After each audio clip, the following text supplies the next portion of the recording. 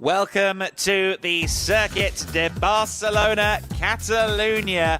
It is the final stanza of the GEDLICH Racing program for 2025. The Winter Series Championships were decided last week, but now as an extension of the Winter Series for this year, we have our second 6-hour event.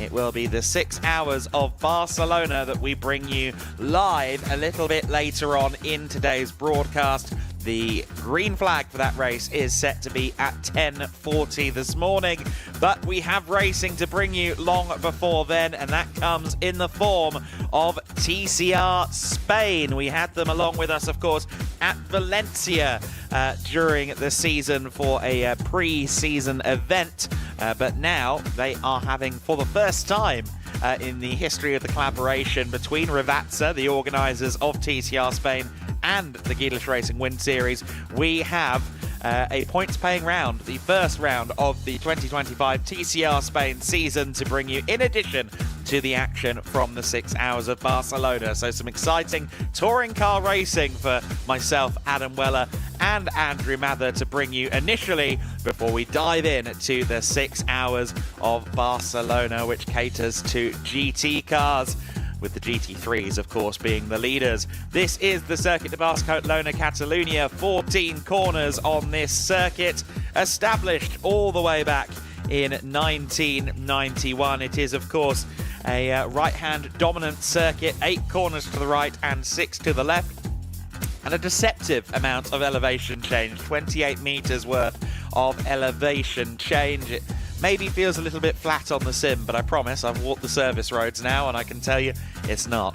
The weather is looking pretty good for the first half of the day. Clear skies expected overhead, albeit fairly low temperatures to go with it. So for the 6-hour teams later on, a lot of this is going to be down to getting temp in the tyres as they leave the pits in the early stages. Ditto, of course, in the TCRs, getting the traction off of that front axle. All TCR cars, of course, are front-wheel drive, so those standing starts will be a challenge in these weather conditions. As you can see, it is a perfectly clear day at the moment. The mountains, the snow-capped mountains, are visible in the back of shot. It's a glorious morning here at the Circuit de Barcelona, Catalunya. And Andrew Mather, I think we've got a fairly solid day of racing to bring. A very solid day of racing. The weather conditions are good. They were a little bit off colour, shall we say, earlier on in the week, but yesterday was dry for the qualifying sessions for TCR Spain and for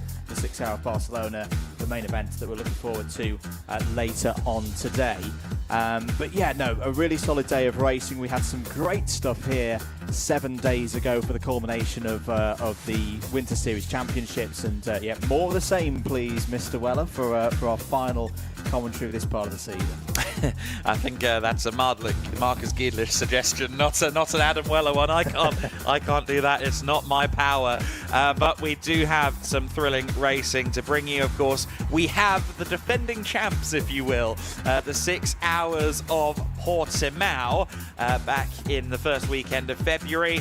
It was Resoon Racing's Thomas Anderson and Simon Birch that won on that day, and they're doing it again this weekend, starting from pole position. Can they win the race? They certainly want to. They are determined to defend that title. We've got some interesting additions to the grid. Star Performance, always very interesting to see a new team come in.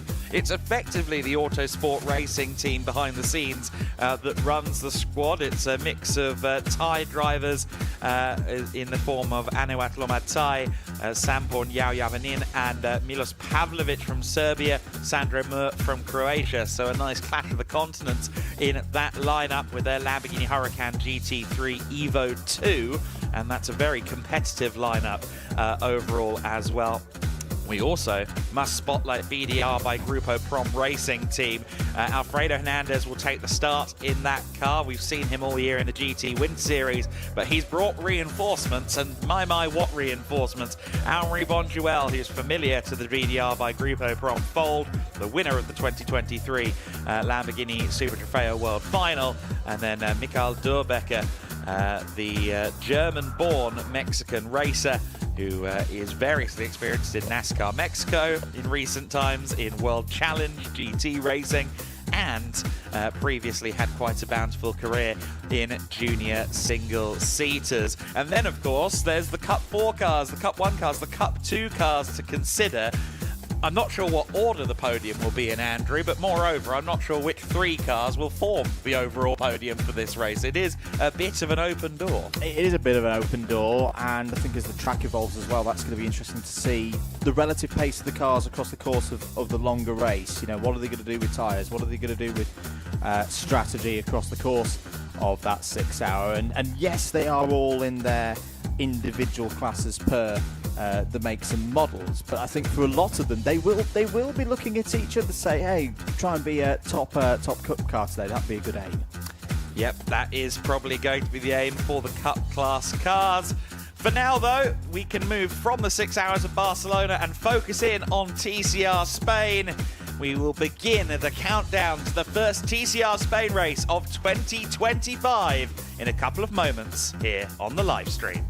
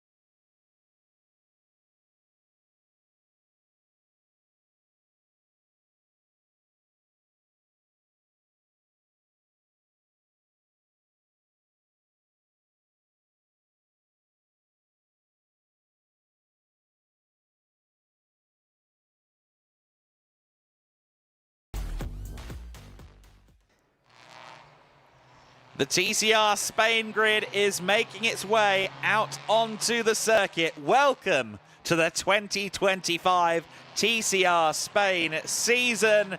We have the Circuit de Barcelona Catalunya as both the start and end point of the 2025 calendar.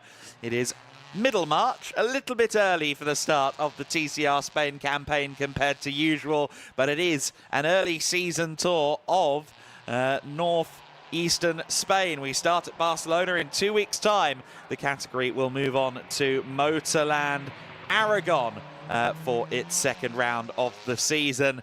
The tour will continue at Valencia, Jerez, and then in almost exactly 7 months' time, the season will conclude at the Circuit de Barcelona Catalunya, where we are on this day. And there was an interesting scene that you saw there in the intro VT. That was Eric Genet winning the pre-season event from last year's TCR Spain at the beginning of 2024. That's something he is yet to do in a points-paying race. He has not been a winner with points on the line in TCR Spain in his fledgling touring car career, but he has his best opportunity yet. Eric Genet starts from pole position for this race alongside Felipe Fernandez on that front row of the grid. That's going to be a very interesting start. I am quite sure of that. We've got a really, really international grid for the TCR Spain this year. Of course, we are well into the Rivazza era of the TCR Spain at this point. The company taking over the reins of promoting TCR in Spain back in 2023. It's always drawn big grids. It's always drawn international grids. A few teams haven't quite beat the post to get here for Barcelona. We're expecting larger grids from Motorland Aragon onwards. We're also expecting some of the Cup cars, some of the slightly earlier cars to join us from the next rounds of the series. But what we do have is an 18-car grid that is hugely international. 13 international drivers, just 5 hailing from Spain. 8 nationalities represented in total. There's also the interesting new addition. We've had a junior champion in TCR Spain for quite some time, but now there's a Masters class for drivers who will turn 45 during the season, or drivers who have that accolade already well in the rear view mirror. Quite a few drivers in the Masters class. 7 we're expecting in the Masters class for this weekend. I think Guillaume Salvadelli confessing to the fact he was going to turn 45 in the paddock, and we therefore added him to the Masters class. Great teams involved: ALM Motorsport, Monlau Competition, RC2, Team Claret, among others. It's a full and thrilling looking grid for the first race of TCR Spain 2025, and I'm delighted to say that we can now go and take a closer look at the grid as they get ready with Izzy Browning. Let's go. We can indeed, Adam. Welcome down to the grid. I have to say, it's quite chilly down here, so definitely going to be a bit of an issue getting the heat into those tyres as we begin this race this morning. And of course, the 6 hours coming up later. As we always do on our broadcast, we will give you a look down to turn 1 that the drivers will be hurtling down at speed very, very shortly. But there is the look down to turn 1, very long at this Circuit de Barcelona, Catalonia. The first round of TCR Spain joining us, and we are very excited. As Adam has already said, a great grid joining us this weekend, and I'm going to come and speak to Gabriel Alonso, who we spoke to at the pre-season event in Valencia. Gabriel, great to see you. First round of the championship and a fantastic grid joining us. Yes, starting the 2025 season, very happy. We have a strong grid. We expect 2 races with a lot of candidates and ready to enjoy. And thank you to you and all the organization, because you make an excellent job. Well, we're very excited. How excited are you to see this first race? Yes. It's, mainly the first 4 or 5 laps will be always are very exciting. So we some Cupras, Honda, and Audi in the first row, so ready to enjoy. Lots of fantastic cars, lots of fantastic drivers. I'm going to let you go and enjoy the grid. Thank you so much for speaking to me. Enjoy the first race. Yes, very, very excited to see how this first race unfolds. And this is round 1 of 5 of their calendar, which will then see them go to Motorland Aragon, Valencia, Jerez, and then back here for the Barcelona season finale. But it all starts here this weekend, and it all starts with this man here on pole position, Eric Genet. Now, he came 4th in TCR Spain in 2024, but he is back on the grid, and I've no doubt going to be going for a title charge. And what a place to start. Eric, great to see you back on the grid for 2024. How excited are you for this season? No, really happy. Starting with this season is the best way possible. Now try to finish the work in the both races, but really, really happy. And pole position for the first race as well. Couldn't really start the season better. How confident are you that you can take a win today? I'm really confident that I can win this race. We know the guys behind will be a really tricky race. Will be a really tricky race, but we will manage to be as front as possible at the end. And I believe your dad is here to support you as well, so that must mean a lot too. Yeah, he's supporting a lot. Yeah. All right, we wish you best of luck. Thank you so much for speaking to me before that race. Right, we will continue back. Of course, Eric Stad, a legend of the touring car world. On P2, we've got the number 19, Felipe Fernandez, now one of 3 brothers competing on this grid, but he is the first on the grid of those 3 brothers. So that gives you a little bit of bragging rights, I imagine. We've already had the 3-minute board, so I'm going to continue swiftly back. The number 81 on P3 of Eric Zabala. Now, he is also competing for the Monlau competition team, and he came P3 in 2024 in this championship. And worth saying as well that, of course, last year was won by Nacho Montenegro, but P2, P3 and P4 are all back on the grid in 2025, and they're all actually racing for the same team. P4 is Jensen Brickley. He's a little bit further down the grid. They have got the door open, although they're just now closing it, so I won't jump in and speak to Eric. We will continue back, because here is the second of the Fernandez brothers, Ruben Fernandez, starting directly behind his brother. I don't know if that's a little bit of pressure.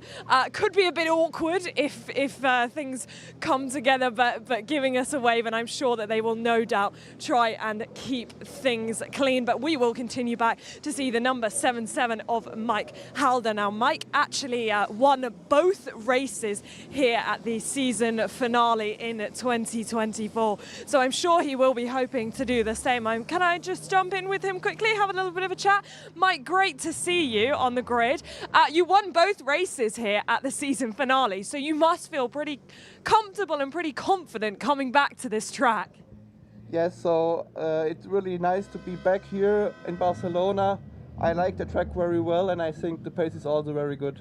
All right, best of luck. The 1-minute board has gone out, so we will have to go to this race very shortly.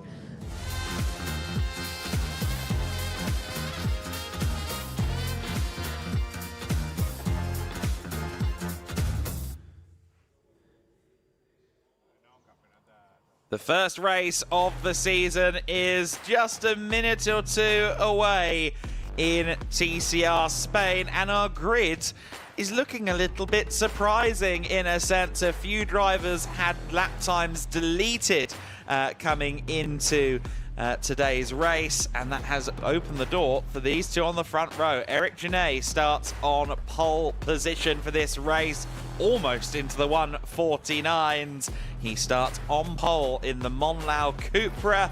He is alongside Felipe Fernandez, who will start from second, the fastest of the Fernandez brothers, also the youngest of them too. Eric Zabala starting from 3rd position, another Monlau car, and then followed by yet another of the RC2 Hondas. Ruben Fernandez starting from 4th on the grid. In 5th place, it is Mike Halder, the champion of TCR Spain all the way back in 2021, and a double winner at the end of 2024 here at Barcelona. Mikael Markussen, the Dane who is joining us from TCR Denmark for this weekend, lining up in 6th. Rene Paulsen is next alongside the 3rd of the Monlau Cupras, Jensen Brickley, who suffered a great many lap time deletions during qualifying owing to track limits. Not a unique story in the paddock coming out of qualifying. Giovanni Scamardi is 9th on the grid alongside Guillaume Salvo-Deli. The Audi starting from 10th on the grid. In 11th place, it is Victor Fernandez in his Honda, another of the RC2 racing team cars. Sebastian Tom is next in yet another of the Audi RS3 TCR machines. Just the 3 marks represented, incidentally. Audi, Honda, Cupra, the 3 easy choices seemingly for the teams. Demir Iroge starting from 13th on the grid. He is alongside Vinesh Shunka in P14 on the grid. We continue to work our way down to Tom Poussier in the 15th spot, moving up from a fairly production spec Peugeot 208 in France last year. His first time in a TCR car, and he is alongside Samuel Schilin on that grid, on that row of the grid, I should say. In 17th place, with no time assigned, everything deleted for Ruben Volt, unfortunately. He starts from 17th, of course, a winner, double winner at Valencia in the TCR Spain pre-season event, and a race winner in TCR Spain as well. So we can expect him to move through the field well. And Sten Dorian Pirimagi, who was pretty fast in the qualifying session, suffered the same fate, had issues in regards to track limits, and now will have to make his way up from the last row of the grid. 2 ALM Hondas on the back row of the grid. ALM always a force to be reckoned with in TCR competition. And those two Estonian drivers that are starting on the back row of the grid, I suspect that they will be coming through the order fairly sharp, if that sharpish, Andrew. And I'm looking forward to that. That's going to give us some excitement across the course of this 25 minutes plus 1 lap race. This is, of course, round 1, so there's no point scores to be worrying about at this stage, but for the record, 40 points to the race winner, 35 to second place, 30 to third, cascading down all the way to 15th place for the point scorers here today. So most drivers out there in this one are going to be scoring points of some description. Who's going to get the best start to their 2025 TCR Spain Championship? Eric Genet leads the field round turn 14. Formation lap all but complete. There's a quick sight of Mike Halder. I'm looking forward to seeing what Mike Halder can do as well, Adam, because starting there 5th on the grid, he's got a very good record round this place in particular, as you mentioned. Double race winner last year. Very strong driver, of course, over the last few years in the TCR Denmark Championship, but it's got experience here in TCR Spain as well. A former champion, of course, in TCR Spain. So keep an eye on Halder, expecting big things there from row 3. A 3-time runner-up in TCR Denmark in the last 3 years is Mike Halder. He's going to be a little bit, I think, frustrated with that statistic and will want to try and go one better in the series that he claimed back in 2021. That was the inaugural season of TCR Spain.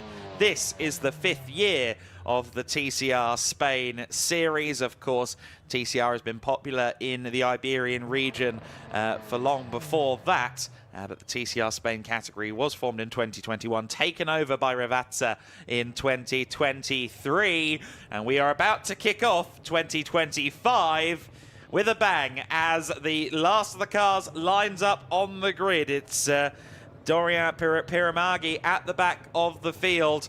An unfamiliar place for him and Ruben Volt at the rear. Eric Genet has a clean road ahead of him. Will he lead as they get this race underway? It's a good start from some of the drivers further back, and I think Eric Genet has his nose ahead as they run to the first corner. Yes, he does. Covers off Felipe Fernandez. Ruben Fernandez folding across the front of Zabala there for 3rd position. Just about manages to hold on to the car after that little tag, and then the 777 car of Mike Halder is alongside him for 3rd position. Halder has had a good start as per usual, and he is running up for the top 3 positions. Everybody through the first few corners relatively cleanly. There was a little bit of contact further back. I think potentially Markussen was involved in that. Rennie Paulsen perhaps as well, getting some contact. But through towards turn 5 they go. It's Genet that leads. It's up for debate though for 3rd position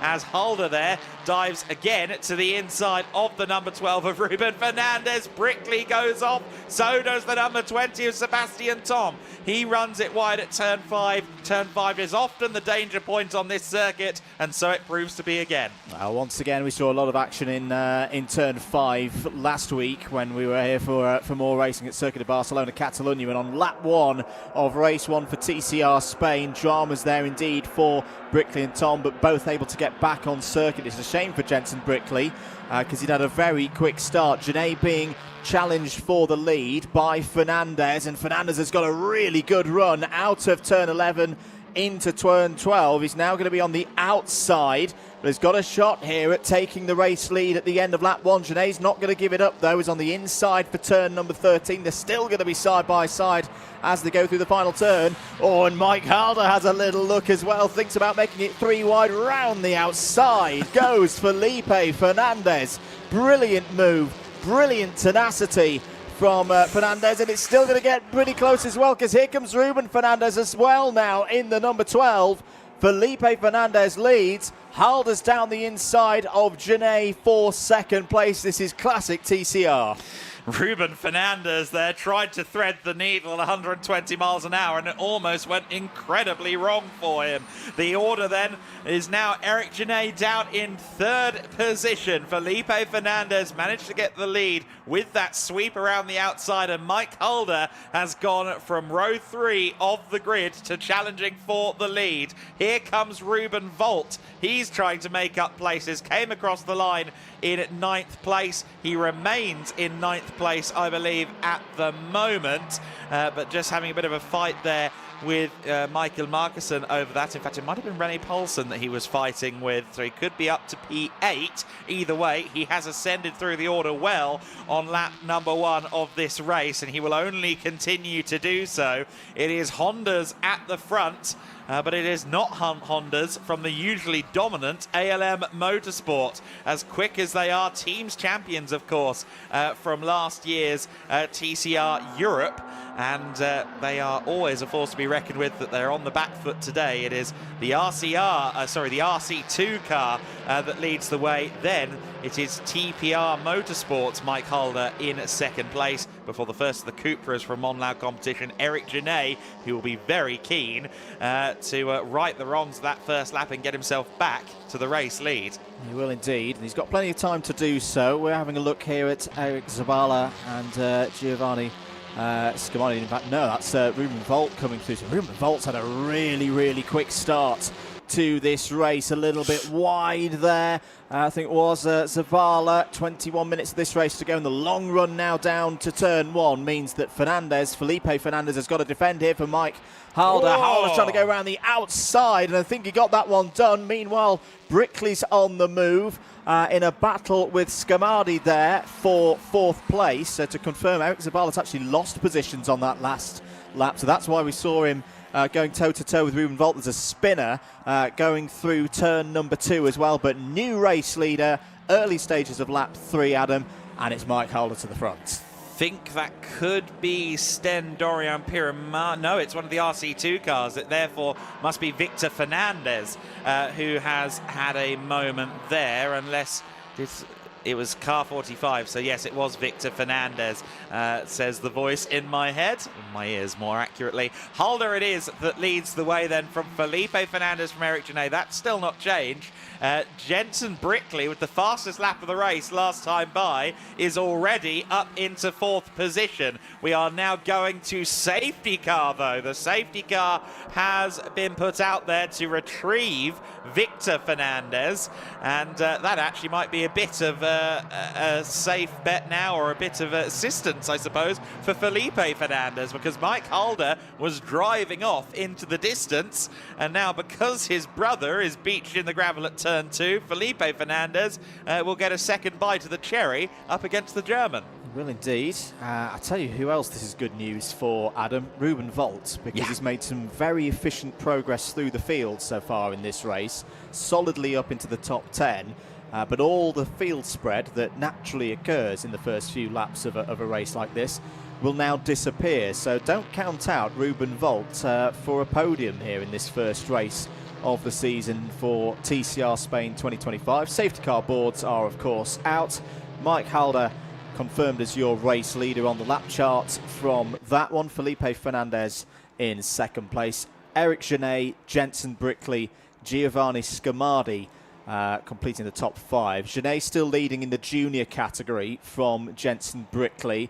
Ruben Volt and Eric Zabala 3rd and 4th in that battle of the youngsters. Meanwhile, in the Masters category, the new Masters category for those in the year of their 45th birthday or more, Rene Paulsen's had a decent start. Adam has held his position there in the top 10, is 8th overall, 2 places clear of Ruben Fernandez, his closest master competition.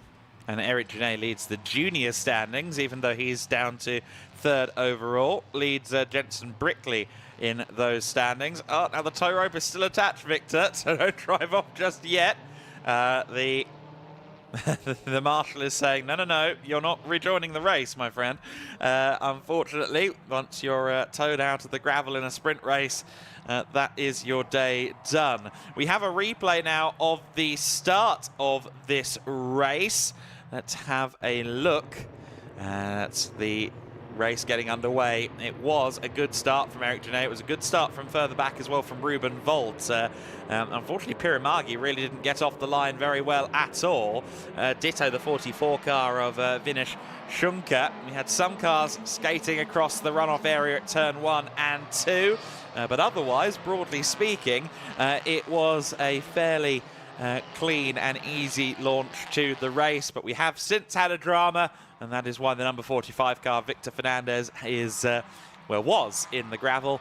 He's been retrieved. We may only have one lap under safety car here. We'll have to wait and see how long it takes the Cooper estate to come off the circuit. As I say that, the safety car comes in this lap. A little statistic for you. 8 wins for Mike Halder in his first season of TCR Spain, the first champion of TCR Spain that year in the inaugural season. A further 2 wins last year at the season finale in 2024. That ties him on the all-time win count. He is the tied most winning driver of all time, along with Isidro Callejas, the 2022 champion. So if he can hold on to this today, he becomes the sole owner of the most wins in TCR Spain history statistic. Let's see if he can do it. He's got a long way to go. He's got Felipe Fernandez behind him. He's got Eric Genet following in the wheel tracks in 3rd place. Jensen Brickley is in 4th.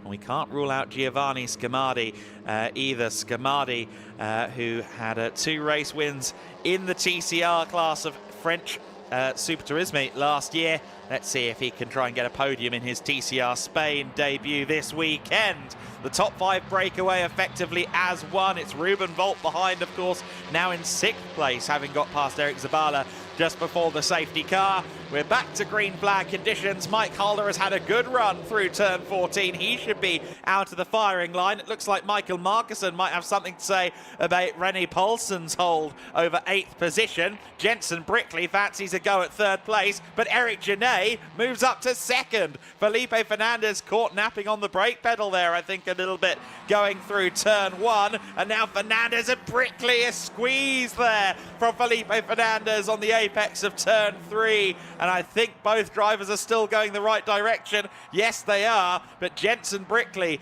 is up to 3rd position, and Scamardi will be in 4th place by the time they come through our shot at turn number 4. But only just between the two of them.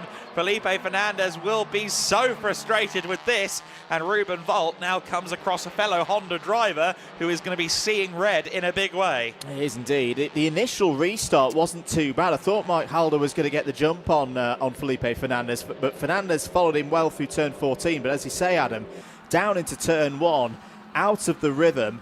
Brilliant move by Eric Genet to take that opportunity. Went from defender to attacker pretty quickly when he was having that moment with his with the fellow Cooper Leon runner in Jensen Brickley. There is your race leader, Mike Halder, heading through turn 10 now. We've got just under 14.5 minutes of this one remaining. Felipe Fernandez still having to work hard to hold his position and reassert himself in the train in this race. That's the number 27 Honda Civic of Ruben Volt, not too far behind. What a drive he's had.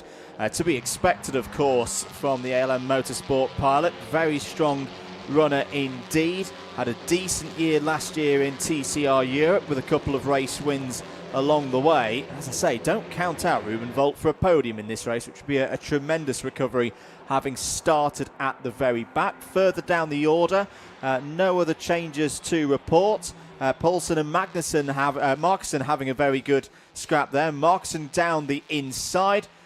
Textbook move into turn 1, and that'll be Michael Markussen up to 8th place. Good point there about TCR Europe. 4th in the standings for Volt in that season last year. 5th for Felipe Fernandez. So they're familiar with each other from TCR Spain, from TCR Europe. They've competed together on many occasions, and now they are going wheel to wheel for 5th and 6th place, with Scamardi just ahead in 4th position. Don't rule out Zabala from this conversation as well. Of course, the Monlau competition, Leon, the third of them in the order at the moment. He was 3rd in last year's championship, did not claim a race win, but finished on the podium no more than 6 times in 2024, and prior to that in 2023 he was the Cup class champion for the older DSG spec cars, the Peugeot 308 Racing Cups et al. So then it is Halder with a lead of, well, 7/10 at the line. It doesn't look like it's grown too much over the course of the last lap. I tell you what, Ruben Volt has rather hit a wall here, hasn't he? He was making his way through the order well. Of course, it only gets harder as you get further and further up the field. But I think Felipe Fernandez, after losing so many positions in one fell swoop, is going to do anything he can to hold Ruben Volt at bay, just out of principle at this point. At the very least, he wants a top 5. And credit to Felipe Fernandez as well, that he's been able to reassert himself within this race. He's not being spat out the back of the pack after that momentary lapse in pace after the restart. New fastest lap of the race from the race leader, Mike Halder, 1 minute 50.846. Looking pretty routine at the front of the field, looking to complete another victory here. Further back in the field, this, I think, is your battle. Yes, it is, for the top runner in the master category. So René Poulsen in the bright orange Honda there at the front of that pack. But Ruben Fernandez was having a little look down into turn 1, and Guillaume Savoldelli was also there in 3rd place looking to attack. Here is Fernandez now going on the attack, trying to retake 4th place round the outside of Scamardi, and has done. Brilliant stuff from Felipe Fernandez. Scamardi's going to have a look down the inside into turn 5. This is where things can get tricky, and they make contact.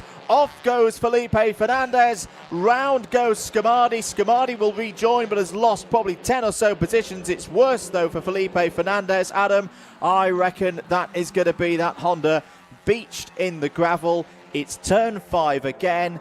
The car goes unweighted. It's very difficult to get right on the brakes, particularly on that inside line, and that is not the kind of moments that both Scamardi and Fernandez would have wanted. No, I think Scamardi will look back at that and know that he was the wrong party there. Safety car is out on this race.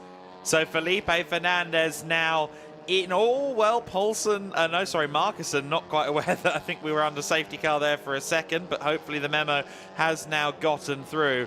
The second RC2 Honda into the gravel, the second Fernandez brother, unfortunately, into the gravel. This is their home turf. They're from Barcelona, and unfortunately the home event has not quite gone to plan for 2 out of 3 of the RC2 drivers. As of now, it's only Ruben left flying the flag for the family in this race. He is now 8th place, promoted to 8th after, unfortunately, Felipe's trip to the gravel trap. So Felipe Fernandez, unfortunately, will be out of the race with that. He was doing a good job of, as you said, kind of re-establishing his momentum, re-establishing his form, and then unfortunately contact going into turn 5. We get a replay of this now, and again it's that it's the left front really, isn't it, on Scamardi, under rotating on the front and trying to take too much speed at too harsh of an angle going into turn 5, trying to hold on to that position. And it cost both parties ultimately. Scamardi is still running, but he came across the line in 12th. Yeah, and as we've seen many times over the past couple of weekends here, Adam, turn 5 is difficult enough to get the car stopped. The camera angle doesn't give the full picture, as it were, of just how deep a braking zone, downhill a braking zone is. And you saw Scamardi there, tried to get it on that inside curb, almost to pull the car around, but physics took over. Simply wasn't the grip available. You can understand why Scamardi was instantly going on the counter-attack to retake that 4th place. I think more with the thought of Ruben Volt not being too far behind and not wanting to lose further positions. But yeah, unfortunate moment for both Scamardi, but particularly for Felipe Fernandez, whose car is, of course, being recovered down at turn number 5. 8.25 minutes to go, plus the 1 lap, of course, at the end of this race. Mike Halder will rinse and repeat, look to do the same process again that he did off the restart for the first safety car. Eric Genet is there in second place. Jensen Brickley, after his difficult qualifying yesterday, where he only had 1 valid lap time on his scorecard, as it were, that wasn't affected by any kind of track limits. Even had to sit in the pits for 3 minutes due to accumulating 5 track limit penalties across the course of Q1 yesterday. But Brickley has recovered well, is there in third place. Ruben Volters, much talked about, has worked his way from the back of the field, is now P4. Eric Zabala in 5th. Should mention that apart from Mike Halder, all of those top 5 drivers, 2nd, 3rd, 4th, 5th, are all juniors as well. So that's the order in that subcategory. Michael Markussen 6th, René Poulsen 7th. Good scrap incoming potentially, Adam, between the top 3 masters. Poulsen's still in the lead of that new category for the more experienced drivers. Ruben Fernandez 8th overall, 2nd in master. Guillaume Savoldelli 9th overall, 3rd in master. Top 10 as well, we should mention, is completed by Sten Dorian Pirimagi. So after that slightly slower start for Pirimagi off from the standing starts, that's another one of the ALM Hondas that's had a good recovery through the field, is on for some strong points. Track limits penalty has been dished out to Ruben Volt, a 1-second penalty. It starts quite gentle in TCR Spain in regards to track limits. I think from there, if he has another offence, it'll go to 3, and it'll only continue to grow from there. So Ruben now has to be careful for the rest of this race. The track limits being sternly policed here at the Circuit de Barcelona, Catalunya. Mike Halder has yet to get any kind of warning, as best I can tell. So he's in the clear at the front, as are most of the drivers at the front. I think Jensen Brickley, after yesterday, kind of went up to race control and said, okay, I clearly was doing something wrong. Let's work this one out. Yep. Jensen, with Monlau competition for this year, I was speaking to his dad yesterday, and he said, I'm not used to not running the car, to be honest with you. This feels a bit weird. But, you know, going to a team like Monlau is a statement of intent. He'll also be, I think, doubling up with the TCR Europe campaign as well this season, Jensen Brickley.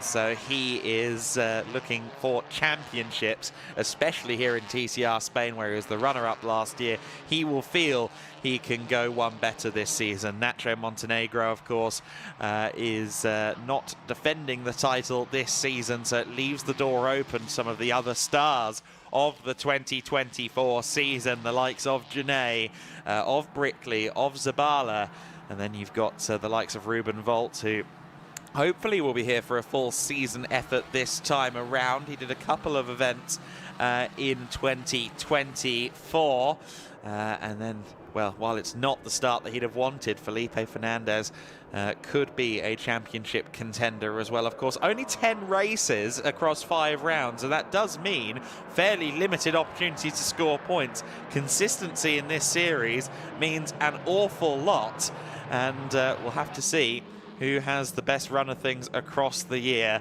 For now, though, the one who's had the best run here at the Circuit de Barcelona, Catalunya is Mike Halder. He has 4.5 minutes plus an additional lap to try and hold on to this race lead.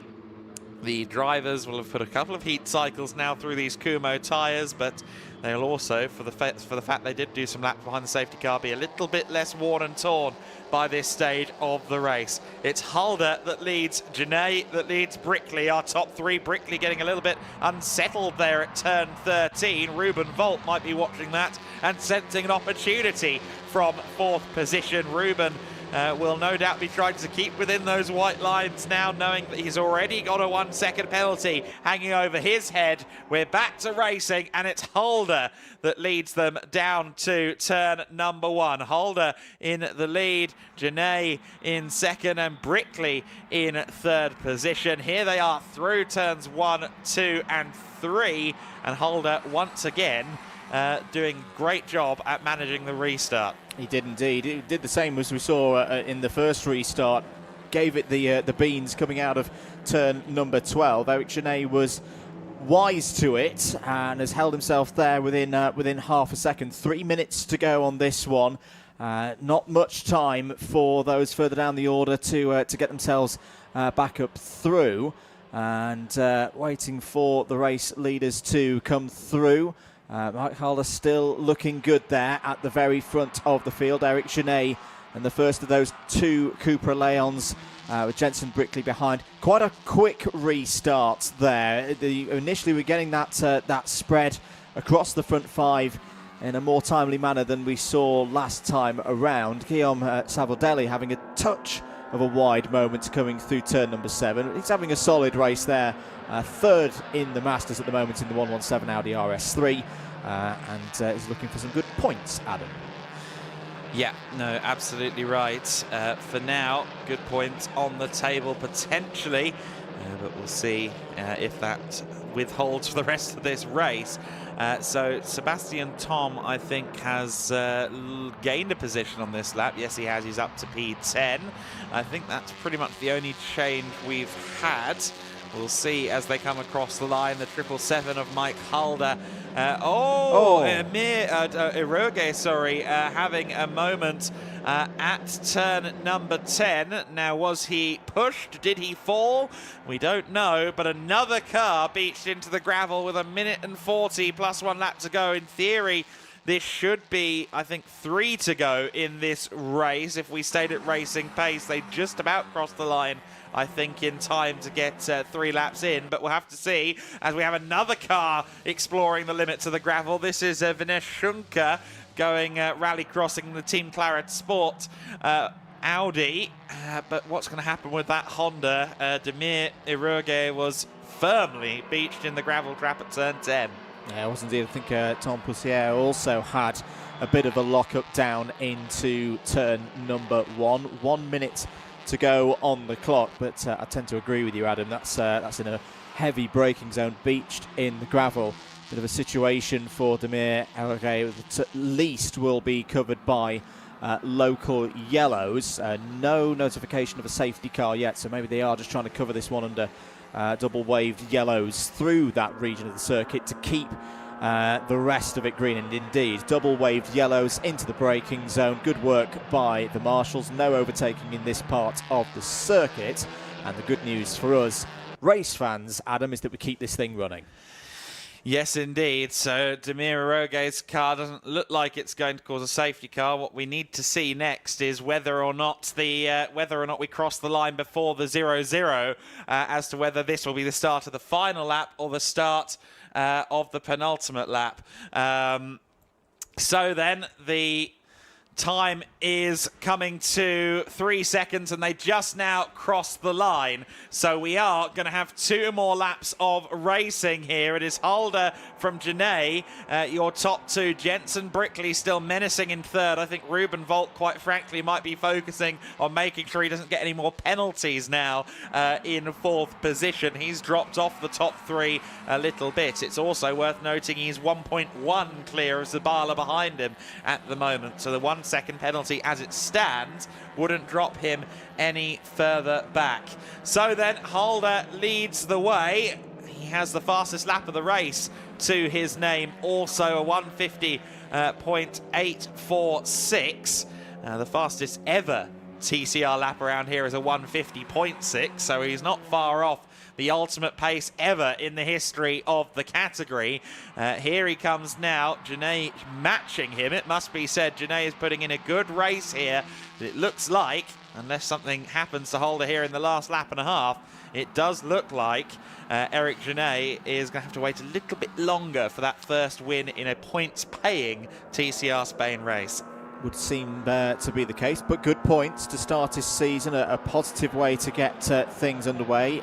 Still, of course, double waved yellows down at turn 10 for the recovery of Demir Eroge's Honda. That's actually quite good news in a way for Mike Halder, because that's your main overtaking opportunity in the last part of this circuit, and at the moment it's completely neutralised. You can breathe a little bit easier through sector number 3. Time is up, but we've still got the +1 lap to go, of course. Mike Halder, for that great start, we said to look out for him from row 3, looking to continue this streak of TCR Spain victories at the Circuit of Barcelona, Catalunya. Heads on to the final lap.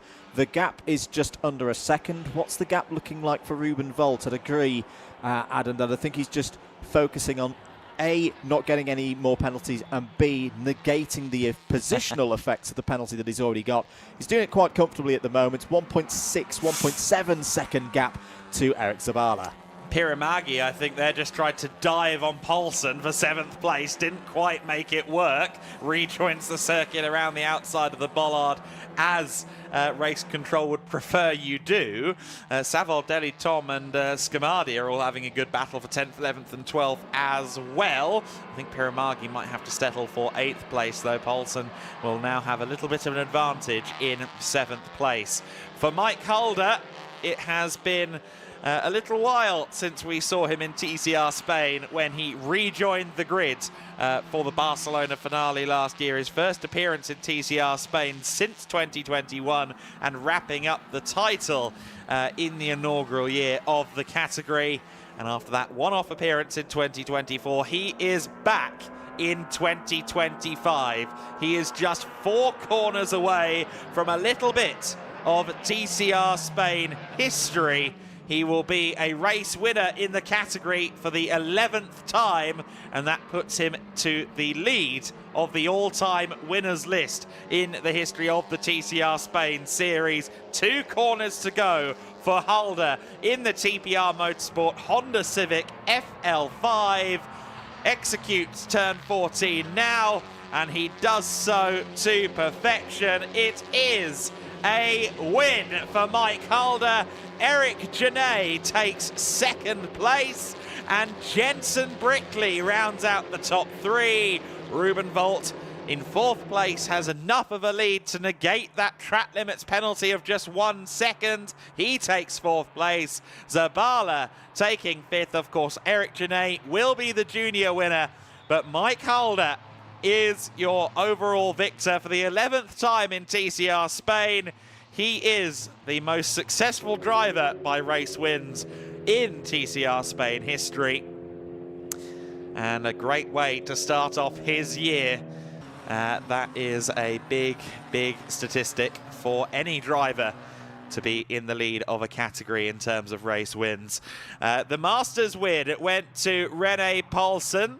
Sten Dorian Piramagi did get through into 7th place at the end of the race, just behind Mikael Markussen, but Rene Poulsen all the same won the Masters class ahead of Ruben Fernandez, and then Guillaume Salvadelli rounding out the Masters podium as well as the overall top 10.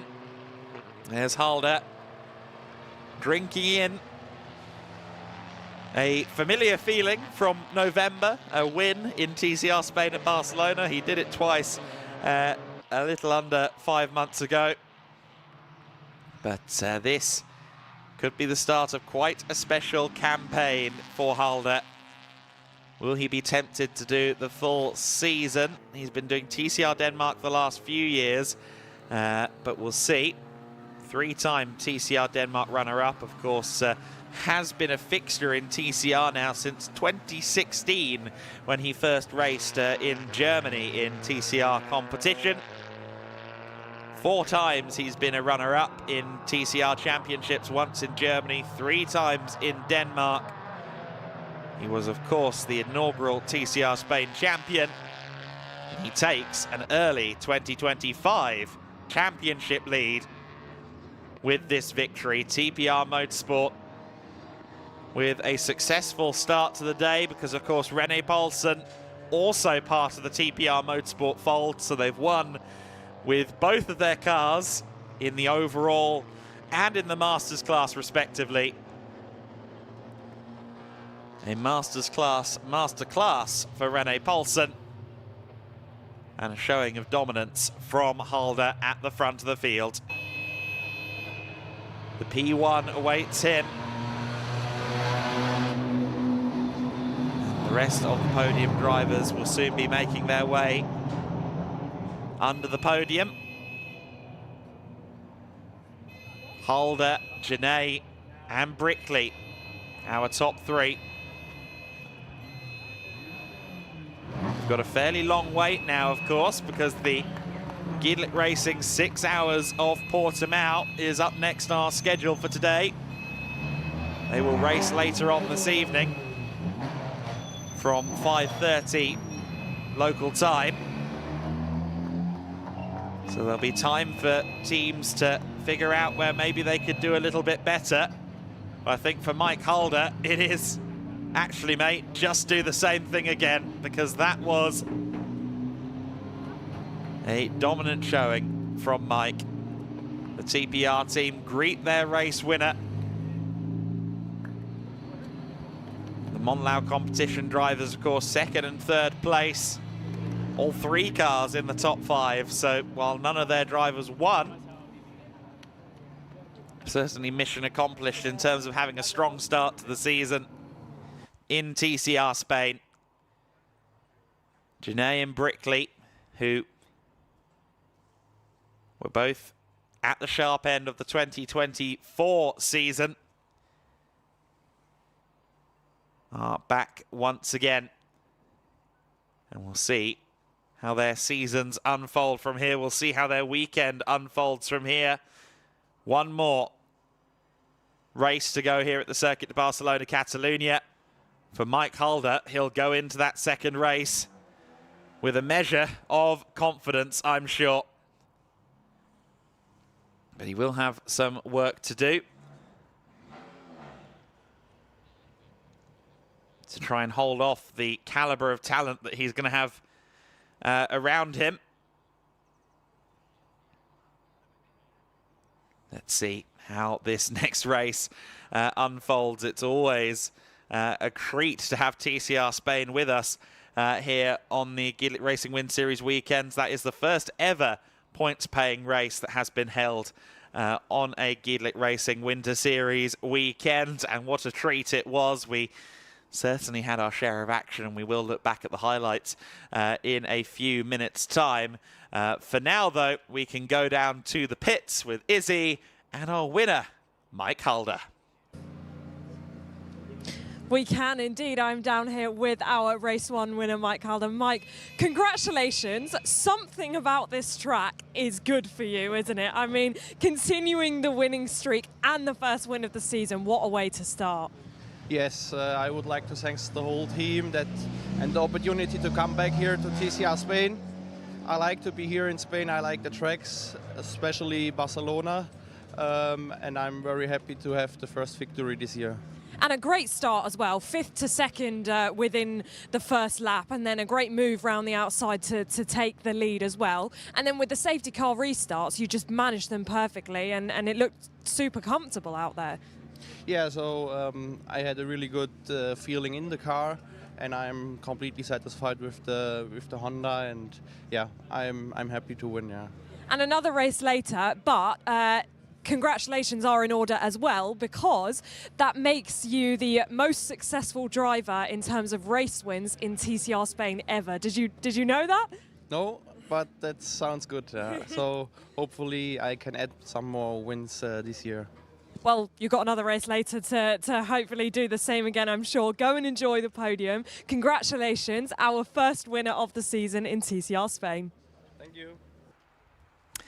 Win number 11 in his TCR Spain career, Mike Halder has done it again.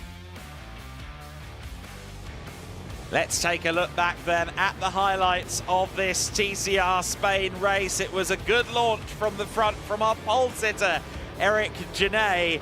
He led the earliest stages. The best start of anybody, though, I think had to go to Mike Halder. He was around the outside of the number 12 machine of Ruben Fernandez at turn 1 for 3rd position. You'd have the inside line at turn 5 for P3. Jensen Brickley was a bit wayward at turn 5, and also Sebastian Tom exploring the limits around the outside of that corner. Holder was up to 3rd position by the time they got to turn 10, and he'd soon be on the case against Felipe Fernandez as well. But Fernandez was equally interested in getting himself past Eric Genet. Fernandez around the outside at turn 13 and turn 14, squeezed Genet up onto the curb, and it was Fernandez that led going down to turn 1. In 2nd place, it would be Mike Holder. He managed to get a good run down the main straight and was ahead of Eric Genet by the time they turned in to T1. Jensen Brickley was on the move. Meanwhile, around the outside for the lead went Mike Holder. A late braking move for him. He got into the lead just before the safety car was out, unfortunately, for the first time in this race. That was because of Victor Fernandez in the gravel. Eric Genet got himself back past Felipe Fernandez, and that opened the door to Jensen Brickley to challenge for 3rd position. Brickley would get through into 3rd place at the expense of the Fernandez family member. Felipe was then fighting with Scamardi for 4th position. He got back through into 4th, having been demoted to P5. Scamardi then got a little bit unsettled under braking at 5, was a bit too ambitious on the pedal, and unfortunately a collision between the two of them sent a 2nd Fernandez brother into the gravel, a 2nd safety car, and then the race got back underway. Eroge was off the circuit, as was Vinish Shunker, but thankfully no safety car required, as we covered the Eroge incident under yellow flags. The drivers coming across the line. The TCR Spain race was a thriller, but it was Mike Holder who managed to win from the 3rd row of the grid.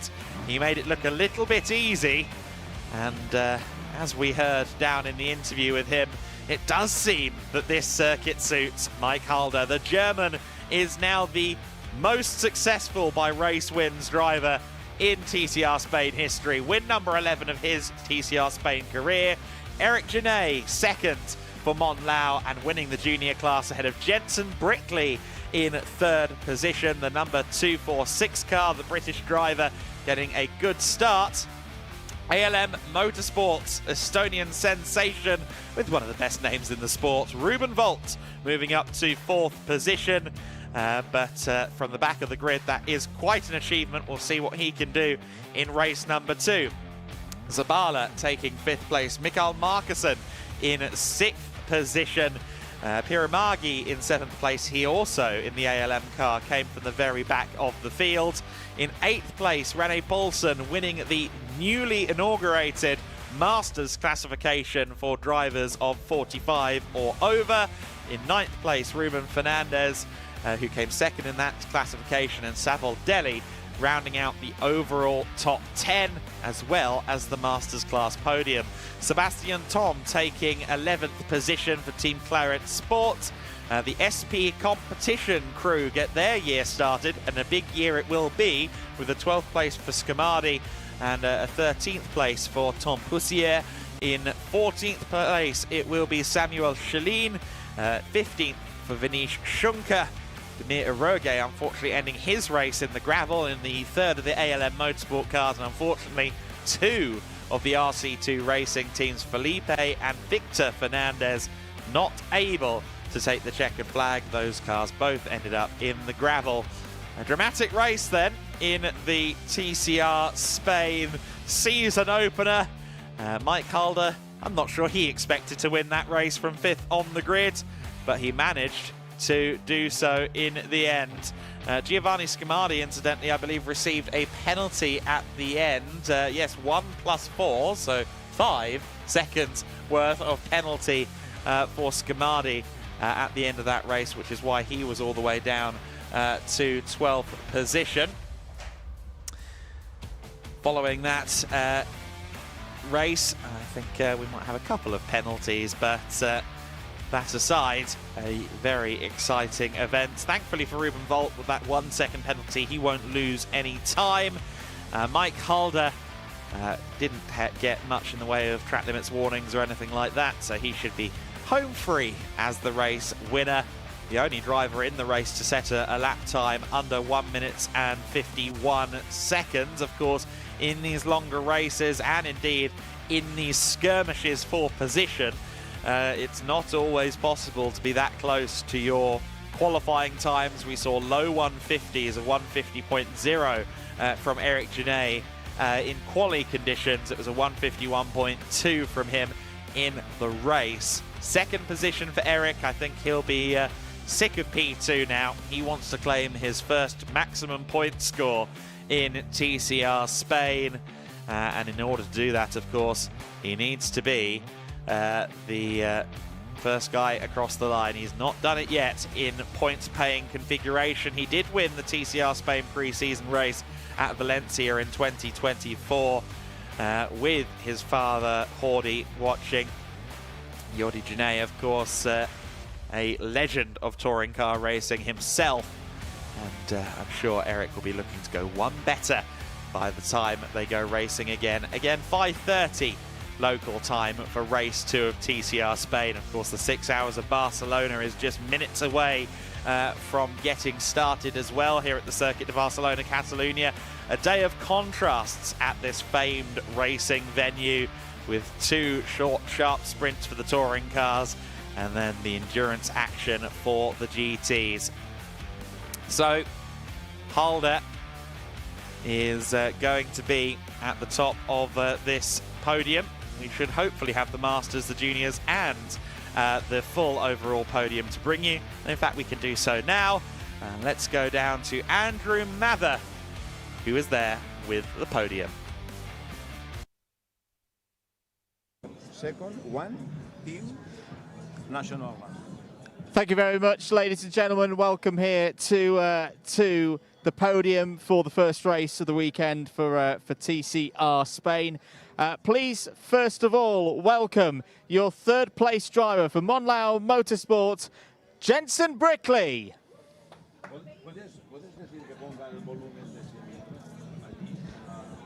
In second place, a great start to the season for Monlau Motorsport's Eric Genet.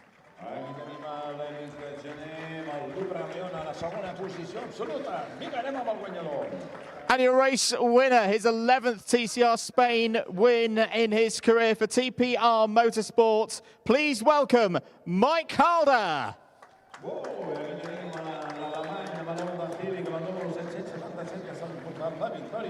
Mike Halder. And of course, the winning team for the first race of the season in TCR Spain, TPR Motorsport.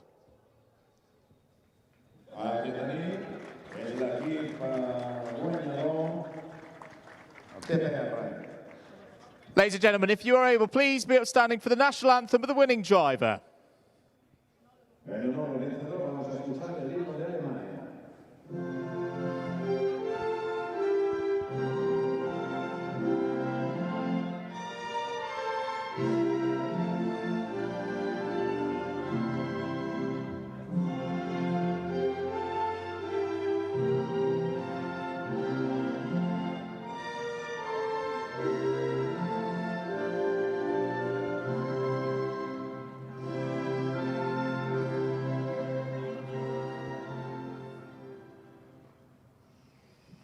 Thank you very much, ladies and gentlemen. Let's move then to the junior category, and let's bring out our trophies for as well, our top 3. First of all, please welcome Gabriel Alonso, Presidente de Comité Organizador de TCR Spain, Maria Lanzon, Director General de Revat, the promoter for TCR Spain, and Juan Luis Santamaria, the Director General de Circuit de Barcelona, Catalunya.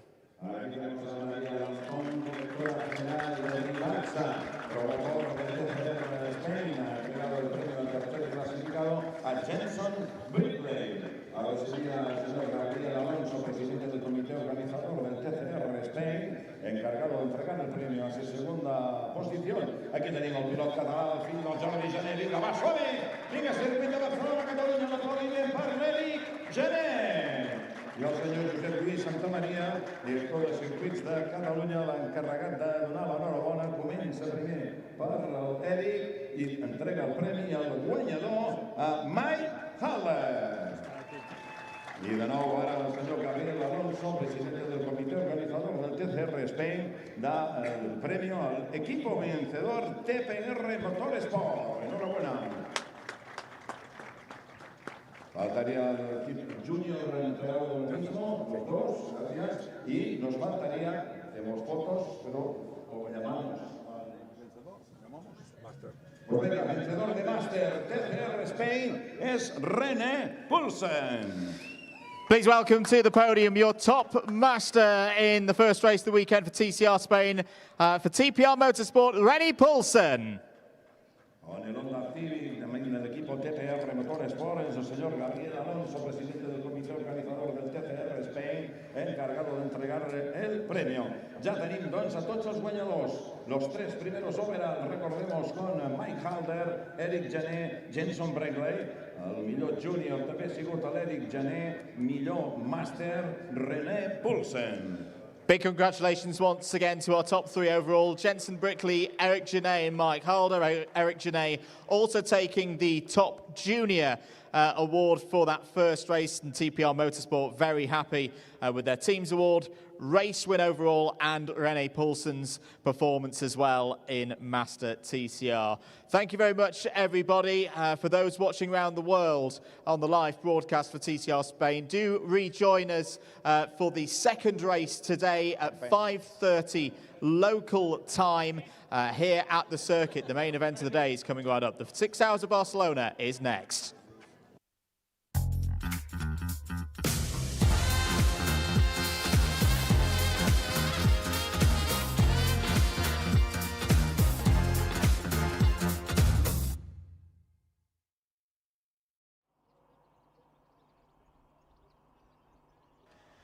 So then the 6 Hours of Barcelona is mere minutes away. The grid procedures will begin in a few minutes' time, and the cars will make their way onto the circuit ahead of what has been an eagerly anticipated conclusion to our Winter Series calendar for 2025.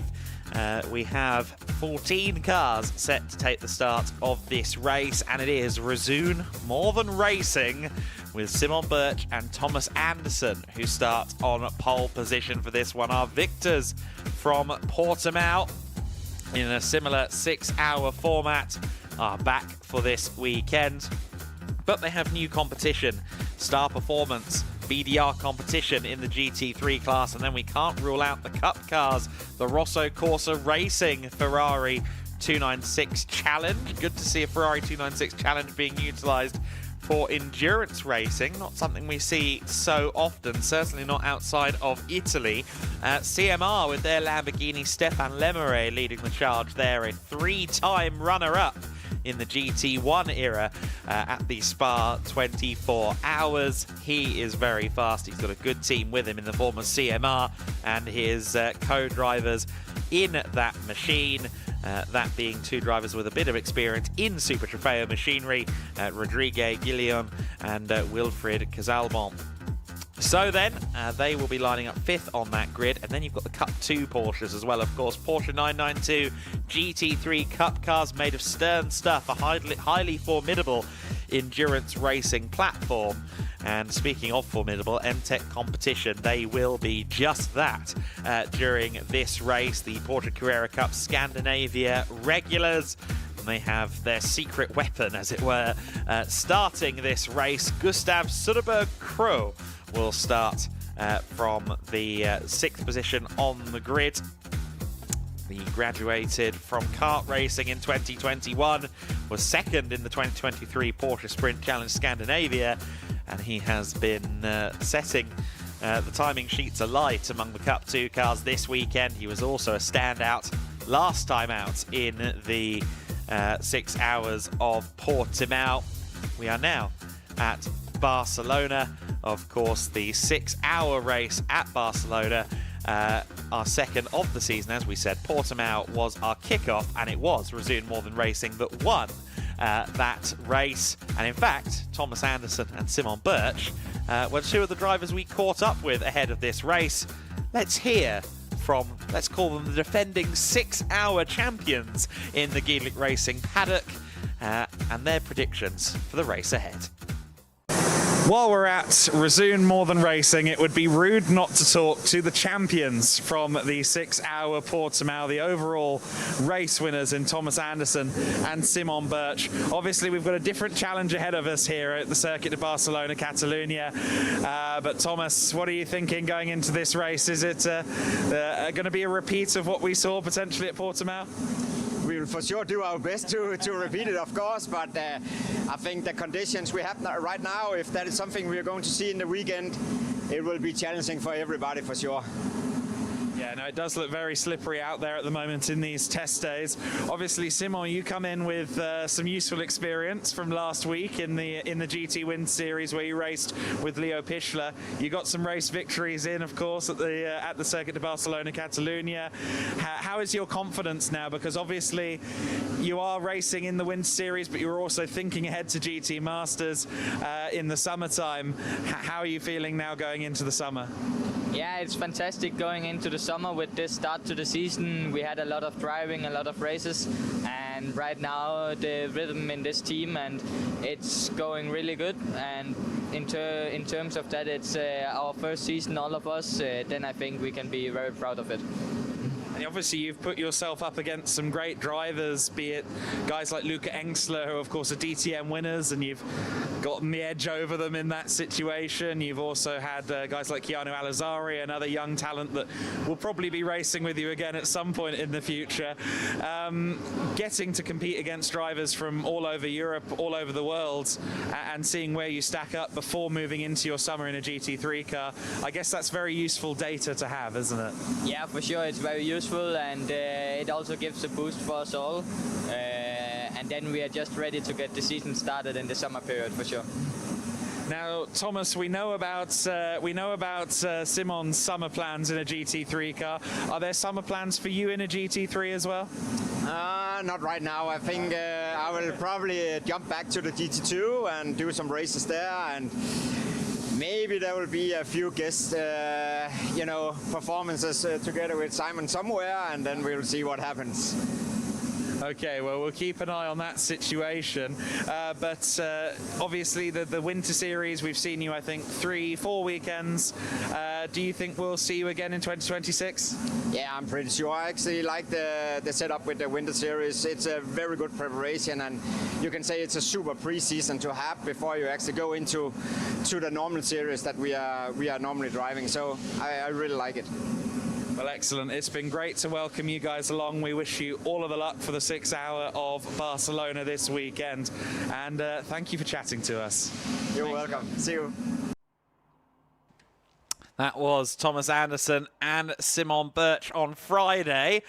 They alluded to some of the weather conditions that we had during the test days for this race. Mercifully, the weekend has been an iota brighter for everybody. Of course, the day is long. We'll have to see if we get some inclement weather a little bit later on, but it looks like we're going to be starting this race in the sunshine. The 6-hour of Barcelona is set to begin in just over half an hour. The grid procedure is set to begin in a little under a minute. We are going to see the cars out onto the circuit, rolling from their garages. This event, much like the GT Winter Series, is open to a broad array of the fastest GT cars in the market. That, of course, being the GT3s, as well as the Cup 1 class for Ferrari Challenge 296s. You've got the Cup 2 class, which is where the Porsche 992 GT3 Cup cars reside. Cup 3 is reserved for McLaren Artura Trophy cars, but we don't have any out here for this event. And then you've got Cup 4, the Lamborghini Huracan Super Trofeos. The GT4s are in this race as well. You've got the Porsche Caymans as well from Cayman Trophy that fit into the club class of this 6-hour race, and also faster touring cars may also be permitted as well. And if you have something that doesn't fit any of those criterion. It's worth noting that for this event, and indeed going into the 2026 editions of the 6-hour Barcelona and 6-hour Portimao, that there is the TCX and GTX classes, where it is a bit more of a free-for-all. You can get in touch and we'll let you know if the car is eligible, as long as it's within that performance window of GT3s down to something like a BMW M240i. That is roughly your performance window, and you will be permitted to join us for some endurance racing. So then, the cars are, as you saw, now making their way out onto the grid. And Andrew, as the temperatures come up on our morning, it's a little bit chilly here at the Circuit de Barcelona, Catalonia. The temps slowly building up. One of the main challenges, of course, for the formation lap is getting some heat into the tyres. Is it worth it on the sighting lap to try and get a heat cycle through, or is it just get there to the grid? I think it's get there to the grid. Fresh is the word Yes. I would use to describe the conditions. I mean, yeah, you could get a heat cycle in, but it's not going to be a full pace lap. And you know, even if you're thinking, oh, we'll use these for the start as well, you're going to sit on the grid for the best part of half an hour. So. Yeah, it's a potential option. There's maybe a little bit of something to be gained, but I don't think it's going to be a early race defining factor for everybody out there. Interesting to know who we've got starting as well, Adam, of who's going to be tackling the early stages of this 6-hour of Barcelona, who's going to be looking to set the tone for their respective teams in the 14-strong field that have been with us so far this week. I don't have all the answers on that front. I do have some. Thomas Anderson will start the Resume More Than Racing number 14 car from pole position. That's what happened last time at Portimao. Why change a good recipe? Star Performance. I am not entirely sure who's set to start that. It will come up on our live timing and scoring once the car gets out onto the circuit and arrives on the grid. I believe it was either going to be Pavlovich or Samporn Yavanin that started that car. I think it was down to the two of them, possibly Milos, but we'll have to wait and see. The third place car, BDR competition by Grupo Prom, Alfredo Hernandez is set to start that car from third on the grid. Alfredo, I think, is largely intending to stay out of the way of Almari and Mikhail for this race. He's going to do the first stint. I think he might hop in at the end, but in the mid-race he's just going to chill, watch on as two of his GT Open teammates for the summer season take on the 6-hour race. Rosso Corsa Racing has Nicolo Schiro at the wheel of the Rosso Corsa Racing car to start. They've got a very strong lineup, incidentally, down there at Rosso Corsa. Of course, that also includes Bence Valint, the reigning Ferrari Challenge World Champion from last year's finale Mondiali. Fifth position, the CMR car, the 27. They reckon that's going to be Stefan Lemeray who starts that car. So we'll keep an eye on how he performs at the early stages of the race. He should be fast. There you see the other Lamborghini, the Star Performance car, making its way out onto the circuit. M-Tech competition with Gustav Soderberg starting the car. The number 9 M-Tech competition machine. GP Elite have Cohen Munich starting the number 140 Porsche 992 GT3 Cup. SR Motorsports number 11 is to be started by Kenneth Heyer, who I think is only doing that one stint in the 11 car, and then he will be flying home. In 9th position, Team Steiner Racing's Anders Steiner will be lining up 9th on the grid. Daniel Drexel will start the number 60 Resume More Than Racing Porsche. Guillermo Eso will start the NM Racing team car from 11th on the grid. X Racing in 12th position on the grid. That's a new team to the GEDLICH Racing Winter Series fold, and Alex Ellinger will start from 12th position. In 13th on the grid, PCR Sport, and PCR Sport will have their driver Josep Pereira set to take the wheel. They weren't 100% sure if it would be Josep or not, but I'm expecting that it probably will be as well. That was also my guess, and that was the mechanic's guess too. So hopefully we're on the same page. Jamo Hartling will start the number 111 SR Motorsport by Schnitzel-Alm Mercedes. That was confirmed to me by Kenneth Hire this morning. We weren't too sure whether the additional car would do much racing, but that car is taking the start. So 2 SR Mercedes on the grid in the GT4 category. And a heap of cars in that GT4 class. I think that's going to be a very interesting battle. Also including, I suspect, the X-Racing Porsche Cayman 982. Well, it's not a 982, actually. It is a 981 Club Sport spec car, but the entry list has it down as a 982. That car slightly sub-GT4 spec, but as we've seen from the Cayman Trophy cars in the GT4 Winter Series, those Club Sport spec cars can still be a thorn in the side. And talking of thorns in the side, of course, Cedric Fuchs was one of those Cayman Trophy interlopers that got in amongst the overall top 5 at times in the GT4 Win Series, and he now has his opportunity to take on a GT4 car. He is in the number 11 Mercedes-AMG GT4 for this weekend. Yeah, looking forward to see how Cedric can do across the course of these 6 hours. Another key feature of this race, because we have seen some thrills and spills across the course of the first race that we've seen here earlier on this morning and last weekend when we were here for the wrap up of the GT Winter Series.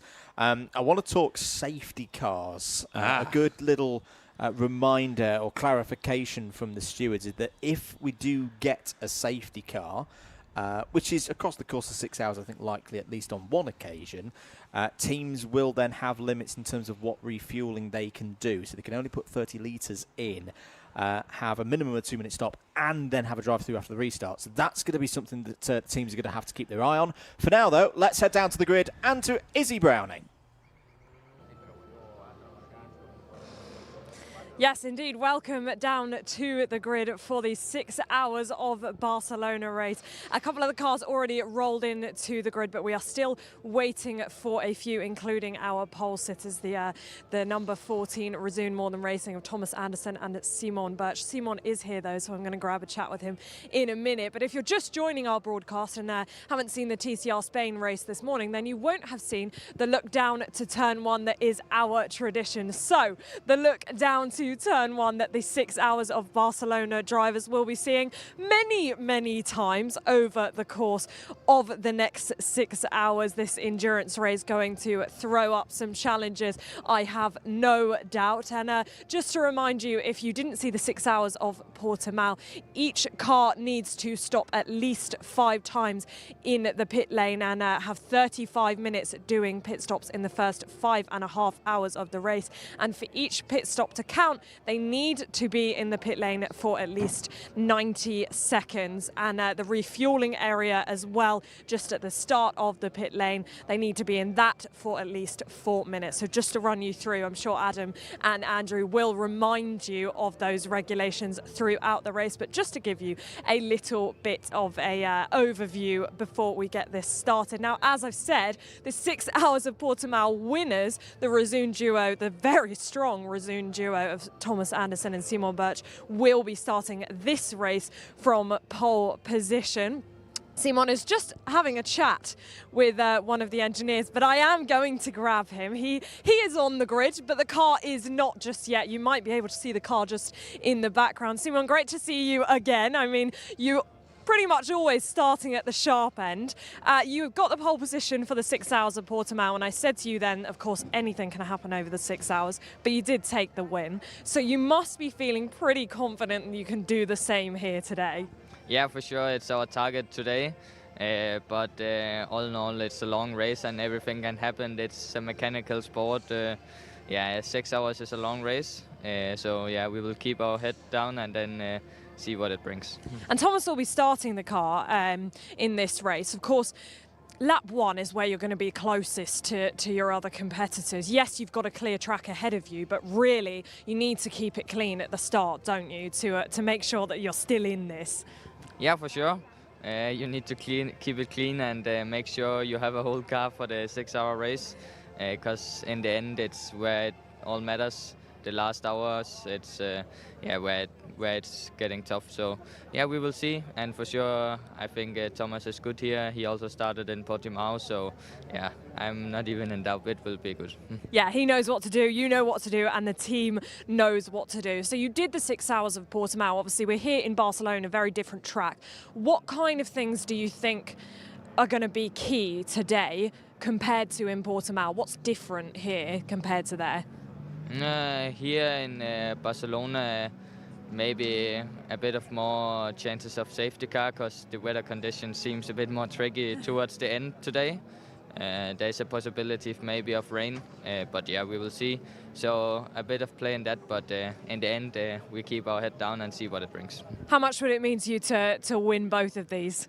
Yeah, it's a good feeling then to start off the season with two good endurance races, and also together with Thomas, it's just a very good experience to have. Definitely. Well, good luck out there. Have fun. I've no doubt that we'll be seeing you do some pretty cool things during the race. You have a tendency to light up the timing sheets, as we've seen many times over the course of the whole Winter Series season. Thank you very much for speaking to me. Good luck today. I'll let you go and have a chat with Thomas, and also keep warm, because as you can see, Simon's got a very big coat on. It's very cold down here on the grid. And earlier in the weekend, Adam caught up with Stéphane Lamoureux in the Cup 4 entry. We're very intrigued by this addition to the grid. Down at CMR, Lamborghini Huracan Super Trofeo in the 6 Hours of Barcelona. And one part of the driver lineup is Stéphane Lamoureux. Stéphane, I know you've driven these Huracan Super Trofeo cars fairly extensively, but how are you looking forward to this 6-hour race? How do you think your team and your car will do? I think the team will do a very good job, because I am working with them since 2019. So it's really like my new family since 6 years now, and they always do a very good job. CMR is a great team. They did a lot of racing in GT3 and also prototype with LMP3s. So they have a lot of experience, and yes, they are doing the Lamborghini Super Trofeo since 2 years, so they know the car very well, and we are doing a good job till now. I don't know what to expect about the race and the results, because I don't know who will be in our class, in the category, so I really don't know. The goal will be to do a clean race, to do our best, and try to be as close as possible to the GT3s. Of course, we cannot beat the GT3s, but we'll try to do the best, and see if we can fight maybe with a Ferrari or something. I don't know.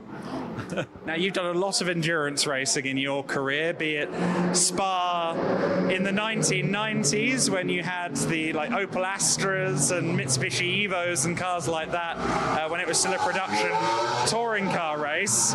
Then you had, obviously, 3 times runner-up while it was a GT race with GT1 cars. How different is it taking on an endurance race in like a production car versus a GT1 versus something like the Lamborghini? The old time of the touring cars in Spa 24 hours, it's so far away, but for sure it was not the same fun as GTs. And my best memories about the cars are indeed the GT1s, especially the Maserati MC12. I did Spa 24 hours 3 times with the Maserati, and it's a wonderful memory, of course. I never won Spa 24 hours. I did 3 times second. So I'm a bit sad not to have won any time, but okay, I did Spa 24 hours 23 times, and I hope to do it the 24th time this year. So I have a plan for that. But the fun fact is that the Lamborghini Super Trofeo remembers me a little bit the GT1s, because it's a very powerful car with a bit less of aero than the GT3s. So it remembers me the good old time of the GT1s. A lot of power and not so much downforce. So it's like the good old Viper GT1 or the Ferrari 575 or the Aston GT1, all the cars that I drove in this period. The Saline also. So for me, it's very good very nice to race with this Lamborghini. I really love this car. And here we have the chance to race with Pirelli tires, because in the Lamborghini Super Trofeo we are racing with Hankook tires, and the Pirelli is better adapted to the Lambo. So it's nice to be back with the Pirelli here for the Winter Series. Yeah, well, it's great to have you in the Wind Series paddock with the amount of experience you have. We hope that you really enjoy this weekend, and I hope it's the first of many times that we get to see you. But thank you for joining us, and have a great weekend. Sorry, I didn't hear. I just said have a great weekend. Thank you very much, and happy to be here in the Winter Series for the first time. I think I will enjoy. Thank you very much.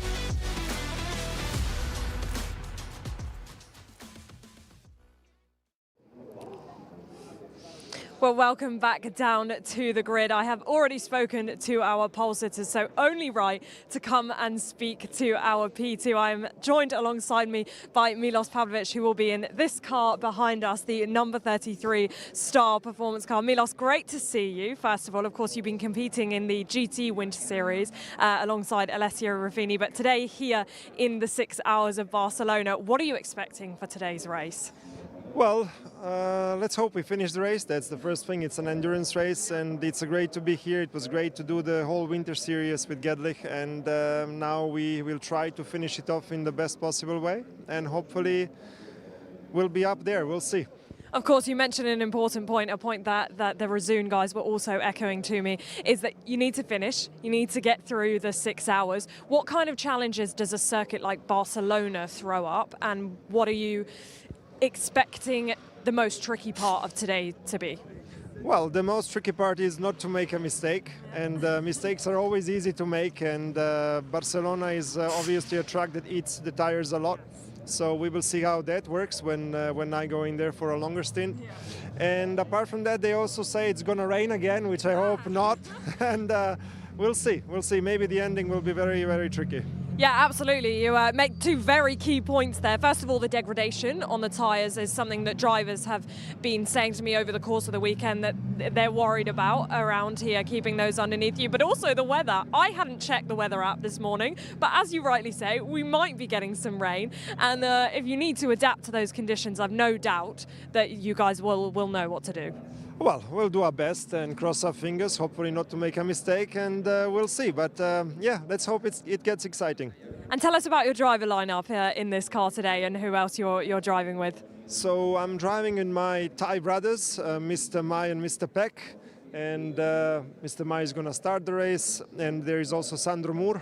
So we have two guys from ex-Yugoslavia and two guys from Thailand. And yeah, they're cool bunch of people, and hopefully we're going to enjoy this race together. All right, well, we wish you best of luck. We'll let you get back to the team and continue your preparations, and I'm sure that you will have a lot of fun out there. Thank you so much for speaking to me, of course, in the number 33 behind me. And this a Lamborghini, but of course we've got a number of different manufacturers on the grid, and the Cup 2 pole today is the number 9 M-Tech, and Adam spoke to them earlier in the weekend.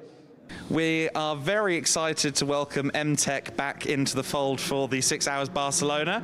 Of course, we have Gustav Söderberg-Krogh here with us and Thomas Carlson. But we need to talk about last time, because you guys were second in class. I know, Gustav, that your racing driver mentality, you absolutely have to get the win this time, yeah? Yeah, you know, in my view, second place is number one of the list of all the losers. So another second place would be devastating for my pride. So a first place would be very, very pleased with. And a very different circuit that we're dealing with this time, of course. It is another like international, quite a wide circuit. There are similarities there, but what are the challenges for you of the circuit de Barcelona, Catalunya?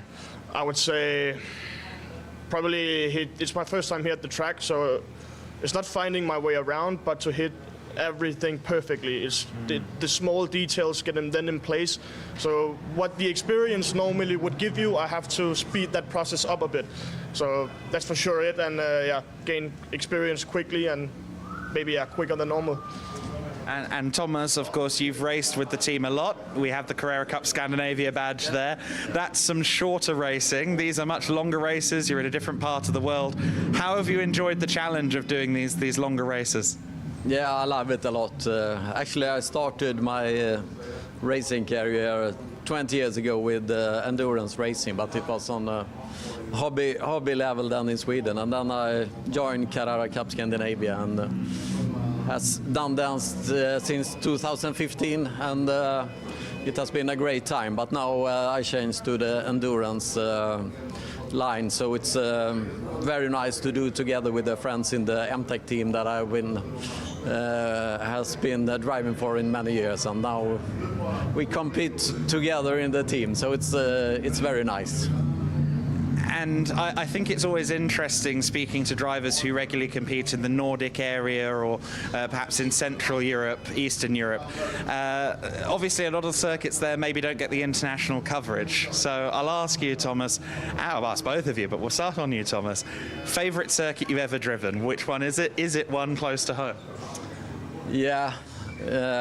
In Scandinavia, it's Rudskogen. I think it's the best. Okay. It's a Norwegian track, but actually Podium that we was some weeks ago competing in, it was a fantastic track with a high, big difference in the levels of the track and so on. So I think it's my favorite track actually ever driven on. So it was nice, but there are many very good tracks here in Spain, and they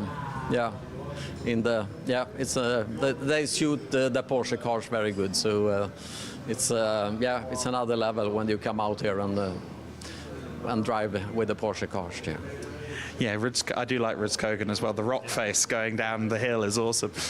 Same question to you. What do you reckon, Gustav? I would say now you're also named the Scandinavian track. I think my favorite Scandinavian track is Fellfors. It's a track way up north, bumpy, fun and fast. And but their favorite track in general I've driven on would be Portimao as well. It's really? Uphill, downhill. It's like a roller coaster where you skip the lines and then you just go again and again and again. So definitely, Portimao for sure. I'm getting the impression in general that this experience has been one you've both very much enjoyed. So I'm getting the impression maybe we'll see you in 2026 in the GEDLICH Racing paddock too. We'll see, time will tell. Yes. That's all I can say, yeah. Knowing, look, sponsors, help the man out. Let's get him to the Winter Series again in 2026. Thank you guys both very much for chatting to me. Good luck this weekend as you fight for the Cup 2 win. Thank you so much. Thank you, very nice to be here. Thank you. Well, all the cars are now on the grid. The 1 minute board has gone up. The grid is about to be closed, and we are about to get the 6 hours of Barcelona underway. Anything can happen over the next 6 hours, and make sure you stay with us to find out who will be our winners in the 6 hours of Barcelona.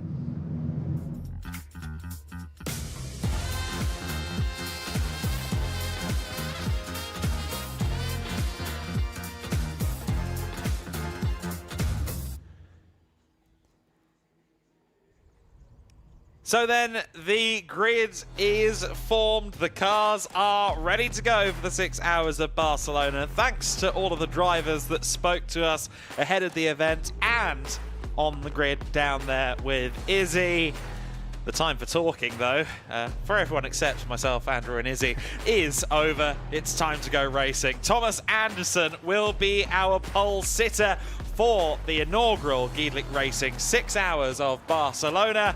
And he is joined by Anouat Lomatai in the Star Performance Lamborghini Huracan GT3 car. Alfredo Hernandez lines up third on the grid in the Mercedes-AMG GT3 Evo. Then in fourth place, it is Nicolo Schiro, in the Rosso Corsa Racing car. That's the Ferrari 296 Challenge. That will be very quick off the line down to turn 1. Ditto, Stefan Lemeray in the CMR Lamborghini Huracan Super Trofeo. He didn't think he could get in amongst the GT3 cars. I have a suspicion he could. Gustav Söderberg-Krö is 6th on the grid, the first of the Cup 2 runners, as we just heard, very much relishing the opportunity to race down here in Southern Europe. In 7th on the grid is Koen Munich in the GP Elite Porsche Cup 2 car. 7th on the grid for them. SR Motorsport by Schnitzlaum is next. The 11 car started by Kenneth Heyer, as we understand it. In 9th place is Anders Steiner, the number 45 car, 9th on the grid, the Steiner Racing outfit, being started by the man himself. Daniel Drexel in another leading GT4 car. He, of course, sharing with Denny Berndt, who won a race overall in the GT4 Winter Series, as well as Gregor Schneider. Guillermo Azo starts from 11th on the grid in the NM Racing car. And then Alex Ellinger, the only club class entry, that car starting from 12th on the grid. And we expect it to be pretty fast in amongst the mainline GT4 cars. 13th and 14th on the grid are as follows. Josep Pereira for PCR Sport in 13th, and in 14th position Jamo Hartling in the other SR Motorsport by Schnitzlaum car. I believe it will be Hartling sharing only with John Mesh in that car, if I'm not mistaken, because Kenneth Heyer, Hartling and Tillinius sharing that car, possibly only those two, as I think Kenneth Heyer will be heading home shortly after his one and only stint in the 11 car. So then the formation lap is ongoing. It is Thomas Anderson who is set to start this race. Last time out at the 6 Hours of Portimao with the same format, 5 pit stops mandatory during this race, and in all of their pit stops in the first 5.5 hours must add up to 35 minutes in the pits or in the refueling bays. It seemed to be about on the hour for everybody last time out, but we did have some deviation from that. AKM Motorsport were going half-hourly in the early stages of the race down to the pit lane. Will we see any variation of that nature in the 6 Hours of Barcelona? Will we see Resume Morvan racing on the top step at the end of it all, as we did in Portimao? Well, we've got 6 hours before we know the answer to that question, but we know it will be Thomas Anderson that leads the field away from pole position. The 6 Hours of Barcelona, the inaugural edition of the GEDLICH Racing Run event, is go. We are underway, and no surprises. Here comes the Ferrari 296 Challenge car. Nicolo Schiro with a great start. He leads the way into the first corner for Rosso Corsa Racing. Now, with the downforce advantage, the GT3 cars will be all over the back of Schiro, but it is the mighty power of that 296 Challenge car that puts the Ferrari into the lead from row 2. That Rosso Corsa machine was always going to be a danger in the early stages, and so it has proven to be. Anderson is in second place. In third position it is Anouat Lomatai, and then up to fourth already is Gustav Söderberg-Krö, and he's right on the back of the Thailand-based team and driver for third place overall. Great scrapping here among the Cup cars and the GT3s. This is what we love to see. This is what the first hour of this race is going to be about. And, well, yeah, that start for Schiro in the Ferrari Challenge 296. The two GT3s were busy complimenting each other on the run down to turn 1. And I don't think Schiro will have an easier overtake for the rest of this race. Into turn 10 then, all looking good for all 14 runners in this one so far. There is the number 33 Star Performance Lamborghini of Loma Hadtai starting for them. As you say, Adam, having to deal with Gustav Söderberg-Krö in that Porsche 992. That's the leader in Cup 2 at the moment. 3 cars in Cup 2 to keep an eye on across the course of the next 6 hours. The end of lap 1, it's a Cup 1 car in the lead overall. Rosso Corsa Racing, Nicola Schiro, very happy with their early work so far. Here comes the main advantage area then for the 296 down the main straight. That car is fiercely quick, maybe a bit weaker on the brakes than the GT3s, but the straight line speed is present and correct in a big way. Now, Gustav Söderberg-Krogh in the 992 GT3 Cup car, that car isn't so renowned for being a straight line speed demon like the Lamborghini Super Trofeo cars or the Ferrari 296 Challenges, but it is a good, consistent platform. And as we're seeing from both Kern Munich and Gustav Söderberg-Krogh, who run 4th and 6th overall, they can challenge the GT3s. We ride on board with Gustav Söderberg-Krogh. He's having a look to the inside at turn 5. Door being left well open by Lomad Tai, and if Gustav can get the power down, which he has done, he may well have 3rd position by the time they get to turn 7. No, not quite. They're still side by side. Gents, it's lap 2 of a 6-hour race. Stefan Lemeray may have 2 for 1 here. He has a quick look to the inside of Gustav Söderberg-Krogh. Can't quite get it done, but some really punchy stuff for 3rd overall. And that's where you see the difference in terms of platform. Lemeray having a look down the inside of Krogh now for 4th place overall, and Krogh shuts the door there on the apex of turn number 10. The Cup 2 Porsches can get in that range. They can get a bit of an overlap into the corner, but it's mid-corner where the GT3s have got a little bit more downforce. They can carry a bit more corner speed and hold it on the exit. Now there may be an opportunity for Krogh to get a run on Lomahad Tai. Out of turn 14, can he get a good exit, start to stretch the legs of the Porsche 992 now, whilst also concentrating on Lemeray behind there in the Lamborghini, which we know, having seen it so much this Winter Series season, is a bullet in a straight line. Not quite able to, on that occasion, Adam, get through and into 4th place. But it's as we thought might be the case for that single Cup 4 car. Yes, it's in its own class, but it's going to want to try and take some scalps out there with those other Cup classes. Kenneth Heyer leads the way in the GT4 class in the number 11. Jamo Hartling is already in the pits in the 111 car. And is that the bonnet going up early doors? It certainly looks like it. That is not a good sign for them. As Stefan Lemeray now to the inside of Gustav Söderberg-Krogh, who plants the throttle early to stay ahead of the Lamborghini for the time being. But Hartling into the pit lane in the 111, which was a late addition to the grid. The second SR Motorsport by Schnitzelam car. We'll see what happens with that car now. The bonnet is open and conversations going on between the mechanics and Jamo.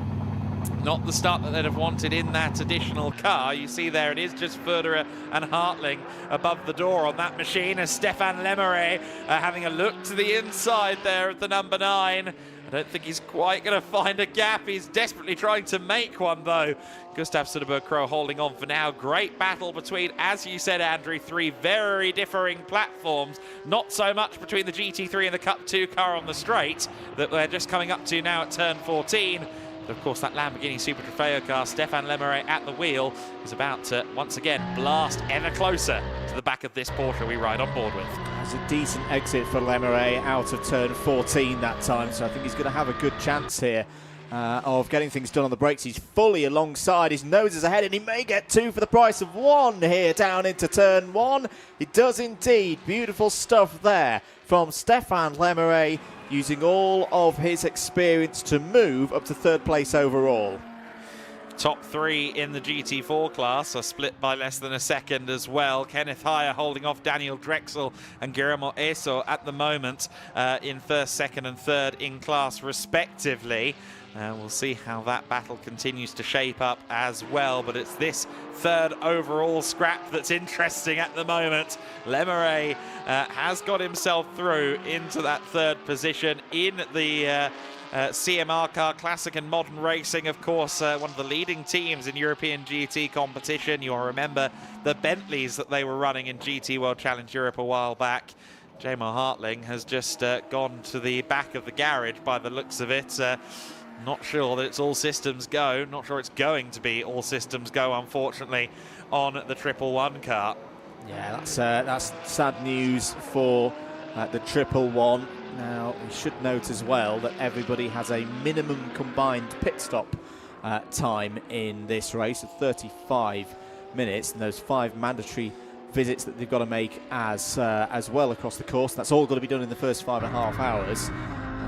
Well, we'll see whether we get to enjoy the 111 back out later on in this race. We are very much, though, going to enjoy this battle for 4th place. Lemeray has taken off in the Super Trofeo Lamborghini for CMR. Now you see Lamahatai having to defend over to driver's right. Is this going to be the opportunity for Söderberg-Krogh to get through and into 4th place? He's on the outside into turn 1. That is lovely stuff from Gustav Söderberg-Krogh. He's been working this battle for the last few laps, Adam, and he's finally got his reward. He's up to 4th place. But we're now heading into the twistier, more technical part of the Circuit of Barcelona, Catalonia. This is where the GT3 platform Lamborghini is a little bit quicker. Yeah, absolutely right. So an interesting scrap that maybe is slightly dying down. However, the GT4 battle is anything but. I think they'll be coming through turn 3 or so at the moment, and Kenneth Heyer has mirrors full of Daniel Drexel and Guillermo Eso. In fact, I think they may have, yes, here they are now, coming through towards turn 4. Heyer, Drexel, Eso. This is the GT4 scrap, and it is Kenneth Heyer, the canny veteran of GT racing and the Mercedes-AMG platform specifically, leading the way. The Schnitzelau GT4s, of course, regularly deployed at the Nürburgring 24-hour in the NLS. They've also made appearances in Creventic with these cars. And Kenneth, any Mercedes GT racing car of the modern day, he knows like the back of his hand. Drexel and Eso are having to really try and find their way past the 11 car, which is no mean feat with Kenneth at the helm. He knows how to get his elbows out. And Kenneth Heyer fresh off the completion of another strong GT Winter Series campaign here last week. Subtly defensive line from Heyer into turn 10 on that occasion. This 1-2-3 battle in GT4. Josep Pereira, the other GT4 driver running at the moment in PCR Sport's Mercedes AMG. PCR Sport, very experienced team, of course. We'll talk more about them later. 10 minutes already gone in this one. 5 hours and 50 minutes of the inaugural 6 hour of Barcelona to go. That was a decent exit for Drexel, though, out of turn 14. Has the Porsche got the legs on the Mercedes down the pit straight? Dropping downhill now into turn 1. This is where the Mercedes is a little bit stronger at the end of the straight. No big opportunity at the moment for Drexel to try and overtake there, Adam. Absolutely right. Drexel, of course, who we saw last week in the GT4 Winter Series. The Rezoon More Than Racing team knows how to run a Porsche GT4 car. They've won numerous times in the GT4 Germany series with a car just like this one. Podium finisher in last year's GT4 series, Winter Series was Drexel in our end of the world, and has been very successful with Rezoon in longer races as well in the Creventic 24-hour series.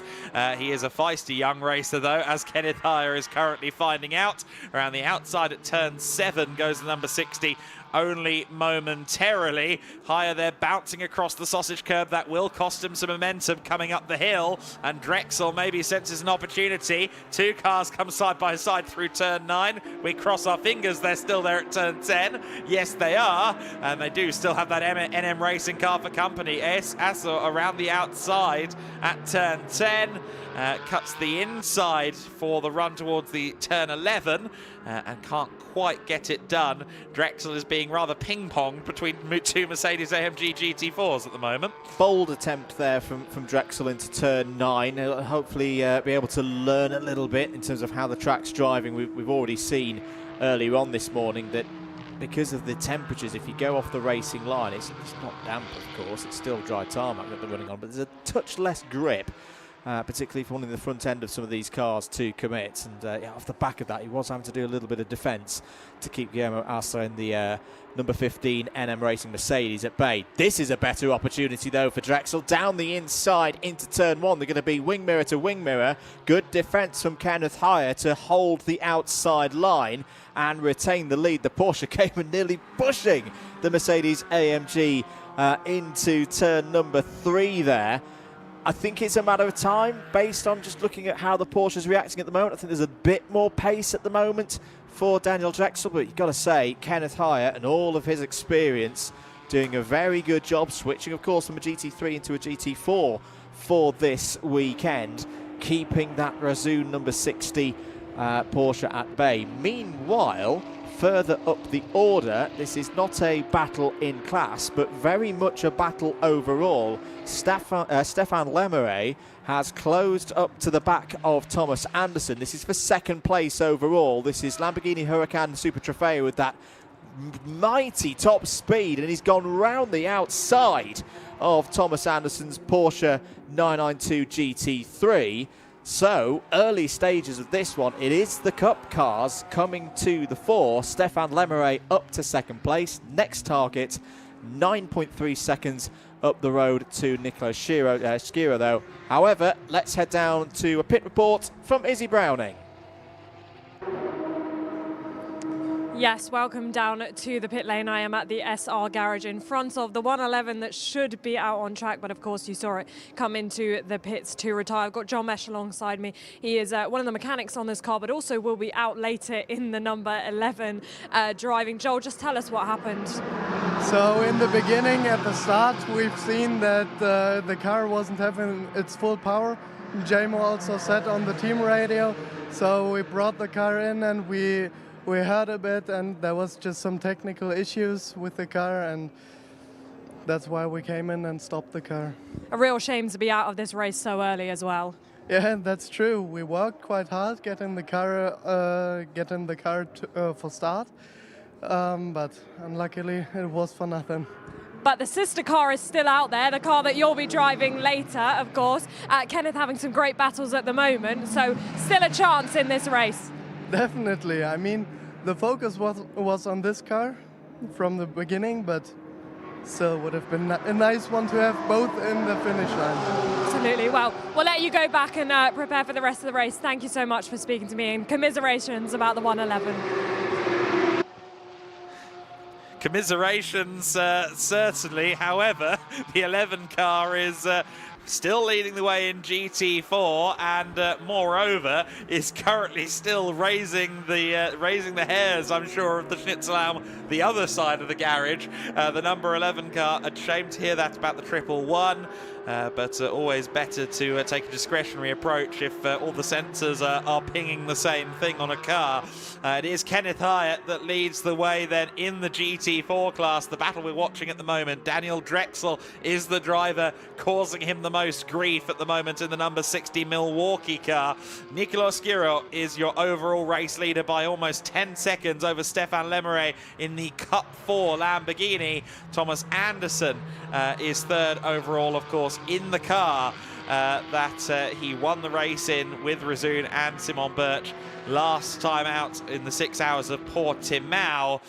Cup cars, though, at the 4. Cup 1 from Cup 4, your top two. Lemeray only just getting past on the previous lap, while here for the GT4 lead comes Daniel Drexel, and I don't think Kenneth Heyer is going to be able to respond in kind at turn 2. No, didn't get the run he needed. Drexel then moves into the class lead in GT4. That's a big move. Drexel now is going to hope those two Mercedes start to fight each other and that they don't loom too large. But for now, Heyer still firmly in contention to try and fight back. Yeah, key lap this now for Daniel Drexel to see if he can start to break away from that pair of Mercedes. But full credit to him. He's learnt over the last couple of laps where Kenneth Heyer is strong, where he's not so strong, and a textbook move there into turn 1. Oh, good tight line from Guillermo Asa there, trying to get past Kenneth Heyer for second place in class in P9 overall. Bit of good pace coming in from the PCR Sport number 4 Mercedes. That's the other GT4 running. They've just set their fastest lap of the race so far, so keep an eye on Josep Pereira getting on with things out there as well. Down into turn 10 after that early little look from Guillermo Arso. Kenneth Hyatt getting back into the rhythm of things, looking to hold this second place. So then all Mercedes battle then, NM Racing team versus SR Motorsport by Schnitzel Alm. And of course NM Racing were heavily rewarded at the Mercedes Gala, the end of year gala. I believe it was the most victories of anyone among the GT2 and GT4 customers at the end of the year. They had a hugely successful 2024, did the team run by Neil Montserrat, firmly on home turf this weekend, of course, not just because they regularly race at the 24 Hours of Barcelona, therefore they know how to do an endurance race here, but also because they're based not terribly far away at all. So Neil Montserrat will be watching on, not getting to drive this weekend, but firmly involved down there in the garage. Guillermo Eso there just getting a little bit twitchy at turn 2. He was getting close to the rear of Kenneth Hyatt, but then just struggling for mid-corner traction. The car you see going through shot there is Alex Ellinger of the X-Racing team, the new Swiss team. They've only done a year of racing prior to this weekend. This is the longest race that they've ever taken part in, so it is a little bit of a departure for the team that has done some Porsche Sports Cup Swiss prior to this, but a strong lineup. Alex Ellinger leading their charge for the time being. Peter Brunner and Beat Gans, the trio, the Swiss, Austrian and Swiss alliance. Beat is Swiss, as is Peter Brunner. Alex Ellinger, the Austrian, currently at the helm. But this P2 battle between the two Mercedes showing absolutely no sign of relenting at the moment.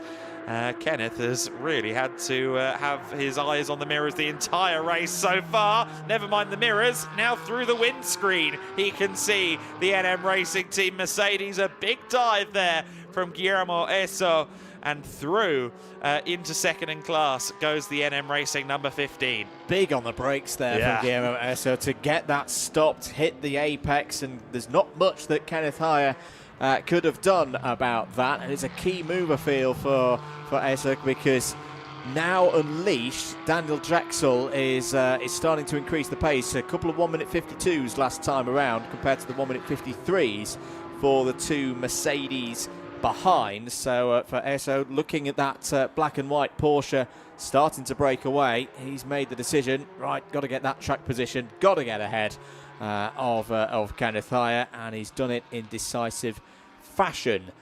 Lead gap, Adam, it's coming down. It was 9.7 seconds, somewhere around there, when we saw Stefan Lemeray get past Thomas Anderson. It's now down to 8 seconds, so not a wheel-to-wheel battle yet, but trending towards doing so, probably in about 10 to 15 minutes' time, perhaps. It might even be less than that, because just in the back of shot we are starting to see that Ferrari Challenge 296 car of Nicolo Schirlo, the overall race leader, closing in on the sharp end of the GT4 battle. So it's not going to be too long at all before the Rosso Corsa Racing Ferrari 296 arrives on the back of this scrap. It will very much momentarily arrive on the rear of Alex Ellinger.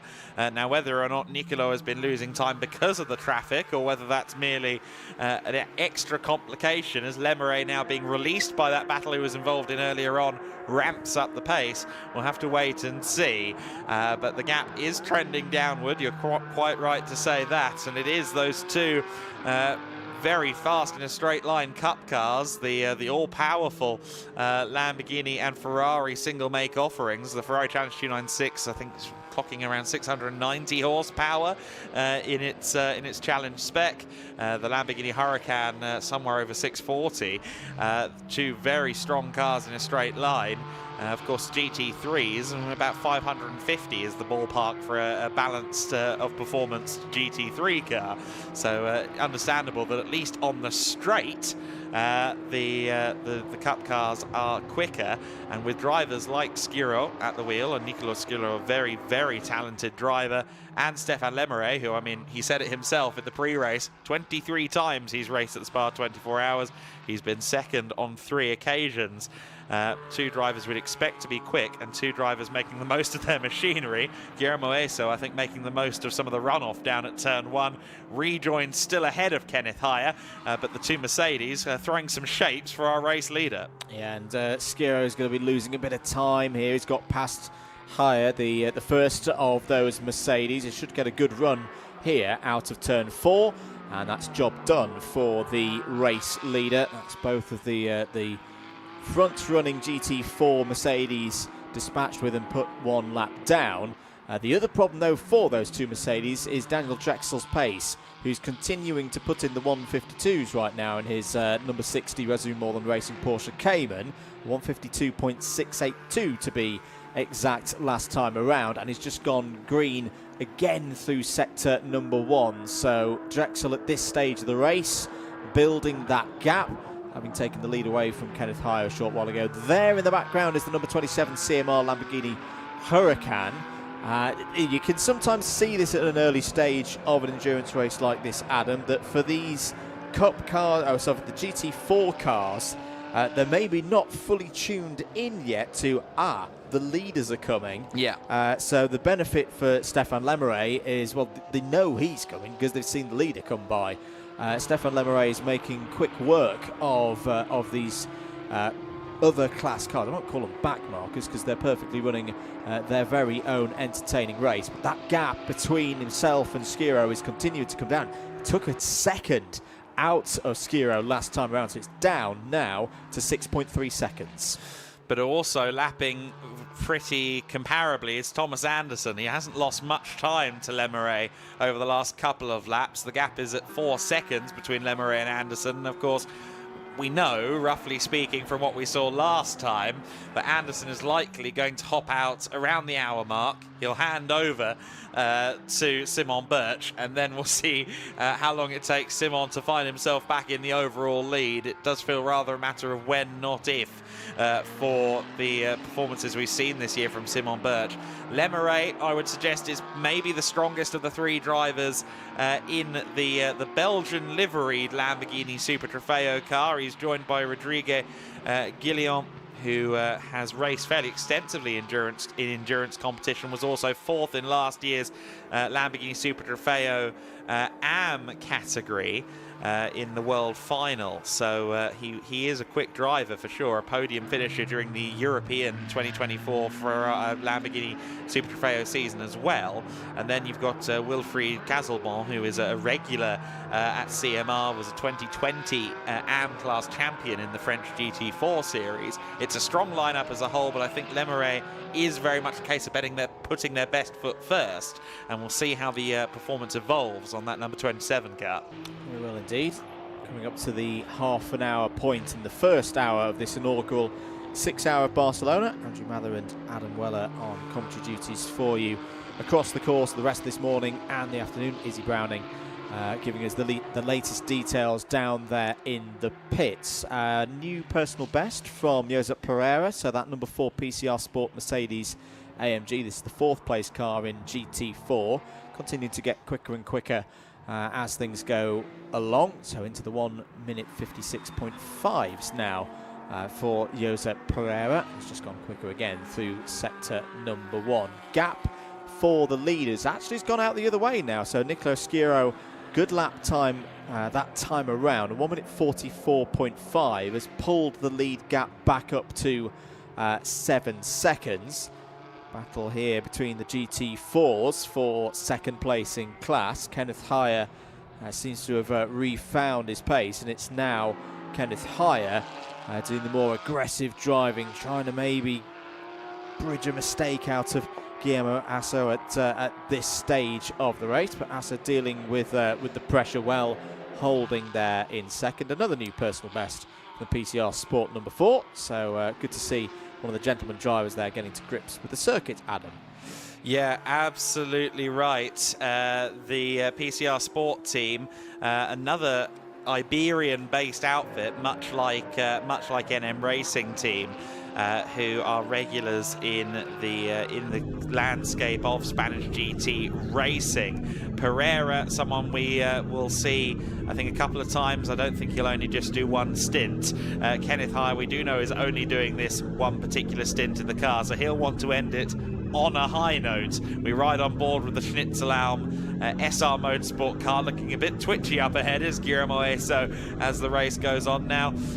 Guillermo is what I'd call a spectacle as a driver. I remember GT4 Win Series last year at Aragon, where he made an appearance and was getting a lot of camera time, let's put it that way. Always in a battle, always entertaining to watch, but I think sometimes maybe takes a bit of life out of the rear axle, the rear tyres a bit early on, and maybe that is why Kenneth Higher is now on a retaliation drive. Later on the brakes, going into the first corner, around the outside goes Kenneth Higher through into second in class, or is he? Because Eso is trying to keep the nose on the inside.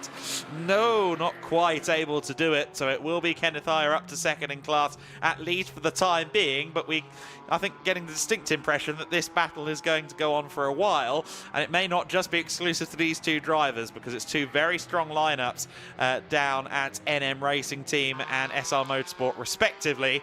For now, it's SR with the advantage among the Mercedes GT4s. But of course, Daniel Drexel is taking the opportunity to clear off up the road. He's almost 7 seconds clear of this battle at the moment. Indeed, good wise heads there from both Higher and Eso to have that entertaining battle, but also not get too in the way. The number 9 M-Tech competition Porsche 992. That was the Cup 2 leading entry of Gustav Söderberg-Kröh, who's on his way. The gap between the Cup 2s at the moment, I think, is around 20 seconds. Yes, it is around 20 seconds. GP Elite Koen Muniz, we've not talked too much about that car so far. That's the 140, doing nice things at the moment. Second in that class. Third in Cup 2 at the moment is the Team Steiner Racing Porsche 992, piloted by Anders Steiner. Currently circulating in the 149, the low 149s, the high 148 in comparison to Muniz ahead, similar kind of pace, and then Söderberg-Kröh using all of his Porsche experience, of course, lapping a little bit quicker at the moment in the low 148s, Adam. Yeah, I mean, Söderberg, he's still very much a young charger. He's got a couple of years under his belt in cars and in Porsches generally. I've been very impressed with how he's kind of landed on his feet. You'll remember, if you were watching the 6 Hours of Portimao last time, that we had the A-Works Motorsport car with Nico Menzel that ultimately won the Cup 2 class. And Gustav Söderberg-Kröh was more than holding himself to account against someone like Nico Menzel, who has driven probably tens of thousands of kilometers, probably close to a full rotation of the Earth that he spent in a Porsche 992 GT3 Cup car over the course of the last 5 or 6 years.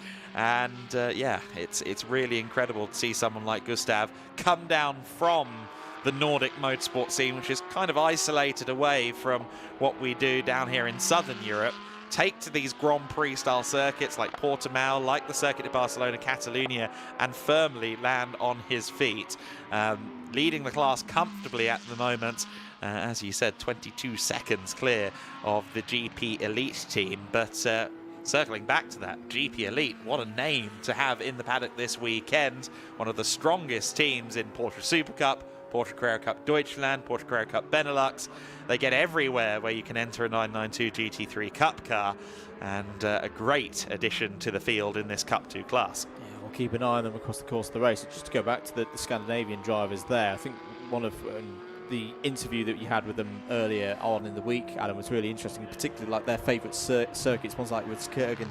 You know, the elevation changes of Rosberg, it's the kind of circuit that if you drive it a lot, you get a bit imaginative. You start to develop those skills of doing things in a maybe unorthodox way and getting a bit inventive. Very important for an endurance race, of course, when you're trying to get past lap traffic and everything that goes on out there. So good pace at the moment from Gustav Söderberg-Kröh. That was a 147.4 last time around. Has got a comfortable gap of 6 seconds back to Animat Lamahattai in the number 33 Star Performance Lamborghini. That's not in the same class, of course. That's another one of the GT3s. Here is your GT3 race leader, Thomas Anderson, in the Razzoon Modern Racing number 14 Porsche 992.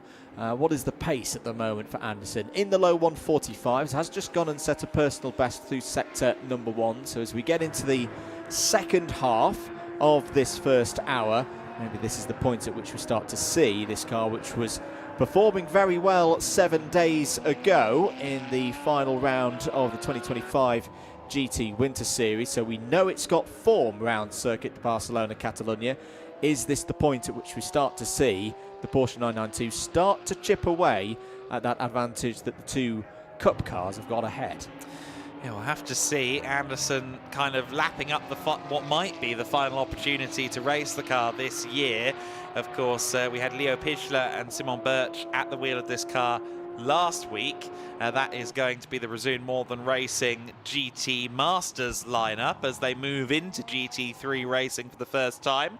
Of course, they've made their first steps here in the GEDLICH Racing 6 hours, as well as the Winter Series itself at Portimao, at Barcelona, at Aragon as well.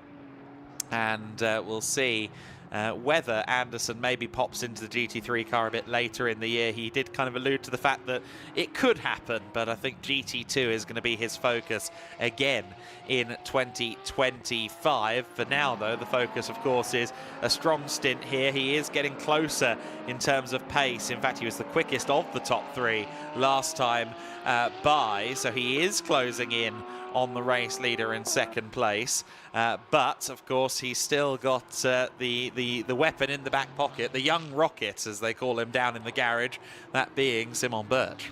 It does indeed. Here is the GP Elite 140. This is Karen Muniz at the wheel of the car, currently 6th overall and 2nd in the Cup 2 category. And the gap at the moment has grown up to 24 seconds since we last checked in with it. So it's good news at the moment for Gustav Söderberg-Crow, but good to see that car beautifully prepared as well. I love the livery on that 140. This is the number 82 car with Alex Ellinger at the wheel. This is the X-Racing Porsche Cayman, the single car in the club category right now. 8 seconds behind those dueling Mercedes AMGs that we were talking about. I was saying dueling. Kenneth Heyer has pulled a 4-second advantage over Guillermo Asler in the last few laps, but this is the car 8 seconds further back. Good advantage for this car in terms of its 12th place overall. It's got 51.5 seconds over the PCR Sport number 4, Josep Pereira, in the 4th of the GT4s. We're good to go on board with Ellinger here under the bridge into the hard braking zone of turn number 10. Arguably one of the trickiest corners on the circuit. Gets the steering lock on nicely. They've got to be quite patient on the throttle as you then come uphill through 11 immediately into turn 12. And again, front tyres so important in this part of the circuit. Don't want to run out too wide before you prepare for turn number 13. Quick little flick into the corner there, and immediately then prepare yourself for turn 14. Got to get the exit right off of here for that long run down the pit straight, past the podium, under the shadow of the grandstand, and on their way. Good pace at the moment from Alex Ellinger. That was a new personal best of the race so far, a 1:53.5, Adam. Look at the difference in size between the Club Sport Spec Cayman versus the big imposing GT3 car, Alfredo Hernandez for BDR by Grupo Prom. Just running around the outside here, using the downforce of the Mercedes to his advantage, but actually not able to quite find the confidence underneath him. Of course, you're going to be careful on the marbles on the outside line. That's going to become more and more of an issue, of course, as the race wears on. These Pirellis do leave some marbles down, as all racing tyres do. And after 6 hours, that's going to be quite the evident issue. I alluded earlier on to the lineup there in this number 28 car that we're riding on board with right now. Alfredo, I know, is intending to kind of kick his feet up and watch his cohorts race for at least the next 4 hours. He might hop back in at the end. But Almery Bonduel, who of course we've seen before in the GT Winter Series, winning in the GT Winter Series. We've also seen him win the World Final, take the accolade as the kind of Lamborghini Super Trofeo World Champion back in 2023, was the Pro Champion in Super Trofeo Europe last year. We know exactly how quick Almery Bonduel can be. And then they've got the interesting addition of Michael Durbecker, who is, well, a veteran of everything from NASCAR Mexico to GT World Challenge via Auto GP and many other paths less trodden. Really interesting racing resume on Michael Durbecker. Great, though, to ride on board with Alfredo Hernandez there for the lap of the Circuit de Barcelona, Catalunya. You can see the traffic management going on. You can hear the rumble. I was going to call it a wail, but it is a rumble of that 6.2 litre V8 in the Mercedes-AMG GT3.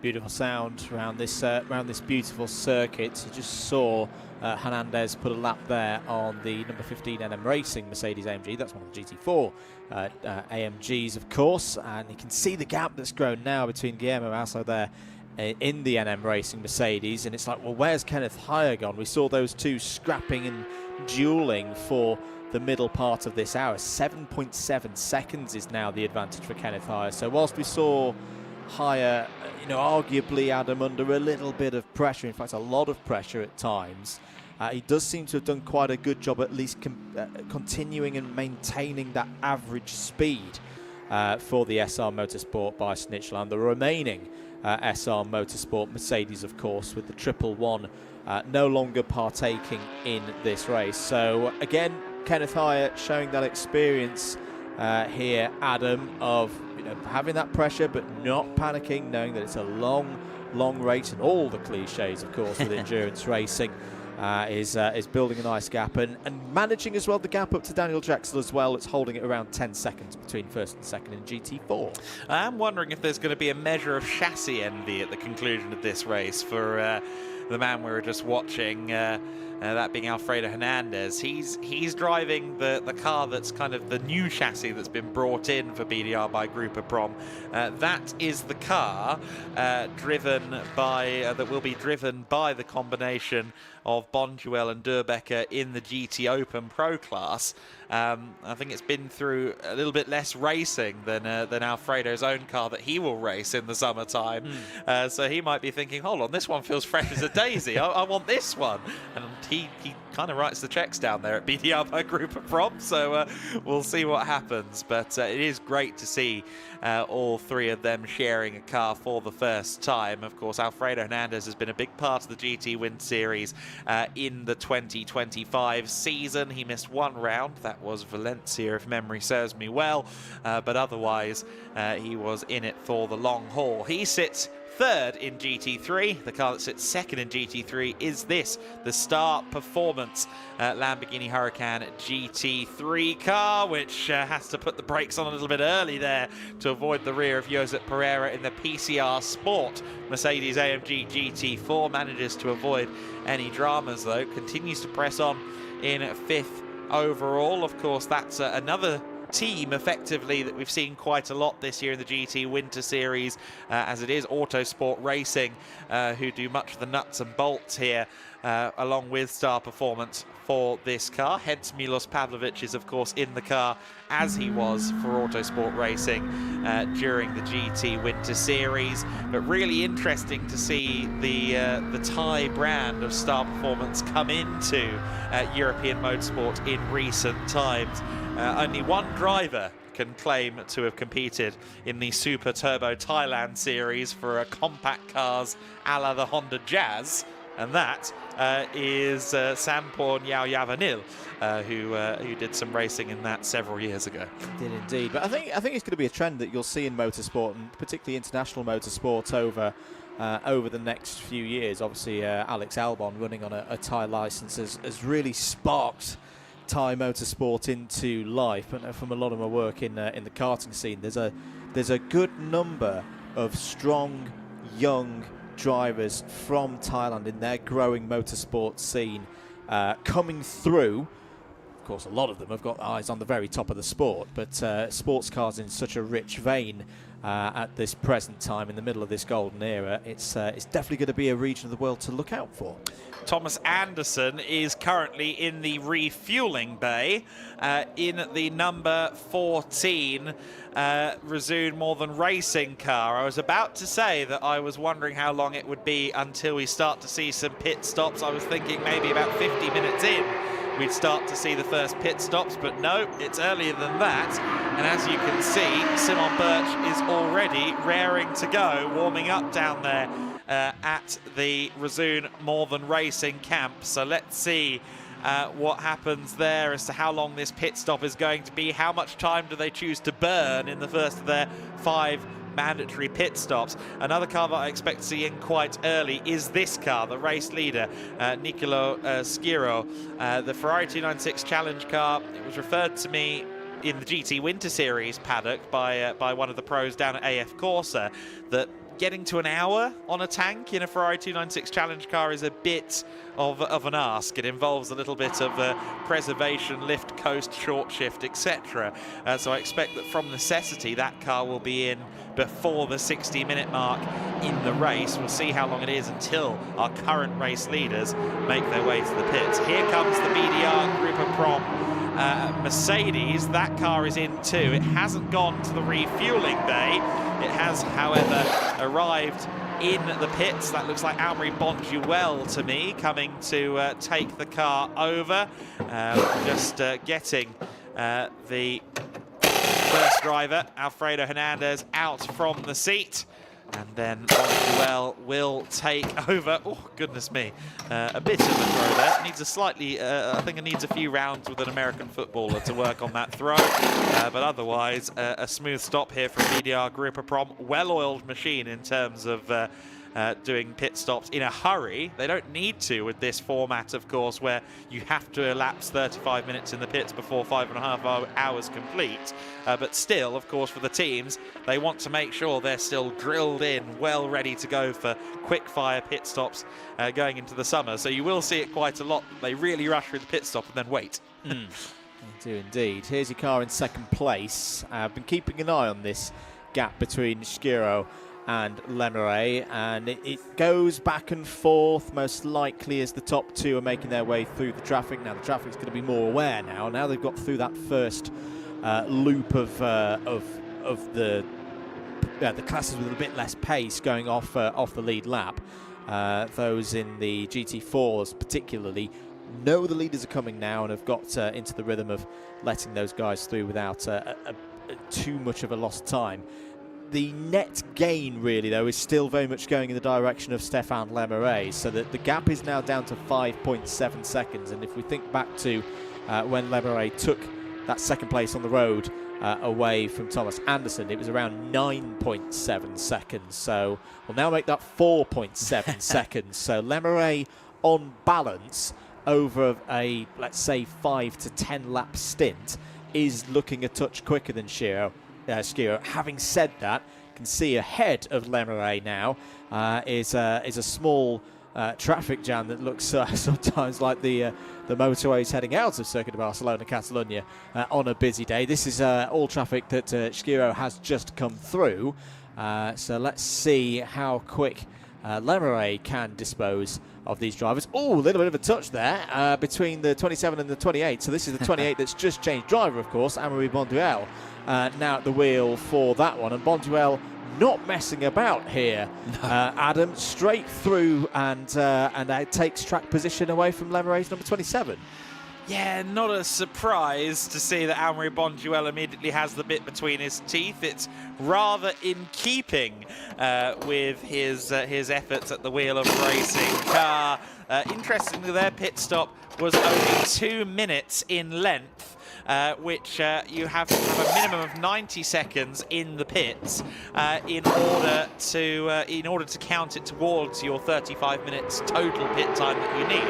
So a 2-minute pit stop, a bit of a rush, let's say, on that occasion, and they did not refuel. Whereas this car, Thomas Anderson, and Simon Birch, they have already been to the refueling bay, hence they have currently dropped all the way down to 12th in the order because they're doing a full tank, and then they're getting Simon Birch into the car. I suspect that with no refueling for Henri Bonduelle, we'll probably see him in the pit lane within the next half hour or so. You are going to struggle to get more than about 75 minutes out of a tank in a GT3 car. You are indeed. Have we mentioned yet, Adam, the notification that's come up on our screens? No. It's not one really to worry too much about at this stage because, again, we've got 5 hours and 14 minutes of this race to go. But we will have a bit of maths to do, mate, at the end of this one. Plus 5 seconds added in the end of the race is what we're seeing on our screens for 6 times offences of track limits for Team 14. So that is the Resume Modern Racing Porsche 992 that in a moment will get on its way and re-enter back onto the track. But yes, it's a good pace there from Thomas Anderson in that first stint, but a few too many excursions outside of track limits means there will be a 5-second penalty at the end of this race for that team. Well, only one of us is infamous for having a spreadsheet of doom, Andrew, so your maths is going to be the the defining factor on that. Of course, we will keep tabs of that in all seriousness. Of course, as the race goes on, we had a few track limits penalties to contend with at the end of last year's, of last February's 6-hour Portimao race as well, the inaugural 6-hour Portimao. And we'll see, hopefully, a bit of a cleaner race from here on out for Simon Birch, although I do feel as though Birch is going to be sitting there a little bit annoyed that already they've got to penalty point in regards to the track limits. Now, it goes up in increments effectively. 11 track limits would be another 5-second penalty. Then from there it continues to go up. In fact, it's up in 6s, I think. So we'll see how long it takes for more potential penalties to come up. I think it's 22 offences, and then you get a drive-through. So they do have to be a little bit careful. They have to mind their P's and Q's from this point forward. Just to note in terms of the combined pit time, for those of you new to this form of racing, the total amount of time that Resume Modern Racing have done with that first mandatory stop, 6 minutes and 18 seconds. So a good chunk of time there just to give the once-over on the car and take a good chunk of that 35 minutes that they have to do. It's quite simply measured from the timing loop on the entry to pit lane to the timing loop on pit exit. So you've got to do 35 minutes between those two lines across the course of not the full 6 hours. They've got to have that done by 5 hours and 30 minutes through the race. Any time left over that a team hasn't done at the end of that period of the race will then result in a stop-go penalty to make up the difference in terms of a time left over. I'm sure all of the teams are going to have their calculations right. They've got plenty of data to show them how long they've been in the pits here for the 6 hours of Barcelona. Good conditions continuing. It's warming up a little bit out there as we get towards noon. It's 11:30 local time here. 5 hours and 10 minutes to go. Good to see some fans there in the stands for the 6 hours of Barcelona. Of course, typically we try and keep the access to this event as open as possible, either free attendance for most of the GEDLICH Racing Win Series season or a marginal cost here at the Circuit de Barcelona, Catalonia to come in. I believe it was €12 for a ticket for this event, and it is great to have fans taking the opportunity to see the 6 hours of Barcelona up close and personal, as well as, of course, the season opener for TCR Spain, who join us on the support bill for this weekend. Just so we're on the same page in regards to the track limit situation, that 5-second penalty can be added to. Further offences will take it up as far as 20 seconds if there were to be 10 track limits offences. However, if they get to 11 offences down at the number 14 Razoon crew, that will then become a drive-through penalty. So 11 offences means a drive-through penalty, and that also means that those 5-second penalties are wiped, they're gone, the drive-through eradicates that, and then it goes on from there. 6 more offences, another drive-through, a further 6, another drive-through, and then say if they have a drive-through penalty, 11 offences, and then 2 additional track limits warnings before the end of the race, then they'll get a 10-second penalty at the end. So it's a good way to manage it and make sure that we don't have a bunch of 2-minute penalties to serve at the end of this race. It would get a little bit farcical. Anything but farcical, though, is the pace of that Porsche. Simon Birch, a 1 minute 42.706 last time by. Rather as anticipated, Simon has been belted in, and he's immediately started flying. Yes, indeed. And that, at the moment, is 2 to 3, some places 4 seconds quicker than what the leaders are doing. Lamahad Ty there in the now 3rd place overall, number 33 Star Performance Lamborghini. This is now your GT3 class leader, but of course we are in the middle of a pit stop phase. Should note as well that Amaury Bonduelle has come in, as through there goes the number 9 of Gustav Söderberg. That's the car in 4th place overall, currently leading in Cup 2. But just to come back to the number 28, this is the BDR competition Mercedes AMG that's already had its driver change. It's now had its 2nd visit to the pits, Adam, for some fuel. Yes, so that's interesting. A split between the driver stop and the fuel stop. We didn't see anyone doing that, I don't think, in last year's, in February's 6 hours of Portimao. We'll have to see if that consistently is the approach now from BDR by Grupo Prom. Amaury Bonduelle comes out then about 1 minute and 25 seconds behind Simon Birch. In fact, it's almost a full lap, as we can see, because here is Simon Birch coming through our shot again. Fastest lap of the race, 1:42.392 last time by. And well, frankly, you can see the difference, can't you? We've done some onboards with some of the GT4s and the Cup cars, but here's what it looks like with a GT3 being driven at full tilt by a determined teenage Dane who wants to make his mark on international motorsport. He definitely made his mark here 1 week ago with some great pace along the way to some strong results in the final round of the 2025 GT Winter Series. Change of leader. This is because Nicolo Scuro, after a very good first stint in this race, Adam, is in the pits and also has gone to the fuel service area. Okay, so the Ferrari Challenge 296 is in the fueling area for now. Of course, they can also kind of pull up and burn time in the refueling area. There is an assigned spot where they can stop and wait things out. They don't have to visit the garage during a refueling stop, and that's exactly what Amaury Bonduelle did just a few moments ago. Speaking of Amaury Bonduelle, he is setting a distinctly similar pace to Simon Birch at the moment. Simon Birch in the 42.3s, so is Amaury Bonduelle. He steals away the fastest lap, but for how long? Because across the line comes Simon Birch, a 1:42.369. It feels a bit like we're talking about a qualification session there.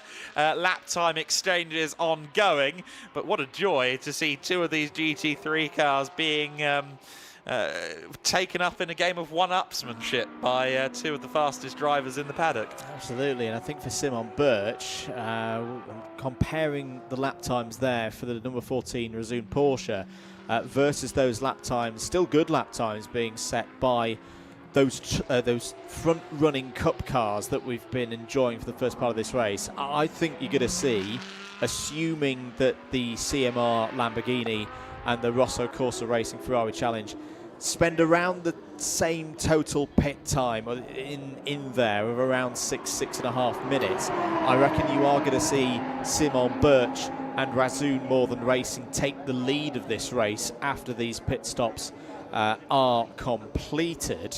There, Fontana waiting in the pits for to take over the Rosso Corsa Racing number 80, and well, in a way we've not seen too much of the number 80 Ferrari Challenge at 2.96, but you've got to tip your hat to Nicolo Oscuro, all off the start, that mega run down to turn 1, and he's not put a foot wrong since.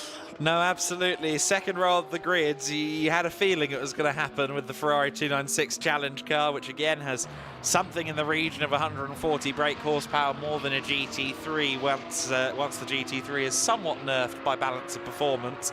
And of course it has less downforce, so it's more slippery in a straight line for good measure. However, quite the performance that Skiro has put forward, I think surprised everyone, possibly including himself.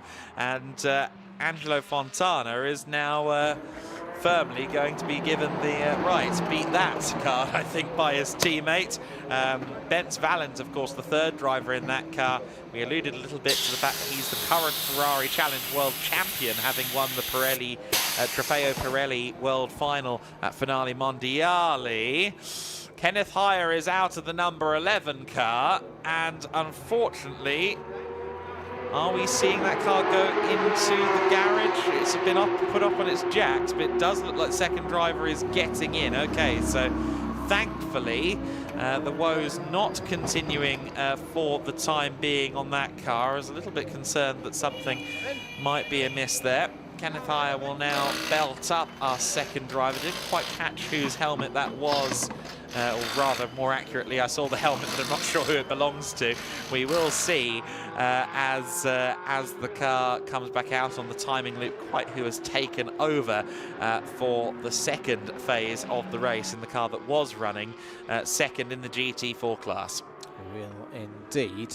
Just keeping an eye on the number 80's fuel and first service. They're still in the pits, of course. Again, just using some of their mandatory minimum combined pit stop time across the course of this race. They've been in the pits for around 4 minutes and 15 seconds. There is the service ongoing. Some new, fresh Pirelli tyres going on that one. It is going to be Angelo Fontana getting in here for the former race leading car. The race lead has been taken over now by Anurag Lomahattai, because the number 27 Stefan Lemeray piloted CMR Lamborghini is also in the pits now. Has been in the pits for about a minute.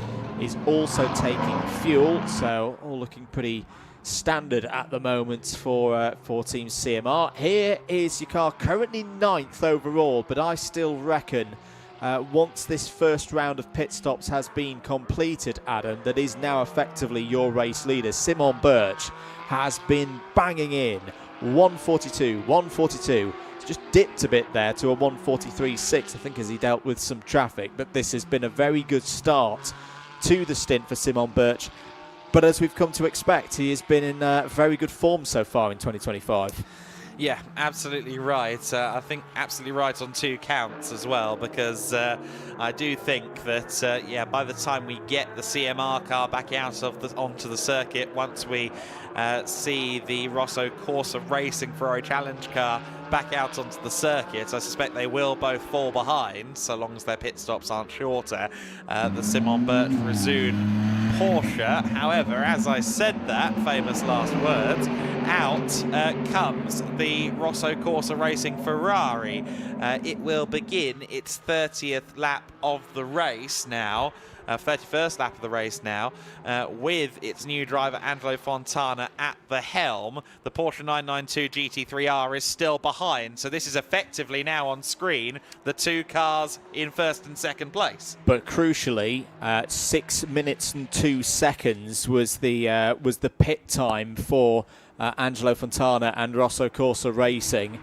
Simon Birch and Razoon's Porsche 6 minutes 18. So in terms of using up that 35 minutes of combined time, you know, once you take that into account, Simon Birch will be in the lead. He's not going to care about that too much at the moment, because he's on the charge and he wants to take this position on track and continue getting up the road. Oh, nearly got caught in 2 minds there, did Simon Birch. He's to the outside now, looking for a way out of turn 5, nice and clean. But here's where the power of the Ferrari comes to the fore, side by side through turn 7. Sweetly done round the outside by Simon Birch. Big move there through and into what right now is 8th place overall. But again, once all of these pit stops cycle through, assuming every team does 6.5 minutes in the pits, you're going to see that number 14 Razun Porsche in the lead of this race. So Gustav Söderberg-Krö, therefore, is now your race leader by virtue of having not made a pit stop just yet. Koen Munich is second, so it is currently Cup 2 cars, first and second overall. Both cars are yet to make a pit stop. Of course, our long-time overall leader was that Rosso Corsa Racing Ferrari, and it was a brilliant first stint from Nicolo Schiro that got us there. We are now going to head down to the pits because I think Izzy has managed to catch up with Nicolo. I have indeed, and just as you said, Adam, a absolutely fantastic first stint, Nicolo. Wow, first of all, I mean, when you got out the car, everyone congratulating you. That was a really, really fantastic first stint. Just take us through it. Yeah, it was a fun one. I mean, first hour out of 6, so it means basically nothing. We struggle a little bit with fuel consumption and tire drag. I guess it's the same for everyone. It will be difficult to be in the same lap of the GT3 for the end of the race, but we will try it all and then we see what it brings. Yeah, and I imagine you'll be back in the car later. Do you think that that is going to be a real struggle later on then? I mean, the car is fast.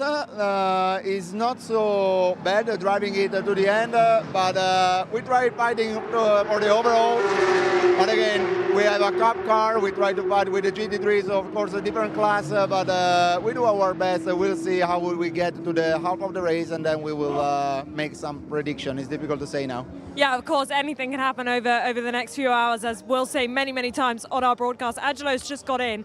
You're going to have a nice drink, sit down and recover and watch now. Yeah, exactly. I watch my teammate, and I'm sure they will do their best, and they will do very well, and just have a drink and lunch maybe, and then back in the car. All right, best of luck, and have fun out there when you get back in the car later. Thank you. Ciao. I'm sure they'll buy you lunch, Nicolo. It was a good first stint. So then, the Rosso Corsa car continues on in what will be a net second overall by the looks of it, eventually. Now, the Lamborghini Huracan Super Trofeo of Wilfried Casalbon, where is that? It has come out on an outlap at the moment, so we'll have to see where that car is relative to Simon Birch. I think it's ahead, actually, of Birch. So Casalbon currently actually our leader among those that have pitted for a long time at the front. But has had a much shorter pit stop time, Yes. only 5 minutes and 24 seconds, Adam. Yeah, exactly right. We're going to see a lot of this during the race, the different approaches to burning away this pit stop handicap time. So this car should be, once everyone has made their first pit stops, our race leader. But then, of course, we don't know what Söderberg-Krö or indeed Koen Munich will do in terms of their pit stops, quite how long they will be. So then the number 27 is continuing on around turn 14, and another lap in the books for the Lamborghini, and I think quite a patriotic livery on that car. Well-prepared machine. Yeah, very well-prepared machine, and looking really good right now. And the pace for Angelo Fontana in the early stage of his stint looking pretty good. 1 minute 45s, Adam. So then the race is just over an hour old. The first hour of the 6 Hour of Barcelona is in the books. Off the line, it was Thomas Anderson with the early lead, of course, for Razun More Than Racing from pole position. But that rocket ship of a Ferrari 296 Challenge blasted past the first two rows of the grid to lead before turn one. Nicolo Schiro with the race lead from the first corner, and he would continue to hold that race lead throughout the first hour of the race. Some great inter-class battling going on elsewhere. Stéphane Lemeray getting into it with the Cup 2 cars and the GT3 cars. Unfortunately, the 111 SR Motorsport Mercedes has been withdrawn from the race after a technical issue in the first couple of laps. Stéphane Lemeray getting past the GT3 Lamborghini in the Super Trofeo car. That was him moving up to third overall, and he'd soon hunt down Thomas Anderson for second as well. The GT4 battle was getting compelling while the 111 car was wheeled into the pit. The 11 car was holding the lead. Kenneth Heyer, the GT4 class leader with Daniel Drexel and Guillermo Eso really challenging him. Gustav Soderberg-Krug was doing a great job in a Cup 2 Porsche 992 GT3 Cup of fighting with the GT3s, also within the overall top 5. This was the moment where Daniel Drexel started to sense an opportunity. He was looking any which way he could to try and move into the GT4 class lead, but Kenneth Heyer was making his car very wide.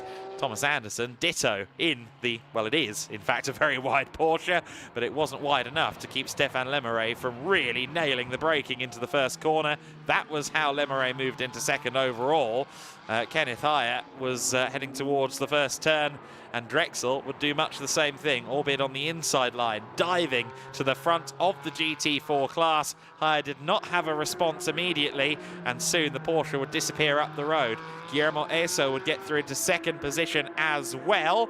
He did run a little bit wide a couple of laps later, though, and Kenneth Heyer would soon be back on the attack as the overall race leader went past this battle for what was second at this point in the GT4 class. He would see that the gap was closing. Kenneth Heyer would see the same thing. A couple of laps later, around the outside at turn 1, Heyer reclaimed second, and Heyer's hierarchy in the GT4 Mercedes was solidified once again. The BDR by Group of Prom cars car was one of the first into the pits. The driver change going on for Amaury Bonduel, taking the car over. Of course, we also saw Thomas Anderson and Simon Birch into the pits early as well. They visited the refueling bay. Simon Birch also seemed to be a little bit unsure on whether he was getting sent out or not yet. Of course, this discussion with a mechanic does burn away some of that 35 minutes that they have to serve in the pits over the course of the first 5.5 hours of the race. Gustav Soderberg-Krug there allowing the Anouat Lomatai-driven Lamborghini through in what was a rather gentlemanly manoeuvre. Meanwhile, Simon Birch, once he had taken over the number 14, it started unlapping itself against the cars that were yet to make a pit stop. So then, after the first hour of the motor race, in the race lead, yet to make a stop, is Gustav Soderberg-Krug. He leads by 52 seconds as it stands over Kern Munich. In second place at the moment, that GP Elite car. Wilfried Casalbon is in third place in the CMR machine, the Lamborghini Super Trofeo car. That car has made a pit stop, as has Simon Birch behind in fourth overall, the first of the GT3s. Milos Pavlovic is in fifth position, also a GT3 car. Angelo Fontana, of course, in the Cup 1 Ferrari that was the overall race leader for much of the first hour, currently in sixth overall. Daniel Drexel is your GT4 leader as it stands.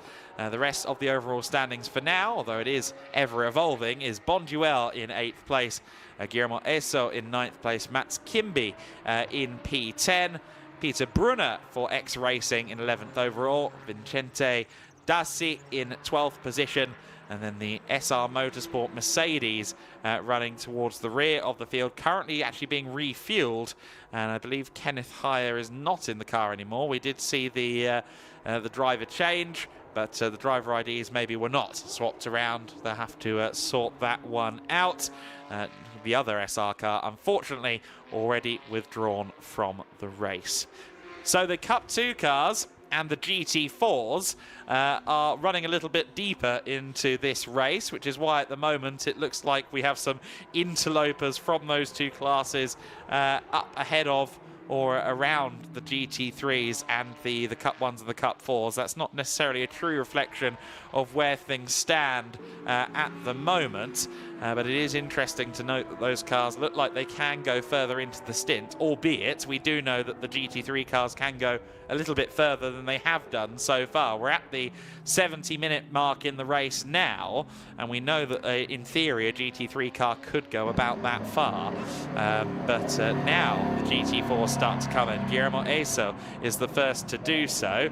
Of course, we have actually had the SR Motorsport car in as well. This is their second visit to the pits. They've refueled, and what happens next for the SR Motorsport car? Looks like they're working on something there, Andrew. Your engineering background might come in handy. Yeah, I think they're just taking the time to check that you've just done a full load of fuel and checking that everything's still tight in there. Jamo Hartling, one of the mechanics working on the car, incidentally. A lot of the drivers down at SR Motorsport also get involved in the mechanicking as well. Joel Nesh has been in the paddock all season long. Last year's vice champion of the GT4 Win Series. This is his first time getting to drive all season, and great to see him back at the helm. But yeah, for now we see Jamo Hartling involved in some adjustments going on down there at SR Motorsport. I understand it is David Telenius that is at the wheel of that car right now, so he's the second driver at the helm. Of course, a total of 5 drivers expected in that car over the course of today's race. Indeed. So yeah, I think it's just all around the fuel filler. Maybe they just had a bit of a moment where it got overfilled and they're just taking the precautionary time. It all eats into the minimum 35 minutes of combined pit time that they've got to do anyway. Why risk it? Why? Nobody likes to see problems with fuel-related things, so why stuff there from the SR Motorsport crew? Bit of an update on what we've been seeing going on out there as the number 27 CMR Lamborghini goes through. So yes and no to the Simon Birch. Well, we're going to see it potentially change in a few moments' time. Simon Birch has continued to lap very quickly. His best is a 141.9. He's consistently in and around the 142s.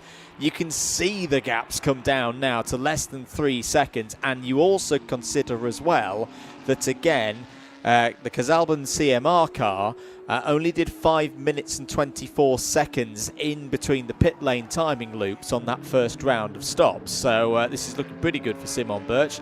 Let's see if he has a go into turn number 10. I think he's just going to hold fire for now. We'll come back to the rest of the situation in a few moments' time, because here comes Birch. He's taking that tighter line through 10, and he's going to take 3rd place overall on the road away from Casalban once we see the pair of Porsche 992 GT3 Cup cars come in for their mandatory service. That is effectively for the race lead now.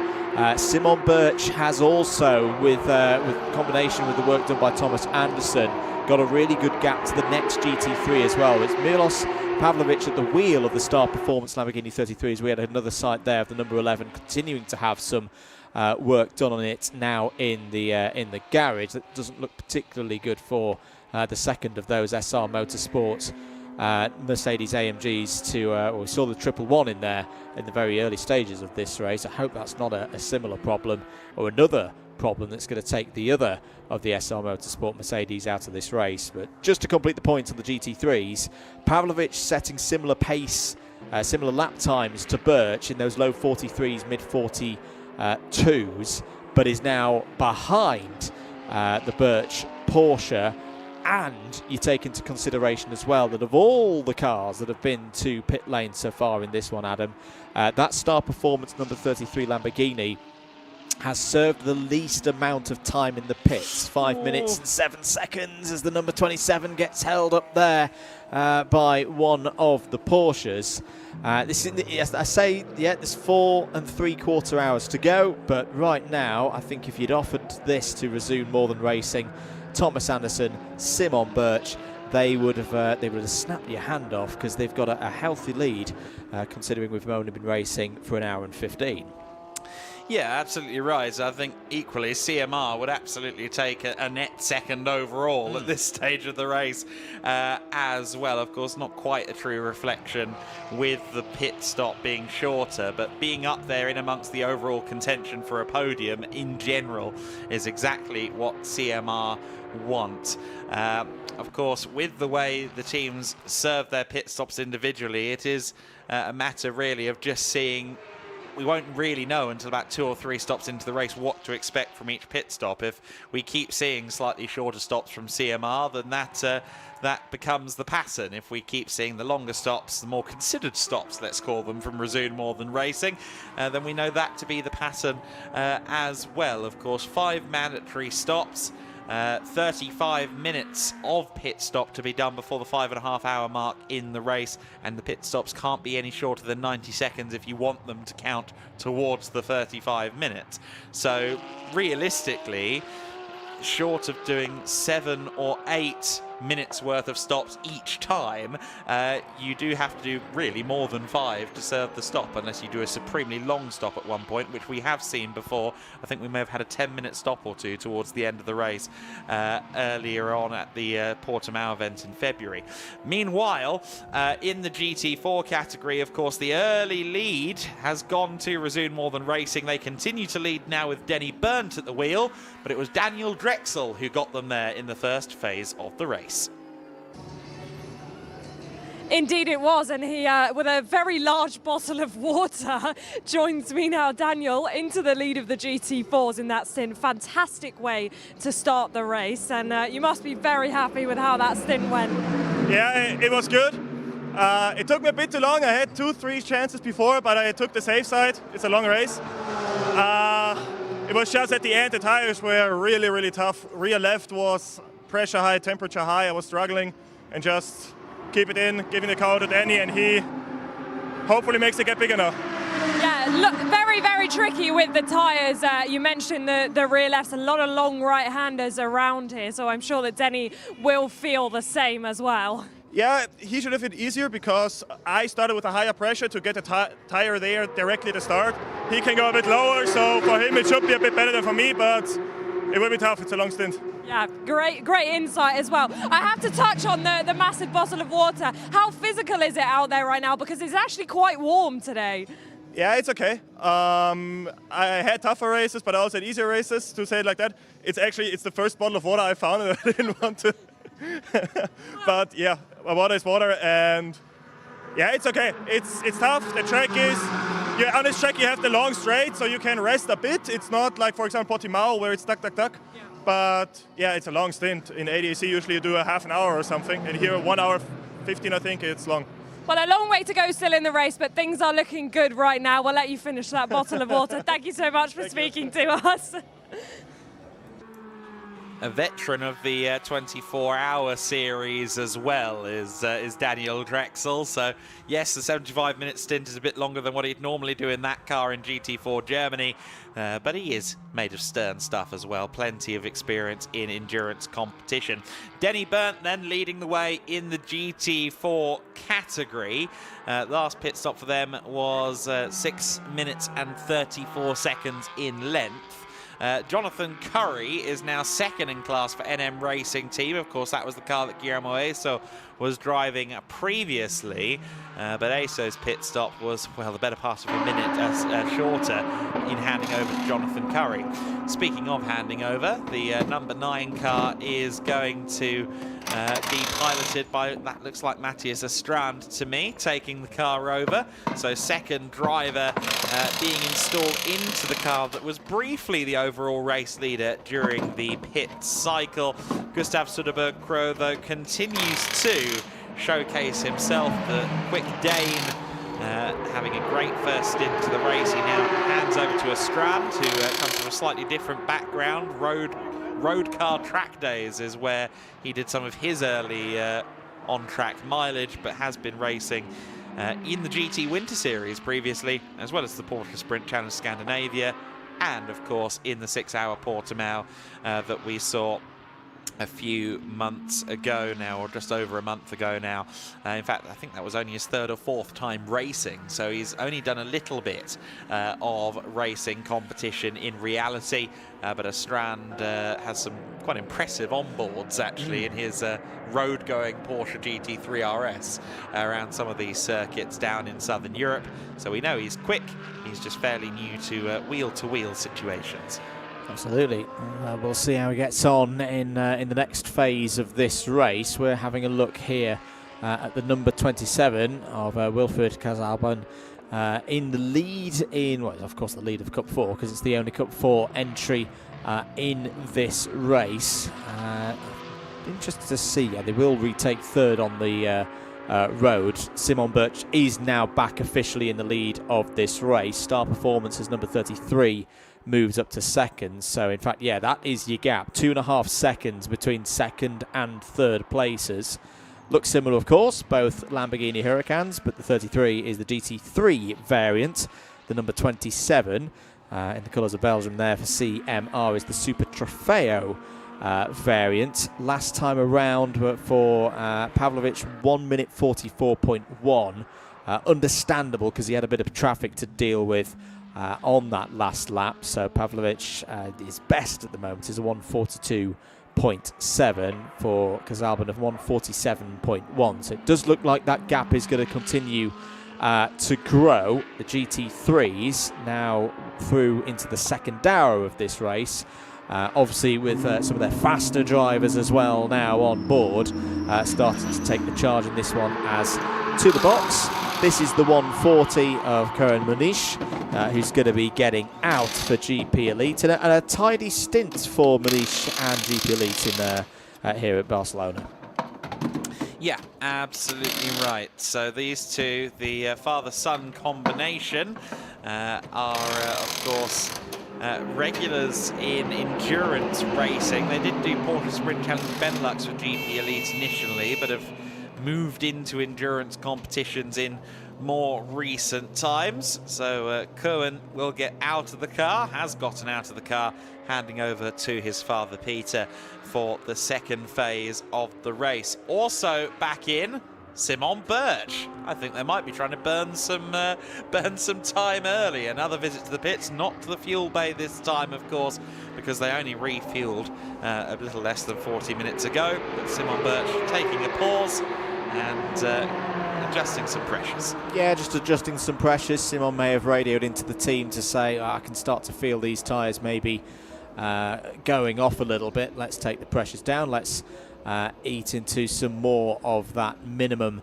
combined pit time. So he will relinquish the lead, of course, back to the number 33 Star Performance Lamborghini Huracan, currently piloted by Milos Pavlovich.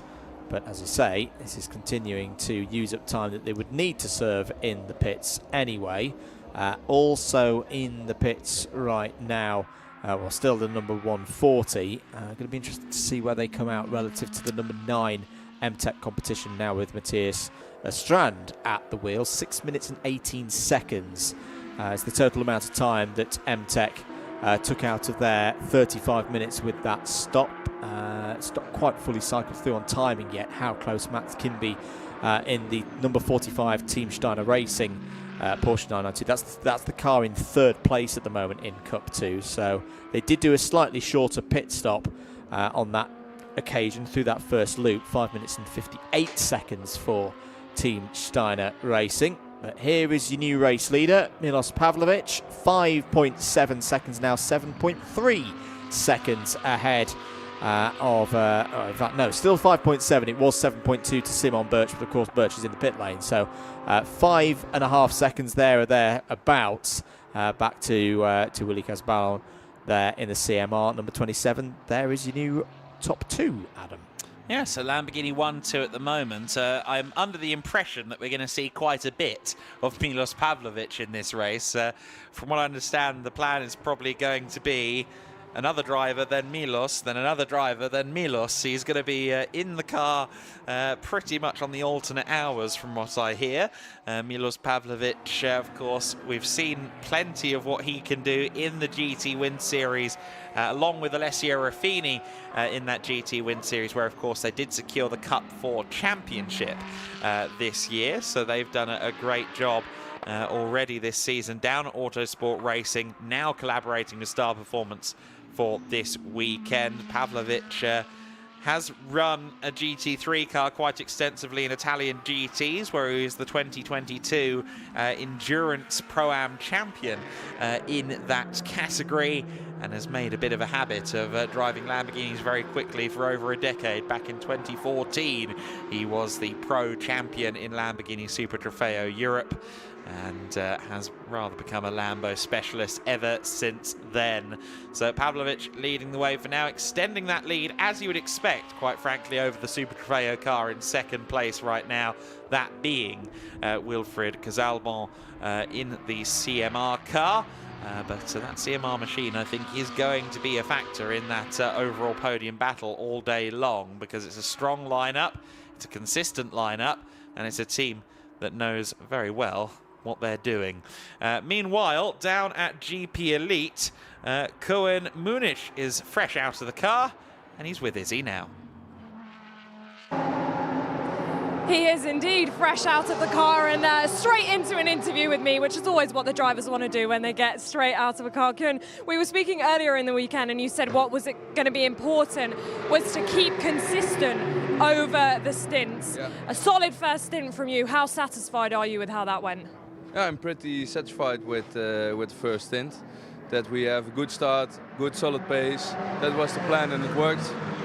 Executing the plan perfectly for now then. Obviously a very special story, which is that you are a father-son duo. Your father's just gone back out on track.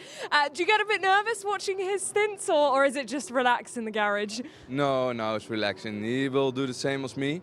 We won't drive any track limits and have a solid pace. He does the same, so not nervous. Yeah, really important to keep it clean, particularly with the track limits over the next few hours. Yeah, I thought I'd drive none, so that's good. When you have track limits, it takes a lot of time, so that we don't take any risk with that. Absolutely, and we were just speaking before we came on air. Obviously, you guys are running the open exhaust in the car, which just about blew my eardrum out as your father left the pits, but how cool is that? And that's crazy. It's ridiculous loud. It's such a nice sound. It's really nice. Well, very cool to have you guys here, and go and enjoy watching your father stint, and we'll see you back out in the car later. Thank you so much for speaking to us. Yes, it's a conversation I've had with a great many trackside observers. Whispers of, I think that Porsche Cup car's running the Super Cup exhaust. And yes, exactly, that is what we're running on the GP Elite car this weekend, by the sounds of it. The, as you said, as Andrew alluded to earlier on, rather fetching livery on this car. The kind of mix of mosaic and classic racing colours going on there. Simon Birch is on the back of Casalbon. That's not for position, but it did look like Birch was getting right up into the rear of the Lamborghini, flashing the headlights all the while. I don't know if Casalbon is quite aware that this is not a fight for position, because of course Simon Birch has made an additional pit stop since we last saw these two together on the circuit. Birch does now dispatch the number 27, which will put him back onto the same lap as that car. Again, the strategy down at Resume More Than Racing right now appears to be bleed that pit stop time away. 8 minutes and 34 seconds of 35 total has been served right now. Meanwhile, on its outlap is the number 11 SR Motorsport by Schnitzelbaum Mercedes. It's still listed as Kenneth Heyer at the wheel, but I don't think that will be the case. And what is interesting about that, for my money, is the fact that they have served 28 minutes and 34 seconds of their total pit time. Yes, they've been tweaking and twiddling with the car, but from this point onwards, plain sailing. They can do quick sprint pit stops and be okay. Of course, they've had a bit too much time in the garage. You can get away with maybe 10 or 15 minutes, so they have ended up losing time, but that spectre that's on everyone else's shoulder of, right, how are we getting these 35 minutes in? For SR, I suppose, at least, as a consolation, that's no longer a concern. Yeah, and time will tell whether there is still a way back in for the number 11. But you know, to serve the rest of their mandatory stops, you know, the different combinations. Obviously, we've been talking a lot about the 35 minutes, but they've also got to do the 5 minimum, at least 90-second visits to count towards that tally as well. That you're right, they're not with the numbers that they've got left to go. They're going to pretty much be doing 90 seconds, 2 minutes at tops of the remaining mandatory visits, and they'll be there pretty much to the 35 minutes. So I wouldn't fully count this car out. I think my biggest concern for it at the moment is everything okay in there. We saw a bit of work being put in. Oh, and it's now coming back in again. We saw the work going on around the rear of the car and looking at the fuel filler in particular, but yeah, I just get the sense that there may be something a bit more electronic perhaps. Is it going to come in for some fuel? Yes. So Kenneth High goes in again for some more fuel service. Won't be too long though, because it's not done that many full racing laps since it was last here. I think it'll be David Tillinius in the car now, so yes, as it was prior to the car coming in again with an issue. Let's hope that now the car is a-okay. We'll have to wait and see on that front. Meanwhile, we haven't seen the Rosso Corsa car for a little while. Still running third overall at the moment with Angelo Fontana at the helm, the Venezuelan racer who's taken the car over for the time being. As you can see, his name emblazoned on the dashboard. This is his regular steed, as it were. He's a regular in Ferrari Challenge Europe, and has also done a little bit of Porsche racing here and there, but has largely stayed true to the Italian brand. And a rather fetching livery on that thing as well. I think a little bit of a unique tricolor tribute on that machine. Meanwhile, the SR Motorsport team have had their fair share of trials and tribulations so far. Izzy has an update for now on the 11 car. They have indeed, Adam. They're unfortunately having a very tricky start to this race, running into trouble with both cars. Of course, the number 11 back out now, but I did ask what the issue was, and they said the issue was getting the fuel into the tank. There was something covering the valve, so they couldn't get the valve open to put fuel in. So the driver went into the fuel station and tried to get the fuel in, and they couldn't get the fuel into the car, so hence why you saw it come back into the pit lane. The team rectified the issue, and now it will have to go back and fuel once again. So they hope that that is the end of their issues for today. We'll have to wait and see, but a very, very tricky start to the day for the SR team. Thank you very much, Izzy. Great work down there in the pits. So that now makes sense as to why they were looking down the fuel filler. They weren't looking at the filler itself. They were looking just deeper down into the close-off valve. And that also makes sense as to why the number 11 has now come back in for some fuel. It never got any in the first place. So for David Tillinius, a very, very experienced runner, as amongst his many things that he's done, he's raced at the 24 Hours of the Nürburgring for very much the best part of the last decade. So he's knows the operations of the team and this kind of machinery.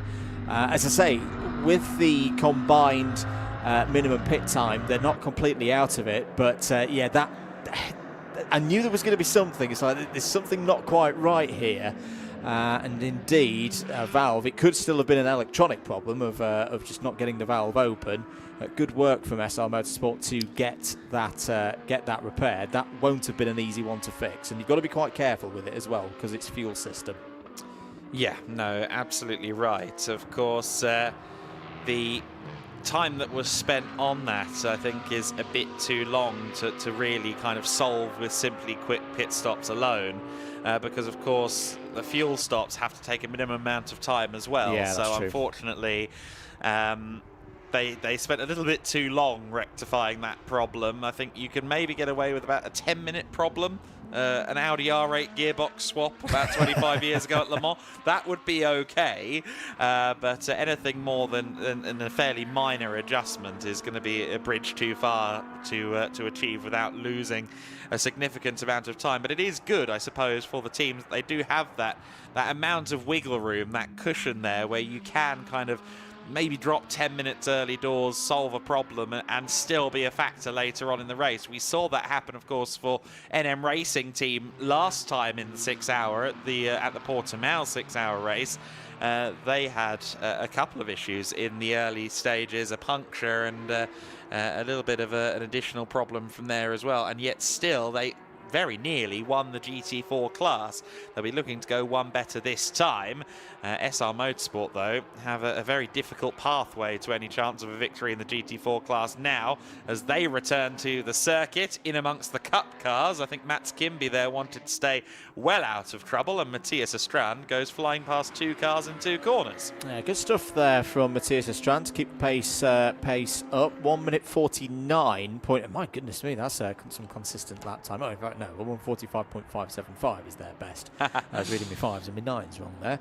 But they have taken the race lead in Cup 2. That all happened through the pit stop window that for the Cup 2 cars finished around 12 minutes ago. Here comes the Rosso Corsa Ferrari, continuing to make its way through the traffic. 1 minute 47s at the moment for Angelo Fontana in his regular steed. It's about 30 seconds behind the next car up the road. That's the Wilfried Casalban CMR Lamborghini. That's, of course, the gap between second and third in the overall standings. Both of those cars leading their respective classes, Cup 1 and Cup 4. Yep, the Cup 1 Ferrari, the 296 Challenge car, which of course was introduced last year at the start of the season for Ferrari Challenge Europe and Ferrari Challenge North America. It's now making its debut this season in Japan and in the UK.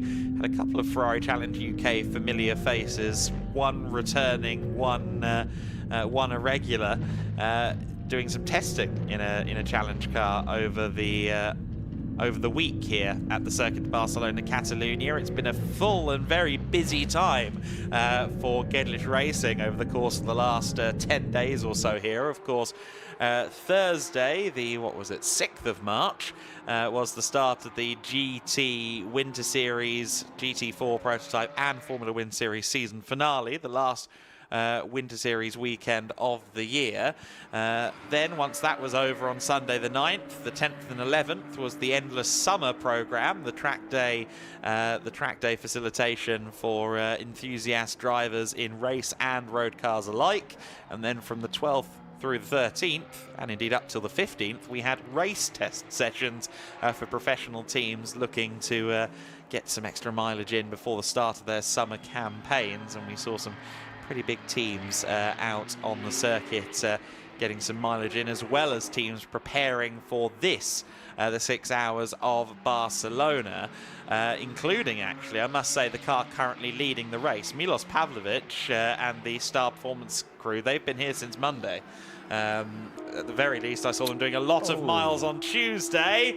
And unfortunately, the number 4 car, Vicente Dazzi, is at the final corner with some telltale rear suspension or rear bodywork damage. I have to think that didn't happen on its own. No, that's hit something or someone, or it's been hit by something or someone out there. Now, I don't think that's fully in the gravel. I think the front wheels are at least on hard-standing painted curb, and the rear left might well be as well. Vicente, I'm sure, is just taking his moments, waiting, getting instructions from the team. Hopefully, well, obviously we can't see what the damage is like, if there is any damage at all, on the far side. The rear left looks to be at least a little bit beached. This is a replay of what happened, and it's the Simon Birch Porsche that's going to get a little bit close. and you can hear the tyre squeal. Well, we didn't see the images of the Simon Birch Porsche into the back of the number 4, but I think we heard the result of that. So that is going to be our first safety car of the race, Adam. The first safety car to ever be deployed during a 6-hour GEDLICH Racing race. We didn't have one at the Autodromo Internacional do Algarve in Portimao. The 6 Hour of Barcelona, though, does indeed have its first safety car period, and unfortunately, that is to rescue the number 4 PCR car. The right side of the car looks firmly beached, and yes, as you said, the bodywork has been rather ripped apart by that contact with the Resume Racing Porsche. So safety car deployed. Simon Birch getting into it a little bit there. I think maybe got slightly wrong-footed by the GT4 car's speed into turn 14. No intent there, of course. Amaury Bonduel is into the pits for some refueling, but his pit stop time as it stands won't count towards the 35 minutes. So that is important to note. Now, the total pit time, it will go on to the timing screen. If you're watching the live timing, it will go down as part of the total pit time, but we'll have to keep a note on that pit stop time for this one, because it won't count towards the actual 35 minutes that they have to serve, since we are under safety car. Saying that, though, I think he was in the pits before the safety car came out, so actually no, the number 28 crew have done quite well here. They've come in for a fuel stop, and they've done it at a time where the rest of the field is now being isolated by safety car, but they came in before the safety car started. Thank you very much, Mr. Weller. You've just answered my next question as to whether we got in or not, because of course you can do emergency service under this stage. If you were one of these cars and you needed to come in now, none of them are. Because none of them are particularly close to the end of a stint time on fuel. You can put 30 litres in. You've got to spend a minimum of 2 minutes in the fuel area, and then you've got to do a drive-through after the restart. So we'll have a look at a replay. I think this is going to be an onboard of the contact between those two cars with 4 hours and 19 minutes to go. So yes, this is on board with Simon Birch. Oh, that's quite a hit. Yes, that is quite a hit. And yeah, I think Simon Birch just got caught out there by the level that the number 4 Vincenzi Darzi Mercedes for PCR Sports was taking turn 14. And yeah, that's not going to go uninvestigated, to say the least. That collision, that was a heftier hit than I thought it might have been. The entire rear of the PCR Sport Mercedes AMG ended up in the sky there, and that must have been a wild ride for Vicente Darcy. Next question, of course, is whether that car can roll again and whether we'll see it back out in the race. That was a sizable hit for the rear of the car to take. I think more than likely some of the suspension will be a little bit knocked out of whack by that one.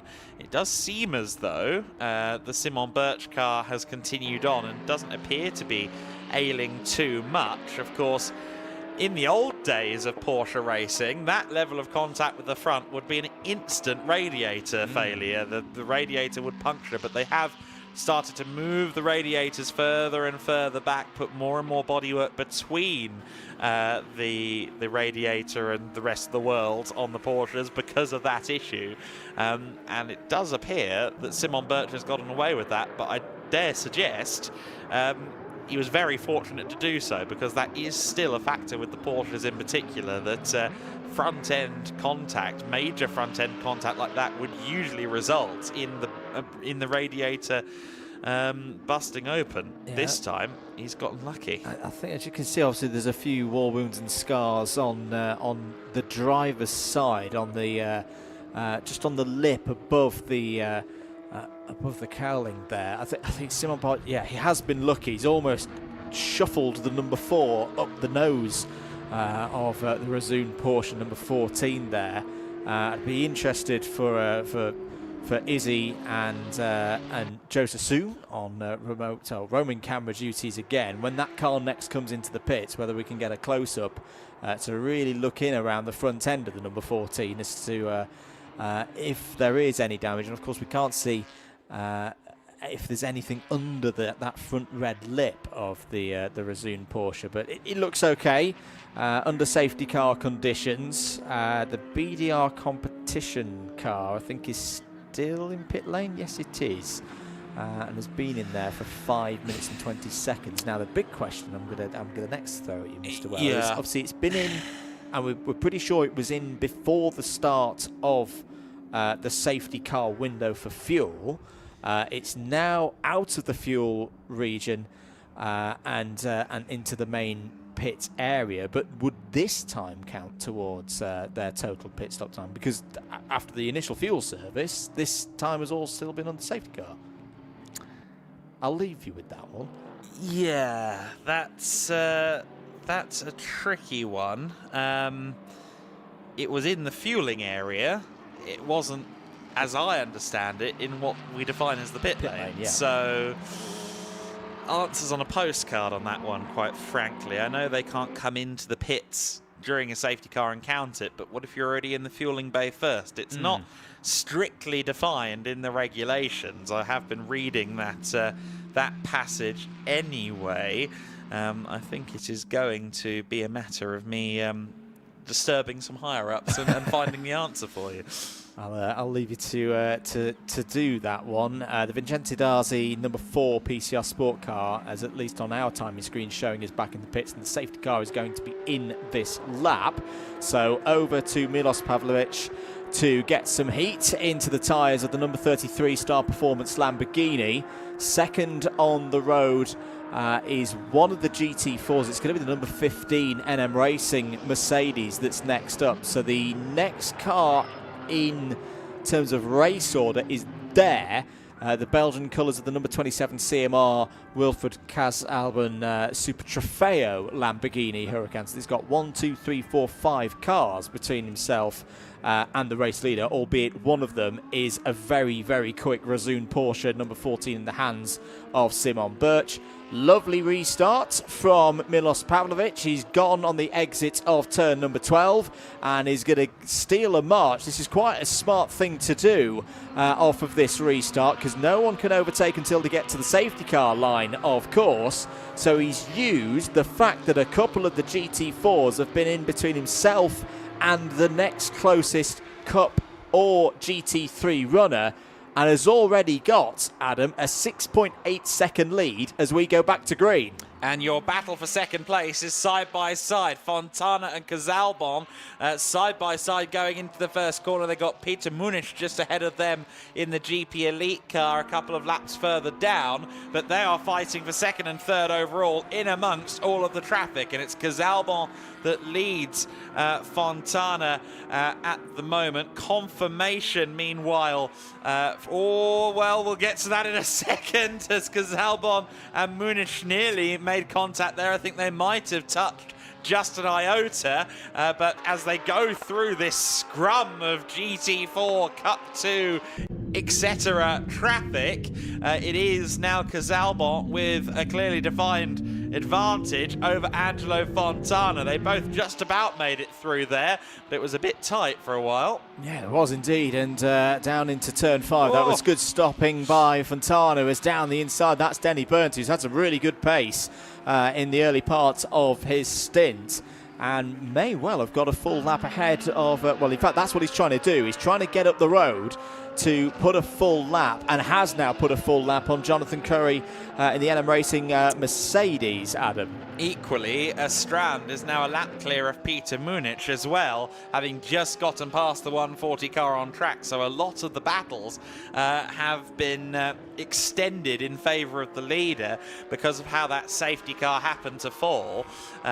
In the GT3 class there, you can see the now Michael Durbecker driven BDR competition by Gruppe Prom Mercedes. This car will be just going past Munich to unlap itself, by my understanding. So they've done a lot of time in the pits. And incidentally, as I was going to say just before that contact down towards turn 4, the refueling and the pit lane are treated as separate entities, which is what I thought was the case. But Stefan Lerner from GEDLICH Racing confirming to me, no, that does not count. BDR Gruppe Prom came into the pits, and it did not count towards their 35 minutes overall handicap for the pit stops because it was done under safety car conditions. So that last 5 minutes or so that they spent in the pits is not going to count to anything. Yeah, it's 5 minutes and 35, so take that off the 12 minutes that they've been measured as in pit lane, but that, as you say, Adam, will not count. There is the number 27 CMR Lamborghini, Wilfried Casalbon, 12.2 seconds now, the deficit to Pavlovic. So Pavlovic has really taken this by the scruff of the neck. He's got that GT3 Lamborghini Huracan singing right now, and meanwhile Casalbon will continue to just glance in the rear view mirror at the number 80 Rosso Corsa Racing Ferrari Challenge. Angelo Fontana seems to have been rejuvenated by that safety car period, has pulled that gap down to 1.2 seconds. Here we are on board with Fontana through turn 13, through turn 14. This is where the Cup cars don't quite have the aerodynamic balance. They've got to rely on mechanical grip alone. Casalbon was a little bit wide there through turn number 14, and now can Fontana get into the slipstream and close enough for a go on the brakes into turn 1? Don't think so. Not on this occasion. But this is a good scrap between the two front-running Cup cars. The Lamborghini, of course, in Cup 4. The Ferrari in Cup 1. 0.5 seconds was the measure that time around. Through turn 3 go Casalbon and Fontana. We've seen Fontana, Adam, be pretty good on the brakes into turn 5. Very true, yes. So a good scrap here between two drivers that should be relatively on pace, two cars that we know to be relatively on pace, and this is for second overall. Milos Pavlovic is again streaking away at the front, of course, in the number 33 Star Performance Lamborghini Huracan GT3 car. So this is your scrap for second and third overall. The Cup 4 and Cup 1 classes both populated by just the one car, so I think they have their eyes firmly planted on each other as well as the overall podium during this race today. And for now, Casalbon is with the upper hand, but how much time was it at the start of the lap? Half a second. It's definitely not half a second now. I think Angelo Fontana may well be making a move in short order if he can get turn 13 and 14 right, of course. We know the 296 is quick on the straight, but he's not going to need to wait that long. Casalbon drifts wide there at 11 into 12. Too late on the brakes, and then, of course, not releasing the brakes, so he just went straight on, and that can second overall to Angelo Fontana for the time being. Yeah, but Fontana won't get an easier overtake than that across the course of this race. Not a surprise to see this message on our screens in the box, Adam. Contact between cars 4 and 14 under investigation by the race officials. That is, of course, the PCR Sport Mercedes that we saw around, and the number 14 Simon Birch piloted Razzoon Porsche, which is now in the pits for some fuel. Has been in for a couple of minutes, 2 minutes and 30 seconds to be exact at this point. So don't worry, fans of the Razzoon Porsche. This is again that team, I think, just using up some of their pit stop time, their combined pit stop time, which before this one sat at 8 minutes and 34 seconds, which is the greatest time of anyone who hasn't had a problem, or be the number 28 BDR competition car that we're pretty certain of, at least in this commentary box, of its 12 minutes that it's served in the pits so far, that a good 4.5 minutes, possibly more of that, is going to be subbed off because that was done under safety car conditions, just in case we have a similar situation later on as well, folks, as well. It's those same safety car refueling rules of 30 litres max and a 2-minute stop minimum and then a drive-through. I don't think we're necessarily going to see that go all the way through, because, as I say, the number 28 was in before the safety car was deployed. But it's the same situation if we have a code 60 or a full course yellow. Hopefully we don't see that between now and the end of this race and keep this one green. Out of the final corner, Rosso Corsa Racing, the number 80 Ferrari, piloted by Angelo Fontana. 1 minute 46 on the nose last time around, so that was 1.1 seconds quicker than the 27 CMR Lamborghini. So the gap between those two, second and third overall, now up to 2.2 seconds. There's more pit activity to report in on. Simon Birch is out of the fuel refueling area and now heads to the Razoon garage. Is going to get a new set of tyres, and now we get to see what the extent of any damage on the front end of the number 14 is. You can see a few battle scars from where it had an unscheduled meeting with the number 4 Mercedes. The crucial thing is I'm looking at the more lower deck. Not really much damage, if any damage at all, on the front splitter. That's always a key part of the front end of these Porsches. Maybe a little bit of scarring on the grills there, but nothing too dramatic. It does, though, look like Razoon More Than Racing are at least preparing, and yes, going for a service of the front bumper. Maybe an opportunity as well just to check over any of the radiator systems just behind. I mean, at first look, that looks okay. That looks okay. A couple of the inspection holes just being looked at there. Prompt work by Razoon More Than Racing. And again, this isn't too dramatic. This will all eat into the team's minimum 35 minutes of combined pit stop time that they've got to serve across the course of this race. This is always a good sign of some endurance racing and the things that can happen out there. The gaffer tape is out. The engineering flowchart is being used by the team, taking no precautions, it would seem, at this stage, Adam. No, absolutely. Better to be safe than sorry at this relatively early juncture in the race. And look at that, they're even trying to make sure that it relatively lines with the wrap. Well, actually, no, not quite. The livery designer will be sending his notes. But keeping everything in place, Simon Birch will continue on. We suspect he'll probably be in the car for another hour or so. That was how they did it last time. Effectively 1 hour for Anderson, 2 hours for Birch. 1 hour for Anderson, 2 hours for Birch is how they did it at the 6 Hours of Portimao. Of course, they were in relatively early this time. I think it was about 45 minutes into the race that we saw Anderson hop out of the car after taking the start. So we'll see how it goes from here, but a slightly different look to the Razoon More Than Racing Porsche as it comes back out onto the circuit, and of course that investigation still looming large over their race as well.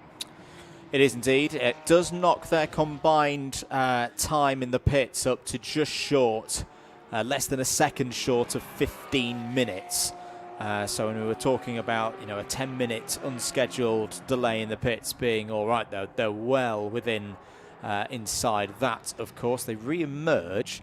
I think on our screen being scored in 9th place, but again they've served best part of 10 minutes more in the pits than all of their competitors ahead of them, particularly those in the top 5. 4 hours of this race to go, or just over that, and plenty has happened in the first 2 hours of the inaugural 6 Hours of Barcelona. The first 6 Hours of Barcelona run, of course, by GEDLICH Racing as part of the Winter Series. More pit activity, Adam. The number 27 Lamborghini is in for CMR. Wilfred Casalbon, a tricky stint in a way, especially that safety car disrupting things, but it's been another tidy one for that new car. Of course, the Super Trofeo Spec Lamborghini, to my knowledge, has the same size fuel tank as the GT3. However, of course, more power going on there. So given it has about a 90 horsepower leg up on the GT3 car, one has to assume it's also drinking a bit more. So we'll see that CMR car in, I reckon, a little more than the Star Performance brand mate, the Huracan GT3 Evo 2, that continues to lead the way for Milos Pavlovic. A bit of a blow, really, for Star Performance in a sense. I think that that safety car came out while Milos was at the wheel, because Pavlovic is going to be the man with respect to the other three drivers in that car. It is going to be Milos that elevates that car further than the others. I think all of them would agree with that as well, to be honest.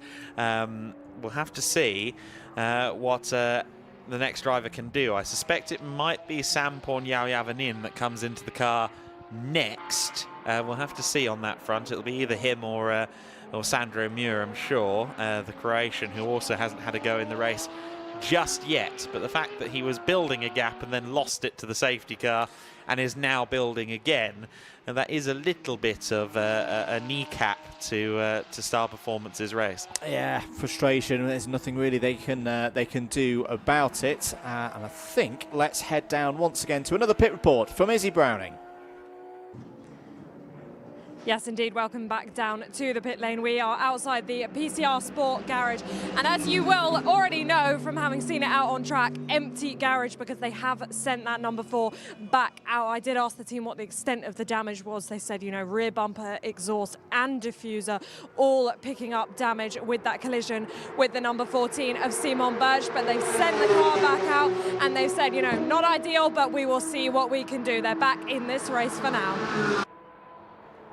Yep, there is the PCR Sport car coming across the line side by side with the GT4 leading Denny Burnt, and fully committed on the brakes there was Denny, too committed almost there, drifted wide into the first corner, but good to see the number 4 is still out there, and good to hear indeed from Izzy that the car should be relatively okay. We'll just keep our ears open for a slightly duff Mercedes AMG GT4 exhaust note with the exhaust damage to that car. Of course, 4-litre turbo-powered machine, unlike the GT3 version, which is a 6.2 naturally aspirated V8, but it might be handling a little bit differently now. A big hit to the suspension may have slightly affected the alignment. It does look like it's got quite a lot of camber, specifically on the well, both wheels actually, but I thought it looked like it might be slightly more towed in on the left rear.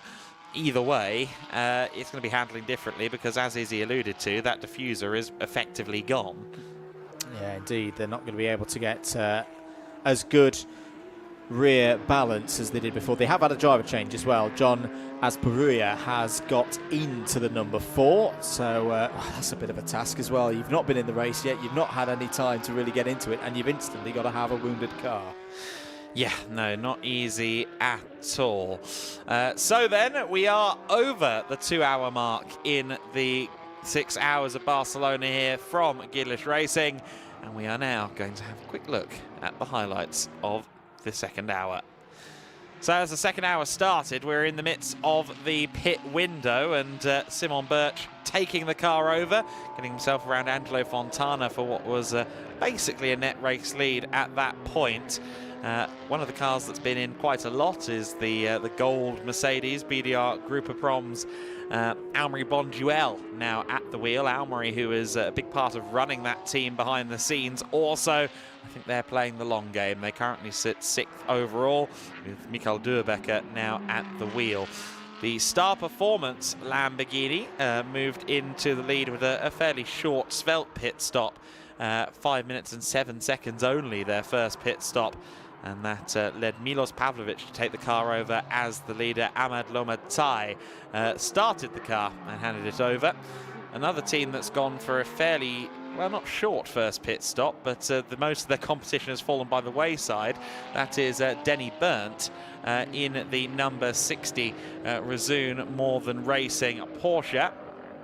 And this is the primary protagonist to that car that unfortunately has struggled throughout the second hour. The SR Motorsport Mercedes with a refueling issue, and that car is now away off the field in 13th and last of the cars still running.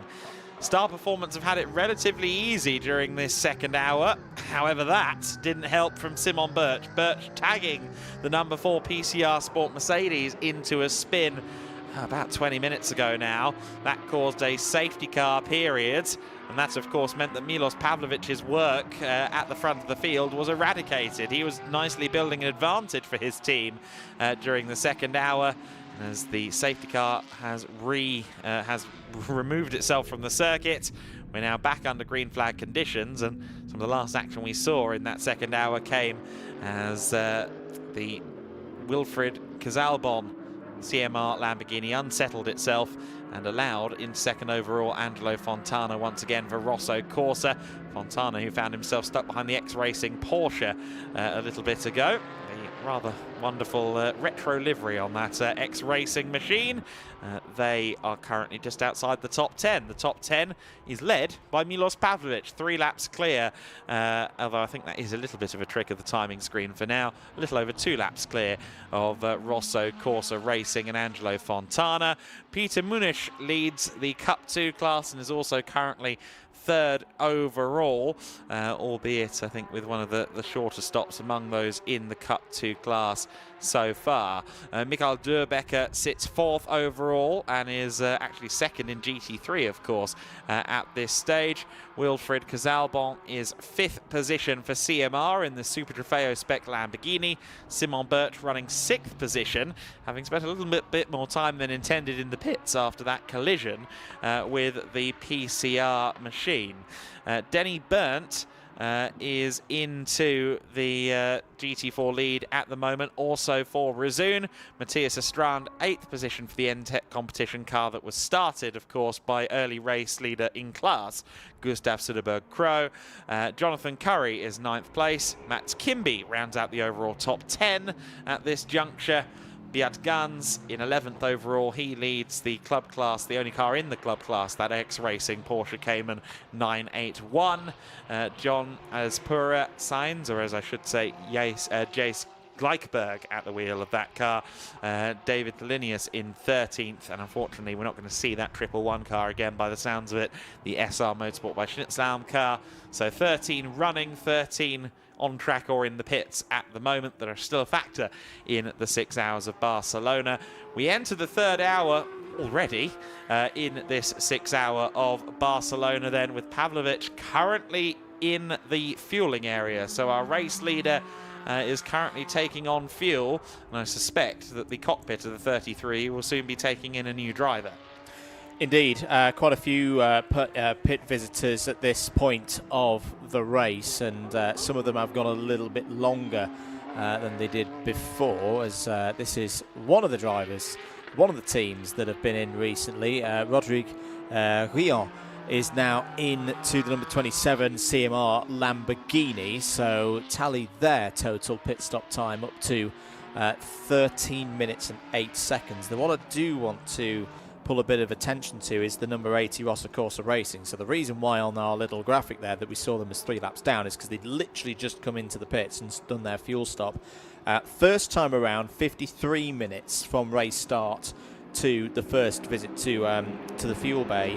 That second visit to the fuel bay was more around 120 minutes. So that second stint, yes, a good chunk of it was under safety car as well, we shouldn't forget.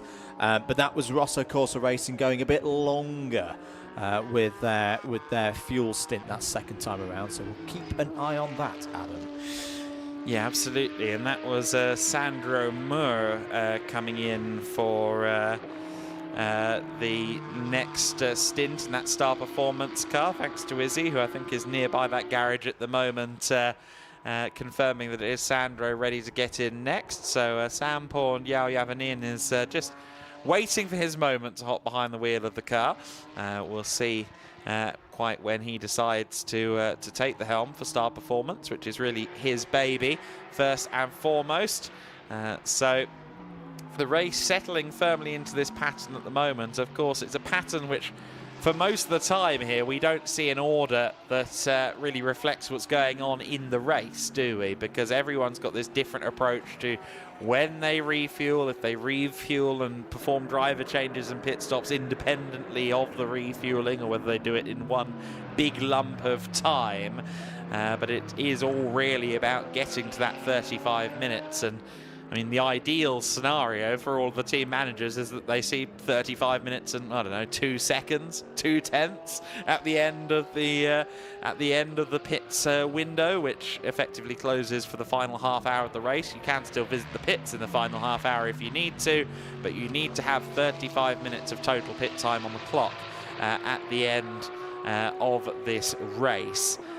So for now, it is a little bit of I guess, an interim period where we're waiting to see where everyone ends up in the final half hour to an extent. But we can still see the battles going on the timing screen, if not always on the circuit. But right now there is a battle on the circuit because Simon Birch is closing in on Michael Durbecker. Now, Durbecker is by no means a slouch. He is going to give way, by the looks of it, to the Porsche. I think that was firmly just allowing him through. But of course, Durbecker is actually ahead of the resumed Porsche at the moment. Durbecker running third and second among the GT3s, but still, I think, saw Simon Birch homing in the mirror. Maybe homing in the mirror with some tape on the car as well, and thinking, okay, I'm just going to let you go. That does put Simon Birch back onto the same relative lap as Durbecker. So we'll see if Birch can pull that time back. Now, again, we should note that there's a difference in terms of combined pit time here. 15 minutes to the nearest second, or rounded up to the nearest second as the race leader, is heading to the garages for some service and perhaps a driver change. We'll wait and see on that one, whether Pavlovich stays at the wheel.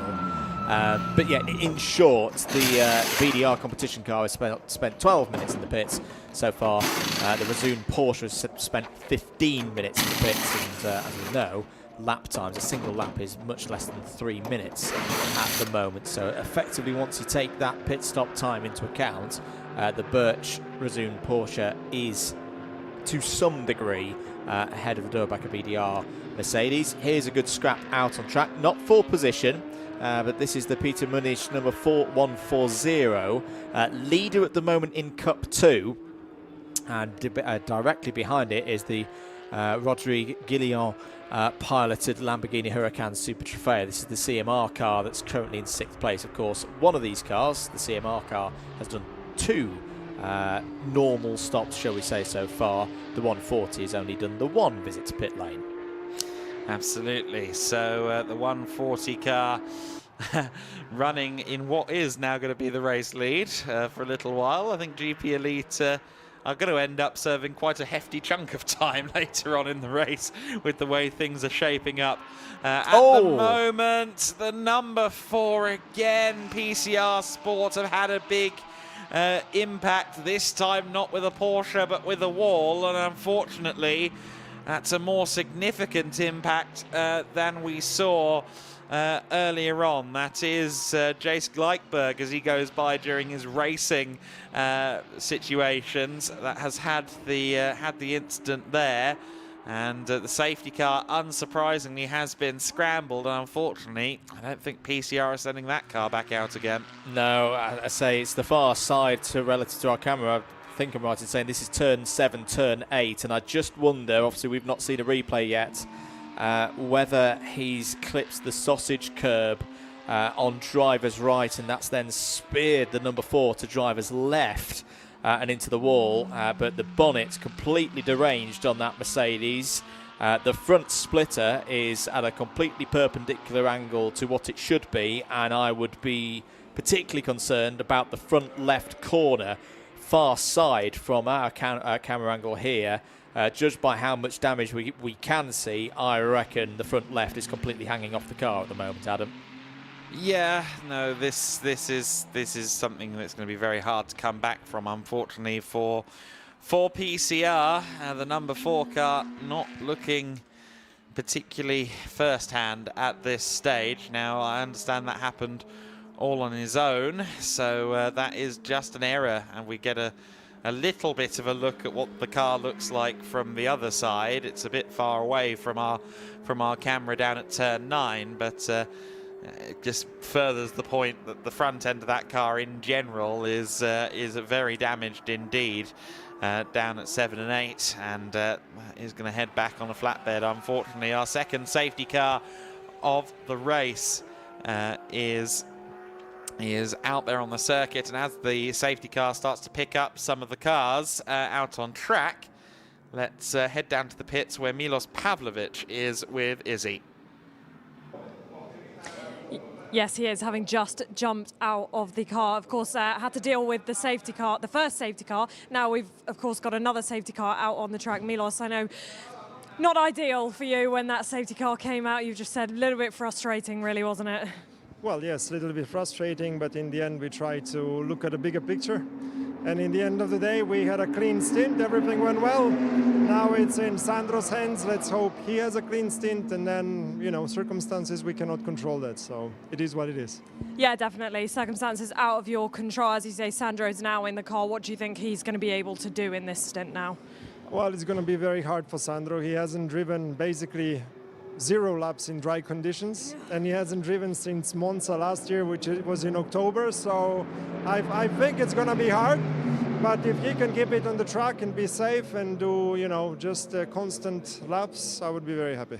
Okay, well, great insight to hear that he hasn't driven in a while. And of course, as you mentioned, it was raining earlier in the weekend. So great insight. Thank you for speaking to me. I'll let you go and enjoy the rest of the race, and I'm sure we will see you later. But we are now under safety car once again.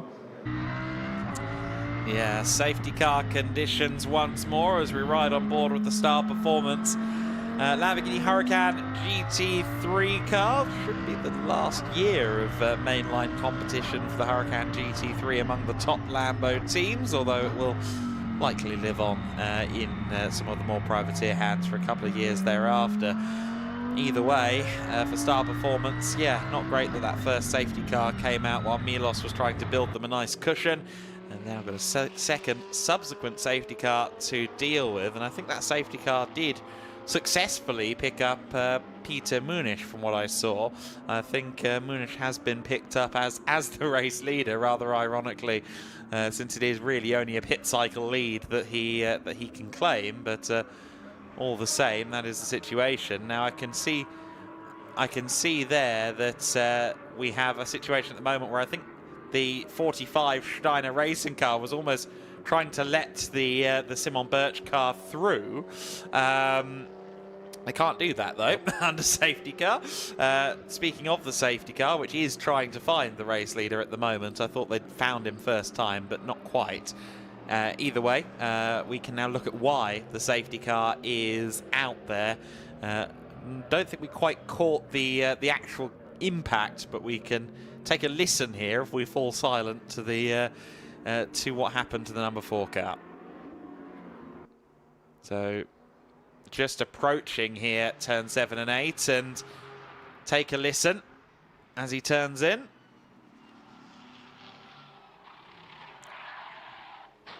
Ooh, and I think I could even hear camera op Emma reacting to that as well. A big hit. And it does look as though, Andrew, looking at those tyre marks, that it was the sausage curb that caught out Jace Gleichberg. Yeah, just those black lines laid that look pretty fresh to me, Adam, indicates, at least just from visually looking at it and seeing where the car ended up, that, yeah, I think a bit too much speed through turn 7. It's very easy to wash out. I know a lot of us have done it many a time in a sim. And yeah, you just get on that sausage curb on driver's right, light the rears up, and you're heading straight to the scene of the accident on driver's left on the exit of turn number 8. A real shame for PCR Sport. Really tough race for them. It's not officially done, of course, but yeah, I don't see that car coming out again here today. There's probably one team that won't be overjoyed with the situation, but it is a bit of good news for them. The SR Motorsport by Snitschlamm number 11 will now be back onto the podium in a few laps in class. Once it catches up. The recovery efforts continuing for the number 4. That long shot that we had from turn 9, though, as I say, testament to the Mercedes engineering side of things, that actually the front left didn't look as damaged as I thought it was going to be. So everything's been kept relatively safe there. The safety crews here at the Circuit of Barcelona, Catalunya, going to work. It will be on the bright yellow RACC flatbed in a few moments' time.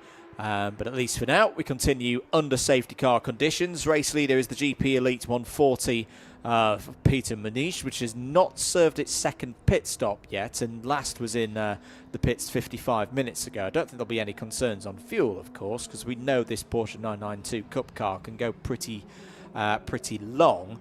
But they shouldn't lose the lead of Cup 2. They've actually got 4 laps at the moment on the MTech competition number 9, now being piloted by Thomas Carlson. But yeah, this will be having GP Elite scratching their brains a little bit of how they manage now the rest of the race in terms of pit stop time. They are one of 3 teams that I can see, Adam, are still in the single digits in terms of minutes spent in the pits.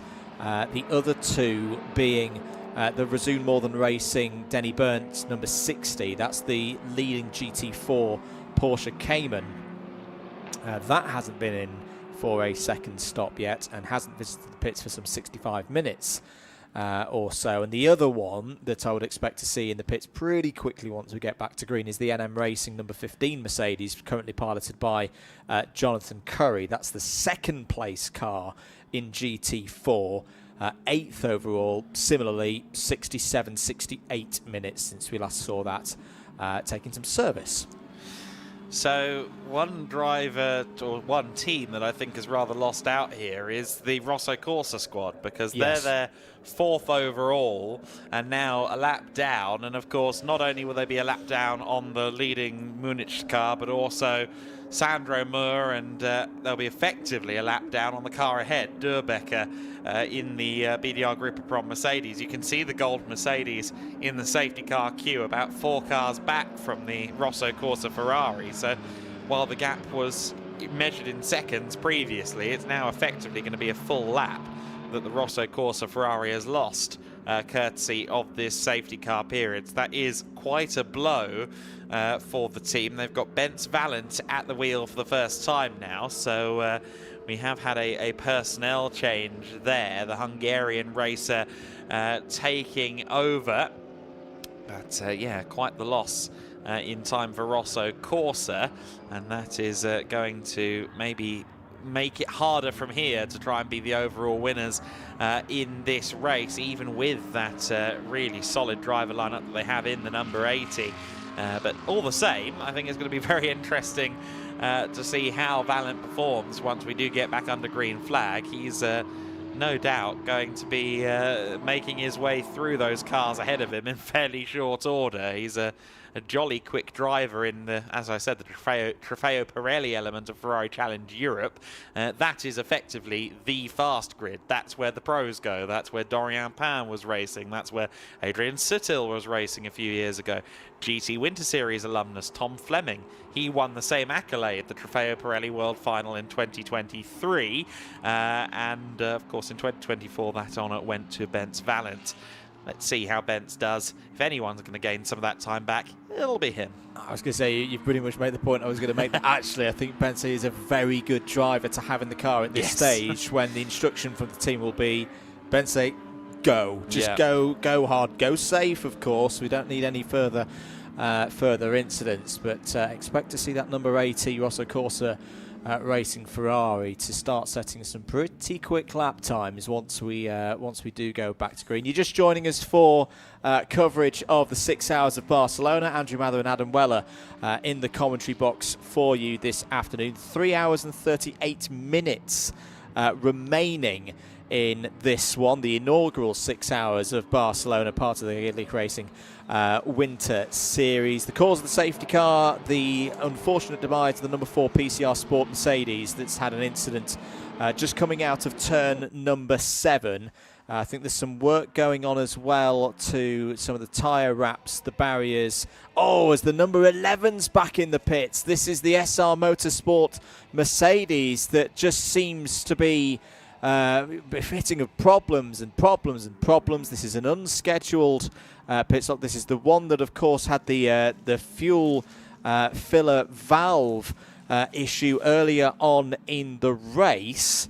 I'm not quite sure what the problem is on this occasion, Adam, but either way, under one of these safety car periods where the pit lane is effectively closed for normal service, in the pits is the last place you want to be. No, exactly right. That is suboptimal, to say the absolute least of it.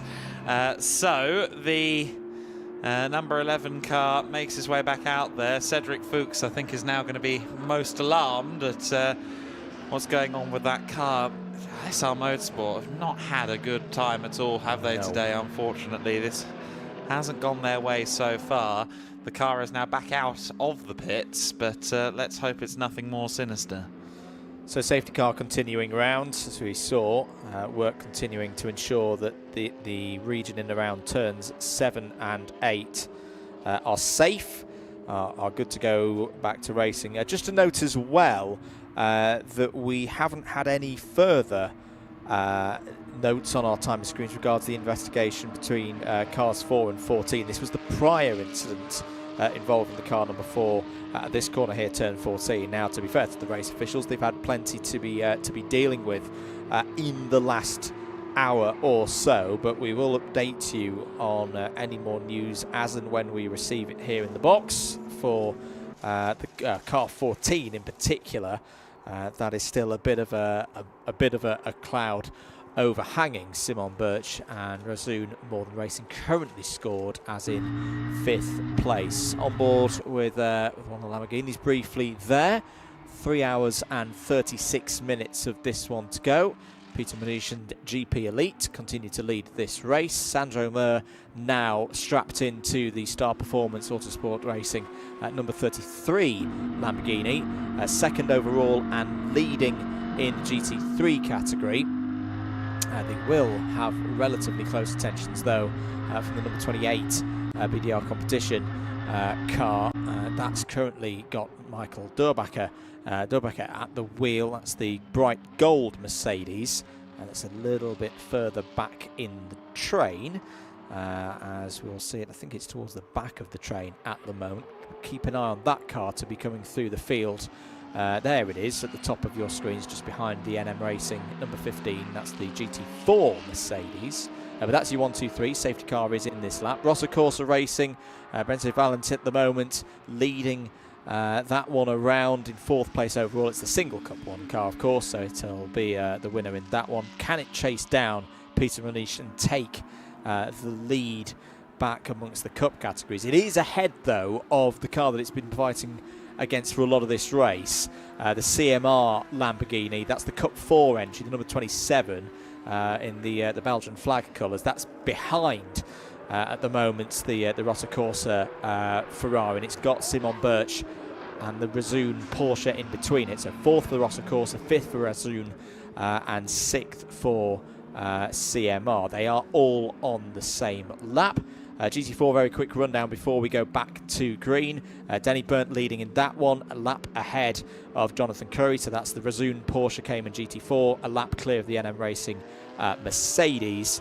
3rd still running, but wounded it would seem, in the SR Motorsport Cedric Fuchs car, as the safety car pulls in, Adam, and we go back to green. Back to green, and Peter Muniz, I suspect, will do maybe 1 lap and then immediately come into the pits, I would suspect, because he definitely owes us a stop at this point. Meanwhile, Bence Valent is on the move, rather as we expected. There goes the number 80 car straight past the 2 Porsches. Maybe have a bit more trouble now with Sandro Mur, of course, in the GT3 spec Lamborghini. Or maybe I'm speaking too soon, because Valent is driving like a man possessed through the first 3 corners of the lap. So powering on, powering through. And off he goes. The number 80 car running just behind Peter Munich at the moment. Of course, a lap down.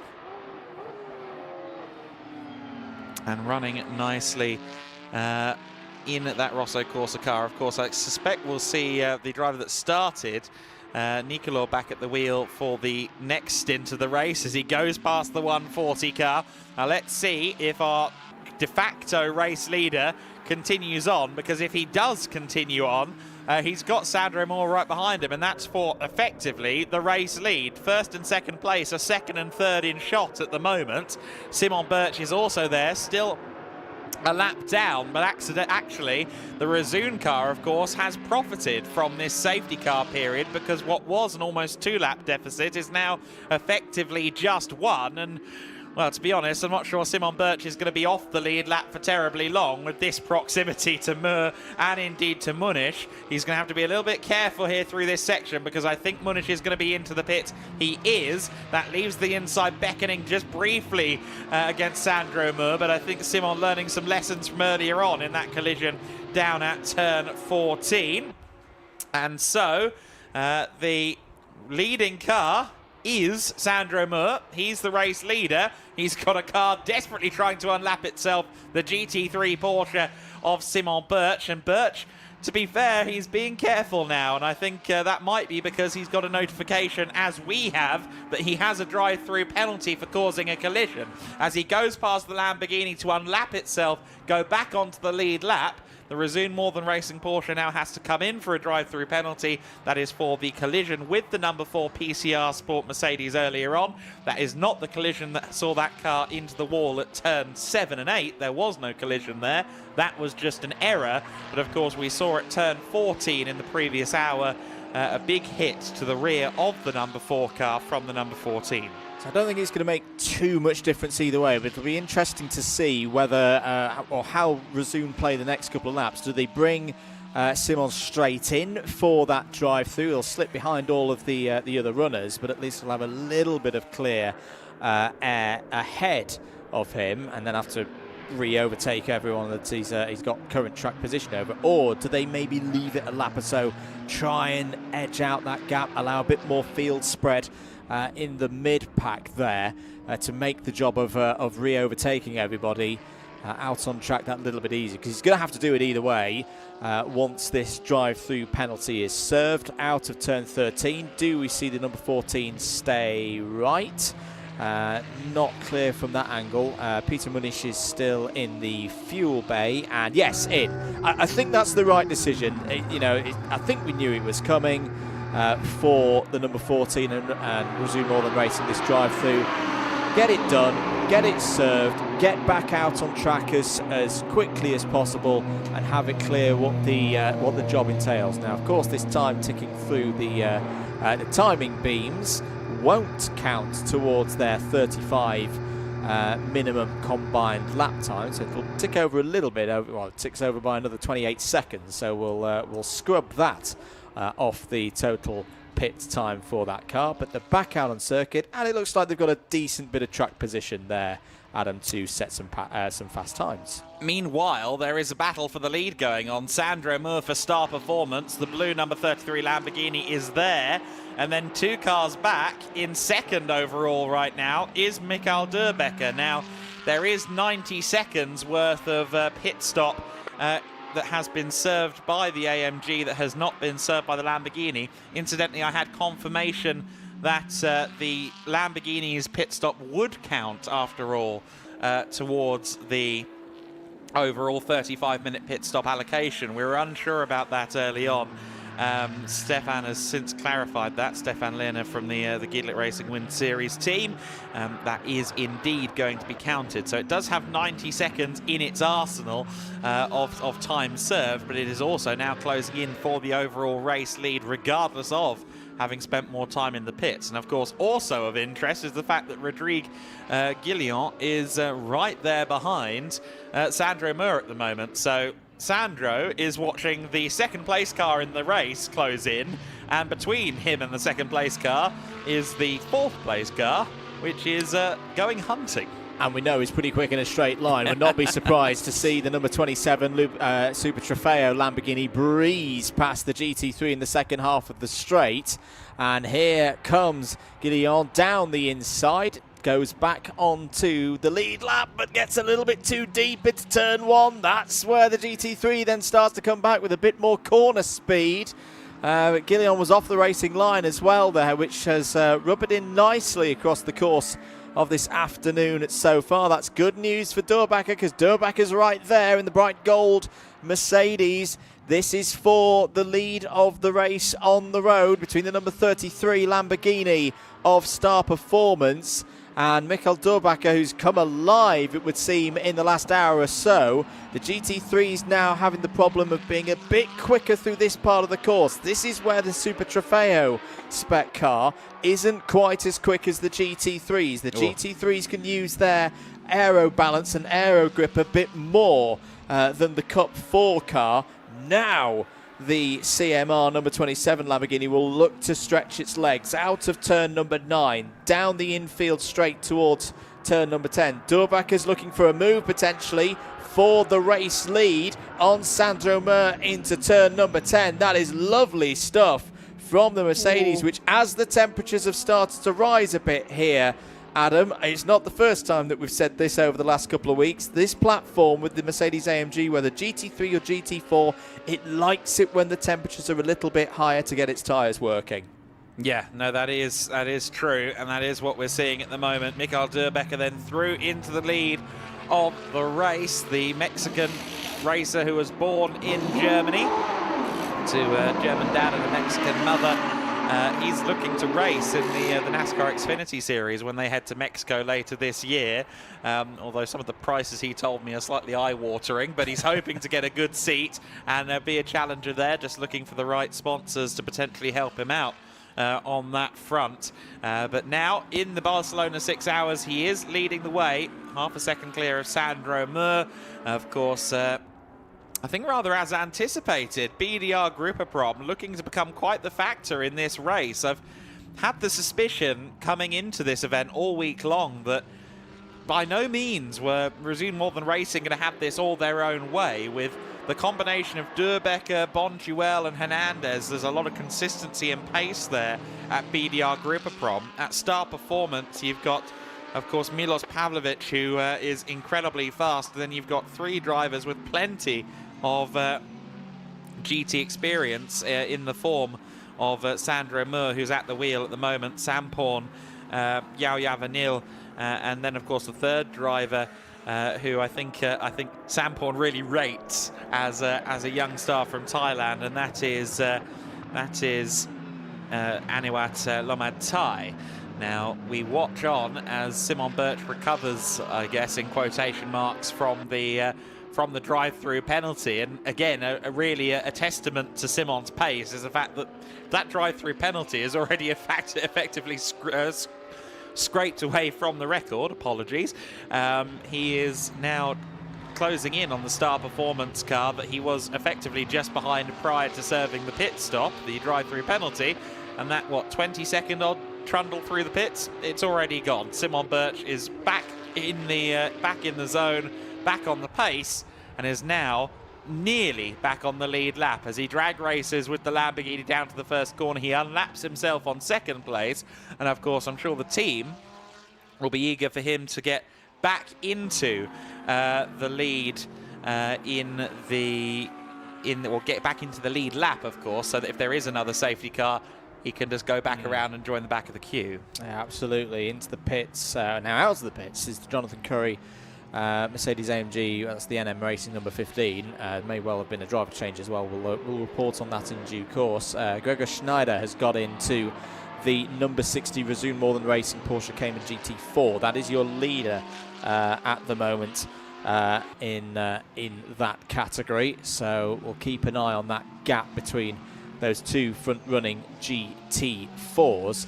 We shouldn't forget as well that, of course, the Resume More Than Racing Porsche GT3 has served more of its mandatory time in the pits so far in this race. So they are still very much in play because the BDR car, the Star Performance car, they both owe us, or both owe the Resume Northern Racing Porsche 2.5 minutes in the pits before we get to the end of this one. Not that that's going to trouble Simon Birch at this stage, because now he's going to go down the inside of Durbecker. That's the number 14 back onto the lead lap in GT3, and it'll now try and chase down the CMR 27 Lamborghini. That is for position now. So Simon Birch may well back into the top 3 overall on this next tour of the circuit, Adam.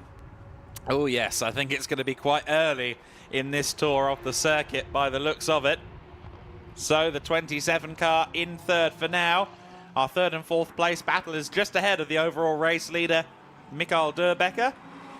And Durbecker will just watch on with interest here. He won't want to get any closer than he has to that battle. I say battle. Simon Birch is already through. The downforce through turn 3 for the number 14 Milwaukee car is too much for the 27 to overcome. Of course, I think in a way we are holding too high of an expectation for the CMR car, aren't we? Because it is ultimately a Cup spec car. Stéphane Lemeray was quick to point that out when we spoke to him on Friday. He's like, look, I don't know where we're going to end up. I'd like to be an overall podium. I'd like to beat the other Cup cars, but we can't compete with the GT3s. However, the performances we've seen so far are putting it on a pedestal with the GT3s.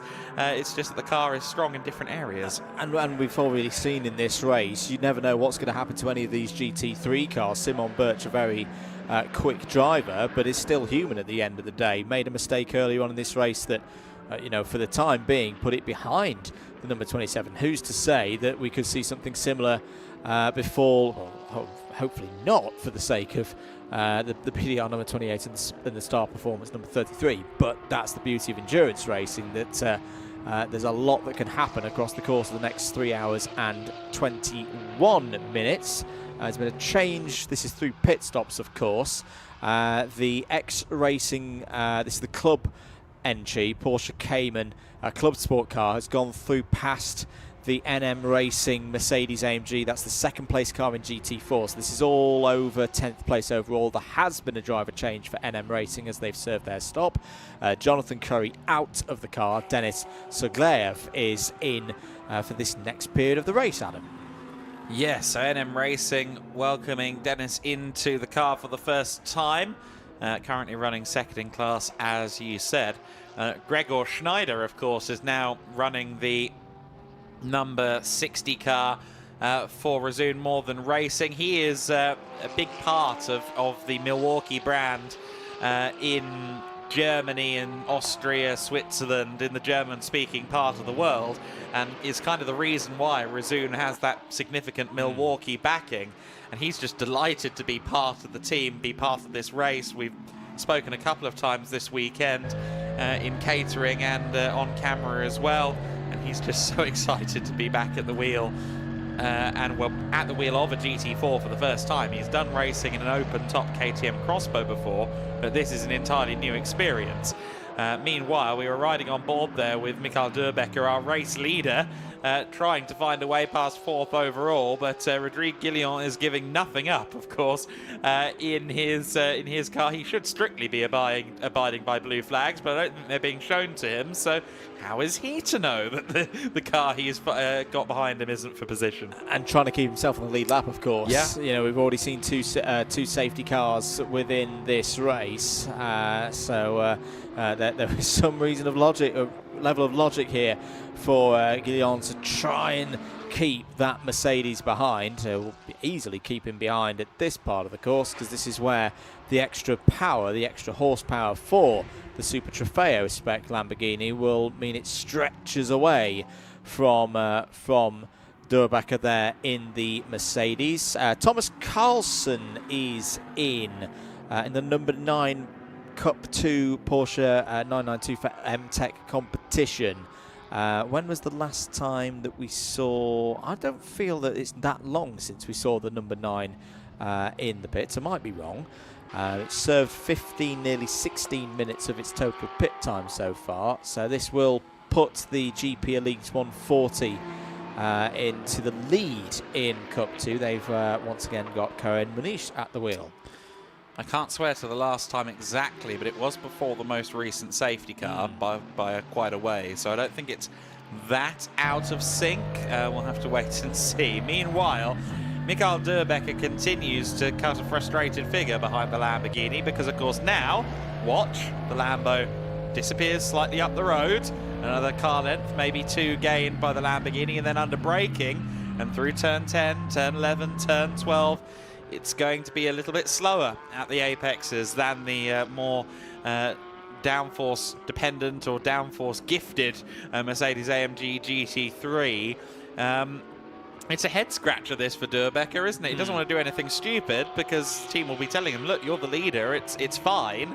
But equally, that Lamborghini is more than likely meaning that he can't quite get the pace out of that Mercedes that he otherwise would. And particularly as more and more rubber goes down on track, the advantage for the GT3s in the twisty technical bits will be growing. It'll be able to generate more and more mechanical plus aero grip than the Super Trofeo car at this stage of the race. But again, such is the power advantage and the top speed advantage for the Cup 4 Super Trofeo car. Yeah, Michael Durbecker is struggling to find a way through here with minimal risk. There may be an opportunity coming up though, because just ahead of them is the Resume More Than Racing Porsche Cayman GT4. That is the race leading, class leading GT4 as well. So they're going to be wanting to be to a degree conservative and not taking too many risks at this stage of the race. And you've got to say that it's been a bit of a roller coaster ride for the GT3 Resume car, but the GT4 car calmly moving to drivers right there and keeping out of the way. Well, that's a good sign there. Well, not a good sign, but a good show there of the level of grip through turn number 8. We saw Gregor Schneider just pull off the racing line, let the 2 quicker cars go through, got back on the power, got on the throttle, and the back end of the car very easily stepped out there, Adam. That shows again to me that turn 7, turn 8 section where we saw the demise of the number 4 is starting to get quite tricky as we're in the middle phase of this race. I mean, even at the best of times, the camber through that section is something that all of the coaches warn their gentlemen drivers about. The corner kind of dips away from you on exit at 7 as you go into 8, and you see exactly that, especially if you are offline, putting the power down and then having to catch the car. Schneider did a good job there to do just that. The head scratching continues then for Mikael Durbecker, who is now losing a bit of time to Rodrigue Guillaume, maybe taking something out of the tyres here, trying to get around the Lamborghini, and now losing time as a result of that. Where is the Valent Rosso Corsa car relative to all of these guys? I think it's further up ahead, isn't it? Yep. But now a couple of laps strictly down, or one and a bit laps down on Durbecker. You've got this kind of, there it is now, just coming through 12, 13 and 14. So it is effectively 1.5 laps off the lead. And of course, if we are to treat the Cup 4 and Cup 1 cars as adversaries, even though they're not in the same class, that does mean that the gap between them is somewhere in the region of a minute. And Bence Valent will be working exceedingly hard to try and get that down. Some encouragement there, I think, from Gustav Krø, who is now taking over the MTech competition car from Thomas Carlson, the 59-year-old racer who, as he said to us pre-race, over 20 years of racing experience, initially in local level endurance racing in his native Sweden. But Gustav Krø will get back behind the wheel, and from what we saw earlier on, that means we can expect some pretty feisty driving and some pretty fast lap times out of the MTech competition car. Of course, Gustav, as he said to me, I'm kind of going to be in and out of the car, for much of the day, much like Milos Pavlovic will be in the Star Performance machine. He wants to do the heavy lifting here. I think the plan is for the others to do kind of 40-minute stints, and then he'll effectively double that each time he's in the car. So I think we are going to see, for the next little while, Gustav Krø working his magic at the helm of the number 9.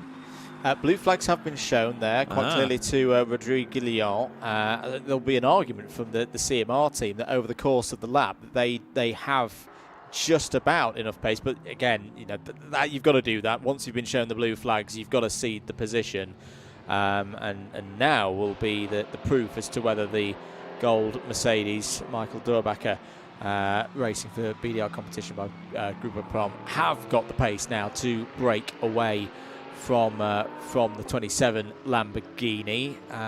Just looking, you'd mentioned that gap and the Cup adversaries as we have a look there at Simon Birch, whose pace is impeccable, by the way. He's been doing, again, 142s, 143s. He's chipping away at the advantage. Rossa Corsa Racing and Bentley Valent at the moment, last time around, 145.893.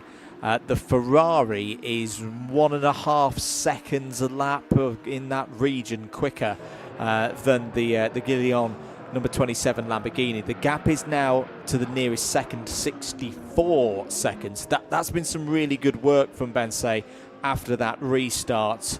Was effectively a lap down on the Guillon Lamborghini, and by my quick in my head maths, has taken 40 to 45 seconds out of Guillon since we went back to green.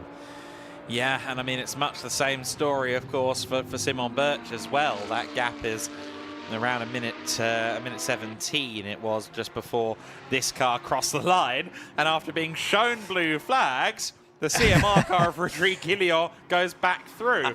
So CMR are now going to be saying to race control, absolutely Hang on a minute, do not show us a blue flag again. And they'll be saying to Rodrigue, if you do see a blue flag, ignore it. You've just proven you're quicker. He's proven whether he's quicker or pretty much the same pace over the course of the whole lap than the Mercedes. The Mercedes isn't being impeded, would be the argument from CMR at the moment. The trouble is that this is losing both of these cars. As they overtake one another, they are still losing a bit of time relative to their class competition. But we'll keep our eyes on that situation as it develops. Into the pits has come the X Racing number 82. This is the single Club Sport Porsche Cayman. All looking pretty standard at the moment. They've had 13 minutes in the pits so far in this race. This is their third proper visit to pit lane, so I'd expect to get another about 6.5 minutes for Beat Ganson's squad to be in there. A good finish to the stint there for Beat Gans. Doing the car's personal best lap time on low fuel at the end of your stint. I like that. That's a good way to finish an endurance stint. It was a 153.4. Yeah, no, Gans is, I think, the hair of the trio, ultimately, in terms of lap time. He's got a lot of racing experience. You can look back about 15 years and see him driving an E46 BMW in the DMV GTC series, as it was called at the time, and has spent a lot of time at the wheel of racing Porsches as well. And so he is currently in the refueling area, as you said. I don't think we've seen Peter Brunner at the wheel of that car yet. So the Porsche Sprint Challenge Central Europe AM champion from last year, he's about to get his first go of the day. Is indeed. On your screens, this is the number 33 Star Performance Lamborghini. This is second place in GT3, being hassled a bit at the moment by the number 140 GP Elite Porsche Cup 2 car. This is the Cup 2 leader as well in the hands of Karen Manish. Had a good stint earlier on to get things going for GP Elite. And yeah, they're both at the moment in the 1:49s as they circulate around on lap 87 for the number 33. The GP Elite car is 3 laps behind overall. Good lead still, though, for GP Elite over their next closest competition in Cup 2. Some 2 laps back are Ulrich Forsberg and Team Steiner Racing in their number 45 Porsche 992 GT3 Cup car. That is all your Changes and bits of news for now. We have 3 hours and 8 minutes of this inaugural 6 hours of Barcelona to go. Bit of traffic now, Adam, for the number 33 Lamborghini. Yeah, the NM Racing Mercedes-AMG GT4, Denis Sogolev, I should say, getting, rather interfering in the little convoy that we had going on there. Kern Munich ends up stuck behind the NM car as they come out of turn 14. Get a kick up of the dust there from Sogolev as well. Going to be a little bit careful with that. Don't want to tempt fate too much when it comes to traction. Sogolev, who has previously raced Lamborghini Super Trofeo machinery, as a matter of fact, in 24-hour series competition, has a good amount of experience of endurance racing. I don't think he's done much sprint racing, actually. He's won for a long distance race and is a welcome addition to the NM Racing lineup. Of course, Jonathan Curry was with us last time at the Portimao 6 Hour back in February, the previous 6 hour race on the GEDLICH schedule.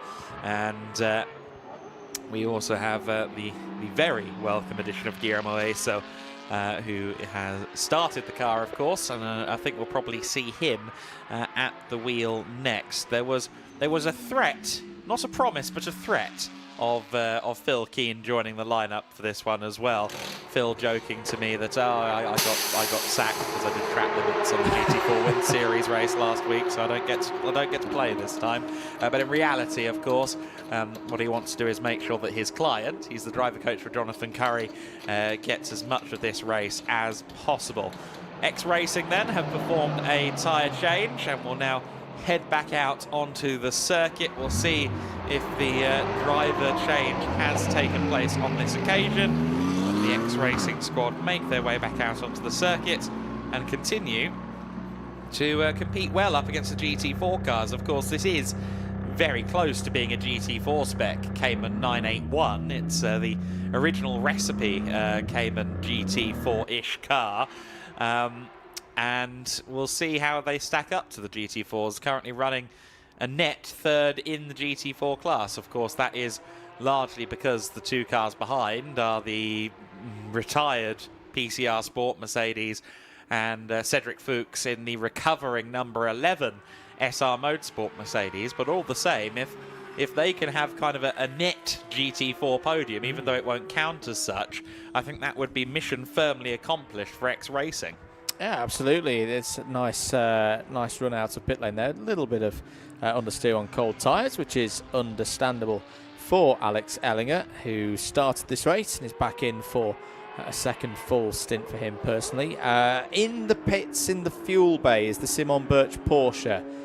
So again, Razun more than racing. I think just trying to get as much of this minimum combined pit time done in the just in the first half of this race, of course. But just to note that for anyone following on live timing as to why the number 14 has dropped down to 5th place, standard pit stop going on for them. And is that not Thomas Anderson getting ready for his second whirl in the car? It's been an eclectic mix, I would say, Adam, for Simon Birch. The pace has been fantastic, and that we didn't doubt. But yeah, that contact with the number 4 PCR, that drive-through as well. It's not been a 10 out of 10 stint for Simon Birch. I'd probably give it like a 6.5, a 7 out of 10 for him. Still good, but could have been better. Yeah, no, that's fair enough. It's the first foot we've really seen him put wrong in the Winter Series paddock. He's usually very smooth and consistent, but just got caught out there by the relative lack of apex speed for the GT4 versus his GT3 car, and that led to that collision. So then, the cars are continuing around. We're almost 3 hours into this race already, and that is your race leader, third in the queue, Michael Durbecker, just closing in on Cedric Fuchs, who is continuing to press on in his GT4 Merc, even though that car is more than likely not going to be a contender, at least as things stand, for a podium in the GT4 class. you best believe that Cedric is savouring the opportunity to drive a GT4 Mercedes. He was pumped at the start of the year at Estoril to be driving a GT car for the first time in the form of the Cayman Trophy spec Porsche that he ran in the GT4 Win Series this year. Of course, he won the Cayman Trophy category along with Villiacuna, meaning he's got his second title in about 6 months because he is the 2024 Tourenwagen Junior Cup champion. And now he's in a full-fat GT4 car, the Mercedes AMG. So back to front engine after a sabbatical in the mid-rear Porsche Cayman. So then Thomas Anderson is installing himself as Simon Birch removes his seat insert from the Resoon More Than Racing Porsche. Anderson now to get back behind the wheel, and we'll see how his second stint unfolds. They are firmly keeping to plan from Portimao 6, 2 hours thereabouts for Birch, and now it is the time for Thomas Anderson to head back out onto the circuit. Also in the pits at this current stage, in the refueling area to be exact, Sandro Moore in the number 33 Star Performance Lamborghini. So that's going for some routine service. Nice and easy for us. That's pretty much the same stint length upcoming for 2 of the top 3 in GT3. So it's just this single GT3 actually circulating on track right now. The BDR competition by Guma Prom Mercedes. Out goes the number 33. That well, actually no, it's just heading further down pit lane, of course, to its stall in the second half of pit lane. All looking pretty routine here, Adam, for the Resoon Porsche. Point I want to raise to you, per your own notes here, Andrew. First stop for the 41 minutes. 41 minutes in. Yep. There was a driver change. There was a driver change. Maximum stint length is 2 hours. Ooh. Now, some 2 hours and 10 minutes after Good Simon spot. Birch got in the car, Thomas Anderson heads back out. I think they've exceeded the time there. It is calculated from the time the car exits the pits. Yeah. But even then, that still doesn't add up. He's done more than 2 hours. The first, from memory, the first. Oh, in fact, I wrote it down. Yeah. The first time in pits was 6 minutes and 18 seconds. So that would take the pit exit time up to, well, still short. 47, 48 roughly, minutes. Yeah. So yes, good note there. We'll keep a track of that one and whether that could be another problem for the number 14. So then, half distance in the 6 hours of Barcelona is upon us, more or less. And we are now at half distance in this race. Michael Durbecker and BDR Competition are currently our race leaders. The car that had been in second prior to this current pit cycle was the Star Performance car, which incidentally is now on an outlap with Milos Pavlovic at the wheel for the second time. He did tell me yesterday that I might not be able to pop in for any guest commentary because I am pretty much in and out of the car all day. And you know what? It's nice to know that he was telling me the truth. He is back in the car for the second time in the race already, having been in there, of course, for the second hour of the race. But that's a big question mark now looming over the head of Resoon More Than Racing's Simon Birch, and indeed the entire team. Is, well, he was certainly in that car for more than 2 hours consecutive, and per the regs, that's not meant to happen. So we'll see whether or not that gets investigated and indeed penalised as we cross over the 3 hour mark of this race. It is Durbecker that leads. Benze Valent in the Rosso Corsa racing car currently sits in second and a lap down, which translates to about 2.5 minutes overall. It's 1.5 laps there or thereabouts. And of course, Valent is lapping quicker than the overall race leader, a 1 minute 45.1. And I think as these misfortunes continue to hit the GT3 cars, whether it's Milos Pavlovic, who of course Milos Pavlovic, who of course had a little bit of an issue earlier on in the safety car, losing time when he wanted to be gaining time, or indeed for someone like Simon Birch, who is now facing a penalty after all of the contact and issues like that. We have to consider those cup cars as more and more of a threat in the overall battle. Simon Birch is out of the car. Thomas Anderson is in. And with Izzy now is Simon Birch. So straight out of the car, we can now hear from another of our leading drivers in the 6 Hour of Barcelona. He is indeed with me. Well, Simon, quite the eventful race so far for you. I'm going to let you talk us through what happened with the contact there. Yeah, it was a hectic stint. The first hour was quite good until the end. There was a misunderstanding with a GT4. So in the end, it was, you know, from my perspective, I'm coming on way higher speed, and for sure I cannot have a contact with him. But in the end, there was a small movement and misunderstanding between us. So in the end, I was just a passenger and standing on the brakes. Just luckily that didn't happen more, but yeah, in the end I couldn't do anything. I was standing on the brakes, and when he moves a bit on the braking into the corner, then I'm slightly just a passenger. So yeah, luckily that didn't happen anymore, but in the end it was good. And here in the last stint we also managed to get a good pace and get some good laps in, so it looks quite good now, but still it's a long race. And in terms of, obviously we've seen the duct tape on the car, but in terms of performance on the car, you don't feel like you've lost anything from that?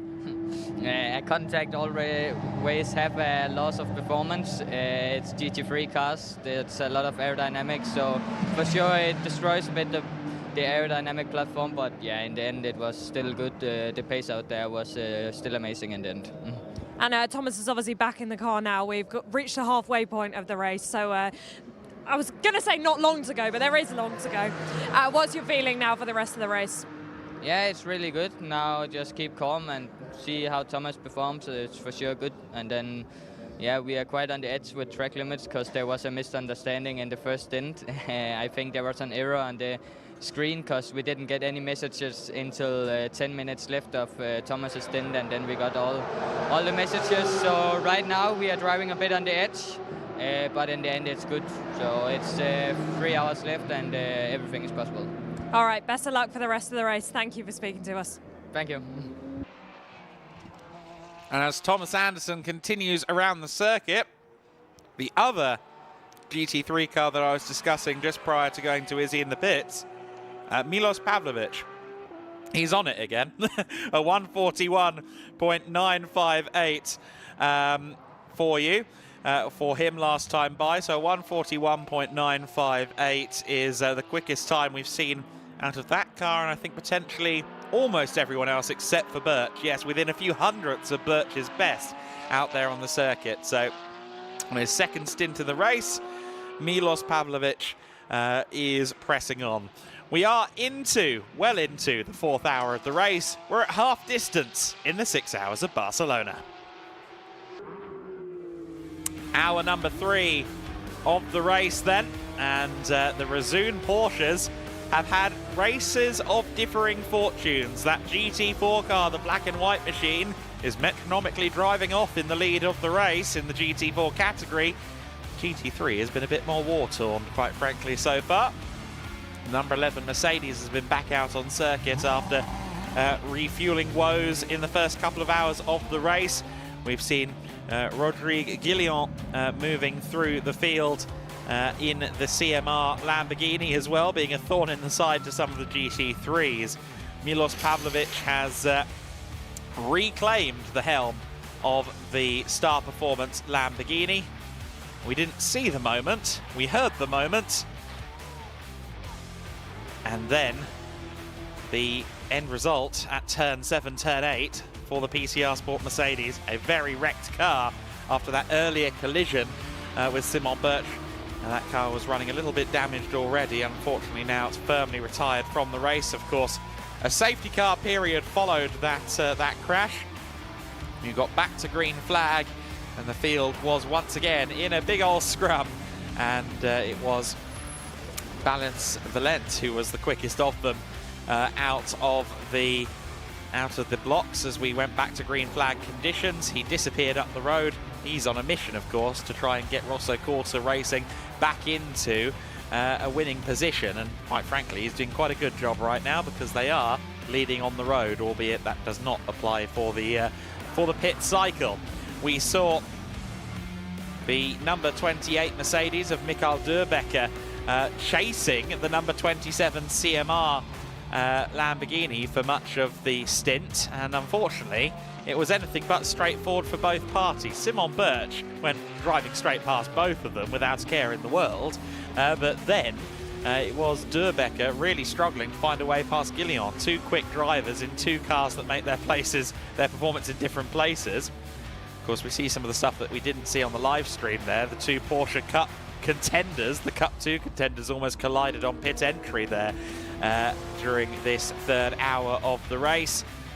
We've also seen Cedric Fuchs at the wheel of a Mercedes GT4 for the first time in a racing condition, which is great to see for Cedric. That car, unfortunately, though, doesn't appear in your top 10. Bence Valint is your race leader for Rosso Corsa Racing at the moment, although the pit cycle will most likely hand the lead eventually to Milos Pavlovic in the Star Performance Lamborghini. He's the first of the GT3 cars in the order right now. Almery Bonduel is a little way off him in third overall. Kern Munich is fourth overall at the moment and leading in the Cup 2 class. However, they have served a considerable amount less of their pit stop time than anyone else in the class. Only 12 minutes served roughly by Kern Munich and co, whereas the other Cup 2 car of Gustav Söderberg Krö in 8th position overall has served over 21 minutes. So that is a big gap there. Thomas Anderson is 5th overall and 3rd among the GT3s at this stage. Wilfried Casalmont is in 6th position overall, and of course that is a Cup 4 Lamborghini Super Trofeo car. Gregor Schneider is first among the GT4s. That car, I think, has also not done too much time in the pits. No, it hasn't. Only 13 minutes of 35 that they have to do before 5.5 hours served at the moment. Gustav Söderberg Krö sits in 8th position. In 9th place, it is Denis Soglaev in the NM Racing car, and Ulrich Forsberg rounds out the overall top 10 in the 3rd of the Cup 2 cars. Alex Ellinger runs a net 3rd among the GT4 spec cars, even though his is an older car, therefore in the club class. The Cedric Fuchs Mercedes is unfortunately the last car running. We have lost both the PCR Sport car and the other SR Motorsport machine in the first couple of hours of this race. So as expected, endurance racing claiming a couple of casualties out there on the circuit so far in this race. For now, the man setting the pace out front is Milos Pavlovic, and he is currently the first of the cars out on circuit because Bence Valint is in the pits at the moment. Valint still is leading, but Pavlovic, I suspect, while Rosso Corsa Racing's number 80 car is in the refueling area, one has to assume that Pavlovic is going to move back into this race lead here at the 6 Hours of Barcelona. Star Performance, the Thai team, would absolutely love to win this race in collaboration with the Autosport Racing team, who of course evolved from Podium Motorsport, a team with a lot of history with Lamborghini GT cars specifically. They've got the experts with them, Star Performance, and that doesn't just apply to the mechanics either. Milos Pavlovic is currently doing what he does best, and that is lap after lap at a very rapid pace in a GT car. He's doing a tremendous job through this phase of the race, and it does feel like after that disruptive hour or so with those two safety cars that we've got back into a rhythm with this one. Now, quick update on the number 45. This is the Team Steiner Racing Porsche 992 GT3 Cup car. This is the 3rd place car in Cup 2. Was that a piece of debris or just something flying off there? Didn't caught half-sighted that, whereas the 33 went through turn 14. But it's on its out lap. It's just completed another pit stop. 17 minutes and 54 minutes now completed in terms of the minimum combined 35 minutes for them. So they've re-emerged in 10th place. Track may be getting a bit quicker as well, Adam. I've just seen that Amaury Bonduel has just gone and set a purple sector number 2. In fact, has just set the fastest lap of the race. So 1 minute 41.840 for the number 28 Mercedes. So this is a really intriguing part of this race, that both of the top 2 teams have got their fast boys in at this stage, and it's the Mercedes that bit by bit is chipping away at the lead of Star Performance and Milos Pavlovic. Now, of course, traffic will factor into this as well, but it's going to be intriguing, as you say, to see what happens over, I think, the next 35-45 minutes or so. Both of these cars are on relatively same stint times. 13 minutes so far into the stint for Pavlovic, 6 minutes for Bonduel. But Bonduel, as we come to expect, looking lightning quick out there at the moment, Adam. Yeah, Bonduel, who's raced a little bit of everything, really, over the years. Made a one-off appearance in GP3, I think, as far back as 2015. And has more recently, of course, plied his trade in GT cars after winning a Formula Renault series in 2019, the Ultimate Cup Monoplace, which now, of course, caters to regional cars. Moved into sports cars and GTs from there, largely in that Ultimate Cup paddock. Kind of turned some heads in the Formula classes, and then everyone said, okay, let's see what he can do in a GT car. He's since had this great partnership with the team and Alfredo Hernandez here at BDR Group of Prom, and at the moment, he is making that car absolutely fly. 1 minute 41.6. That is a very, very fast time. I wasn't really going to bring this up because I didn't think we'd get so close, but the fastest ever GT3 race lap around here is a 140.7, and that was in far more favourable conditions than this. And he is absolutely flying. And you consider this is okay, newer tyres, of course, but this is on heavy fuel as well from Bonduel. This is superb pace. He had a quick sight there a few moments ago of the number 80 Rossa Corsa Racing Ferrari that's now on its out lap. I had a little bit of a concern when the mechanic on the front right was having to have a couple of goes with the air gun there to get the nut off, but no major problems there for the Rossa Corsa Racing Ferrari. Will be intriguing to see where they come out relative to the Wilfried Casalban CMR Lamborghini. This is the number 27. Yes, different classes, but they are the sole representatives in their respective cup classes. We know they're having a bit of a duel out there to see whether it's going to be the Lamborghini or the Ferrari that come home ahead overall. So once timing is updated and we've got sight on both of those drivers, well, in fact I can tell you that Valen's in sector number 3 now, and the Lamborghini is in sector number 2, and there it is. So advantage Ferrari. Yeah, absolutely. So there is the Rosso Corsa Cup running for now in 5th overall, but of course the pit stop window is weaving its chaotic eye through all of that at the moment. We'll see quite what things work out as once Kern Munich in particular makes a pit stop, because GP Elite really are kind of rear-loading, I think, this pit strategy, aren't they? We are, again, still under 12 minutes of 35 minutes that they have to serve within the next 2 hours and 14 minutes. So at some point, they're really going to have to kind of pull the car up and sit there and have maybe quite literally a tea break. Yeah, tea break on a Sunday afternoon, a beautiful day here at Circuit de Barcelona, Catalonia. So the gap again, well, it just takes, because of the way that the pit stops work, a bit of time for the timing to cycle round. So Nancy Valent, I'm not sure whether Nancy Valent is still at the wheel of that car. It may just be that the information hasn't updated yet with the driver selector mechanism, of course. The gap lead down to 24 seconds, Adam.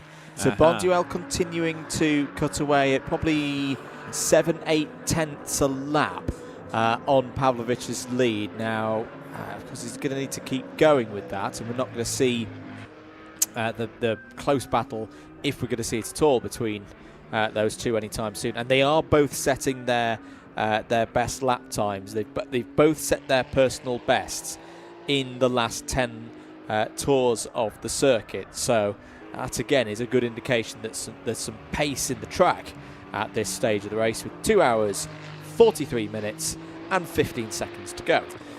And we'd be amiss if we didn't say that the top four are all on the lead lap right now. The Thomas Anderson car is less than 10 seconds up the road from Milos Pavlovic at the moment. But that, incidentally, is going to be a point of concern potentially for Razun, because Pavlovic is closing in.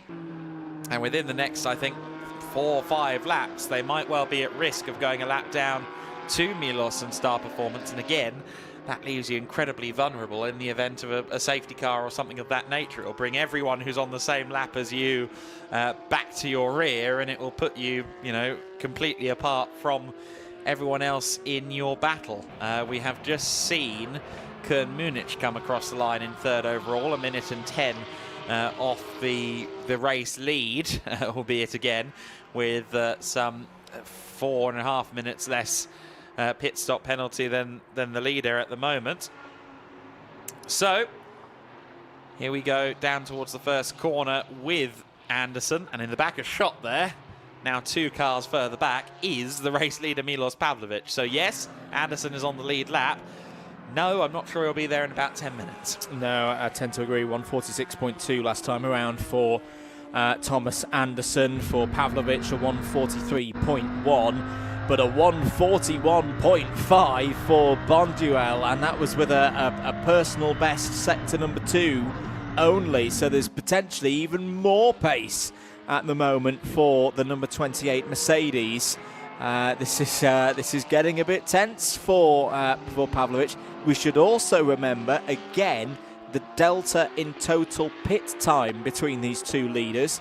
15 minutes and 44 seconds is the total time for the Pavlovic car in there as well. 17 minutes and 43 for the BDR Mercedes, but I will remind myself that's the car that also had some element of its pit stop under safety car, is it not? Did we get an answer on that one, Adam, as to whether... Not relevant. It not was relevant. fine. Okay, yeah, it was all fine. good then. So that is a representative gap in a way, that BDR have got 2 minutes in hand. Yes. Over Star Performance.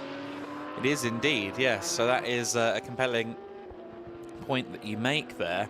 I'm just so impressed by Bonduelle's pace. Yeah. 144.572 last time by, setting these mid 141s on a consistent basis is no mean feat. As just going past there, the NM Racing Team Mercedes is Milos Pavlovic. I think my prognosis of 10 minutes might have been a little bit brave, actually. I think it will be less than that, because Pavlovic is also still lapping quickly, although last lap at 144.3, I think that's traffic affected, mind you, but not quite at the same level as Almery Bonduelle behind at 141.7 this time by.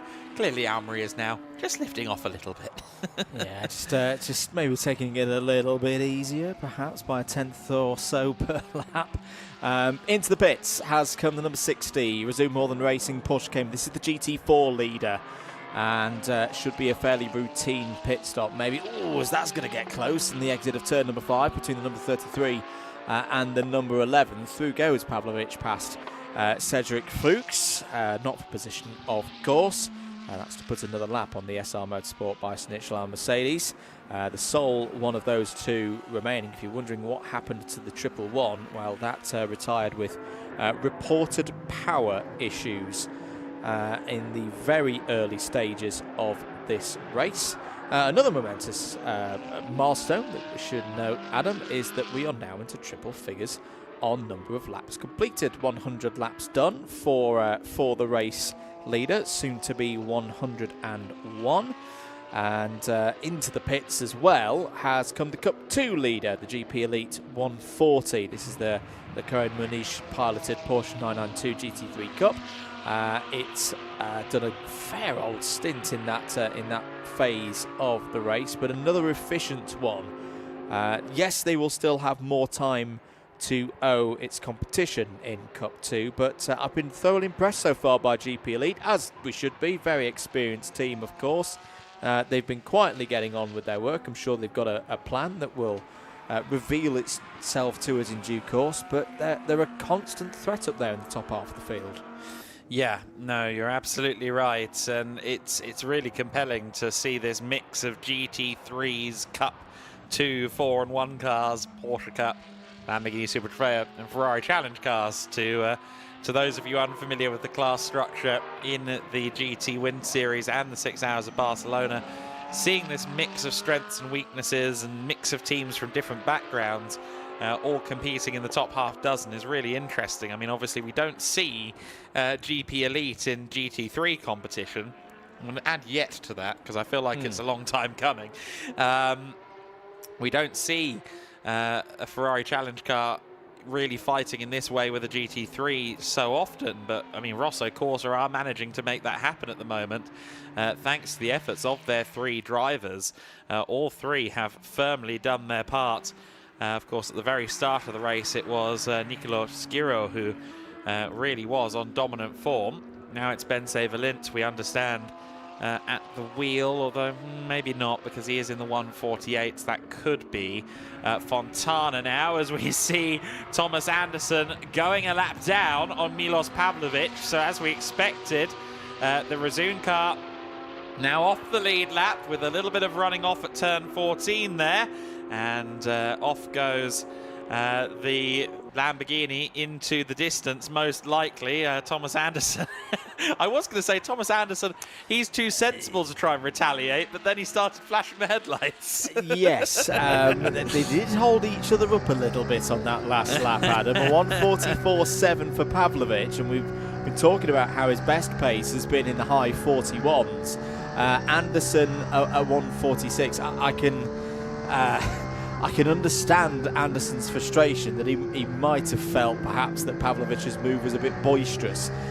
I'm not sure though, does Anderson know that Pavlovic is thinking, oh crikey, that gap's down to 16 seconds.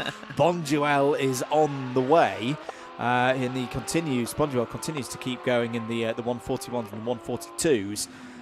So yeah, Pavlovic knows what the game is. He's got to make his work through the traffic, even if it's GT3 traffic, as efficient as possible. On the other side of the Razun garage, in is their GT4 entry. This has been in for fuel, so this is all routine. It will hand the lead in GT4 to NM Racing, Denis Sagleyev in the number 15 Mercedes, but they are of course yet to pit within this phase of the race. I do enjoy Denny Burnt's helmet on that Razun car. A very it would be appropriate for Estoril, that helmet with the large casino that is on the shore side there in southern Portugal, but not quite where we are this weekend. All the same, anything but a game of roulette for that car in GT4. All the others have had their fair share of dramas, but the Razun car has more or less stayed metronomic, isn't it? A comfortable 80 beats per minute, no dramas, no raised blood pressure. Although, saying that, they are currently inspecting one of the pads, and the brake disc is off the car, so a brake swap required, which you wouldn't normally need to do in a 6 hour. No, that's a bit of a surprise to see. They look like there were new discs at least ready, and maybe the drivers are reporting a little bit of knocking, particularly on that big stop into turn number 1. And again, this isn't necessarily a problem because this is just more time eating into the minimum 35 minutes that they all have to do. So again, take that precautionary measure. Just make sure that everything is okay. Don't allow a problem to develop. the number 60 will be on its way shortly. But yeah, I am surprised to see a bit of brake work going on there, considering that we've done just under 3.5 hours. You'll see it in a 24-hour race in the mid-morning, or just as sunrise is taking place. But yeah, not in a 6-hour, not under normal circumstances. But we do have a brake swap underway down there then. Gregor Schneider listed at the wheel of the number 60 Razoon car. But we saw Denny Berndt get behind the wheel, so he should take the car over next time it's out on circuit. Here's Thomas Anderson. We ride on board with the number 14 Razoon More Than Racing Porsche. Of course, we think of this, I suppose, as the defending champion car, given it won the 6 hours of Portimao. Of course, this is the inaugural 6 hours of Barcelona, so we don't have a previous winner. This is for the honour of being the first winner in this event, which provisionally will be on the same weekend next year as well. The 2026 Wind Series calendar is all but finalised already, and teams looking forward to coming back and joining us in 2026. Many of the teams that have made a toe-in effort this year in either the 6-hour races or the Winter Series proper are looking to do more, if not a full season, in 2025, which is great to see. More people making that migration down to the south of Europe for the Winter Series events. And this 6-hour is kind of one of the crowns of the jewel of the season, I suppose. Winning an overall championship in one of the 4 categories is a big deal. Winning this 6-hour race, this test of endurance, of strategy, of quite how on the ball and on their toes the mechanics and the race strategists are. If you can win it all here, then that really does set you up nicely for the rest of your 2025. It does indeed. We need to keep a keen eye on Cup 2, I think, Adam. We've been wondering, GP Elite, when are they going to do a longer stop? The answer is now. They have been in the pits for 7.5 minutes, there or thereabouts. Again, not a problem. They're just eating more of that combined mandatory time. But it might mean, I think they've still got another lap on MTech Competitions number 9 with Gustav Söderberg at the wheel of that one now.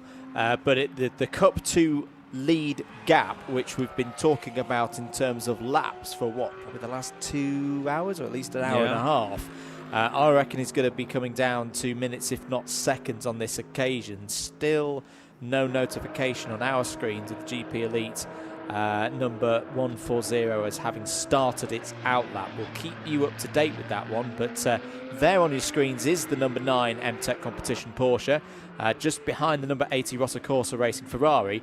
This could be your new Cup 2 leader in a few moments' time. It already is, because they've both broken the timing beam to start the previous lap. So it is already the leader in the Cup 2 class. So for the first time since the first hour, the number 9 MTech car is the leader in class, and it sounds like it's going to come out right alongside the Munich GP Elite Porsche, because I do believe we were about to see that Söderberg Crow was coming out at effectively the same time as the GP Elite car. In fact, yes, there is the Söderberg Crow machine, and then a lap and about a corner behind is there the 140 car, just coming through turn 3 now. So there is a lap now between the top 2 in the Cup 2 category, as finally GP Elite have taken a slightly longer break down in the pits. Meanwhile, Izzy is down at Razoon with a little bit of an update. Yes, indeed, back down at Razoon. Welcome down to the pit lane once again with Gregor Schneider, who's just jumped out the car. We'll start with your stint first, as we haven't spoken to you yet, so I will let you talk me through it. Yeah, so it was great for me. I was feeling really comfortable, and I have a lot of luck, because I'm a driver with the fastest drivers at the GT4 series in the same car, in the same lineup. So I had one mission, to keep the car in one piece, and I did it. So that was my job. Mission accomplished then. So we've just seen a fairly lengthy stop because the guys that were changing the brakes on your car. Are you able to give us any insight as to why they were doing that? No. The brakes was really great, so I don't know why. So perhaps a safety thing then, or? It could be. I have to ask the mechanics. Okay, so no clue as to why we were changing the brakes for now. Everything felt fine in the car for you. Yes. It was really great. Okay. The balance was great. The car was great.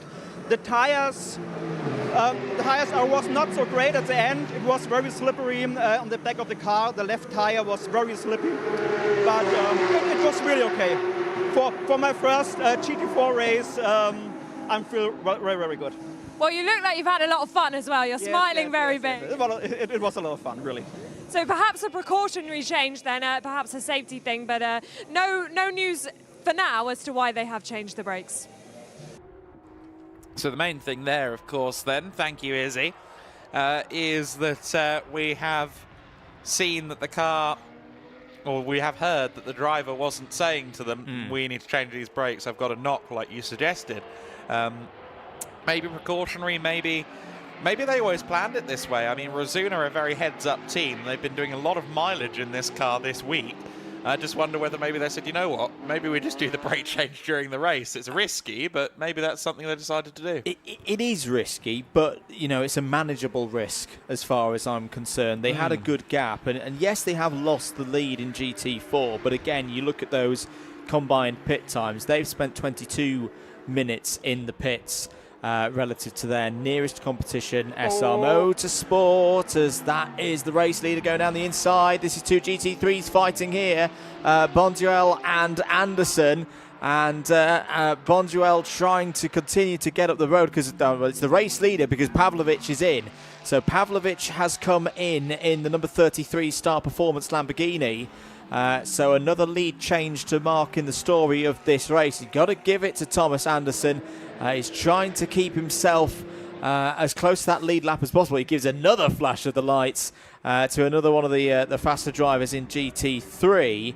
But Amory Bonduelle fighting his way through. Pretty much the similar story with Pavlovich. Just as much as Pavlovich has been pushing to keep away from Bonduelle, Bonduelle will keep pushing on, if in doubt, flat out, to try and turn the tide in BDR competition by Group of Prom's favour. Now, at the start of the lap, that grille had a Mercedes badge on it. At the end of the lap, it doesn't. It came off the car on the run towards turn number 5. Whether there was some intervention and interjection there from the back of the Porsche, I don't know, but Bonduelle, I didn't quite spot whether there was contact or not, but one way or the other, Bonduelle lost a Merc badge over the course of that lap, and that's a decent-sized chunk of debris down towards turn number 5 now, so hopefully that isn't an issue, but all the same, Bonduelle is pushing on, and for the time being at least, with Pavlovich coming into the pit lane, he's a lap clear of everybody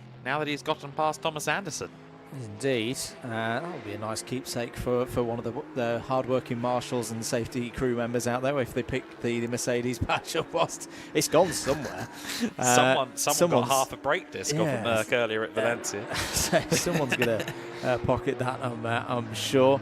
Pavlovich still in the fuel bay, of course. But no, to go back to we were talking about Razun's GT4 as well. You make a very good point, mate, in terms of the mileage. They will know how many miles those discs have done. And if we've already seen the demise of 3 of the GT4s for various reasons in this race. When they're in such a strong position, it's like, it's a risk to do the job in the middle of the race in terms of you've got to make sure that the job is done correctly. But in terms of making sure that you know now for the next 2.5 hours, we've done the brake change properly, they are good. They're not going to give up the ghost on us between now and the checkered flag and leave us stranded at the side of the road. I can understand to a degree why Razun have done that. And also, I mean, Razun is a regular at 12 and 24-hour races in Creventic and elsewhere. I do wonder if it's maybe just a bit of a dry run for a race where you absolutely would have to do a brake change no matter what. no matter what the logic is, they've certainly done a lot of miles on that car in the last 10 days or so. As Andrew, I think you just spotted the final resting place of the three-pointed star for BDR Group of problems. Yeah, it's still on track. It's just off to driver's left, and if someone wants to pick it up on the way. This is the former race leader into the pits, the number 33 Star Performance Lamborghini Huracan GT3. So driver change ongoing, all again looking pretty routine, Adam. Yeah, that's the fourth driver, the one that we haven't seen yet, Sampon Yaoyapanin, that's taking the car over. And Sampon will get back out there before too long. They're just making sure all of the detritus and debris is removed from the Lamborghini's air intake. And the Star Performance car, of course, assisted on its way by Autosport Racing, will soon head back out on to the circuit. And it's been a really solid run so far from them. They certainly have the mileage under their belts here at the Circuit de Barcelona, Catalunya. I took the Monday away from the circuit. I did stay out between the two events from last week's GT Win Series season finale, and I did take the Monday off from the circuit and arrived on Tuesday not thinking I'd see anyone really relevant to this, and then I saw that Lamborghini turning laps. So I was like, okay, they mean business. They are here 6 days before the green flag flies, setting laps, getting themselves used to the Circuit de Barcelona, Catalunya. A statement of intent, to say the very least. Is indeed. Quick update on their total pit time. 21 minutes of the 35 mandatory gone for the 33. Nice, efficient work. They've emerged in 4th place overall. So they are on the same lap as the Rosso Corsa Ferrari, as the 140 Peter Manish GP Elite Porsche gives the number 33 something to think about on this outlap. But in terms of third place battle, in fact, the GP Elite Porsche is going to go through and past for track position ahead of Sampon Gialdranini on that occasion. Not a worry in terms of overall podium, I think, right now for the number 33, because again, the pit stop time they've got in hand, they've got the best part of 2 minutes over everybody else. This is an important moment, though. Bonduelle down the inside and sweeps through past two of them. That's a lovely bit of driving from Amaury Bonduelle. Puts another lap right here, right now on Sampon Janil for that one. So again, we hope not. We haven't seen one for a while. I hope I'm not putting the curse of the commentator on it. But if there was a safety car at this precise moment, that would be a good piece of news for BDR competition. It would be. There are the Cup 1 and Cup 4 cars running in tandem and indeed running a lap apart at the moment. Wilfried Casalbon still at the wheel of the CMR car. I'm expecting that we'll see Stéphane Lemeray out before long. So the cars are still heading through turn 3-4 at the moment. So we'll see how much more dispatching of lap traffic Bonduelle has to do. I think he's got some clear track at this stage for a little while, at least until he comes up on these two, as Bente Valent comes past Casalbon. So this is the third place car putting a lap proper between himself and the fourth place machine. And of course, that overall podium is going to be of the utmost concern, I think, to the Cup drivers, at least in Cup 1 and Cup 4. I think the Cup 2 guys, they have their own battle going on, but between the Ferrari and the Lamborghini that we see on screen, it's who can be the best of the two, and indeed, can any of them claim a GT3 scalp on the way? Because Albon, who is raising a few hairs, I think, over the course of his stint, having a look to the inside there of the Rosso Corsa car, as Amaury Bonduelle, surely not trying to get both at once.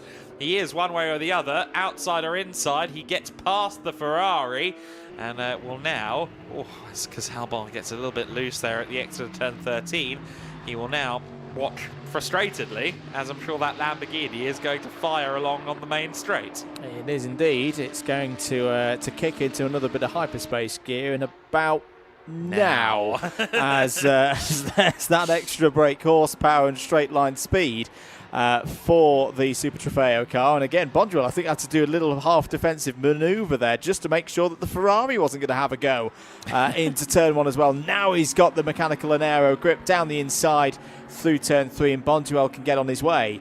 But he lost time with that. We've been talking about the 41s, the 42s from Bonduelle for the past half an hour or so. That was a 1:45.9 for Bonduelle. So, yeah, not good news there for the Mercedes driver.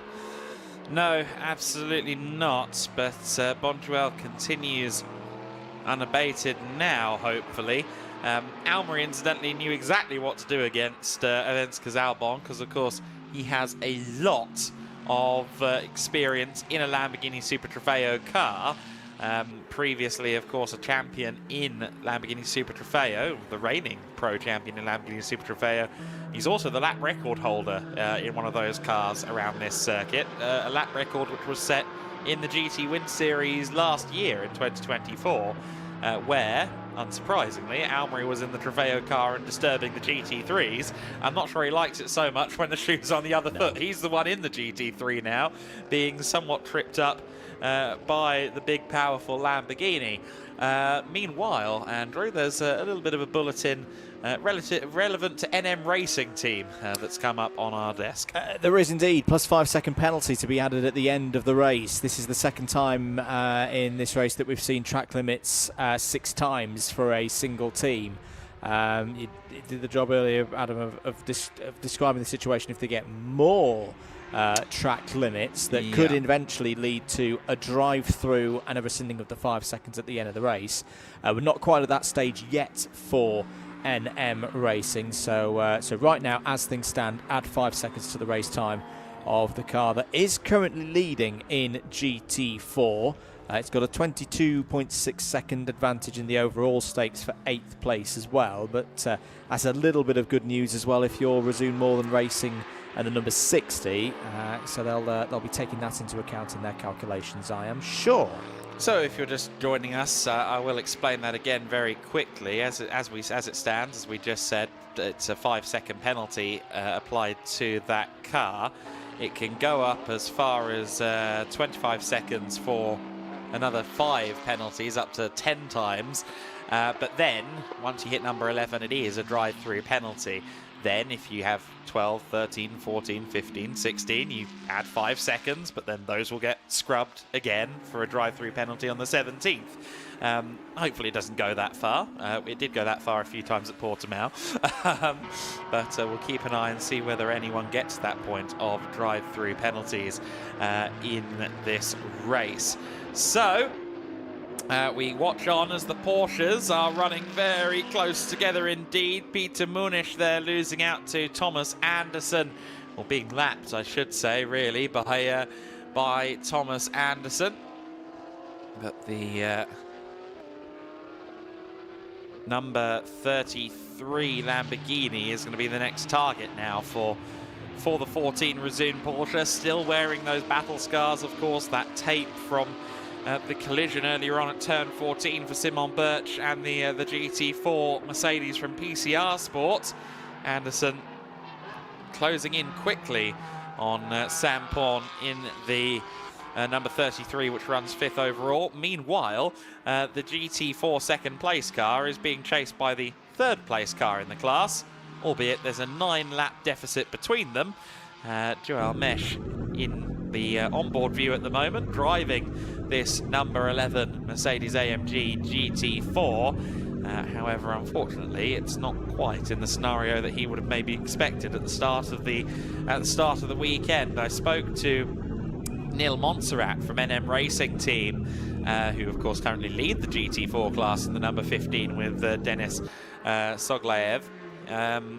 He said there's a lot of silver-rated drivers in that Schnitzel Merc. Yeah. That's going to be one to watch. And while that is, of course, the case, it is a very competitive lineup. The deck hasn't really stacked in their favour. No, it hasn't at all, and it's a real shame for Joel Mesh and the rest of the team, because you just know it sometimes in this sport. The pace of that SR Motorsport number 11 is actually really good at the moment. 151's for both Mesh and, of course, Denny Burnt. We know Denny Burnt's got pace here today. But yeah, whatever the cause of the problem was, if you've just joined us in the last hour or so, the reason the number 11 is all the way down is some 9 laps off its closest competition, a problem with a valve in the fueling system that prevented the team from being able to service the car at the first proper phase of pit stops. Meant that they spent the best part of 25 minutes in the pits rectifying that problem. They then had to send the car out again, bring it back in, get it properly fueled. It's why at the moment they are the only team to have completed the minimum mandatory 35 minutes of pit activity, but they've gone well beyond that already. They're up to nearly 43 minutes, and we've still got 2¼ hours of this race to go. And of course, they have to go further because you've got the mandatory time spent in refuel of 4 minutes. So every time they need petrol, it's going to cost them another 4 minutes of time in the pit lane. So it goes from bad to worse, really, unfortunately, for Mesh and co. All the same, it is good to see Joel Mesh at the wheel of a race car again. He's, of course, GT4 Win Series vice champion from 2024. Unfortunately, hasn't, I don't think, had the budget for a GT4 Win Series campaign in 2025, wanting to focus on the summertime instead.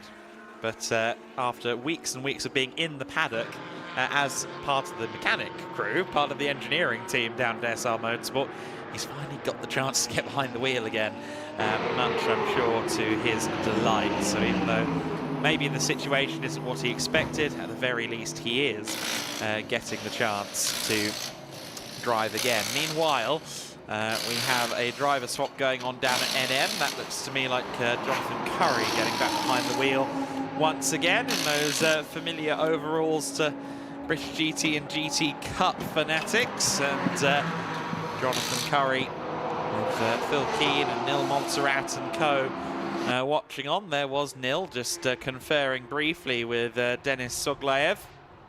And that car still leading in the GT4 class. Might not be after this stop, of course.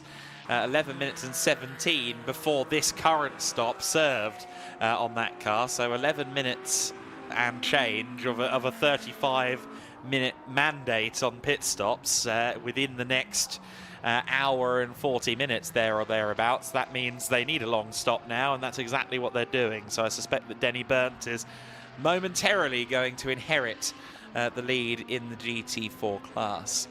And with that, I think that fully justifies the brake change, what we think at the moment here in this box is a precautionary brake change by Razoon, because once this phase of the race has been completed, they are still in the lead of their class. There on your screen is the now second place Razoon More Than Racing Thomas Anderson, number 14 Porsche. Relative pace at the moment versus the number 33 Star Performance car looking pretty good. 1 minute 47 last time around for Thomas Anderson. So Anderson lapping 2 to 2.5 seconds quicker than Joao Ranin at this stage of the race. So this is moving towards a net gain of second place for Razoon More Than Racing's lead GT3. An update on the pit stop time for these two cars. I think it's pretty close. 21 minutes, 21.25 minutes for Razoon. Just over 21 minutes for Star Performance. So yeah, that is Razoon More Than Racing, I think, properly now, Adam, back up into second place, not just on our timing out on track, but with the relative strategies as well. Yeah, and to be honest, I think it runs deeper than that. Yeah. It definitely runs deeper than that, with the race leading car of Bonduelle having served 17 minutes and 43 seconds of the 35, with Anderson Birch having served 21 minutes and 16. Again, while Razoon have had a slightly more beaten path to the lead at the moment. It's, I think, still at the moment that they are in the pound seat ultimately, once all things are considered, even with some of the quirks of Simon Birch's stint. He was still incredibly fast. Thomas Anderson has been metronomically consistent in his stints, and jolly quick with it as well. And it all works out that at the moment, Razoon should be in a very strong position. They've just got to keep their noses clean and then see quite how much of a battle they face, if any, for the race victory. About to see a change in the Cup lead because the Rosso Corsa Racing number 80 Ferrari is currently in the refueling zone and has been for 1 minute and 15. Round will come the Wilfred Casalbon CMR number 27 Lamborghini, which is going to have some traffic to deal with in the not too distant future, because here comes the GT4 Razoon car, closely followed by the SR Motorsport by Schnitzlam Mercedes. That was them both going through. That was a change of lead in GT4. So through goes Denny Byrne past Jonathan Curry for the class lead there. They were separated by 1/10 of a second over the line. So good work once again by Razoon More Than Racing. They are managing this race superbly, Adam. Now, do you think Denny realises that, or is he preoccupied with Joel Mesh? I think he's a bit preoccupied with Joel Mesh, and this is why, because Joel Mesh down the inside unlaps himself. Joel's just got to do that another, 9 times. And you never know. I think it's going to be a bit of a long shot today for SR Motorsport to get another victory in this GEDLICH Racing Winter Series season. They have had another tremendous season. It's not been their day today, but still, credit to them, Adam. They could have quite easily gone, do you know what, let's pack up the truck and go home and buy ourselves a fair few hours on the road, but they're keeping going. They've still got a chance of a class podium, and again, the pace right now for Mesh at the wheel of the number 11 is pretty strong. Very strong, yeah. Joel Mesh hasn't forgotten how to drive this car. He was in it over the summer as well, so it's not like he's been sat on the bench for a year, but he has been in the paddock pretty much every weekend, if not every weekend. Just stewing in the back of the garage, polishing brakes, things like that, and now we witness him at the wheel once again. Fontana is getting ready to get into the Rosso Corsa car, which implies then that obviously he's not in the car currently. We thought that maybe he was, because it did seem as though the pace has dropped off a little bit, doesn't it? For that Ferrari Challenge 296. And with respect to Fontana, he would be the slower of the drivers in that lineup, just based on the sheer accolades that Nicolo Schiro and Ben Chevelin have. And it seems like Angelo Fontana has not been in the car, so are they dealing with an issue down at Rosso Corsa? Possibly. I say not in the recent times. He was in the car for the second stint. But, of course, yeah. But yeah, no, that is a bit of a surprise and potentially a bit of a worry for the Ferrari. It's going to go for some tyres. That's absolutely fine and standard. And Angelo Fontana is going to be jumping straight into the car. Yeah, that was valid. I saw a little Hungarian flag. So a double stint for Valens in terms of driver time. I hope they were okay in terms of the 2-hour window as well for that team. But Fontana getting back in. This will hand the lead across all of the Cup categories in the overall standings back to Wilfred Cas Albon and the CMR Lamborghini. They're looking pretty routine. Fresh set of P0 boots going on the Ferrari, and we'll see what kind of pace Fontana can do. You're watching live coverage of the 6 Hour of Barcelona, the inaugural 6 Hour of Barcelona, part of the GEDLICH Racing Winter Series. Andrew Mather and Adam Weller on commentary duties for you this afternoon, with Izzy Browning down in the pits. A little bit of a measure of brake disc width, I think, there. Yeah, just checking over things, making sure that everything on each corner is performing as they expected, not necessarily preempting a change, but just monitoring, because it can be obviously a lot gets talked about this Circuit de Barcelona Catalunya, Adam, in terms of chassis performance and its medium speed, high speed corners, but particularly that big run into turn 1, turn 10 as well. It can be a hard one on the brakes.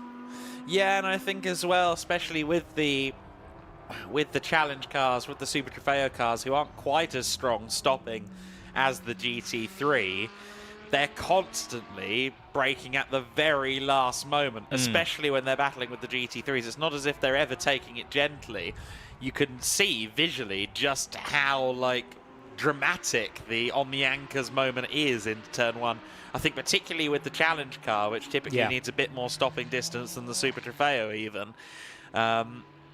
It is quite a rough thing. And the other consideration, of course, potentially with the Ferrari 296 Challenge is that it is on a brake-by-wire system, which I haven't personally driven. Not that I've driven many exciting things in my life, but I do wonder if that has an effect as well on quite how useful the driver feedback is when it comes to the brakes, because you haven't got that, I suppose, organic feel that you'd have under normal circumstances. So there is a greater emphasis to make sure all systems are okay on the brakes, because the driver might not have that feedback for you. Yeah, no, it is a good point. It's brake-by-wire systems are incredible pieces of kit, but if they don't get tuned right, they're not infallible. I'll say. Thomas Anderson on the lights, making sure that Joel Mesh in the number 11 Mercedes knows that he's there. He won't be particularly happy to hear that we've just had our next notification on our timing screens, and it's for the second time today, plus 5 seconds added to the end of the race for team number 14. That's for 7 times track limits, Adam. Counterpoint, though, he got 6 of them in his first stint. He's only had one so far. So no, that is a good point. That's a very good point indeed. He's been a good boy in this stint, as Thomas, on this occasion. So this adds another 5 seconds, 10 seconds therefore as it stands to be added to the race time for the number 14. So no drive-throughs or any concerns of that yet. They'd have to make another 3 track limits offences before a drive-through starts to loom large on their shoulders. But of course we must remember, if we do have a close finish, as it stands, 10 seconds to be added to the time of the number 14 car. So just looking in the midfield, I want to give a mention to MTech competition and the job that Gustav Söderberg is doing at the moment. Really, really good work from them as a team. They're in the mid to high 1 minute 48, so they've got the same pace as in comes Anderson. 1 hour into this stint, and I think I saw Bonduel heading in as well, 52 minutes into a stint. So this is all pretty much expected. We've been seeing the GT3s pitting in, what would you say, between 45 minutes and an hour in green running. So this will be Bonduel probably handing over, or do you think he'll do a double, Adam? It wasn't him, that was the Wilfried Caselbon Lamborghini coming in, the CMR car. Making its way back in. I believe that might be time to hand back over to Stéphane Lemeray, who started the car again. That would make sense in the sequence, and they could theoretically, if Stéphane is feeling particularly energetic today, keep him in the car for the rest of the race, because we are now getting to the point where you could chuck your drivers in for the last time. And I dare suggest that's exactly what's about to happen with Thomas Anderson handing back over to Simon Birch. Maximum driver time is 2 hours, and that is from the moment they leave the pit lane.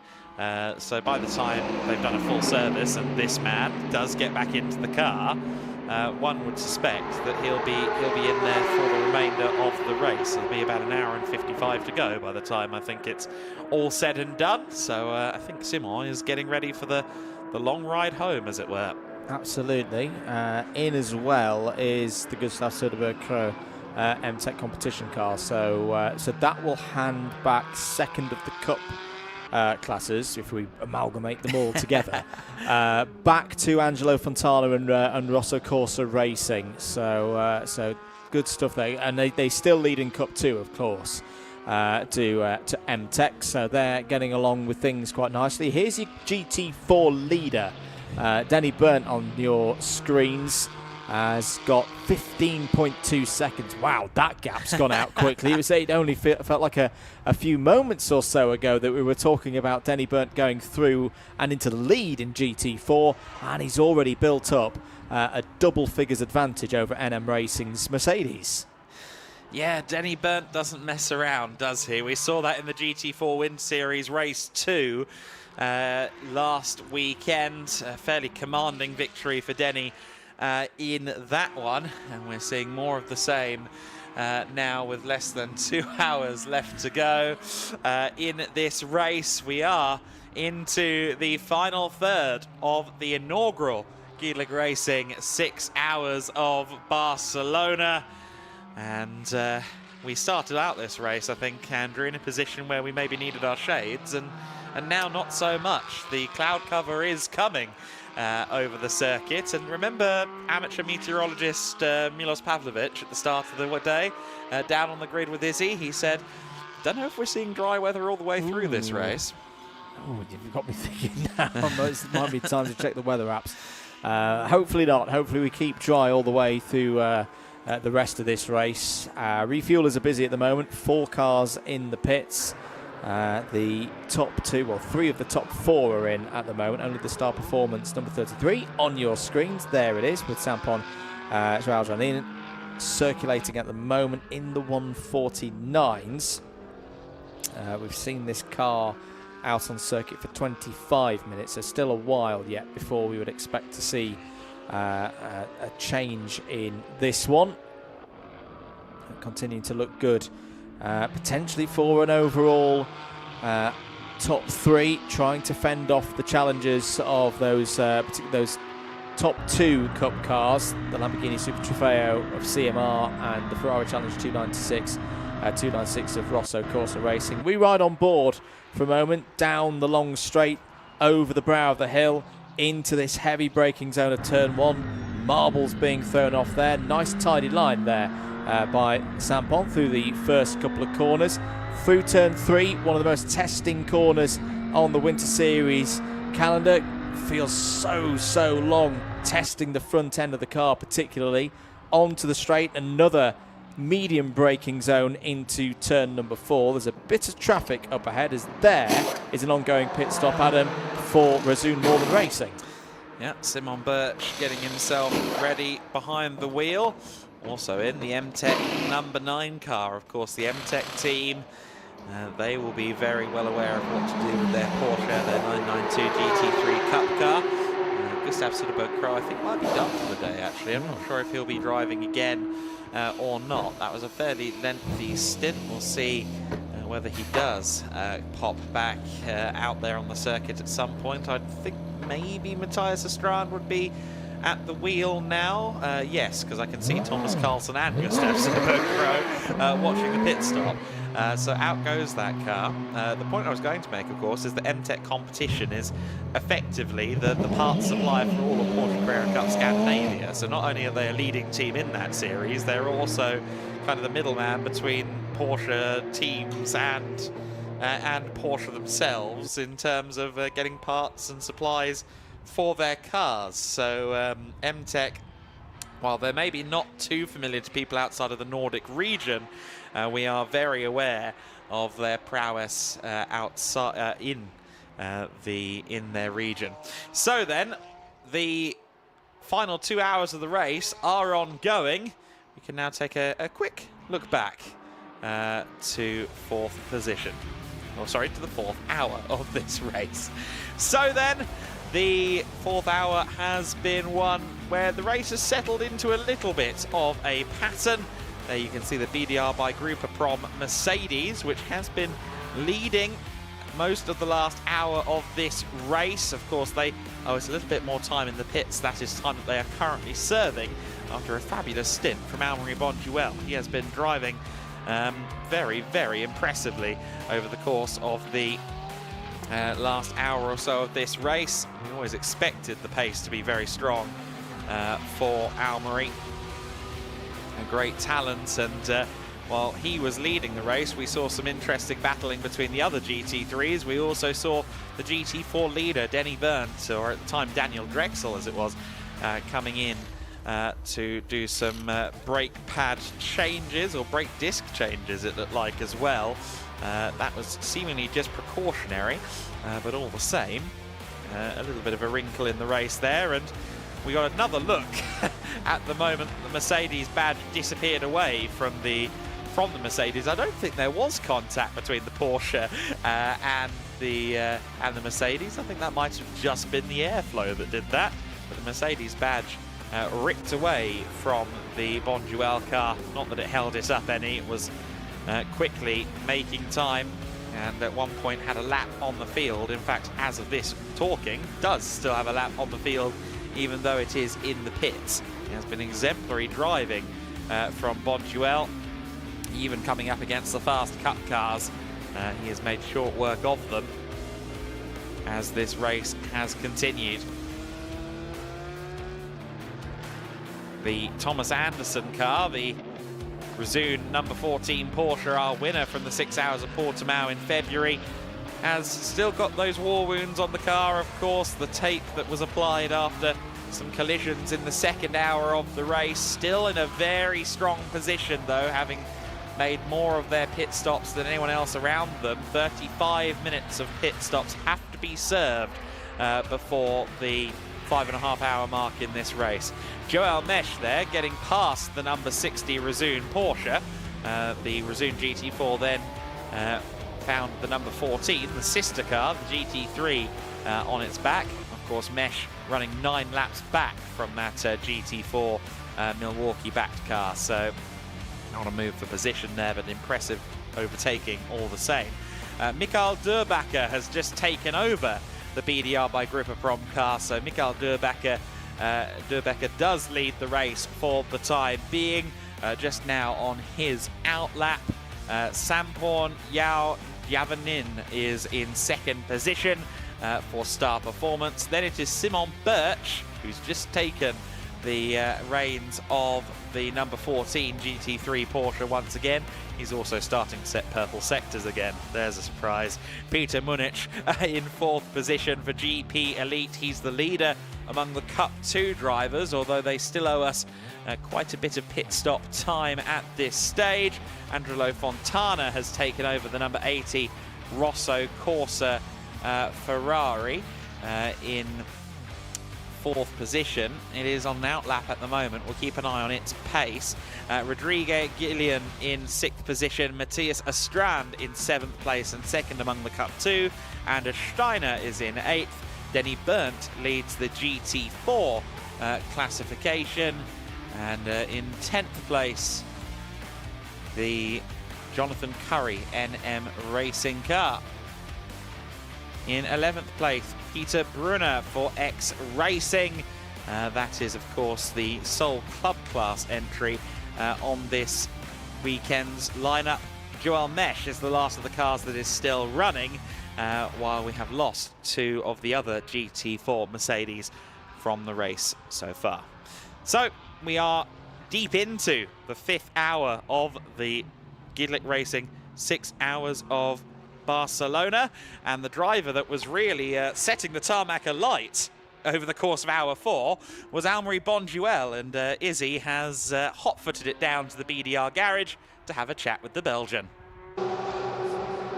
I have indeed. I grabbed him literally as soon as he came out of the car, so he's not even had a chance to have a drink of water, although he has got his water bottle with him. Amory, I mean, a really strong stint. That was, you were setting the timing sheets alight, and you must be so happy with how that stint went. Yeah, the car is perfect. The engineer made a fantastic job on the strategy.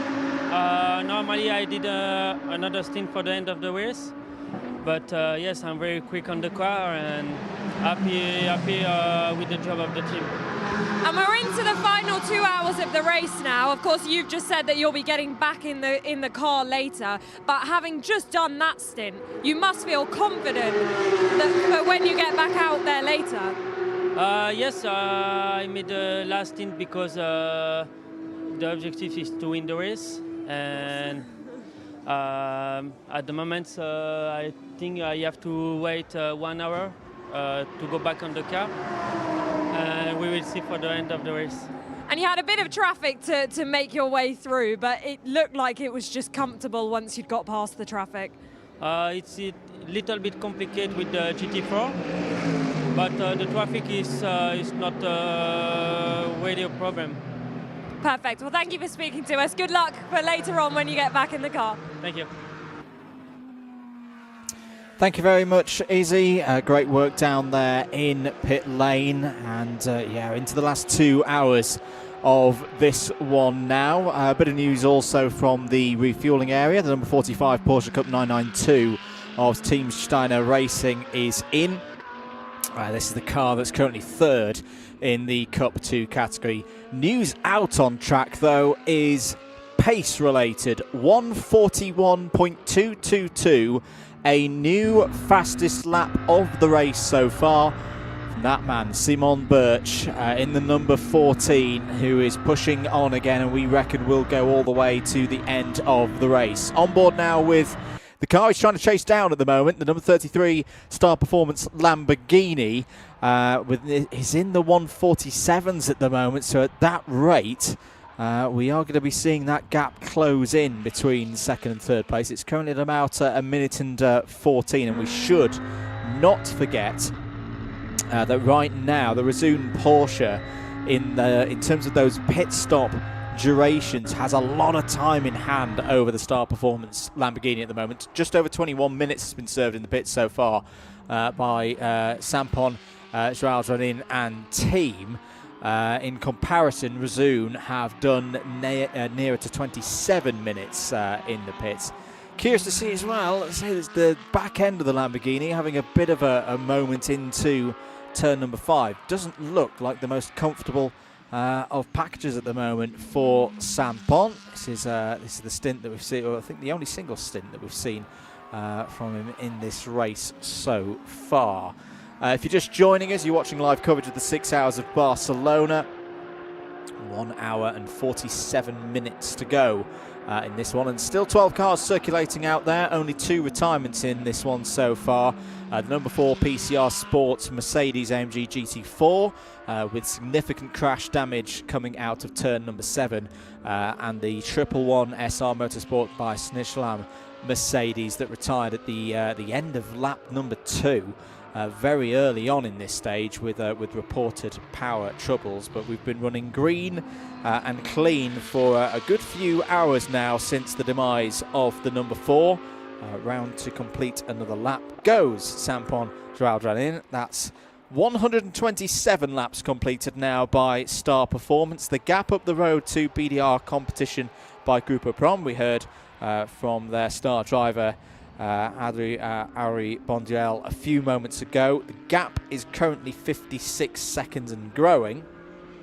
Meanwhile, another one of the Lamborghinis, this is the single Super Trofeo spec car that we've enjoyed in this race, is Rodrigo Guillon, and that's the car that's been chasing the Rosso Corsa Racing Angelo Fontana driven Ferrari Challenge 296, and that doesn't feel, now whether this could be driver, yeah, it's just going to be driver, or is there a problem here for the number 80? It was only in, what, about 15 minutes or so ago, Adam. This doesn't look good.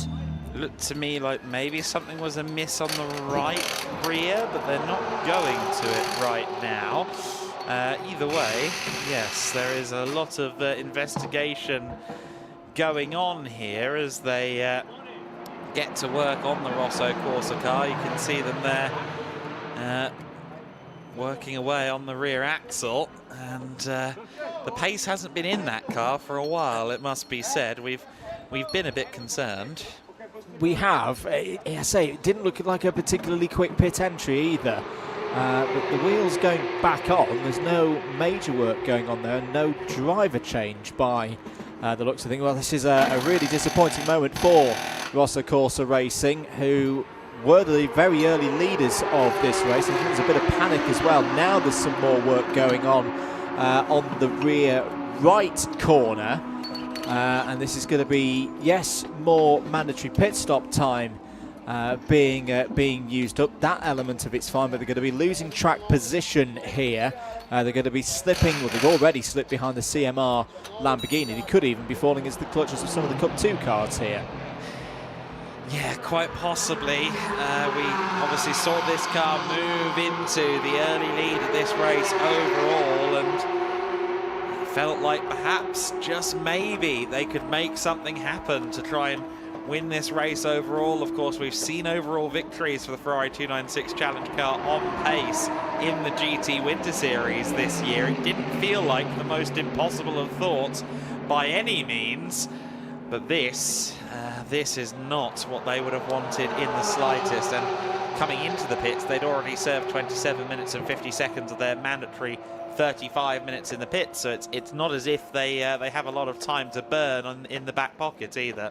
And the other concern I'll share with right now, and you can see, well, there's clearly been a bit of damage to the decals there, is the work has proceeded increasingly inboard. It started on the outside of the upright, it was the top of the upright, and now it looks like it's going a little bit deeper into the suspension and outboard components here. This is not looking like a quick change, whatever the change is for the Rosso Corsa Racing team. You can see the mechanics, understandably, looking a bit agitated as well. Here is the number 27 CMR Lamborghini. Rodrigue Guillon back at the wheel for them.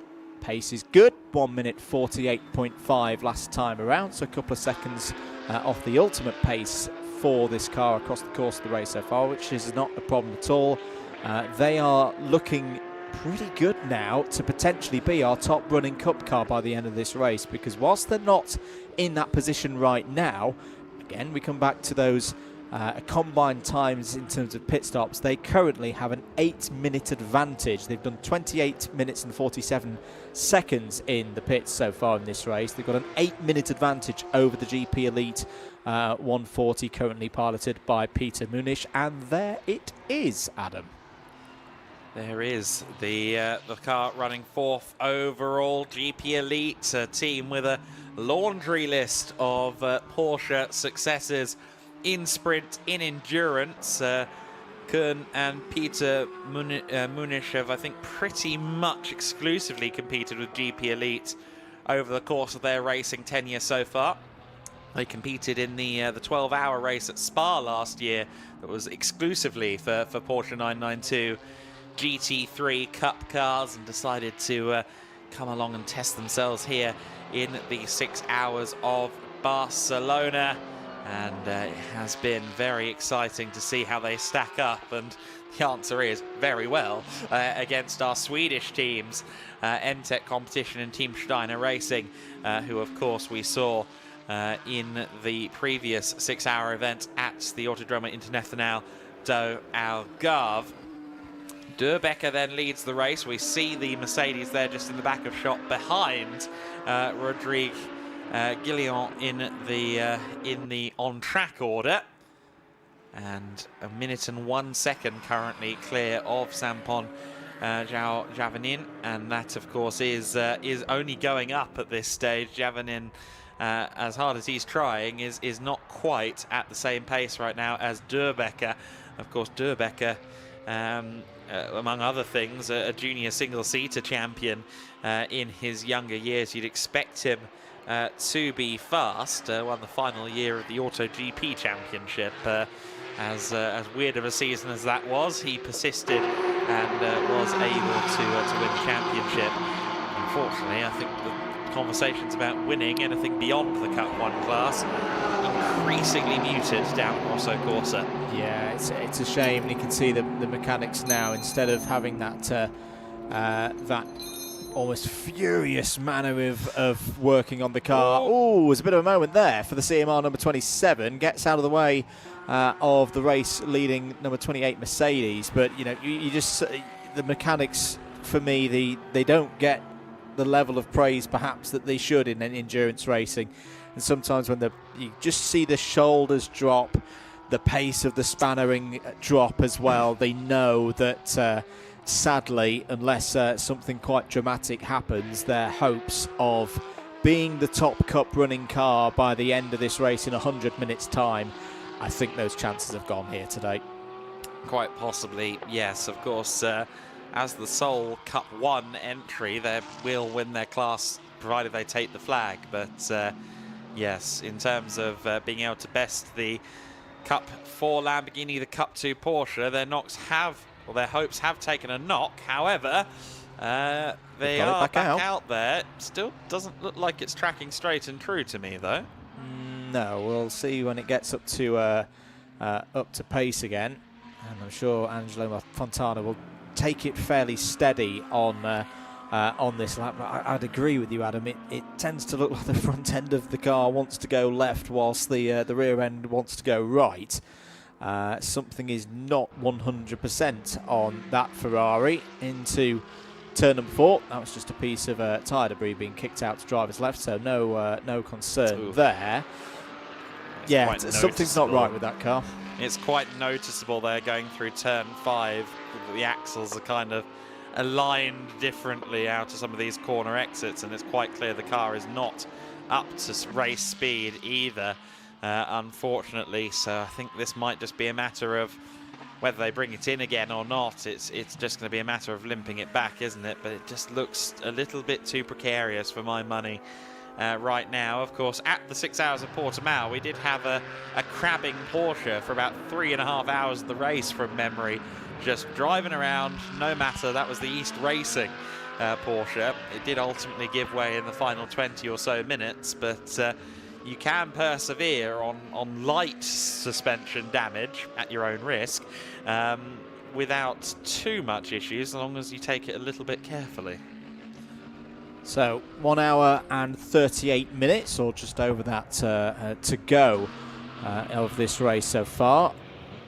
Number 80 Ferrari is going to continue round, and next time around we'll get a true reflection of what the pace is like. But having seen this car have such a quick start to this race and then be pretty solid through the mid-phase, just the body language of the Rosso Corsa Ferrari tends to tell the full story. Yeah, normally we see it hard on the brakes, you know, shaking it. It was something I spotted earlier, a very slight oscillation down into turn 1 when under brakes earlier, and we talked about the Cup cars and how they have that longer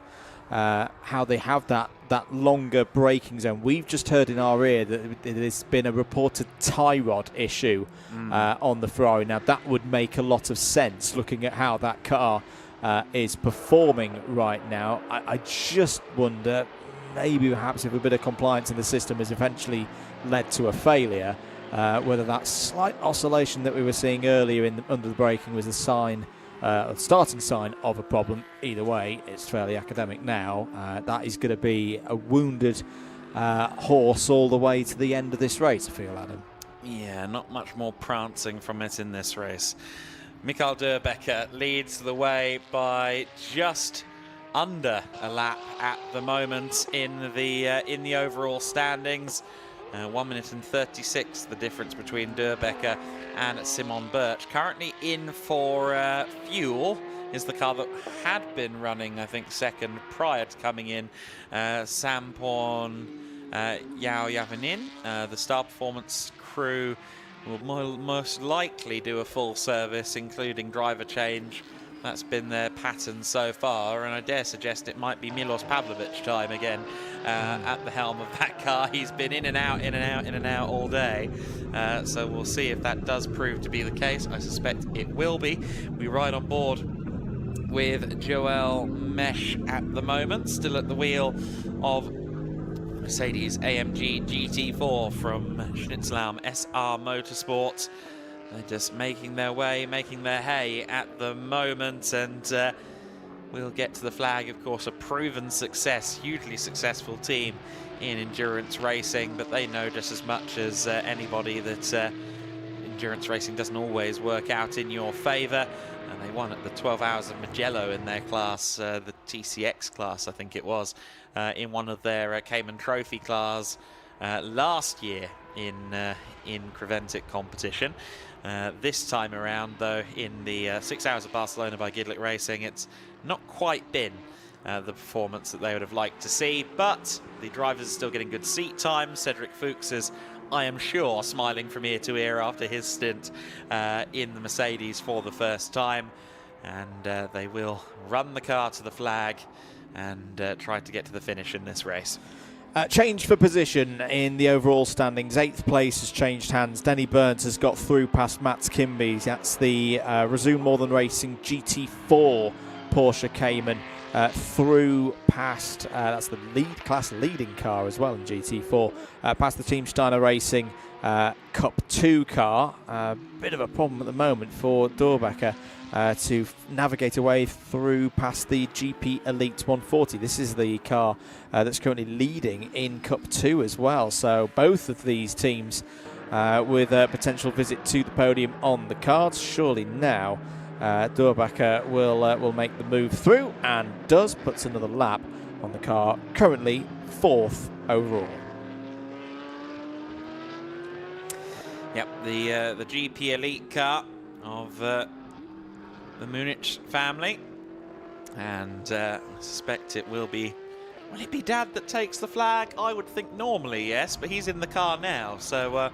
Unless Kern is actually right on cue, into the pits comes Peter Munich. I think it would be a bit of a stretch on the stint times and things of that nature for Peter to take the flag. I think he might well be delegating that honour to his son, but we'll wait and see on that front. Is that a wild Milos Pavlovic getting put into the car? Yes, it is. He'll be back underway very shortly for his 3rd stint in this race. The Lamborghini specialist will launch the car into line. Spirited departure for the number 33 Star Performance car. Back out onto the circuit now. And what was that pit stop? What does that pit stop bring them to? 25 minutes and 57 seconds. So about the same as the Porsche of Simon Birch, albeit 2 laps down on that car now. Yeah, that means, I think, more than anything, that at this juncture, things staying as they are, the question isn't really about who's going to be in the lead at the end of this. I think it might be more who's going to be in 2nd place. Even though they haven't led recently, Simon Birch and Thomas Anderson have served almost 27 minutes of their stop. They are less than a lap behind Dorbecker in the BDR competition car. 1:19 is the gap, and it's coming down quickly. And there's a 3-minute and 30-second deficit between them in terms of pit stop time served. So, yeah, I think that Birch and Anderson are currently cemented nearly, really, at this stage, so long as they stay out of harm's way. The question mark is going to be whether it's the Star Performance or BDR competition car that follows. Indeed. Ferrari news. Yeah, it's definitely walking, running, it's moving of some kind, wounded. 1:52s, and actually, you know, the more I think about this, it's like, yeah, this has been coming for a while. We had a bit of confusion, didn't we, mate, over Ben Sevillin's 2nd stint pace. I think that was a sign that, yeah, that car's been ailing for a while, because it was Bense in the car. He was very quick in the 1st stint and then not so quick in the 2nd stint, and the pace hasn't come back. So I may be speculating to a degree, but yeah, I think unfortunately for Rosso Corsa, they've probably been keeping the cards a bit close to the chest and keeping calm, but I think they've been nursing an issue for a while there.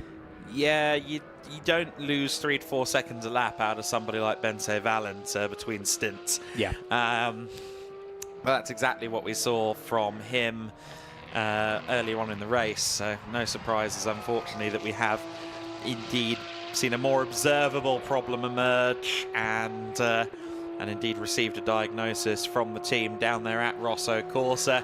They will press on, they will try and reach the flag if they possibly can, of course. For now, though, Dorbecker, with 90 minutes left to go, is your leader, as Simon Birch is taking near enough 5 seconds a lap, 4.3 last time out of Dorbecker per lap. That is ludicrously impressive performance from Simon Birch, who, as always, is just hammering lap after lap after lap. His best lap of the race, actually, a 1:41.2. I think that was set fairly recently. Yeah. That is within half a second of the all-time GT3 lap record. So, hustling on 4.5 hours into an endurance race.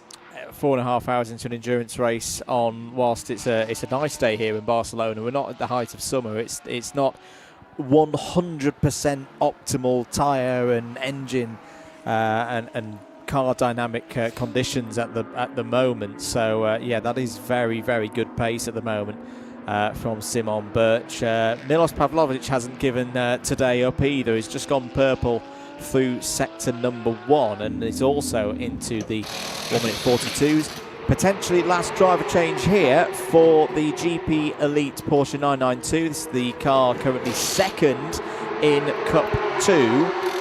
Peter Munich is going to be getting out, and it'll be Karen Munich getting in, we'd assume. This could be another long one, though, because at the moment this team have completed, in terms of the registered time, 20 minutes and 36 minutes in total pit time. They've already been in for 4 minutes and 45 seconds on this occasion, so maybe a couple of minutes before we see this car move out again. Yeah, maybe just a few moments of that. Of course, there is the option, as we saw at the 6-hour Portimao from a few,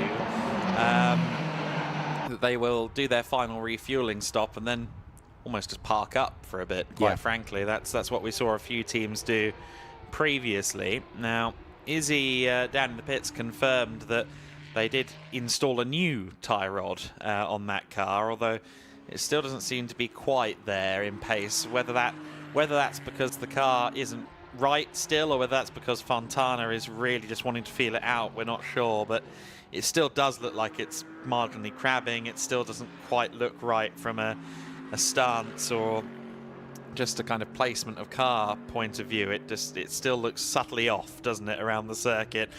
So while they've at least done something to try and counteract the issue, it can be assumed that car is still running a little bit wounded. Here's your leader. Here's Durbecker as he goes through 4 and 5 and past the badge that was on the car at the start of the race that managed to shed itself about 90 minutes ago. Rather remarkable that we are already into the final 90 minutes of this race. The first 4.5 hours have, to me at least, gone by fairly sharpish. And for Durbecker, I suspect the next move is a passing of the baton. Might be to Alfredo Hernandez. He did seem to imply that he would only do the start to me in the pits, the start and maybe the finish, but I do wonder if that maybe becomes a no with the situation in the race at the moment. Alfredo would like some big silverware, and potentially telling Almery, back out you go, is the method. But of course, Almery needs to be out of the car for at least an hour in order to take it back over, and they're not halfway there yet. Durbecker goes past Peter Brunner in the X-Racing number 82. That's the Club Sport version of the Porsche Cayman GT4, and they've had a quiet day, but I think a very productive day. They're in their own class. They're technically not a GT4 car, but I think we've unofficially decided, haven't we, mate, in this comments box, that we're kind of honorary throw them into the GT4 category. And at the moment, they are ahead of 2 still circulating GT4s, and of course another 2 have gone by the wayside. I think X-Racing have performed admirably here today. Oh, they certainly have, yes. Their first endurance race, their second year as a team, full stop. It has been very impressive to watch their progress. It's an all championship winning lineup down at X-Racing, so maybe we shouldn't be so surprised. I alluded to it earlier on. Peter Brunner is the Porsche Sprint Challenge Central Europe AM champion from last year. Ellinger and Barnes ran together in the Pro-Am endurance category of Porsche Sprint Challenge Central Europe. and they won that. So all three drivers are champions in these in this style of car, although it was a 992 Cup they were racing in the Central European Sprint Challenge. For now, though, we watch as the NM Racing Team car is being serviced. We've seen Jonathan Curry get out, and I believe it'll be Guillaume Asso potentially back in the car. That would make sense to see him back in, although it does look somewhat like Guillaume on the pit wall actually there observing. I'm not too sure. The driver tracker will tell us all in due course. If it isn't Guillaume, of course, it will be the return of Denis Soglaev. We'll see quite whom it is in just a moment. Oh, not whoever it is, they need to refire. Off we go. Number 15 car back out into the motor race then. And it is Denis Soglaev back at the helm. So I imagine Guillaume Asso will maybe hop back in for the final 45 minutes or so at the conclusion of this race. So off goes Soglaev there. That car returns back out on the circuit in 11th place overall, and with 23 of the minimum 35 minutes of pit stop time completed. M-Tech are in. The Cup 2 leader, the number 9, that's been driven around by Matthias Strand for the past stint or so. Currently 5th place overall as well. The advantage that they've got, I think, over Koray Munish is about 5 minutes. So this might again see GP Elite leapfrog back into the lead of the race. But again, right now, M-Tech and GP Elite are on about the same amount of time, 27.25 minutes to 28.25 minutes in terms of pit stop time. So this could be an effective run. This could now, I think this could be the first time we see a car fuel up and go all the way to the end. But now 1 hour and 23 minutes, that'd be a bit of a push. In which car was that, sorry? In the number 9. 992s are pretty blessed with fuel tank capacity, but yeah, I think risky. one more splash dash would probably be the wise man's choice at this stage. I'm sure Gustav will also be lobbying to take the car to the flag, to be honest. He has been pressing on. In fact, it might be him at the helm, is it? We'll see once he comes back out onto the circuit. I don't think we've seen Carlson for a little while. I would suspect it's him that is at the helm. It is a white race suit, so yes, it is Thomas Carlson back at the helm of this car. He will more than likely then do a stint of about 40 minutes and then hand it over to Gustav Söderberg-Crow. Gustav did share with me that was roughly the plan, to do like 45 minute stints at least with the other two, and he could do longer where needed. So Thomas Carlson heads back out onto the circuit once again. Carlson, who has been racing for 20 years now. Ironically, M-Tech is run by another Carlson. They're not related. It's just quite a common name in those parts. As he laughed, telling me that when I queried it back in Portimao, I was like, "Is Team Boss your brother?" No. But yes, we've seen him before winning championships in GT4s and in Porsches. So Thomas Carlson, no slouch himself. That was quite a short pit stop, actually. It was legal. Yes. It was 1 minute and 32 seconds, and the minimum time without fuel is 90 seconds. So we'll see whether Carlson goes all the way to the end or keeps that 45-minute strategy. But that would nicely break things up between now and the end of the race. Of course, remember all these things that we're noting in terms of minimum number of stops, the length of the stops, the combined time. That's all got to be wrapped up by the team by the time there's 30 minutes to go. And that's cars back out of pit exit, back out on track with 30 minutes to play. Continuing work there for the Razoon squad. Razoon More Than Racing. This is their GT4 leading number 60, going through the motions. This will pull their time up to around 27.5 minutes in terms of total pit time.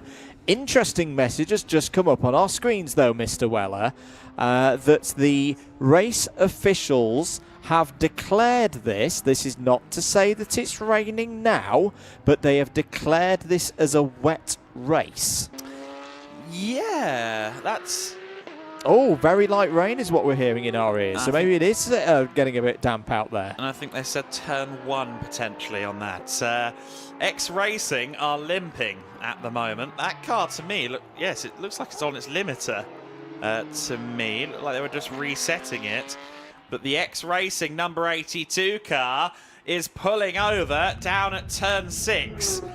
Something must be amiss with Peter Brunner's car. He's not been in it for terribly long, has he? And unfortunately, I think a full reset is what's currently going on the X Racing number 82. We've talked up the fact that they've just kept it clean and consistent out there. It's worked so far, but now we are watching as the driver desperately tries to fire it back into life, and we have a yellow flag at turn 6. I fear that that yellow flag may yet become a safety car, because that is not in a brilliant position to my memory as far as recovery goes. There is a gap in the fence a little ahead of the car. You can see some smoke coming from the car as well. This is not going to be the race that perhaps X Racing were setting themselves up for. I guess you maybe push it back into that gap in the fence behind the car. I'm not sure you're going to do that without the intervention of, well, that pickup truck. Some clever stuff being done at the moment here, Adam. BDR competition by Grupo Prom are in. SR Motorsport by Schnitzlam are in. It may come to nothing, but the crucial thing is they have started their refueling before any kind of potential safety car is deployed. We are still green at the moment, 1 hour and 18 minutes to go. Jolmesh is now down out of the refueling area and towards the garages for some service and for some TLC. There is the number 11 that's going for a driver change as well, but particularly by BDR competition by Grupo Pram. Well, they rolled the dice and got to a degree lucky once already in this race, Adam. Could they be about to do so again? Maybe so. It would be a big break for them in the race if that were to be the case. And you just think that maybe if the rule is truly that yes, you can do it so long as you've started the stop, I'd almost be inclined to just park the car up and get to 35 personally, or at least like 33, and then do a quick fuel and change at the end of the race. Yellow flags still only at turn 6 at the moment. We have to keep our ears and eyes open in regard to the light rain we've heard about at turn 1. I'm sure the camera ops will do their best Met Office impression over the course of the next few minutes to let us know what's going on with the weather above the sky. We did hear that the weather may degrade as the 6-hour race wore on. Will there be a late twist in the tail from the clouds above? So, Simon Birch leads this race for Razun More Than Racing. It's a while since we've said that for the number 14.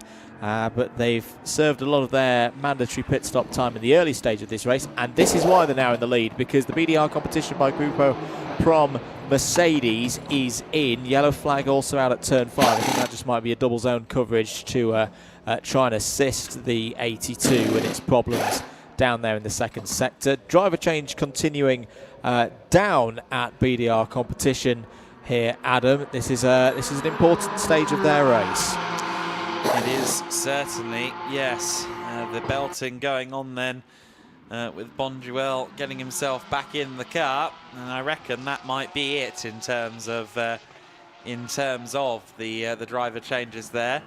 I suspect we're not going to see the potential for a safety car here as we get a look at the clouds above. Yellow flag now at 5, 6 and 7. It does seem as though they are just doing this under local yellows as best they can. The recovery of the X Racing Porsche, which, as we just mentioned if you missed it, pulled up at turn 6 and seemingly looked as though Peter Brunner was trying to cycle through the electrics on a couple of occasions. Amaury Bonduelle back out onto the circuit then. Mikael Durbecker, I think, has done his driving for the day. And it's now on the young Belgian to take the car home. Just looking at some of our sources in terms of weather, Adam. Now, I should note that for those not geographically aware of the Circuit de Barcelona, Catalonia, that it does sit. You climb up to the circuit as you drive in the morning, and sometimes you can get weather forecasts to say rain's incoming, and then it kind of just diverts around the hill. It takes the easiest path and stays down in the valley. But we are getting reports, at least from our sources of apps and such as the like, that there is increased chances of rain and heavier rain for the next hour. So it's gonna be eyes on the skies here. I think there's going to be a bit more work for the teams and the mechanics and the strategists to do than just getting their teams through to that 35-minute mandatory combined pit time. There could be, in the not too distant future, a need for some tyre choice changes. Could well be the case, couldn't it? So we'll keep an eye on the situation there as the race continues on. Simon Birch, your leader. All three of the top three cars, all of the GT3 cars, now have their kind of main gunner at the wheel. Simon Birch leading the way for Resoon More Than Racing, over 2 laps clear of star performances. Milos Pavlovic in second place. In third place, Amaury Bonduelle. He sits another lap or so off of Milos Pavlovic at this juncture. In fact, no, less than that, 45 seconds between Pavlovic and Bonduelle as he now breaks the timing beam on his outlap. The yellows have been lifted. The car has been removed down at turn 6. An unfortunate end for X Racing as Milos Pavlovic dives the inside of Daniel Drexel and manages to put a lap on the GT4 leader. So at the moment, it is Bonduelle firing in the fast laps among the three of them. I do wonder quite where Bonduelle will come out here once all is said and done.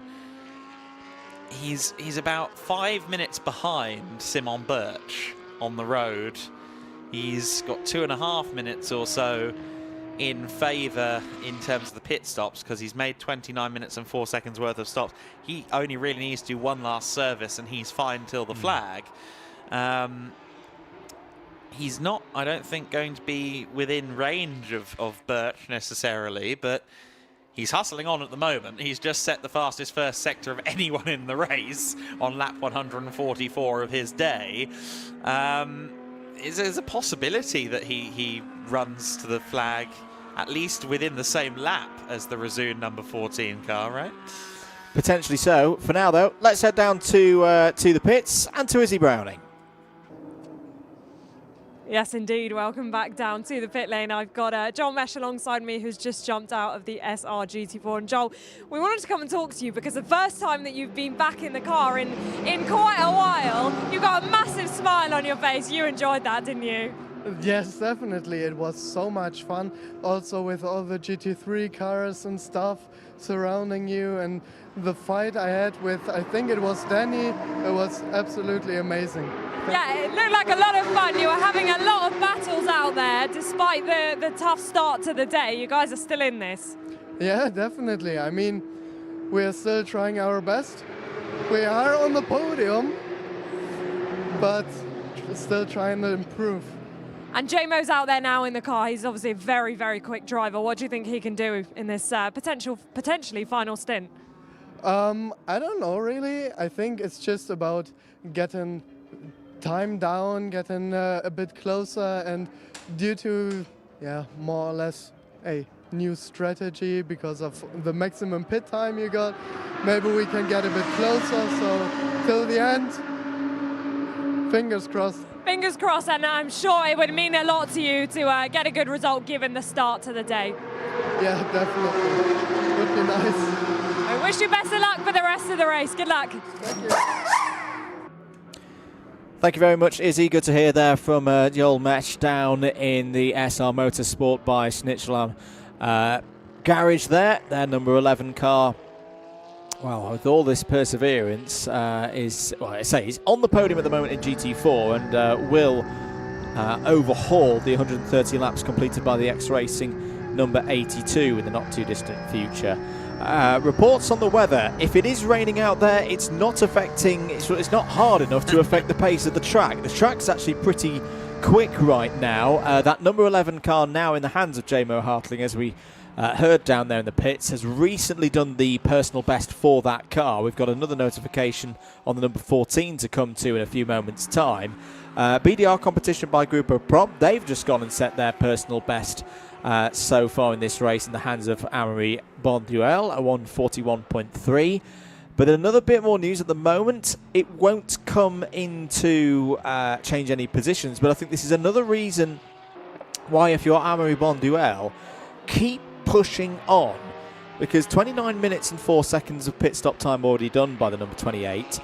The number 14 has done 26 minutes and 49 seconds, and we've just seen on our screens, Adam Weller, for the third time in this race, if I'm not mistaken, another 5 seconds added to the final race time for car number 14.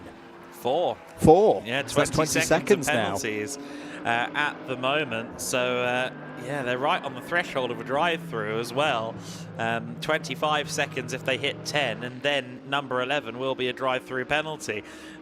Looks like Birch there was really struggling for traction as well on kind of mid-corner into corner exit there as well. I just wonder whether maybe there's some increased precipitation down at turn 10 at all, but certainly looks like Birch is slightly struggling. Let's keep an eye on this lap and see how it looks. It's certainly not off the pace particularly. It just looked a bit scruffy there coming out of that turn. A 142.9, that's not brilliant for Simon Birch. Meanwhile, Amaury Bonduel, a 141.183, just ahead of the 14 car.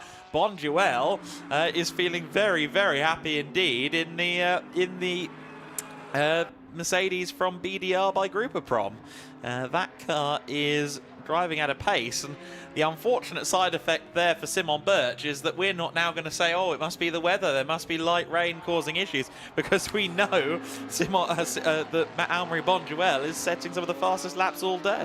And you look at the well, actually, I'll just throw one other little noise factor into this.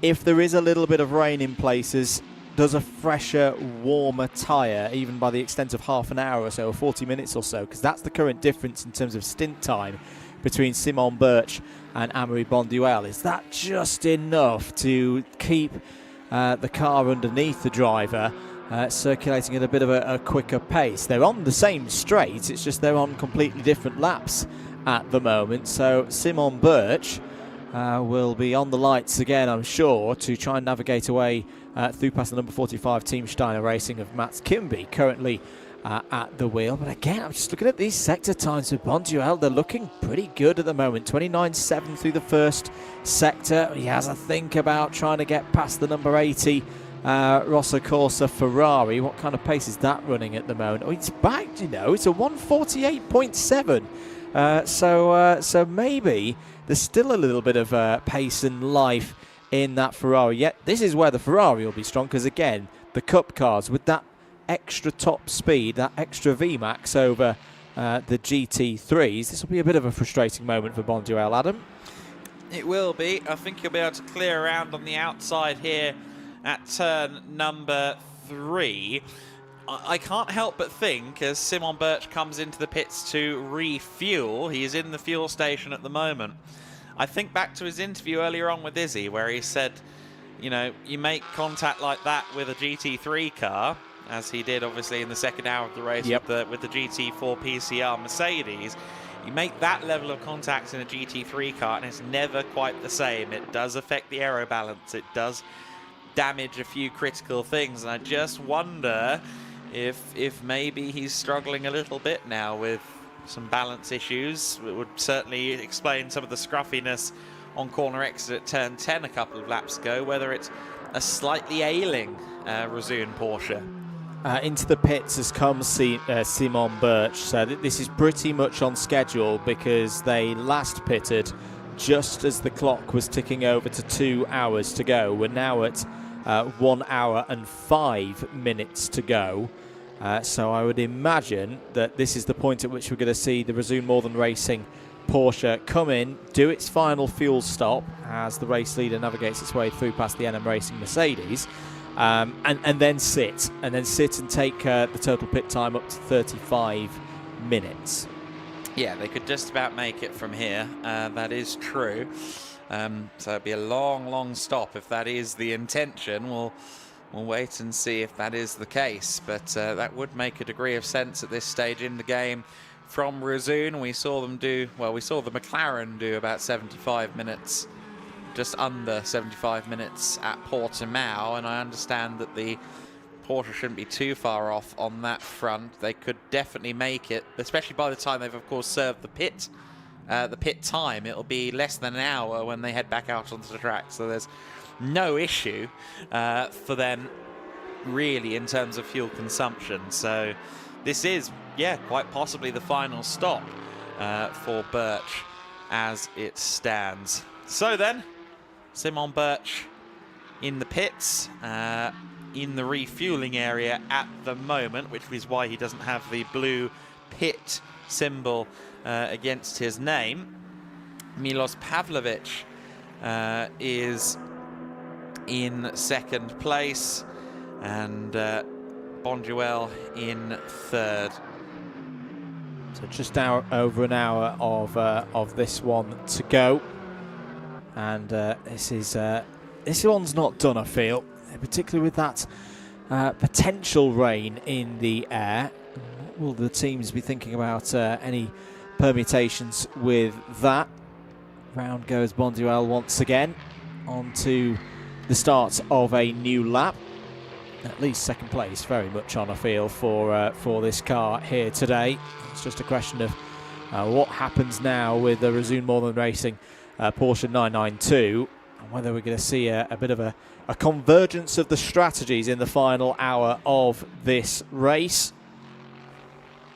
If you've missed any of the coverage of any part of the 2025 GEDLICH Racing Winter Series, you can watch it all back on the broadcast channels free of charge, brought to you by alphalive. And we have got more racing coming up after the culmination of this 6 Hour of Barcelona. We've got the second TCR Spain support race to follow after this, so don't go anywhere once we've got to the culmination of this one. There is the Simon Birch Porsche 992 GT3. We would expect Simon Birch to stay at the wheel of the number 14 between now and the end of the race. New slick tyres going on board the Porsche. That is to be expected. The wear on those coming off doesn't look too bad at all. But this is an important moment. It doesn't need to be done in too much of a rush. They've got to eat up some of that time, Adam. But operationally, this is the moment for Resume More Than Racing. They've got to get every single little aspect of this pit stop right. Yeah, absolutely. So Milos Pavlovic will probably be in the next 10 to 15 minutes as well, I reckon. But for now, we're watching Resume at work. Of course, we saw them applying the tape earlier on. That was really the only stop of any level of panic for this car, of course. The GT4 had a fairly hurried brake change earlier on. For Daniel Drexel, who continues to lead the class at the moment. It was Gregor Schneider at the wheel of the car at the time of that paddle disc change. Birch, for now, is awaiting the go signal from his team. And how long have they been in at this? 5.5 minutes. 5.5. I think they might keep him waiting, don't you? Yep, yeah, if they're going to run the car all the way to 35 minutes at this point, still got a couple of minutes before they set this car out on its way again. I just wonder as well, does anyone take a risk of leaving themselves short deliberately on the thought of, well, we might need to come in and serve a pit stop change and combine it with a minimum 90-second stop. I don't know. Still doesn't look like there's any major rain falling out there. As there is the number 80 of Rosso Corsa Racing in the 149s at the moment, still circulating, still in 7th place, and that would be 4th of those across all of the Cup categories. But just like that, Adam, it doesn't seem like 5 minutes ago since we've seen this car sweeping into the lead of the race. We are into the last hour of the inaugural 6 Hour of Barcelona. Yeah, we are. Hour 6 of the race is underway as the Milwaukee-backed Resoon Porsche awaits his opportunity to go. And, they don't waste time now that they've given the signal. What have you observed there, Andrew? They're not going to finish 35 minutes on this occasion. They're not. They're going to come out with something like 34 minutes remaining. I wonder, are they just covering for the scenario of a quick rain shower, needing some wet tyres in the next 20 minutes or so, and kind of kill two birds with one stone they've come out, and it's 33 minutes and 51 seconds accumulated on time. We should note as well from earlier in the race, and I'm racking my brain now as to why this is the case, that we needed. I think there was one pit stop as well where they came through the pits. They have a drive-through earlier in the race. Yes, they did, of course, for the contact with the number 4. Yes. So take another 28 seconds off of that. I reckon this team have just looked at the weather and gone, do you know what, ladies and gentlemen, we might need to make another stop between now and the end of the race for some wet tyres. Let's just give ourselves another 90 seconds worth of pit stops to hit our 35 minutes and change tyres if we need to. They're still going to need to come in. They still need to come in and do that to get to that 35 minutes. But they could be doing something quite clever here if, and that's the key word here, ladies and gentlemen, if the rain hits in the next 25 minutes. As my Scottish friend with an American accent once said, I think they've been a wee bit canny there on the Resoon More Than Racing garage, and we'll see whether or not that is the case. With 57 minutes and 40 seconds to go, they have to come in again before half hour to go. That's the situation they've set themselves up for. The question is, what will the weather be doing at that time? Have they performed a masterstroke? I don't think it's a masterstroke they necessarily need. They're in a good position come what may. Down at Resoon, they are 3rd at the moment. They're in a very strong position, though, as we go into the final hour. It was the more than likely final stint for Thomas Anderson that concluded as hour number 5 began.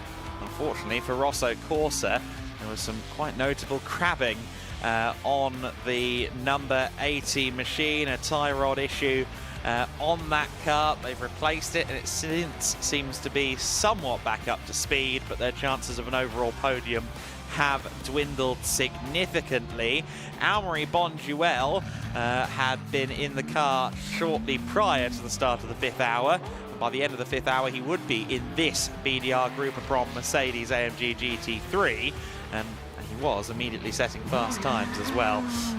Milos Pavlovic has been 3 times now in the star performance Lamborghini Huracan GT3 Evo 2, and 33 has been consistently there, roughly, usually in 2nd place. I think that battle will be one of the interesting ones going into hour 6. 2nd place between star performance and BDR competition. They were side by side in that moment there, as Durbecker, I think, rather politely allowed Milos Pavlovic through. Mikael Durbecker, who has been limping around a little bit. I don't think we saw this in the live pictures. The Mercedes limping to the pits at one point. Durbecker looking a bit slow there. We did, however, see the X-Racing car pull up, unfortunately, on the side of the road towards the end of the 5th hour. That's the end of their race. Meanwhile, it has been Simon Birch and Almery Bonduel setting the track alight in the more recent times. Birch has recently visited the pit lane. That is why the car is currently in third position, which means that this man, Almery Bonduelle, is in second. Your leader, though, is the Star Performance Lamborghini Huracan GT3, but that doesn't really tell the story because of a long pit stop for Razun More Than Racing. Less than a minute and a half of pit stop left to do for Simon Birch, who has just set the fastest lap of the race.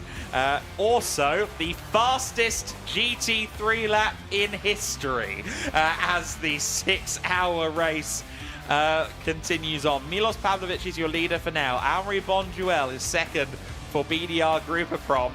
Simon Birch in third position, but with the advantage firmly in terms of the greater scheme of the race right now. Thomas Carlson is fourth in winning in the Cup 2 class for the time being for MTech competition. Rodri Guillon is fifth overall in the Cup 4 Lamborghini. Kern Munich is in sixth position overall for GP Elite. Angelo Fontana is seventh position in the race and leading Cup 1 after the issues for the Rosso Corsa Ferrari. Daniel Drexel leads the GT4 class for Razun More Than Racing. Mats Kimby for Steiner Racing is 9th. Denis Soglaev is 10th overall for the NM Racing team. Jamo Hartling running in 11th place in his first stint of the day in at the number 11 Mercedes, which has had some issues with its refueling situation earlier on. And then everyone else, unfortunately, no longer running. Beat Ganz's ex-racing car had an issue earlier on. In fact, I correct myself because Beat Ganz has just taken that car back out. The ex-racing Porsche has been allowed back into the race, has been recovered back to the pits, and is now back out on the circuit. So, unlike Le Mans, if you do get recovered, you can get back out there, but he has lost a lot of time all the same. The Steiner Racing Porsche is in the pits, but I need to pause and just say, again, for emphasis, a 140.695, the fastest GT3 lap on record before today here at this circuit was Riccardo Agostini in the Le Mans Cup round at Barcelona last year. That was a 140.743. The most recent lap for Simon Birch, a 140.703. So he has set the fastest lap in GT3 history around this circuit. And then on the second lap, he has not beaten that time again, but he has gone quicker still than anyone else ever has driven a GT3 car around this circuit in race conditions. I think with everything up in the air, potential weather to come in, I love it when a driver does this. Simon Birch has been given the instruction to turn it up to 11 because we don't know what's coming, Simon, so we need as much pace extracted from these brand new tyres that you can possibly give us. That's the instruction that Razun More Than Racing have given at this stage. Just to recap what the different teams have left in terms of minimum pit stop. This is the combined time, of course.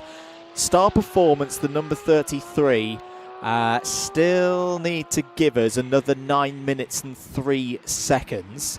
The number 28, 34 seconds behind, need to give us much less than that. They need to give us another 5 minutes and 56 seconds. Simon Birch and number 14, Razun More Than Racing. This is an approximate one because a 33 minutes and 51 on our timing screen at the moment isn't fully reflective of their situation. They had a drive-through earlier in the race. It took 20, it gave them 28 seconds or there or thereabouts in terms of total pit stop time. That does not count towards their 35 minutes combined. So we reckon they need another 90 seconds in the pits. Light rain is being reported at turn 1 as well. Just covering into Cup 2 as well, because that story's not done yet either. 6 minutes and 9 seconds is what we need to see from Thomas Carlson and the MTech competition crew in the number 9. 6 minutes and around 47 seconds is what we need from GP Elite. And I've heard in our ears, Adam, that it was light rain I'd say that from the shot that we had there at turn 1 through turn 2, that's more than light at the moment. This could be the point where the race completely turns on its head. This is the point going through the next 10 minutes where the sources that we've got in the box would indicate that the worst rain is to come. The pace for Simon Birch has dropped off a bit as well. A 1:41.5, anything but pedestrian around this circuit. But the fact that he's woed up by about a second is certainly a point of interest. Hello, Rosso Corsa team. You are on TV just over your shoulders if you're interested. They were doing some meteorology, looking overhead and sticking their hands out to try and figure out whether or not it was indeed raining. It's certainly nowhere near the need for a tyre change, but it is maybe getting a bit greasier out there on the circuit for now. Some new slicks are being lined up for Rosso Corsa at the moment, and it will be our driver that took the start in the number 80 car, Nicolo Schillo, that started the car. He is lining himself up to get back in now for the closing stint of the race. I guess now the ultimate test of quite what shape that Rosso Corsa car is currently in, but he will drive the car rapidly towards the flag. Will do indeed. 49 minutes to go. So for Rosso Corsa, they're not going to need a very long period in the pits for them to achieve 35 minutes. There's the evidence of the rain on the windscreen. Looks more like what they call psychological rain at the moment, not too heavy to affect a warm racetrack and any warm tyres out there. Might be a bit skittish though at the very start for Nicolo as he heads out for Rosso Corsa. There is the car that I think we're still calling our favourites for this race. Haven't quite got to the end of their allotted pit stop time yet, but they are the furthest along of the top three. Simon Birch pace at the moment 1:42.1. Thomas Carlson is in, Adam. This is going to be, I would presume, the final stop for the M-Tech competition number 9 in Cup 2. Yes, we have also seen the final stop, I don't know if we covered this actually, for Stéphane Lemeray and CMR. You suspect it will be the final stop because they have clocked in 35 minutes and 6 seconds. Fairly laser precise there in the grand scheme of things from the team.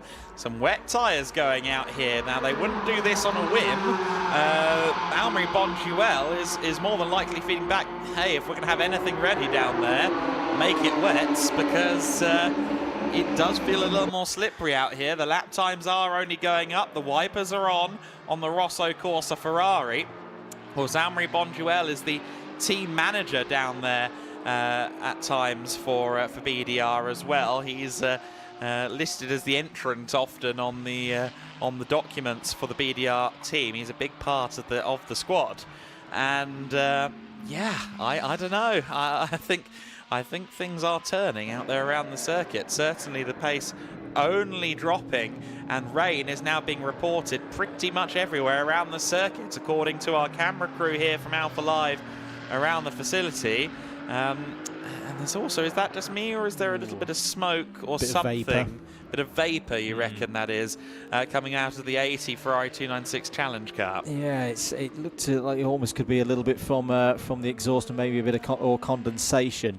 I think the other trouble for the teams that haven't, I'm talking like Star Performance and BDR at the moment, is they've got to make a stop. It's got to be a long stop as well, and with the conditions so variable, it could play in their favour. Bring the car in, start the clock, see what the weather does, and then go, right, okay, it's properly wet now. We're towards the end of our 35, stick a set of wets on it and send it out. But there's the other way of looking at it of, whilst ever the car's not going round on track, they're not getting that crucial reference data of what's the track doing. Does it need wets? Is it wets only in Sector 1? Is it wets all the way round? This is where I quite like what Resume Modern Racing have done here. They've given themselves, for me, the best opportunity to react either way. Either stick with the slicks or make a very last or perfect timed moment to switch to a wet tyre. Yeah, no, I thought you were being a bit ambitious with your thinking when you initially floated that for Resume, but the more we thought about it over the last few minutes, the more I think they've been very canny, and Yeah. B, they've been very canny in the exact way that you've put forward. Very compelling situation here. Of course, if it does start to really downpour here around the circuit, less progress can be made against the cars that have made that have not made the entirety of their 35 minutes just yet. So that might help a few parties as well. 15 minutes left on the clock. I understand that so long as you start your final pit stop before half hour to go, you're fine. You don't have to have 35 minutes at the second we only have 30 minutes of the race left to go. But as a reminder, if you're just joining us, 5.5 hours is the cutoff point to make 35 minutes of total pit stops out on the circuit in this, or in the pit lane, in this, the inaugural GEDLICH Racing 6 Hours of Barcelona. MTech are in for what should be their final switch, and no surprise to me that Gustav Söderberg has been reinstalled into the car. He's going to go GP Elite hunting in the last moments of this race.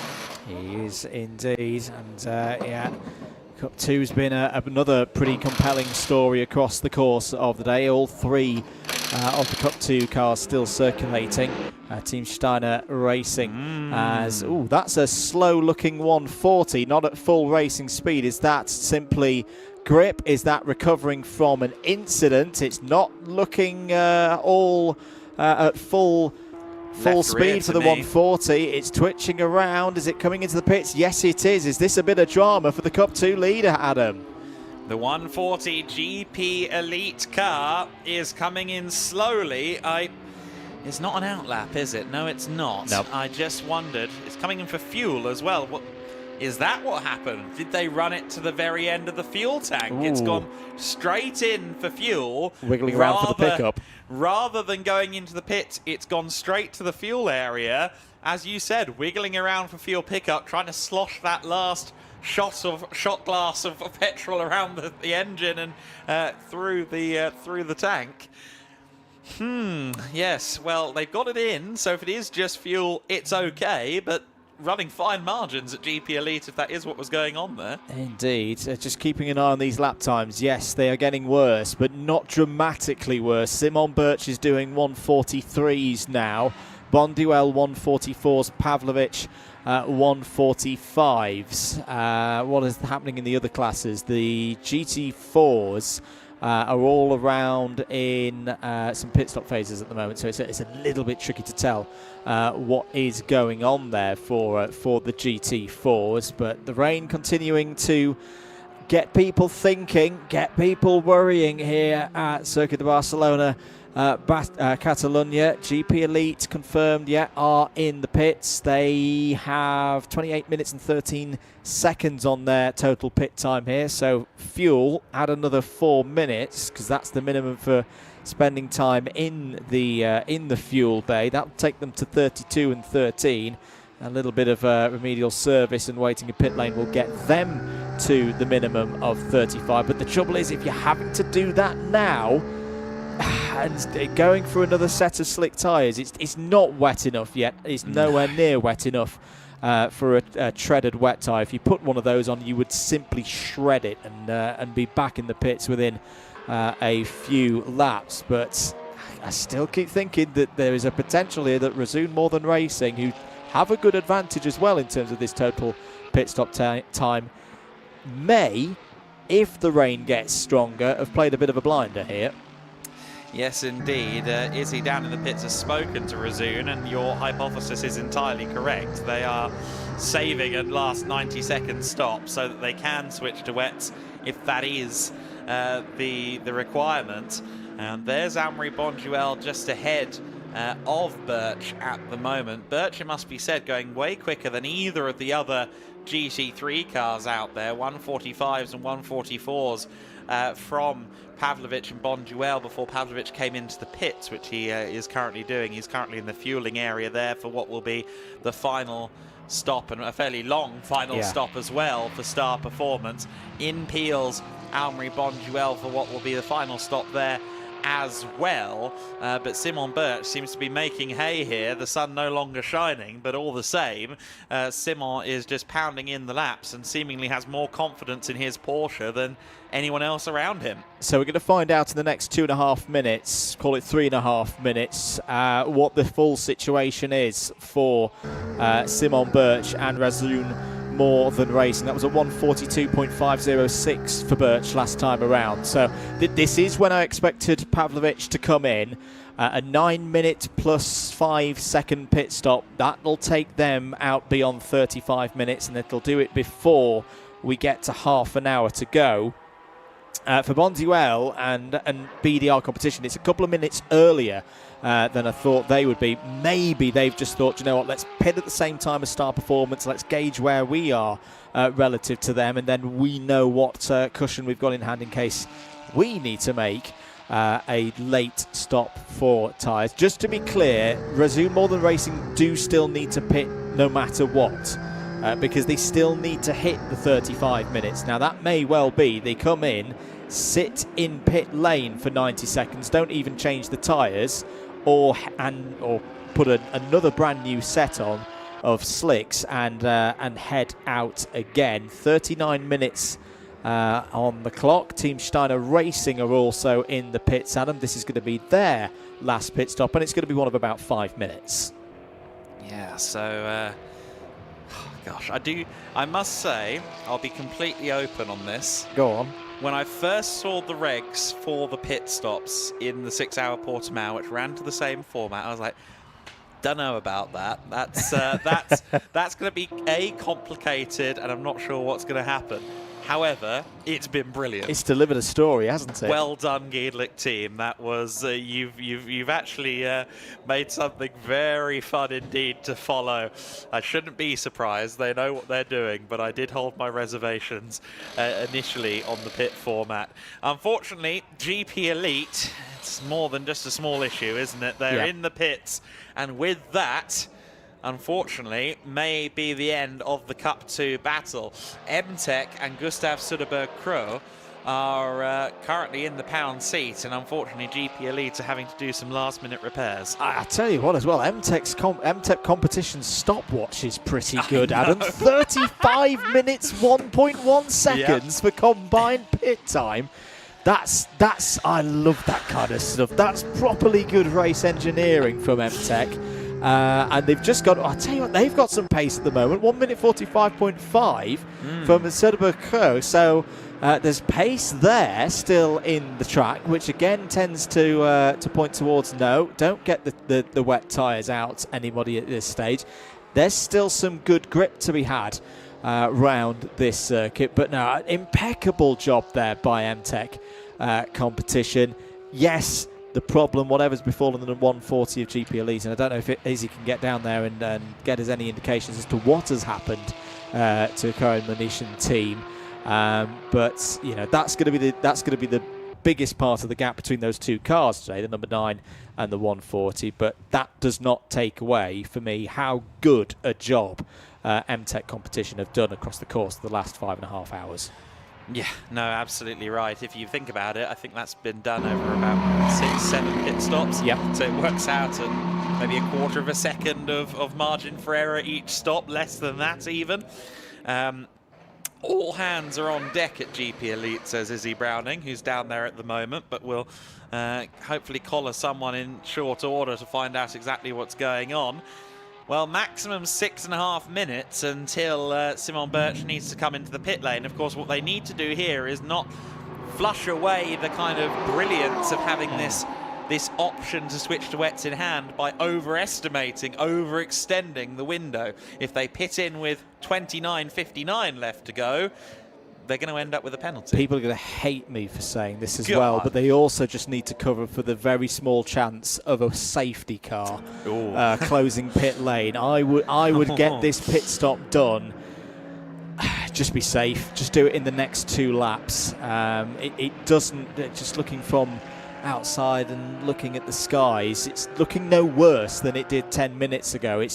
It's not looking to me, Adam, as if it's that case of, yeah, it's definitely going to rain. Yeah, we're definitely going to need some wet tyres in the course of the next 5 minutes.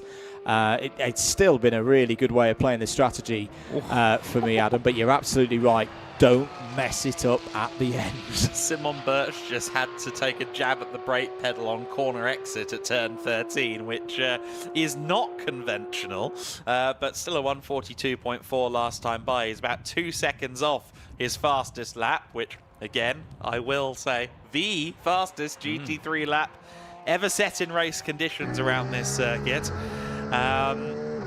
But yeah, he's hammering on. If the safety car were to come out with, say, 32 minutes to go, and they didn't get to serve that stop because of that reason, I think there would be an element of, not force majeure per se, but I believe that they would open the window for the 2 or so minutes that were left. So hopefully that shouldn't be too large of a concern if anything were to happen out there on circuit of that nature. All the same, like you said, it's not looking much worse. It's certainly not looking like you need anything other than slicks out there right now. I'd maybe decide to go on the discretionary route now. Yeah, and the other point, they've now got a 2-lap lead. Yeah. So they've got enough of a window as well. You know, even if they did it on this lap, come in, sit for 90 seconds. You know, put another new set of slicks if they've got a set up their sleeves, send it back out. It's only going to be the exact same situation for everybody else, realistically, at this stage. If we suddenly got a rain shower, it's going to be the point at which it's going to start affecting the track surface and needing a wet tyre is going to be beyond the end of 30 minutes to go. They don't elect to pit on this particular lap. They go around again, have another lap to survey things. In the pits is the number 60. This is your GT4 leader. Hey, at the moment, Resume More Than Racing looking for the double here. GT3 and GT4 class victory. That would be a mega result for them, Adam. Yeah, it absolutely would be. That would be a pretty much definitive sweep, wouldn't it, of the race. They'd have to wheel out a cup car, which I don't think they own, or one of their KTM GTXs to have it any better than they already have in today's race. Resume, always an impressive team. There have been times where I've been in the paddock and they're running no fewer than 3 different cars. I think I remember once seeing them run a KTM, a Porsche and a BMW GT4 all in the same race. And they managed to pull it off magnificently no matter what car they are running. And this move, this decision to gear up with a GT3 Porsche, to gear up with a GT3 car point blank for the first time, was always one that excited many and turned some heads, especially when it was announced that they'd be doing GT Masters, and with whom? Leo and Simon. Leo Pichler, Simon Birch. It's always been a measure of excitement from all parties, and we're seeing why from Simon Birch, who I think has really confirmed his status as one to watch in GT racing here with us in the winter. Not to say that he hasn't consistently done so elsewhere, but every time he's gotten into the car with us, we have seen him really turn heads. And now, turning into the pit lane comes the Resume Porsche, right on schedule. Should have enough fuel. Yep, goes straight past the fuel bay. Just going to take a nice leisurely stop to get over that 35-minute marker.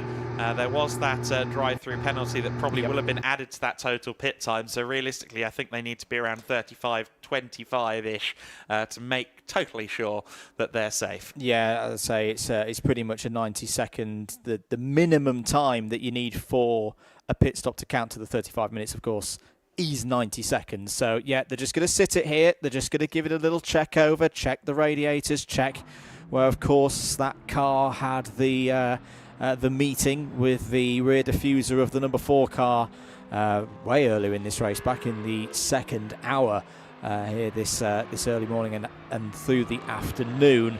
And they'll go through the cycle and complete things. Star Performance and BDR Competition are also out of the pit. 35 minutes and 5 seconds for Star Performance. 37 minutes and 40 seconds for BDR Competition by by Grupo Brom. I just wonder, that's just to cover all the bases, isn't it? That they've more than done 35 minutes in green flag conditions with that total pit stop time. Of course, their first pit stop, or one of their early pit stops, was under the first of the 2 safety cars that we have had across the course of this afternoon. Who else is still 2 hours away? Goes Simon Birch. Who is still owing us a stop? Well, Cohen Muniz is going to be fine with GP Elite in terms of pit stop time. Not fine, of course, the fact that they've been in the pits for some 13 and a quarter minutes at this stage.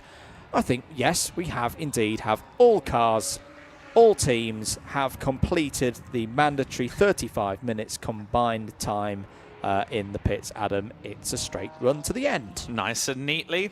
As we hit the 30-minute to go time marker, that was very neat indeed in every way possible from Resoon More Than Racing.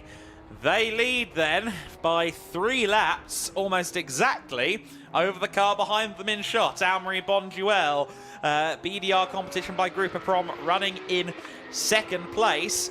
Just 5.5 seconds back from Almery is Milos Pavlovic in third position. It is now a straight run to the checkered flag for second place. We've kind of been anticipating that second place battle would be the one, and that is now what we're seeing. The battle for, well, there isn't a battle so much, but in fourth place is the CMR Cup 1 leader of Stefan Lemarais. Our Cup 2 leader is Gustav Soderberg-Crow. He looks to be uncontested now with GP Elite, unfortunately in the pits. The GT4 car class is being led by Resoon with Denny Berndt in the number 60 car. But back to that Cup 2 situation, I believe Izzy is going to bring us an update once again from the pits. Cool. I am indeed down in front of the 140, of course, that you can see in the garage with the team manager. Just tell us what happened. I mean, first of all, commiserations to have this happen in the closing stages of the race, but what happened out there? Yeah, it's unfortunately that's part of racing sometimes, but one of the drive shafts broke. Fortunately, we were able to get the car in, we refueled, everything's ready, so as soon as the drive shafts changed, we're going to go back out and finish the race. But yeah, it's not what the boys deserved.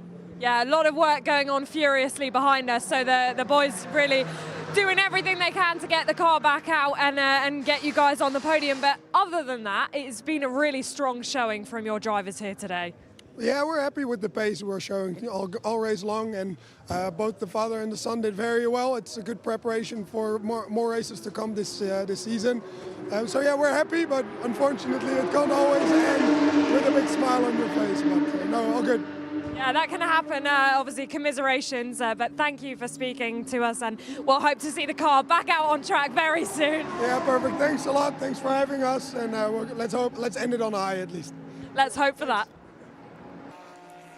Hopefully so, yeah. Thanks for that update, Izzy, and GP Elite will try and get to the flag, but as you said, Andrew, I think your face kind of lit up with a kind of when they said drive shaft. Yeah, half drive shaft probably pitched the car into a spin as the torque shifted instead of front to back, suddenly left to right or right to left. We're not quite sure which of the drive shafts along the rear axle has gone there for the Porsche, and then the wobble back to the pit lane. Again, all of the torque going to one wheel, none to the other.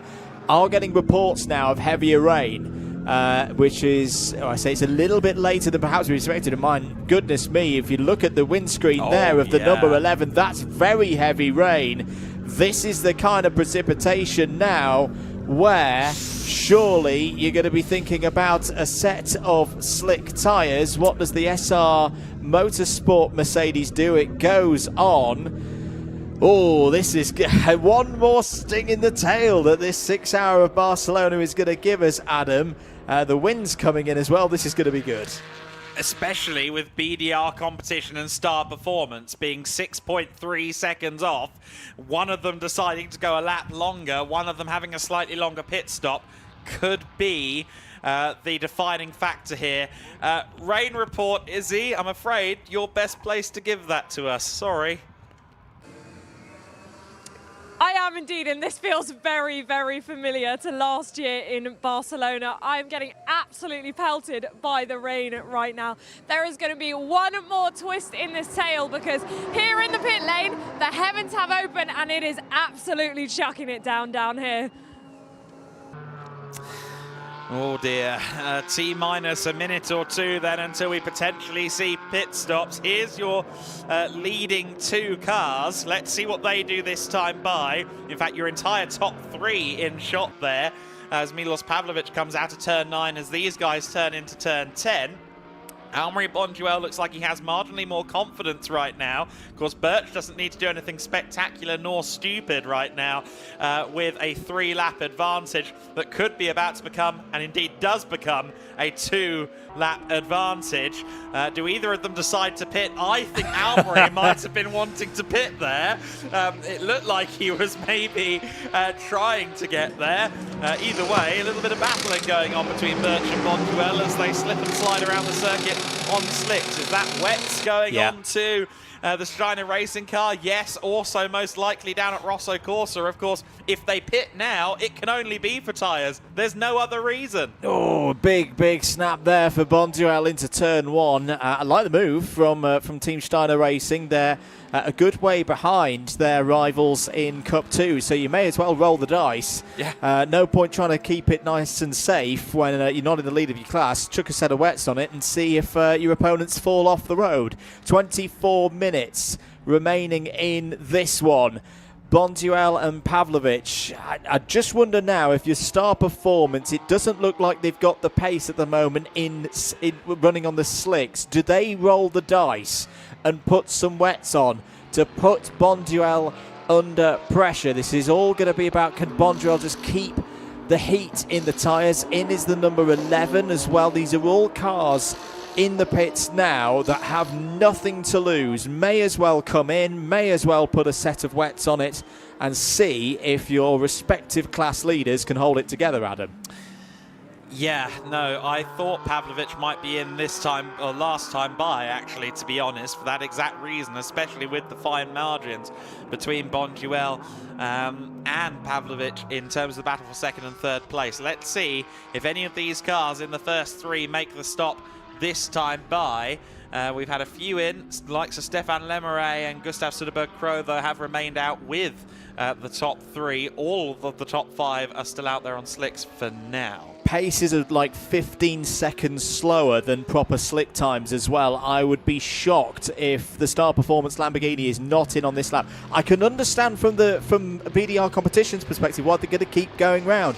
Almery Bonduel's doing an amazing job to keep that car on the road. He's keeping tyre temperature. He's not falling off the black stuff. Keep the track position. What does Pavlovic do? He's in.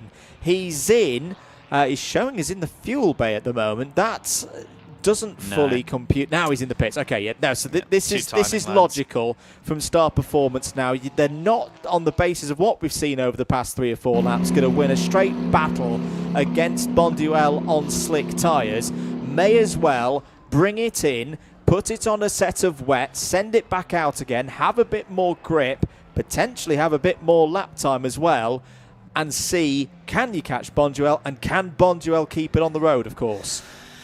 Yeah, I think this is a very wise move, and even if Bonduel pits this time, this 1 lap that he's currently struggling around now could decide 2nd in the GEDLICH Racing 6 Hours of Portimao. I remind you, they were separated by 6 seconds prior to Milos Pavlovic coming into pit lane.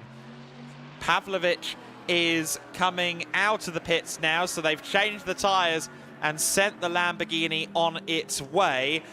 Confirmation, incidentally, from Izzy down in the pits and the camera ops around the circuit that the rain is only getting worse, which means the slicks are only becoming more useless. I think if you're Bonduel, you've got to pit now. If the rain's getting worse out there and the indication that the rain is not going to stop either, you know, cover off the move of Pavlovic and Star Performance now, because you're definitely going to start losing track time, never mind if you manage to keep it on the road for the remaining 21 minutes of this race. What do BDR competition by Grupo Prom go? No, they go on again. Wow. They go on again. They rolled the dice here.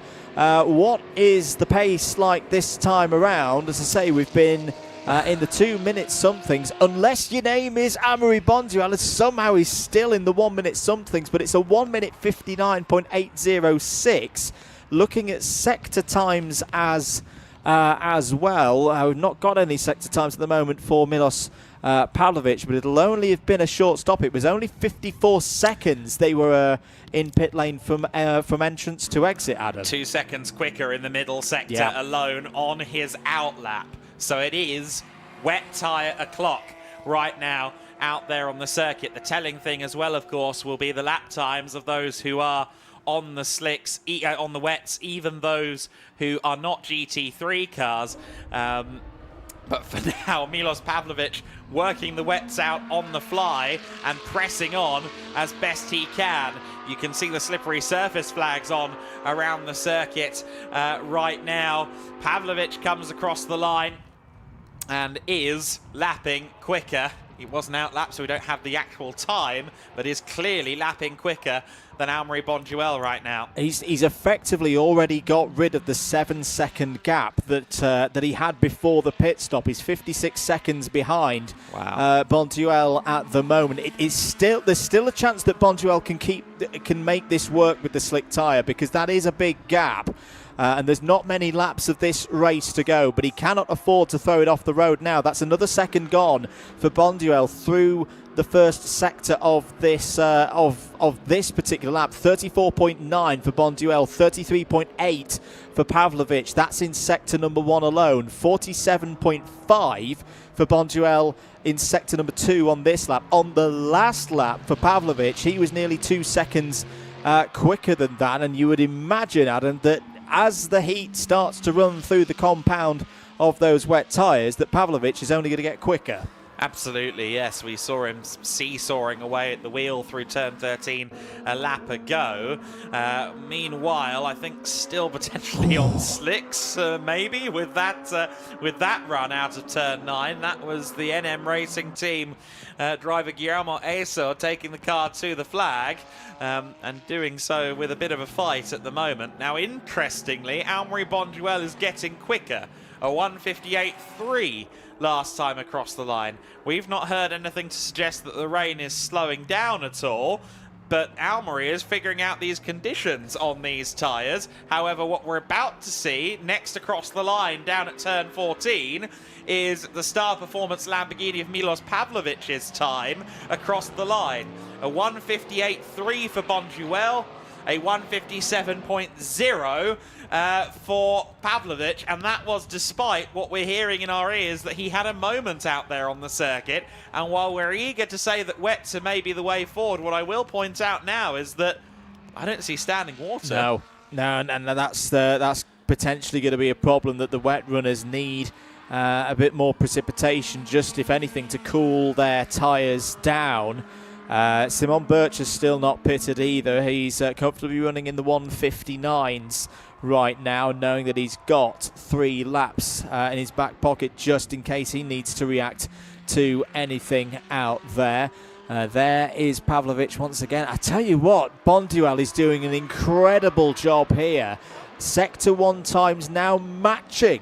This is taking me back to Aragon a couple of weeks ago. Rain getting heavier is what we hear in our ears. This is in the balance now between Bonduelle and Pavlovic. Pavlovic is arguably on the right tyre if the rain continues to fall. Is this the moment for Pavlovic? Yes, it is.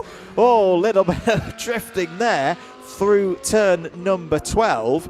If the rain really starts to fall now, game on for Pavlovic. If it stays in this intermediate condition, getting no wetter, damaging those treaded tyres on the Lamborghini, it's advantage Bonduelle, I feel, Adam. I was going to say, if it gets wetter in 5 minutes, there's no guarantee that Pavlovic is going to have a usable set of wet tyres left underneath him. With the amount of scrubbing of the surface of that Pirelli going on as he seesaws at the wheel, corner on corner on corner, he's in serious danger of overdoing it, overheating and shredding those wet tyres. For now, it is a 1:57 from both Birch and Bonduelle on the previous lap. The time from Pavlovic was a 59, so the slicks are faster right now. A late twist in the tail once again. The trouble for the wet runners is the majority of the rain is in the straight parts of the circuit. It's down the pit straight and down the little run into turn 6 and 7. That camera angle looks a lot worse though than it did a few minutes ago. So just as we start to think it might be swaying back towards the wet runners, massive slide for Jamo Hartley through to 9, and Jamo's on wet tyres at the moment. That shows you how tricky it is out there. Jamo's properly thrown it into turn 10 as well. This is fantastic stuff to wrap out the 2025 GEDLICH Racing Winter Series. There is your race leader, Simon Birch, who for me, Adam, is doing exactly the right thing. Just let everybody else make the decisions for you, give you that information of what tyre you need to be on, knowing you've got those 3 laps in hand. Pit when you want to pit, and you know that you need to pit. Oh, and Simon Birch knows that he needs to pit.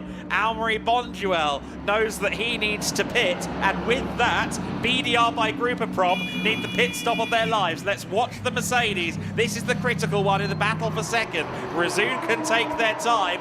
BDR Grupaprom have no time to lose in this pit stop. 4 tyres need to be put on that car with the utmost efficiency. Rezoon come in from the race lead. They're 3 laps clear. They're not really in any danger in this situation. Milos Pavlovic is coming through the final sector at the moment. He's coming through turn 14 at the moment. Where is Bonduelle? How are the team doing? We need to see the Merc. The car is firing into life, but coming down the main straight now, coming past now for second place in the race is Milos Pavlovic. But the question now is, how are the Pirellis underneath him? He's been skating around in half-dry conditions on a set of wets for the better part of 10 minutes. Wet tyres don't like that. Bonduelle comes out less than 10 seconds behind the Milos Pavlovic car, second and third overall in the race. Bonduelle's wets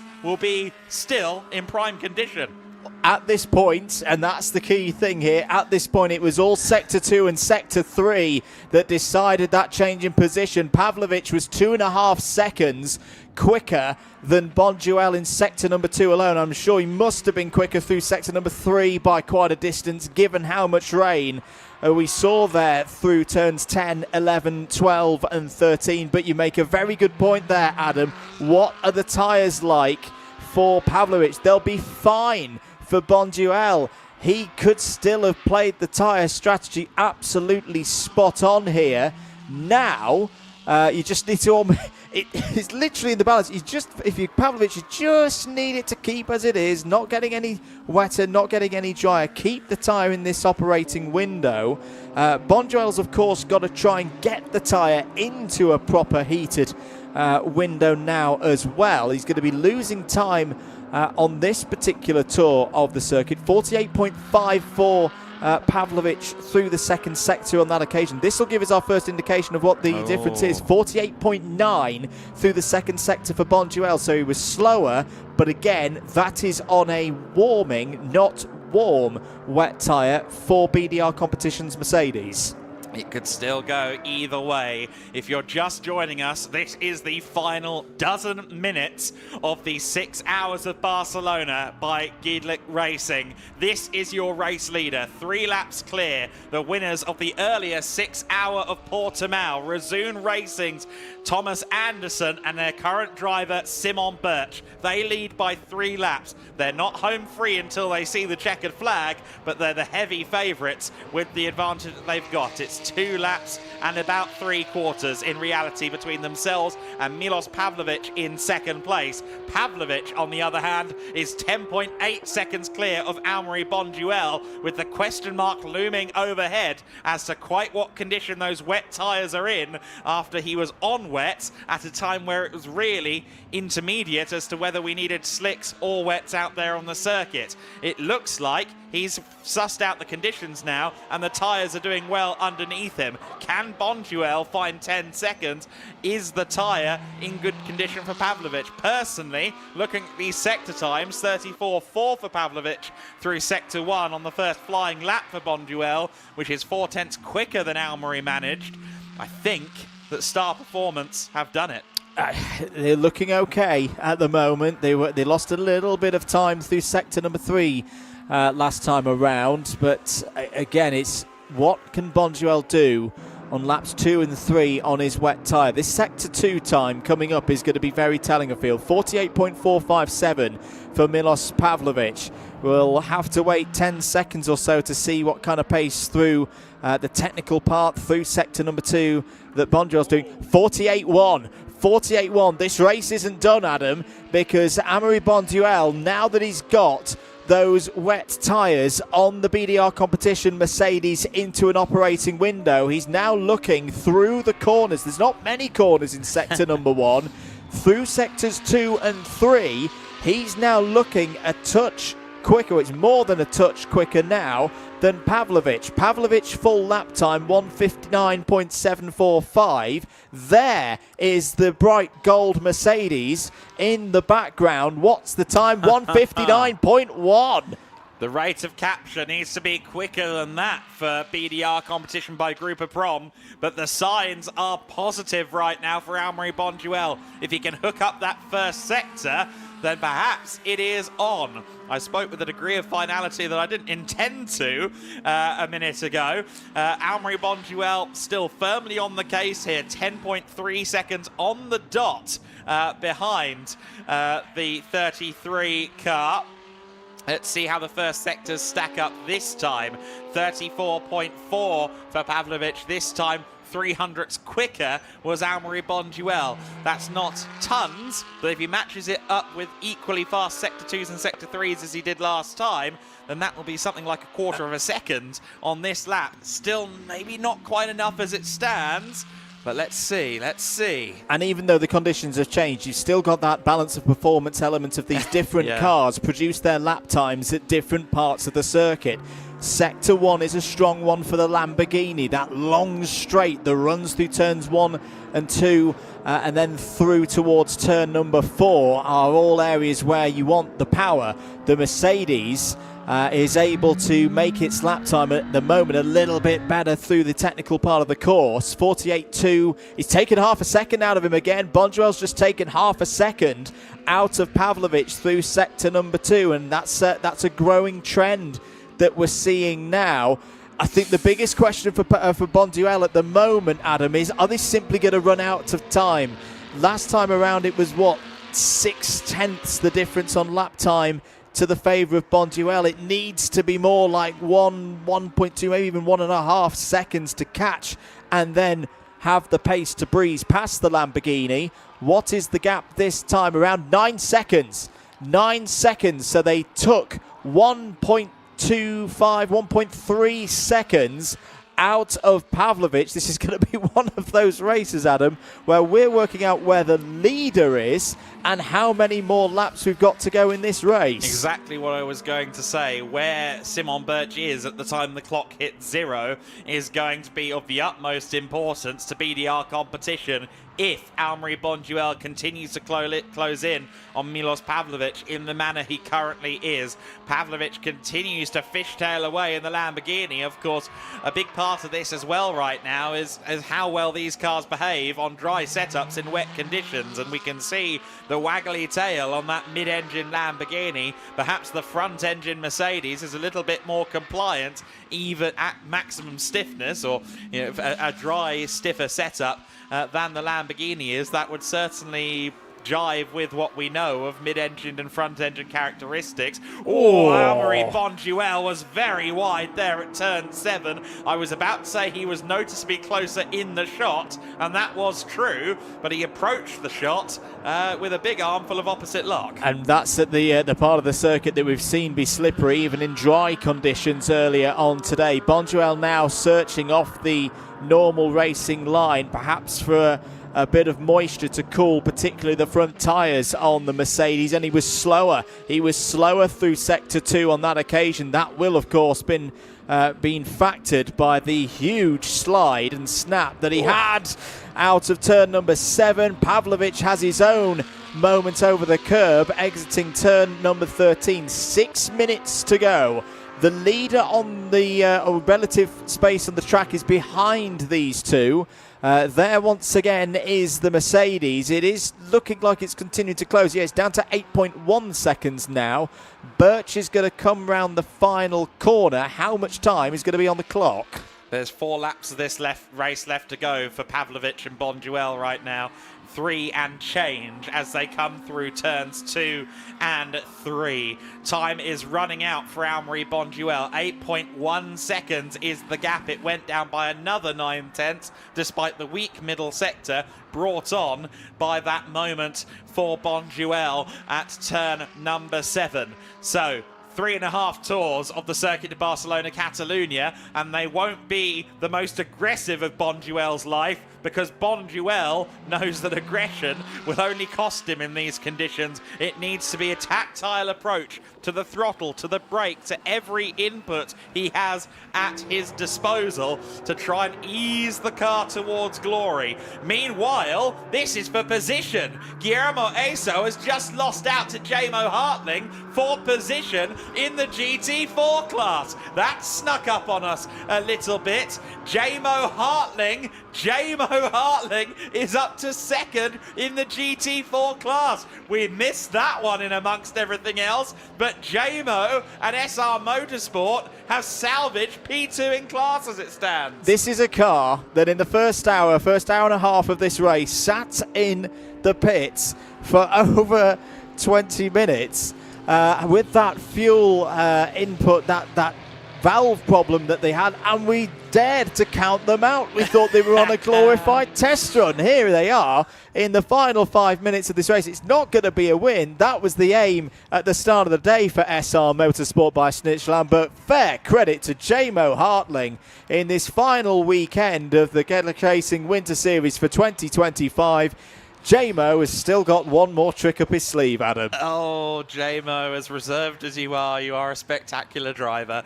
3 minutes and 40 seconds of this race left to go. The gap is down again. 5.8 between Pavlovich and Bonduelle, and it was 2.4 seconds. Yeah, that's a rate which if Bonduelle continues to gain, he's going to catch Pavlovich on the final lap of this race. There is Bonduelle again, search. Oh, probably is that a Simon Birch going slowly down the pit straight? Has he run out of fuel? Haddy did not come in for fuel when he came in for that very final pit stop to just sit and go for 90 seconds.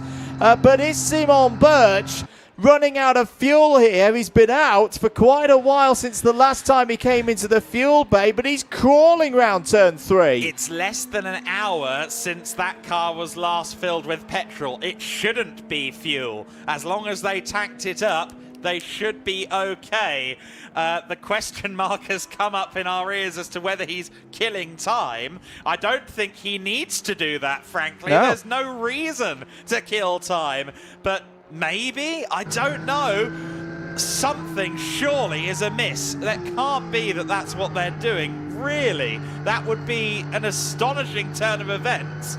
If that is simply it, maybe. I mean, if Denny Burnt is running out of fuel, maybe that is the plan to make sure the GT4 winner crosses the line. He is going through the gears. We can see him doing that much. He looks fairly chill in the cockpit. He's not panicking.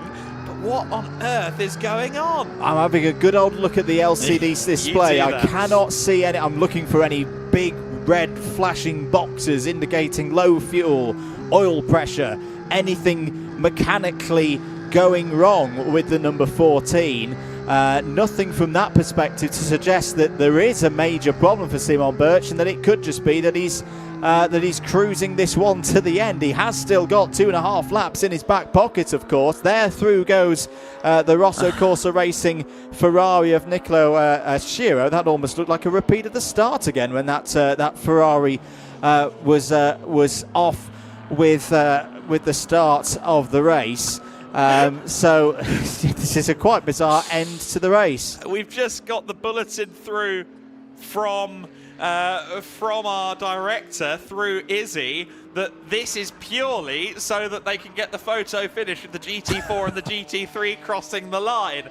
Razoon, my letter's in the post. That's not okay. It totally is. You have your right to do that, but oh goodness me, that was an alarming minute and a half or so of my life at least. We have 45 seconds left on the clock. Simon Birch begins the final lap of the 6 Hours of Barcelona.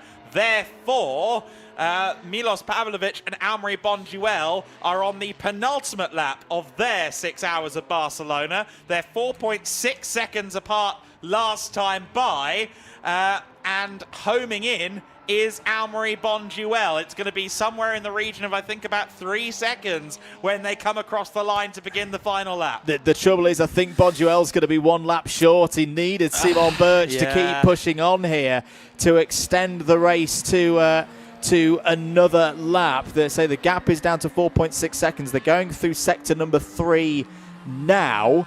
They are only going to have 1 more tour of the circuit to go. There is Simon Birch waiting for his teammate. There is the Razoon, the black and white Razoon GT4. So they're going to run round now, unless, Adam, you've got your finger up. If they're too ceremonial about this final lap, they'll let them through. Third place might go driving by. It depends how quickly Simon Birch and indeed Denny Berndt go on this final lap. If they go full Le Mans final lap, in the old days before BOP ruined everything, we will see exactly potentially the situation with a battle picking their way through. They need to be careful here. They don't want to have any undue issues, of course. Birch is your leader. This is the final lap of the 6 Hours of Portimao. And the battle for second is still very much on. What we have in shot here is the Razoon More Than Racing Porsches. The GT4 leader in the black and white car. That is Denny Berndt in the number 60 Razoon car. He will win the GT4 class comfortably by no fewer than 4 laps out there on the circuit. And for Simon Birch and Thomas Anderson, it has been a repeat of the 6 Hours of Portimao in most regards, in most manners of substance. It will be a GT3 and overall and a GT4 win in the 6 Hours of Barcelona for Razoon More Than Racing. It is sheer dominance at Portimao. They cross the line to win. Jubilant scenes for the Austrian team, but around the final couple of corners of the lap, around turn 12 and 13, is the battle for second and third place. We need to see them right now in the final corners of the lap. There they are, over the final turn now. It is Milos Pavlovic who claims second place, and by just 3 seconds. Pavlovic, Star Performance, Autosport Racing, pulled off a blinder in the closing stanza of the race. They threw the dice. They got it right. They had to throw the dice. They weren't going to beat VDR in a straight fight on the same tyres. They were brave. They were controlled. A thoroughly deserved second place there for Milos Pavlovic and Star Performance. And I think when they look back at the data, they look back at the laps, it was those laps where it was just starting to back off with the rain a little bit, and it looked like it was going back to a dry tyre before the final onslaught of the rain. Pavlovic just kept enough in his tyres to mean he could fend off the attack of Amaury Bonduelle. But you've got to give it to Bonduelle as well. He properly made a story at the end of that race. Did he need another lap? Might have been another 2 laps for him to catch up to the Lamborghini, but a thoroughly entertaining end to this race, Adam. Firmly entertaining stuff. Denny Burns, ironically, I think had a nose ahead of the Simon Birch Porsche, so he hasn't actually taken the flag, but I imagine he'll dive into the pits either way. Jamo Hartling took the flag, second in GT4 after a lion's drive to the flag. Jamo securing second in class for he, David Tolinius, Kenneth Heyer, Enrico Federer and Cedric Fuchs. I don't know if we saw Enrico in the car, actually, but he was meant to be driving. All the same, Simon Birch and Thomas Anderson have had a fabulous end to the season in the Winter Series, in the GEDLICH Racing paddock. They've taken race victories in the GT Winter Series at Aragon, at the Circuit Ricardo Tormo in Barcelona as well last week, but well, for Thomas Anderson and Simon Birch, they have swept the inaugural 6-hour races from GEDLICH Racing, the 6-hour of Portimao and the 6-hour of Barcelona. A great showing from Birch and Anderson. And these boys will celebrate this one long into the night. So, the team is celebrating.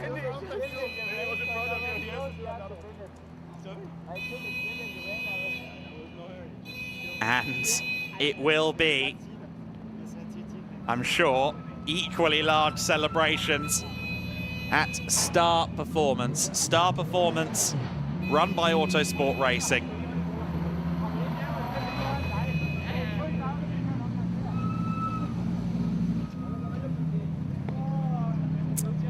Just had to wonder if maybe, just maybe, Bonduelle could do it after losing the second place with the tyre calls. But no, Star Performance held on. Milos Pavlovic was the man at the helm for that closing stanza, and it was great work that he did. Not that you'd expect anything different from Milos, a class act at the helm of a Lamborghini. And a well-deserved, and I'm sure very tense run to second place. You saw he was pushing, and sometimes that pushing meant having to explore the limits of the paint and the curbs, which you don't really want to do in the wet conditions. But Milos knew he had to maximize, and maximize he did. Almeri Bonduelle 3 seconds away from the runner-up spot for he. Mikael and Alfredo Hernandez. Mikael Duerbecker and Alfredo Hernandez. Stefan Lemaire, 4th overall in the Cup 4 CMR Lamborghini as well. That's worth celebrating, the first of any of the Cup cars home. Of course, the Cup 2 honours going to MTEC competition. And Gustav Söderberg-Krö, who took the flag in that car. He, Matthias Estrand, and Thomas Carlson will be delighted with that. They were second at Portimao, and in this 6-hour they've topped it. The Razoon team are celebrating. Denny Burnt will climb out of the vehicle, a race winner once again, after winning one of the sprint races in the GT4 Wind Series last week. And Razoon slightly scaring us, I must say. With the slightly scaring us with the way of getting their photo finish at the end, but you can't begrudge them this moment. To see those cars come across the line in formation. And now to celebrate the double victory together, triple victory if you prefer, overall GT3 and GT4 wins for Razoon more than racing. While they haven't done much running in GT3 cars prior to their GEDLICH Winter Series campaign, They have done a huge amount of GT4 racing, a huge amount of endurance racing generally, and that well-oiled machine run by the Austrian crew has surely paid dividends today. Of course, we do have more racing action coming after this. The TCR Spain guys are going to go out for their second race of the season in markedly different conditions than they had this morning. But for the GEDLICH Racing grids, this 6 hour is the conclusion of the season. So it is a bit of an end-of-term feel down there underneath the podium right now. Razoon are celebrating, and I don't know whether to envy Izzy for being in the middle of it all or to be a little bit worried, because I imagine it's a big party down there, Izzy. Don't get lost in the shuffle as you talk to the winners. Yeah, they are celebrating in style. That is very true, guys. Winners of the 6 hours of Portimao, winners of the 6 hours of Barcelona. Thomas, I'm going to come to you first. How good does that feel? Fantastic, actually. It's fantastic. You know, first time GT Winter Series has 6 hours races. Now we are double winner of both, so that's fantastic. Yeah, it's been a fantastic run of performance for you guys. Fantastic job today. I mean, you scared us a little bit towards the end because we saw the car slowing down and we thought, oh no, what is going on here? But I saw you in the garage and you were like, no, everything's fine. We just want the photo. Yeah, that was actually, we had fun with that. We were talking about that you probably would be scared now. But we wanted the photo with the GT4 from Razoon and the GT3 from Razoon. That was fantastic. You know, it's good to have a double win here, so we are going to celebrate tonight. Yeah, I'm sure you will. Fantastic job from both of you, Simon. I mean, it was a little bit trickier today, perhaps, than in Portimao. Of course, the track limits penalties, which, Thomas, you've already said you didn't know about at the time. And then, of course, the contact. We have seen the duct tape on the front of the car. So a little bit more tricky, but just picked your way through and just did what you needed to do, really.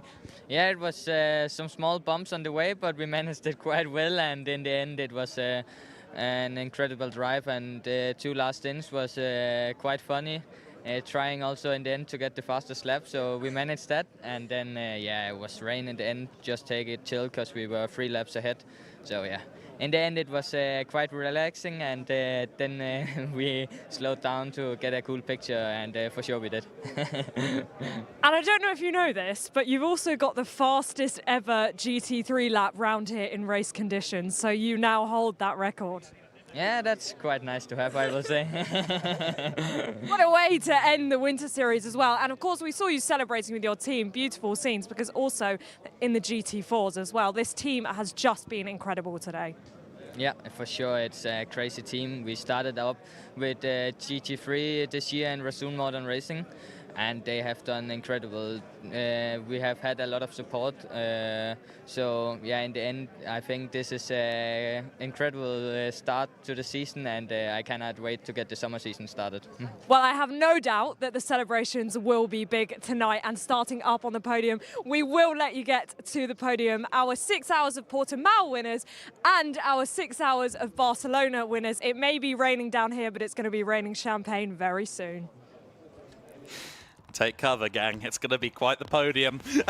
Razoon, more than racing, have done it in the 6 hours of Barcelona. Not in one class, but 2. It was a bright, sunny day at the start of the 6 hours of Barcelona. Our pole sitter was Thomas Anderson from Razoon More Than Racing, but it was the Rosso Corsa Ferrari 296 challenge car of Nicolo Schiro that led the way in the early stages, going from 4th to 1st on the run down to turn 1. The challenge car would disappear up the road with the bronze drivers largely in the GT3s. Unfortunately, the 111 Mercedes didn't go beyond the first couple of laps of the race with suspected technical issues. Some great battling among the GT4s, among the Cup cars and the GT3s. This was the number 60, I believe, with Denny Burnt at the wheel early doors, having a great scrap with Kenneth Heyer. In fact, that was Daniel Drexel with Kenneth Heyer in a scrap in the first phase of the race. While that was going on, Stefan Lemeray was having a duel with Thomas Anderson. Lemeray in the Super Trofeo spec Lamborghini. Second hour of the race, Simon Birch had taken the car over, the Razoon Porsche, the GT3, and tagged the PCR Mercedes into a spin. The star performance for Lamborghini was running well. Unfortunately, there would be no more running at all for the PCR Mercedes after a secondary issue, a spin coming out of turn 7. That car would not be seen again. Some great scrapping all through the field. Almery Bonduel here unlapping himself briefly up against Thomas Anderson. However, he still had a lot more pit stop time to serve than Anderson in the Razoon Porsche. There were suspension issues for Rosso Corsa. A tie rod had to be replaced on the challenge car. It would still ultimately, though, finish in the top half dozen. The circuit became a lot more gloomy and overcast going into the final 90 minutes or so of the motor race. And while this car was running comfortably and fast laps were being set, including the fastest ever racing lap in a GT3 car at the Circuit de Barcelona Catalunya, soon reports of rain were filling the air and wet tyres were being prepared at various garages. Teams were switching onto the wets. And unfortunately for GP Elite, they didn't get the luxury of needing them. The car was pushed in with a drive shaft failure in the final 40 minutes of the race. Bonduel was the first of the GT3 cars to come in for wets at the time, with just 6 seconds between himself and the third place car of Milos Pavlovic at the time of pitting. That was a critical decision from the BDR by Gripperprom team. The Porsche GT3R made its way out for the final stint of the race. And in fact, this was Bonduel still on slick tyres, I correct myself, with just under half an hour left to go. They were dicing on tyres that weren't really fit for the conditions anymore. The rain was falling harder and harder, and it would be Milos Pavlovic that was the first to bite, to jump onto the slick tyres, of course. Everyone was struggling in these conditions. It wasn't quite wet out there yet, so the treaded tyres weren't working brilliantly for Milos Pavlovic. The slicks weren't working brilliantly for anyone else, though, and as the heavens continued to open, it was now time for everybody to move on to wet tyres. In the final 20 minutes of the race, the weather caused one last twist in the tail. Meanwhile, SR Motorsport's Mercedes-AMG GT4, which had been ailing after a fueling issue earlier on in the race, moved up to second in GT4 at the expense of NM Racing at the very end of the race. The Razoon Porsche, the GT3 car, slowed up right at the end of the race for some formation flying with its GT4 cousin. An overall win, a GT3 win and a GT4 win for Razoon More Than Racing, and formation flying as they came across the line. Anderson and Birch have swept the inaugural editions of the GEDLICH Racing 6 Hours of Portimao, and now the GEDLICH Racing 6 Hours of Barcelona. Birch wins it by 2 laps over Milos Pavlovic, just 3 seconds clear. Pavlovic for star performance over Almery Bonduel at the end of the race. Stefan Lemeray for CMR took home the number 27 Lamborghini in 4th place. Gustav Söderberg-Krö took 5th position, and the Cup 2 win for he and the MTech competition team. Nicolo Schiro took the Rosso Corsa car to the checkered flag. Denny Burnt was the GT4 class winner for Razoon More Than Racing. Steiner Racing, Ulrich Forsberg took 2nd in the Cup 2 class. Jamo Hartling in 9th overall and 2nd in GT4. The SR Motorsport by Schnitzelau Machine and Guillermo Eso rounding out the overall top 10, losing out to Jamo Hartling at the very end of the race. Beat Gans took the X Racing car to 11th position at the end of the race, thankfully. despite pulling up in the last couple of hours. Peter Munich, unfortunately, not able to take the flag with the drive shaft issue, or did they get the car out there? They did actually take the checkered flag, so the 140 did make it to the end, albeit not where they expected, and we lost 2 Mercedes, the number 4 car from PCR Sport and the number 111 from SR Motorsport. Neither car making it to the end. 181 laps of racing here at the Circuit de Barcelona, Catalunya. We had multiple classes come down to the wire. Sometimes endurance racing is just fun like that. So then, the 6 Hours of Barcelona is in the books. The podiums will come up in the next few minutes here at the Circuit de Barcelona, Catalunya. Of course, all of the drivers in those leading lineups deserve a mention. As we said, Anderson and Birch, just the 2 drivers sharing that Resoon more than racing. Porsche down at Star Performance, it was Pavlovich, Yao Yavanin, Lomad Tai, and of course Sandro Meur, who were driving the Lamborghini GT3.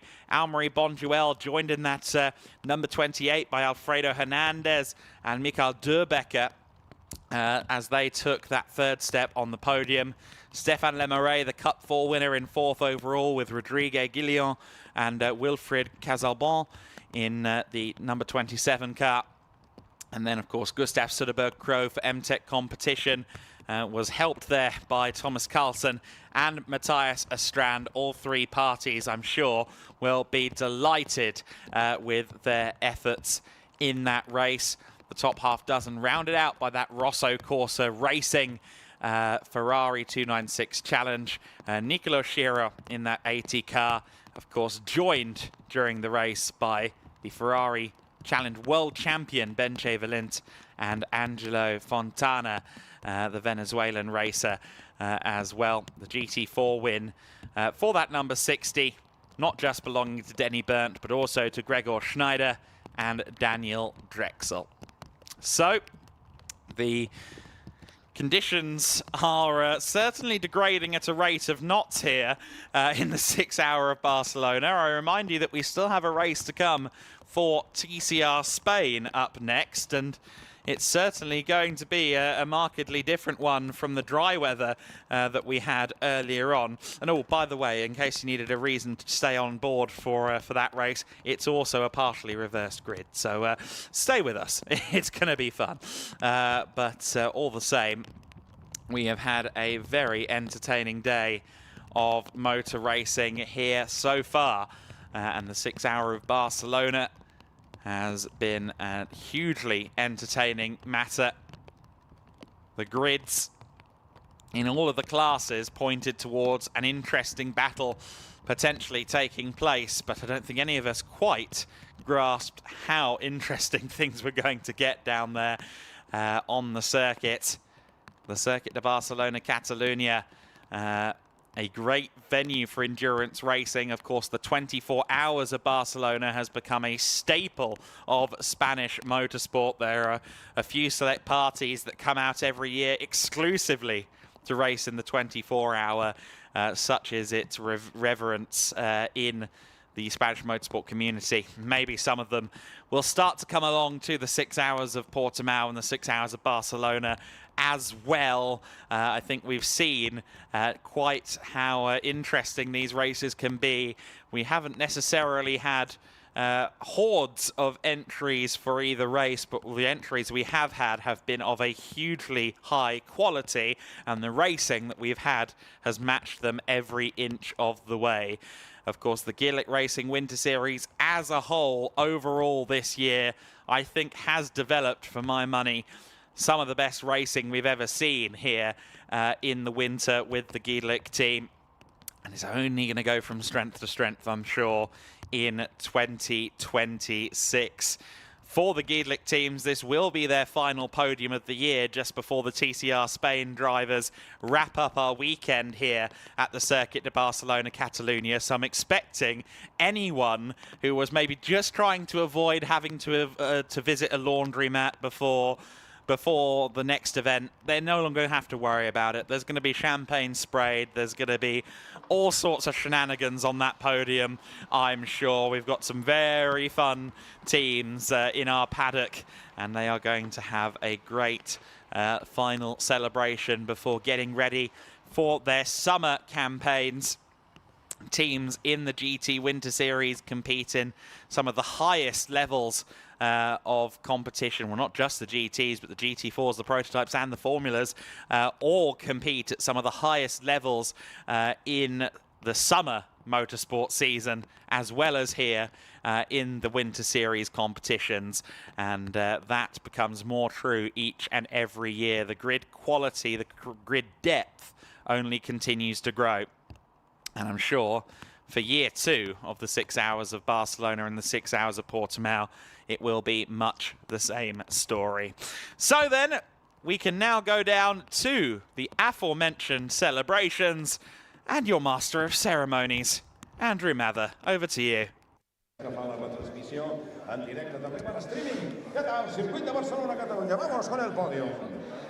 Welcome everybody to the podium ceremonies for the inaugural 6 Hour of Barcelona. We're going to start this podium ceremony. We're going to start with Cup 1. Please welcome for Rosso Corsa Racing your winners in Cup 1, the team of Nicolas Schiro, Angelo Fontana and Bence Valent. Ahí están los primeros clasificados en el apartado de la Copa 1, los Ferrari, con Nicola Schiro, Angelo Fontana y Bence Valent. And to present the trophy to our Cup 1 winners, please welcome the director, track manager here at the Circuit de Barcelona, Catalunya, Mr. Jose Luis Santamaria.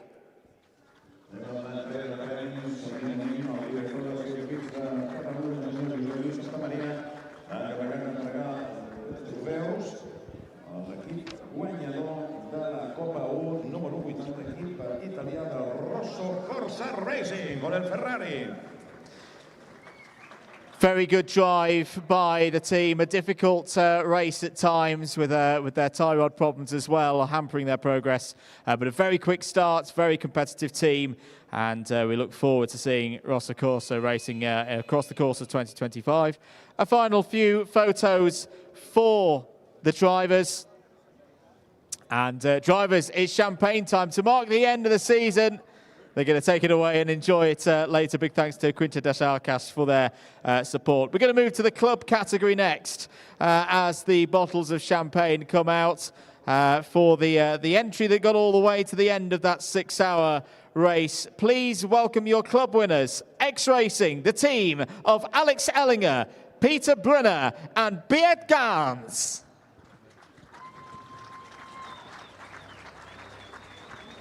And to present the trophies as well to the team, please once again welcome Mr. Jose Luis Santamaria.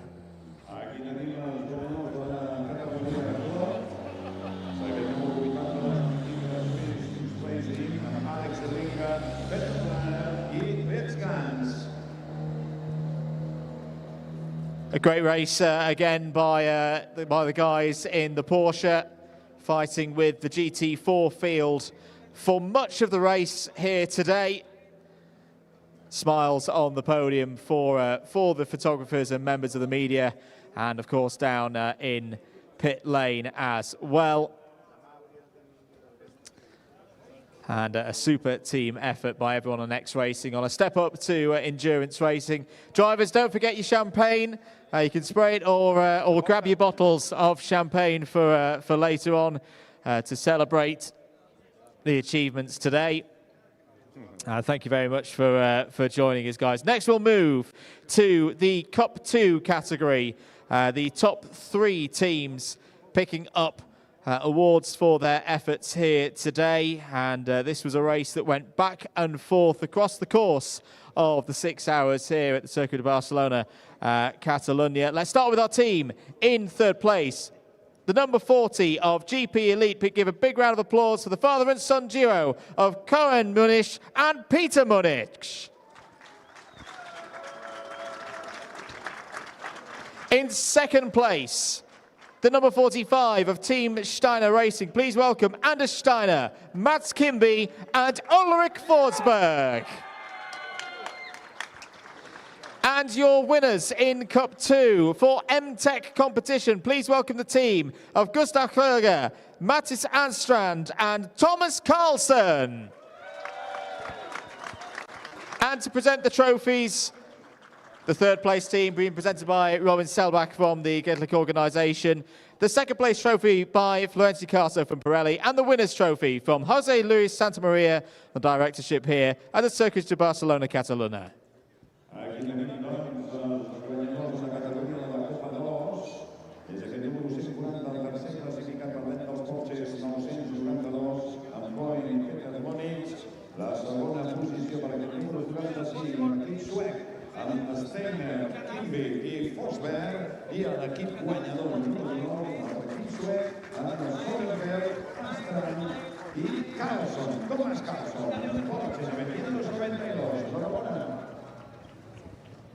Great scenes on the podium once again for the Cup 2 runners. Some very happy teams after a hard 6-hour race, particularly with those conditions at the end. It's champagne time, and the champagne is going to be sprayed here in this one. The drivers are already wet, of course, with the rain here today. I think we're going to get a little bit covered as well on the podium, but good to see the Cup 2 drivers enjoying the end of the GEDLICH Racing Winter Series. Thank you very much, drivers. We hope to see you again next year. Thank you very much, ladies and gentlemen. One big round of applause again for the Cup 2 drivers. We move to Cup 4 next, and the winning team for Cup 4, not only taking the award for the top team, but also having a really good battle with the other Cup runners across Cup 1 and Cup 2. Let's welcome them out and their Lamborghini. It's Team 27, Team CMR, the team of Rodri Guillon, Wilfred Kozalbon, and Stefan Lemelray. And to present the trophies to the winners, please welcome once again Mr. Jose Luis Santamaria.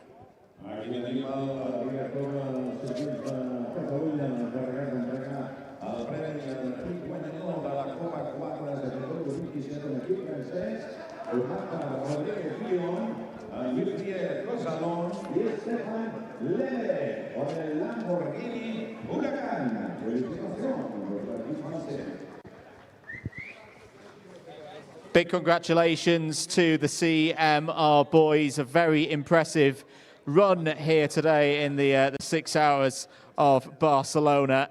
Some great pace across the course of the endurance race.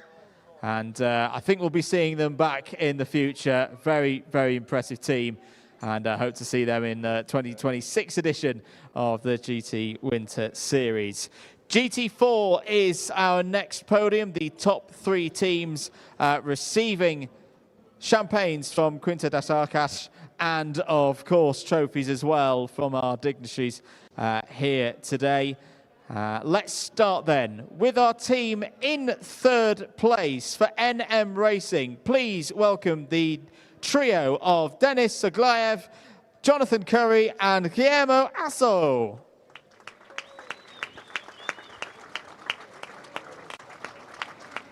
In 2nd place, they had a tough race, but they battled on to the end. Please welcome the team of SR Motorsport by Snitsland with their driver lineup of Jamo Hartling, Joel Mesh, Cedric Fuchs, and David Tielenus. And also, of course, Kenneth Heyer. Kenneth has unfortunately had to head off from the circuit already. He opened things for the SR Motorsport team here today. And your winners in GT4 for Razoon More Than Racing, please welcome the team of Denny Berndt, Daniel Drexel, and Gregor Schneider. And the trophies to be presented to our top 3 teams. Big thanks to Stefan Lerner from the GEDLICH Racing organisational team, Florenzi Caso from Pirelli, and from the directorship here at the Circuit de Barcelona, Catalunya, Mr. Jose Luis Santamaria.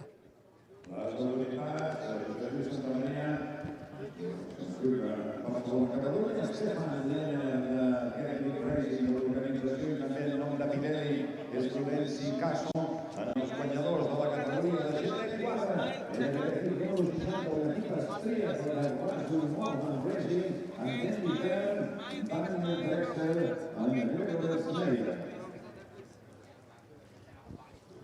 Super stuff in GT4, a race that had twists and turns throughout the course, and also a show of perseverance from all the teams. Drivers, with the photos complete, it's over to you. The champagne is going to flow in a few moments' time. All these drivers have had a really good Winter Series run here in the 6 Hours of Barcelona. Let the champagne flow, drivers. Very good stuff indeed from everybody out there.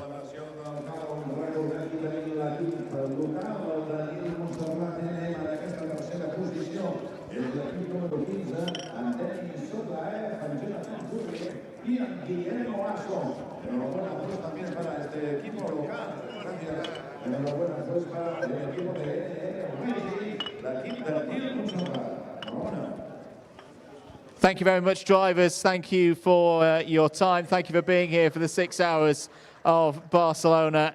I do hope that despite the weather, despite the challenges, that you've had a really, really good end to your GEDLICH Racing Winter Series for 2025. J-Mo Hartlin there giving Joel Mesher a little champagne shower to wrap up things. We've got one more podium to go. It is our joint GT3 and overall podium here. So double reasons to celebrate for these three teams. And what a race it was. A true endurance test for everybody out there. But these three teams have emerged on top here today in Barcelona. Please, first of all, welcome in third place, car number 28, the BDR competition team of Alfredo Hernandez, Michael Dorbacher and Amirai Bondriel. Alfredo's had to head off a journey back home. That's well done to him and, of course, his teammates, Michael Dorbacher and Amirai Bondriel. In second place, they held on at the very end. They got the tyre choice right for star performance. Please welcome the team of Amirat Lomahatai, Sanpon Jao Janil, and Milos Pavlic with Sandro Roux.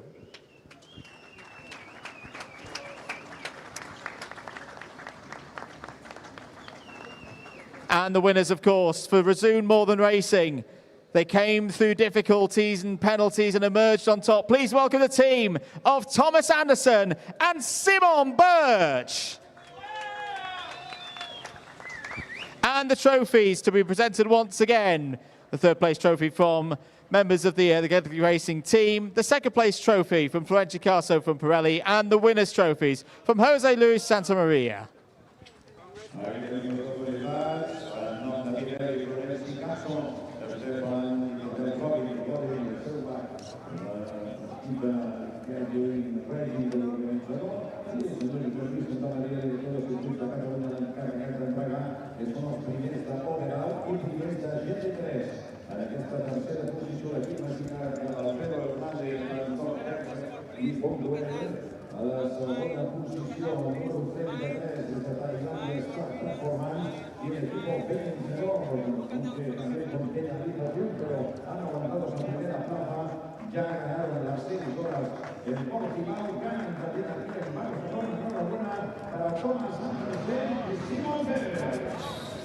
One last order of service, drivers, of course, is the champagne. I do hope you've enjoyed yourselves here, and everybody who's taken part and watched the 6 Hours, the inaugural 6 Hours of Barcelona. For now, though, let's head back up to Adam Weller.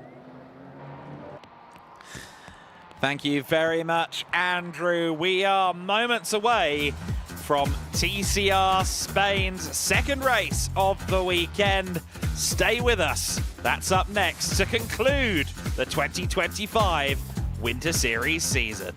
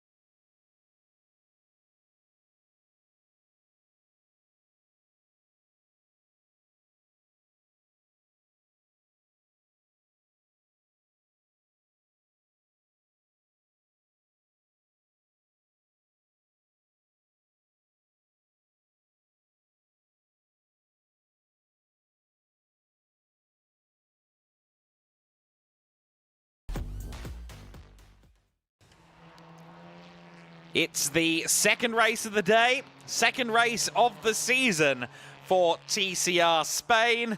And it's markedly different conditions than what we had earlier on. Bright sunshine and nice conditions for the drivers in race 1 of the weekend. Race 2 is a rather more soggy looking affair, and the grid is much different for this race. The grid is formed like this for race number 2 of the weekend. The first 10 places, well, the results from qualifying 2. They ran 2 qualifyings on Saturday. However, the top 10 is flipped and reversed. So the 10th place driver from Quali 2 is your pole sitter for this race. Positions 11 and 12 are also set by Quali 2, but they're not reversed. And then positions 13 back were set by the qualifying 1 order. So a slightly different take on the reverse grid format that you see in some other series, but this has been the norm for a while in TCR Spain. And it has given us a very interesting grid, I reckon. Guillaume Salvadelli will be our pole sitter for this race. And he lines up alongside Giovanni Scamardi on the front row of the grid. So a very different looking row number 1. However, if you were to tell me to suggest my favourite for victory in this one, I look at row 2. I look at Jensen Brickley and his slight off-pace nature. Well, it wasn't even off-pace in Quali 2. He simply only had 1 or 2 laps that didn't get deleted, and while that of course affected him earlier in the day negatively, it now works somewhat in his favour. Starting from 3rd on the grid, Jensen comes from our neck of the woods, from the UK, has therefore got some wet weather racing experience in front-wheel drive cars, a Fiesta Junior champion in the UK, a BRSCC Fiesta champion in the senior category as well in the UK. He's done a lot of front-wheel drive in the rain.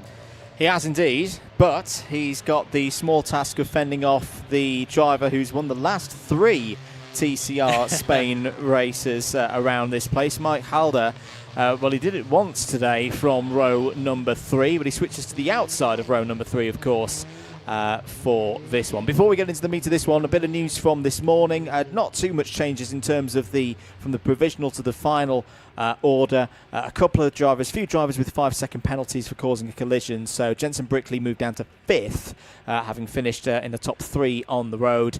Eric Zavala fell down a couple of positions as well to 8th.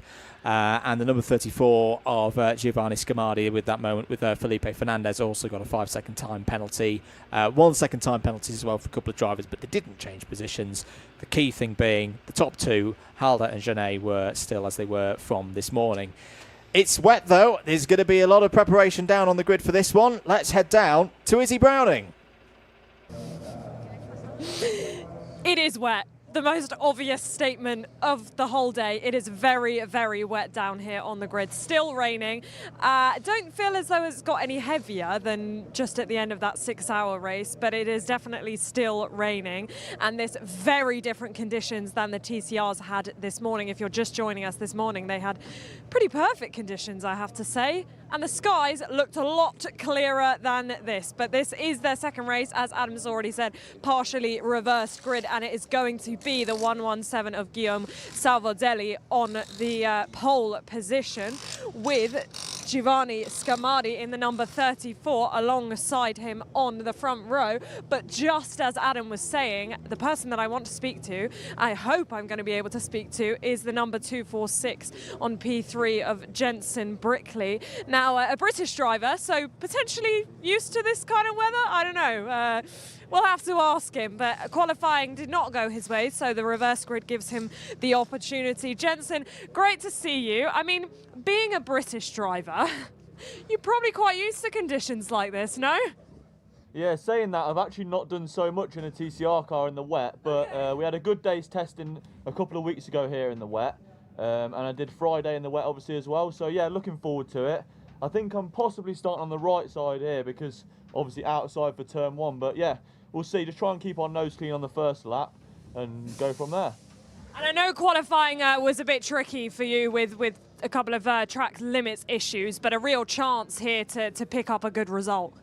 Yeah, qualifying was really tough. We did a lap which should have put us P4, obviously ended P10, then a few moves with disqualifications and stuff, started P8, P3 in race 1, which we were happy with. Unfortunately, a penalty after the race put us back to P5, but yeah, pushing for the win in this one. All right, best of luck. Thank you so much for speaking to me. Right, we'll continue back as he puts the window up because, of course, he doesn't want the inside of the car to get too damp, so we'll continue back. I don't think many of the drivers will want to speak to us, given that it's quite wet conditions down here and they do have to either open the door or the window. So I will show you the cars instead. The number 41 of Rene Paulsen alongside, just giving a thumbs up to the ladies from TCR, and we will keep continuing back. I know we've already had, I think, the 3-minute board, so we'll be getting on with this very, very shortly. Michael Markussen in the number 18 alongside us now. We're going to see the number 777 of Mike Halder, the race 1 winner from this morning, of course, keeping up his winning streak at the Circuit de Barcelona, Catalunya, and you can see the winning cap already being worn on the grid as well.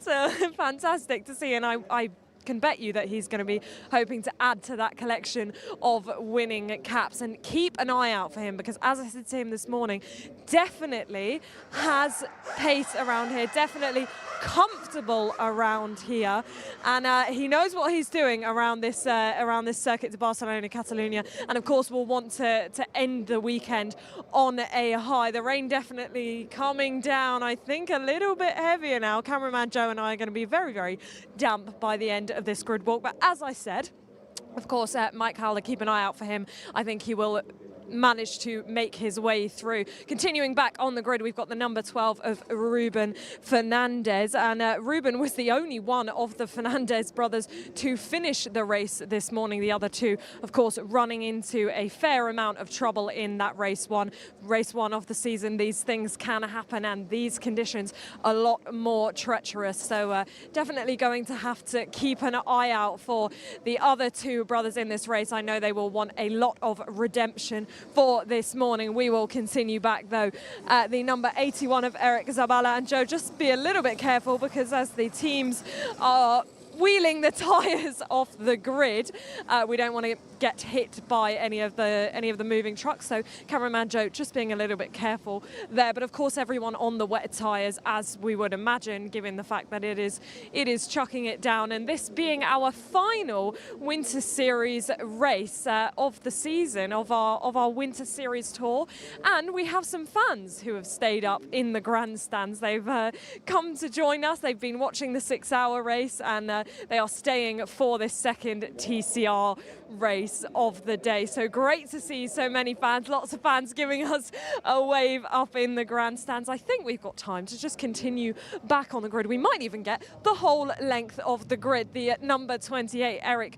Genet, comes next. Eric, of course, he will be on P10 and hoping to move forward. I think with this reverse grid, it could throw up some really interesting things of the drivers who did well this morning moving through. Now, one of those that you do need to be keeping an eye out for is, of course, Ruben Volt. Didn't have a great qualifying, but ended P3 this morning, so we'll be hoping definitely that he can do the same again, able to charge through the field. Let's continue back. The number 45 of Victor Fernandez now comes next. As I said, those two Fernandez brothers didn't finish the race this morning, so hoping to right some wrongs.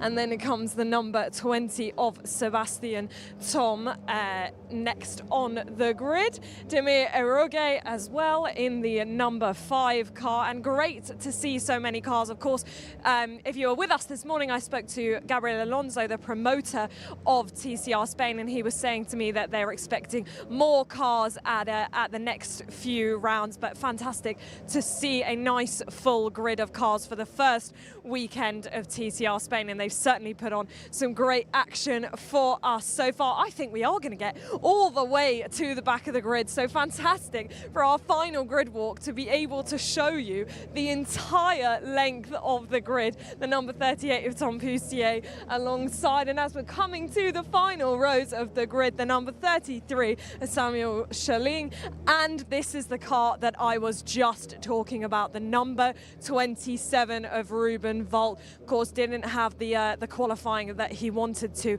starting further back on the grid, but managed to charge through this morning, and he's starting at the back this afternoon, I should say.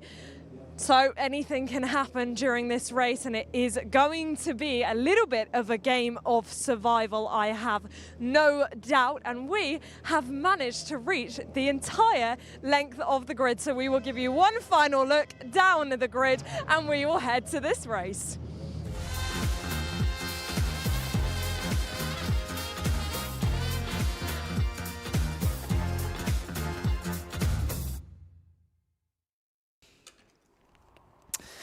The second race of the season, the third and final race of the day overall, but TCR Spain is going to be underway for its final race of the weekend in just a few moments, and it is going to be a compelling battle with the reverse grid, partial reverse grid for this one. Guillaume Salvadelli, as we saw, is our pole sitter for this race in the number 117 car. He will be looking to get a good launch in the Audi alongside Giovanni Scomardi in his Cupra Leon, the number 34 car from that team. In third place is Jensen Brickley in the number 246 machine. That is the number 246 from Monlau Competition. René Paulsen is next in fourth position. The number 41 from TPR Motorsport. Mikael Markussen is in fifth place in his number 18 car. The Markussen Motorsport car. Does a lot of work on that car himself. Mike Halder is sixth in the other TPR machine. As we already alluded to, he won from fifth earlier on, becoming the driver with the most wins in TCR Spain history along the way. Ruben Fernandez in seventh position, the number 12 car, one of the RC2 machines, alongside Eric Zabala, the number 81 from Monlau. RC2's Felipe Fernandez in ninth. Eric Genet in 10th on the grid. He was on pole earlier. He'll have some work to do if he wants to be at the sharp end in this race. Victor Fernandez in another RC2 Honda alongside Sebastien Thom, the Team Claret car, another of the Audis. Demir Eroge in 13th position. That is one of the ALM Motorsport cars. Bizarrely, in 13th place, the leading ALM Motorsport car. That doesn't happen much in TCR competition. Vinesh Shunka in 14th position. That is another Team Claret entry. Tom Poussier for SP competition in 15th place. He is alongside the number 33 of Samuel Chalin from Team Claret Sport. In 17th and 18th place, it's an all ALM Honda, row number 9. Ruben Volt in the number 27. Sten Dorian Pirimagi rounding out the 18 cars that take the start in this race. These cars, Andrew, I think in the last 90 minutes, 2 hours, will have been very hastily softened by their teams. Anti-roll bars adjusted as soft as possible. Just trying to get these cars to be as compliant as possible for their drivers. It's a big test for the teams. It's a huge test for the drivers, having to jump into this wet race, going into the second race of the day. Of course, we've seen on the radar that it was going to rain later in the afternoon into the evening, but you don't really make those adjustments in that direction until you see it, because if you follow the radar exclusively, you'll find yourself wrong quite often. Particularly here at Circuit of Barcelona, Catalonia, but the rain has fallen. It's set in now for the rest of the afternoon. This will be a 25-minute plus 1 lap race. I'm particularly anxious in a way for turn 5. We saw some thrills and spills into turn 5 this morning, Adam, and that was in the dry. That was in good conditions, better conditions than what the drivers have now. The grid forming up row by row, all 18 cars. The marshals cars, the medic cars, round at the back of the field. We are all set to go for the second race of 2025 in TCR Spain. It was a very exciting start to the season less than 8 hours ago when the TCR Spain 2025 season began in earnest. 2021 champion Mike Halder won the first race. Let's see what happens in race 2. It's a good start from Rene Paulsen. Paulsen from the second row of the grid absolutely nailed the launch. He will lead on the way down to the first corner by a country mile. In second position, it's Jensen Brickley. In third place, it looks like it'll be Scamardi, although Mike Halder is around the outside of him for third place. A mirror of what he did in the dry conditions earlier on today. Third position for him, one of the RC2 Civics. I think that was Ruben Fernandez going sideways, coming out of turn 2. Looks like all 18 cars have at least made it to turn 3, not all of them staying on the track in the process. But it is Rene Paulsen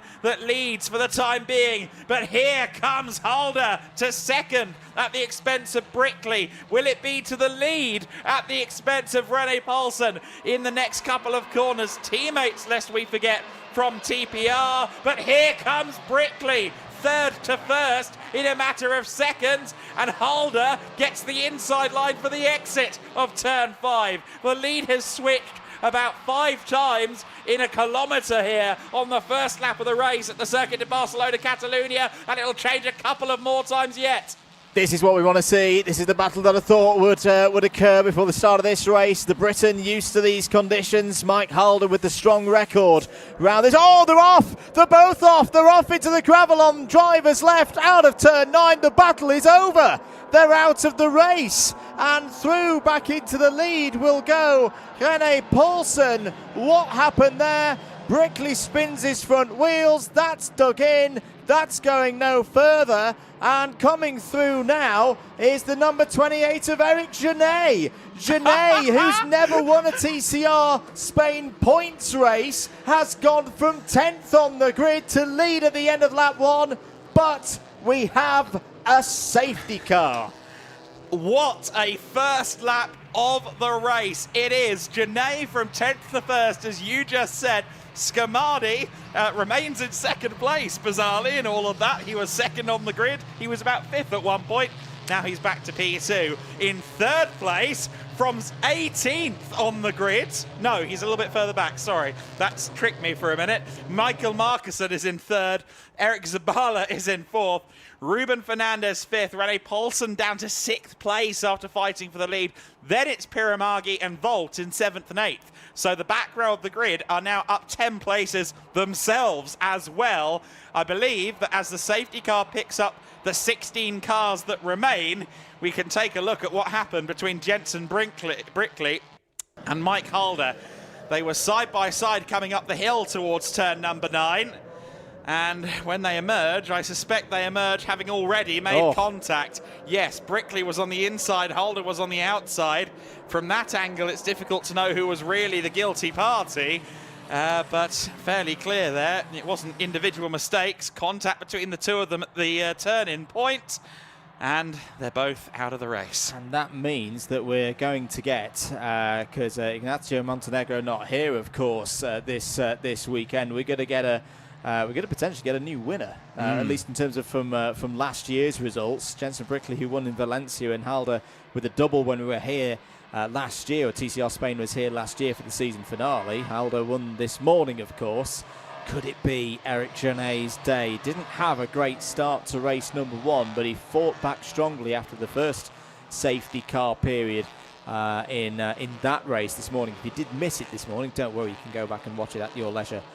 Free of charge on your platform of choice. 21 minutes to go in this one. We are under safety car at the moment, so it's Genet from Scamardi, Markussen, Zabala, Ruben Fernandez, Rennie Paulson. Poor Rennie Paulson lost the lead, got the lead back again, but emerged at the end of the first lap in 6th. The driver who's, I think, still sporting some of the colours from when he represented Denmark at the FIA Motorsport Games up in Valencia at the back end of 2024 in the TCR events. But keep an eye on Rennie Paulson there. We've seen him start quickly once already. Will he be able to do so when we get restarted? It's probably still going to be another lap or two before we get to that point. You can see the safety crews are out and addressing the stranded 246 of Jensen Brickley. The Cupra Leon has had a really, really tough weekend, and the positive of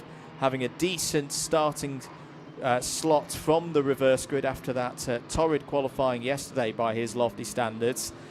He will leave this first weekend of the season. He won't score any points in this race, of course. Let's have a look at the replay of the start and try and work out how on earth Rennie Paulson got through to the front of the field. So this is looking from the reverse. Ruben Volton, just got the traction, got the shot straight into the middle of the circuit and picked his way through, Adam. Yes, and then keep an eye out for the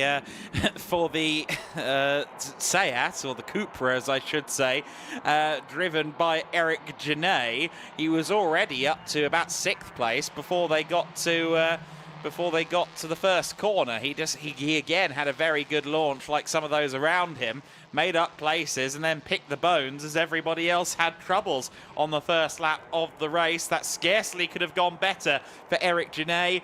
You heard us say it on the first lap, not won a points-paying race before. He won a pre-season event in 2024 at the Circuit Ricardo Tormo in Valencia. He's yet to clinch the top step in a championship round of TCR Spain. He could be on the verge here. Giovanni Scamardi is behind him for SP competition. He raced last year in TCR Europe and the French Touring Car Series with SP. The Belgian from Charleroi won 2 races in the TCR class in the French series last year. So he's a proven winner in the TCR category also. And then Michael Markussen, he also, of course, is a proven winner for Markussen Racing, a 4-time race winner in TCR Denmark with his own team. Before that, he has won races in the Michelin Le Mans Cup in LMP3 machinery. He's done a lot of GT and touring car racing out in his native Denmark and general Nordic region. Very, very strong drivers at the front. And then, of course, Eric Zabala there in 4th place, the other of the 2 sharp-end inhabiting Monlau Motorsport Cupras. Of course, the only 2 left after Jensen Brickley has found himself in the gravel. Eric Zabala, always a force to be reckoned with, has been a champion before in the Cup class of TCR Spain, and was winless last year in TCR Spain, but 6 podiums. He knows how to get good results in the series, and a good result is definitely on the horizon for him if he continues in 4th place, and indeed if he can move further up the order. Looks like we'll have at least one more lap under safety car. We're still very much in the process of recovering those machines up at turn 9. And Eric Genet, I think, in a sense, will appreciate this cool-down time, because I'm sure that first lap was indescribably hectic, and now he can take some stock of the situation, plan his moves as the race resumes, and just get that heart rate down a little. Yes, the conditions are very different, but I wonder how much did Eric Genet learn from the second safety car restart in the dry conditions behind Mike Halder this morning, because Mike Halder got it absolutely spot on both restarts, which was the coming out of turn number 12. That was the point at which he put the hammer down to stretch the field out through 13 and 14. Now, as I say, that was in dry conditions, but I wonder if Eric Genet will go for a similar approach again. We'll, of course, go for at least one more safety car lap whilst the work continues safely and soundly at turn number 9. If you're just joining us, second race of the weekend, final race of the weekend for TCR Spain, their first round of their 2025 season. We've already had drama. Jensen Brickley and Mike Halder, who were the favourites for this race based on where they were on the grid. Brickley on the second row, pretty used to these conditions and front-wheel drive machinery in these conditions. Mike Halder, fresh off his win this morning, having won the last 3 TCR Spain races here at Circuit de Barcelona, Catalonia, of course stretching back to last season. They are out of this race, and this is a properly open debate now for who's going to take the win and who's going to get themselves on the podium. I'm also going to sing the praises, Adam, of Ruben Fernandez, probably the only Fernandez who was happy at the end of race number 1. He had a good start as well and managed to take, just before the safety car came out, the lead in the Masters category. The Masters category new for this year, if this is your first time watching TCR Spain or just needing a bit of a reminder, it's for drivers in the year of their 45th birthday or more, and Ruben Fernandez getting a good start. I also wonder about the start, Adam, whether it wasn't a particularly good start for the pole sitter Savoldelli, and I wonder if everybody else on that left-hand side of the grid kind of just got a bit bulked by all of that. I just should note that it's like Genet, starting on the opposite side of the grid. Those are the guys who all seem to have come forward in general. Yeah, the odd exception to that rule, but I do think that stack-up is a good point. I think that is more or less what happened there. Now let's see what's going on up at turn 9 this time around, because that is going to be the indicator as to whether we're about to go back to racing conditions or not. It looked like those cars were rather stubbornly stuck in the gravel. They're just now being rolled away. It would be bold to call the safety car in this lap. You see Mike Halder there recovering back to the pits, but he will not be able to continue in this race. Per my understanding of the regulations, Mike Halder going from a winner earlier on to not registering a finish, sadly, in this race. So we haven't had a safety car in this lap bulletin yet, which is a shame because the incident has all but been cleared, but I think it was a bridge too late for that Cupra to be withdrawn for this lap. So one more lap behind the safety car. It is a Cupra 1-2, albeit from different teams behind the safety car at the moment, and that 34 car being pedalled by Giovanni Scamardi. You can see him trying to get some temperature into the tyres in that SP competition car. The VZ Cupra, the slightly older Cupra Leon competition, is also running out there with Tom Poussier at the wheel, as Mike Halder is indeed withdrawn from the race. TPR Motorsport with just one dog left in the fight, and that is Rene Paulsen in 6th position. Indeed. So lights still on the safety car. When they go out, that will indicate that we'll be going back to racing a bit early in the lap, of course, for the safety car lights to be turned out. But this will be a point of proceedings where the drivers will need to start thinking about getting heat into their tyres, heat into their brakes, of course, as well. That long run down to turn 1 once we go back to green is going to be imperative for the drivers in what will effectively be a half-time race. Just hearing in our ears as well that the rain is subsiding in terms of its intensity. It's still going to be wet out there. We've gone past the main warmth of the day. The shadows, well, if the sun was out, the shadows will be getting a bit longer. It's 5:45 local time here at Circuit de Barcelona, Catalonia.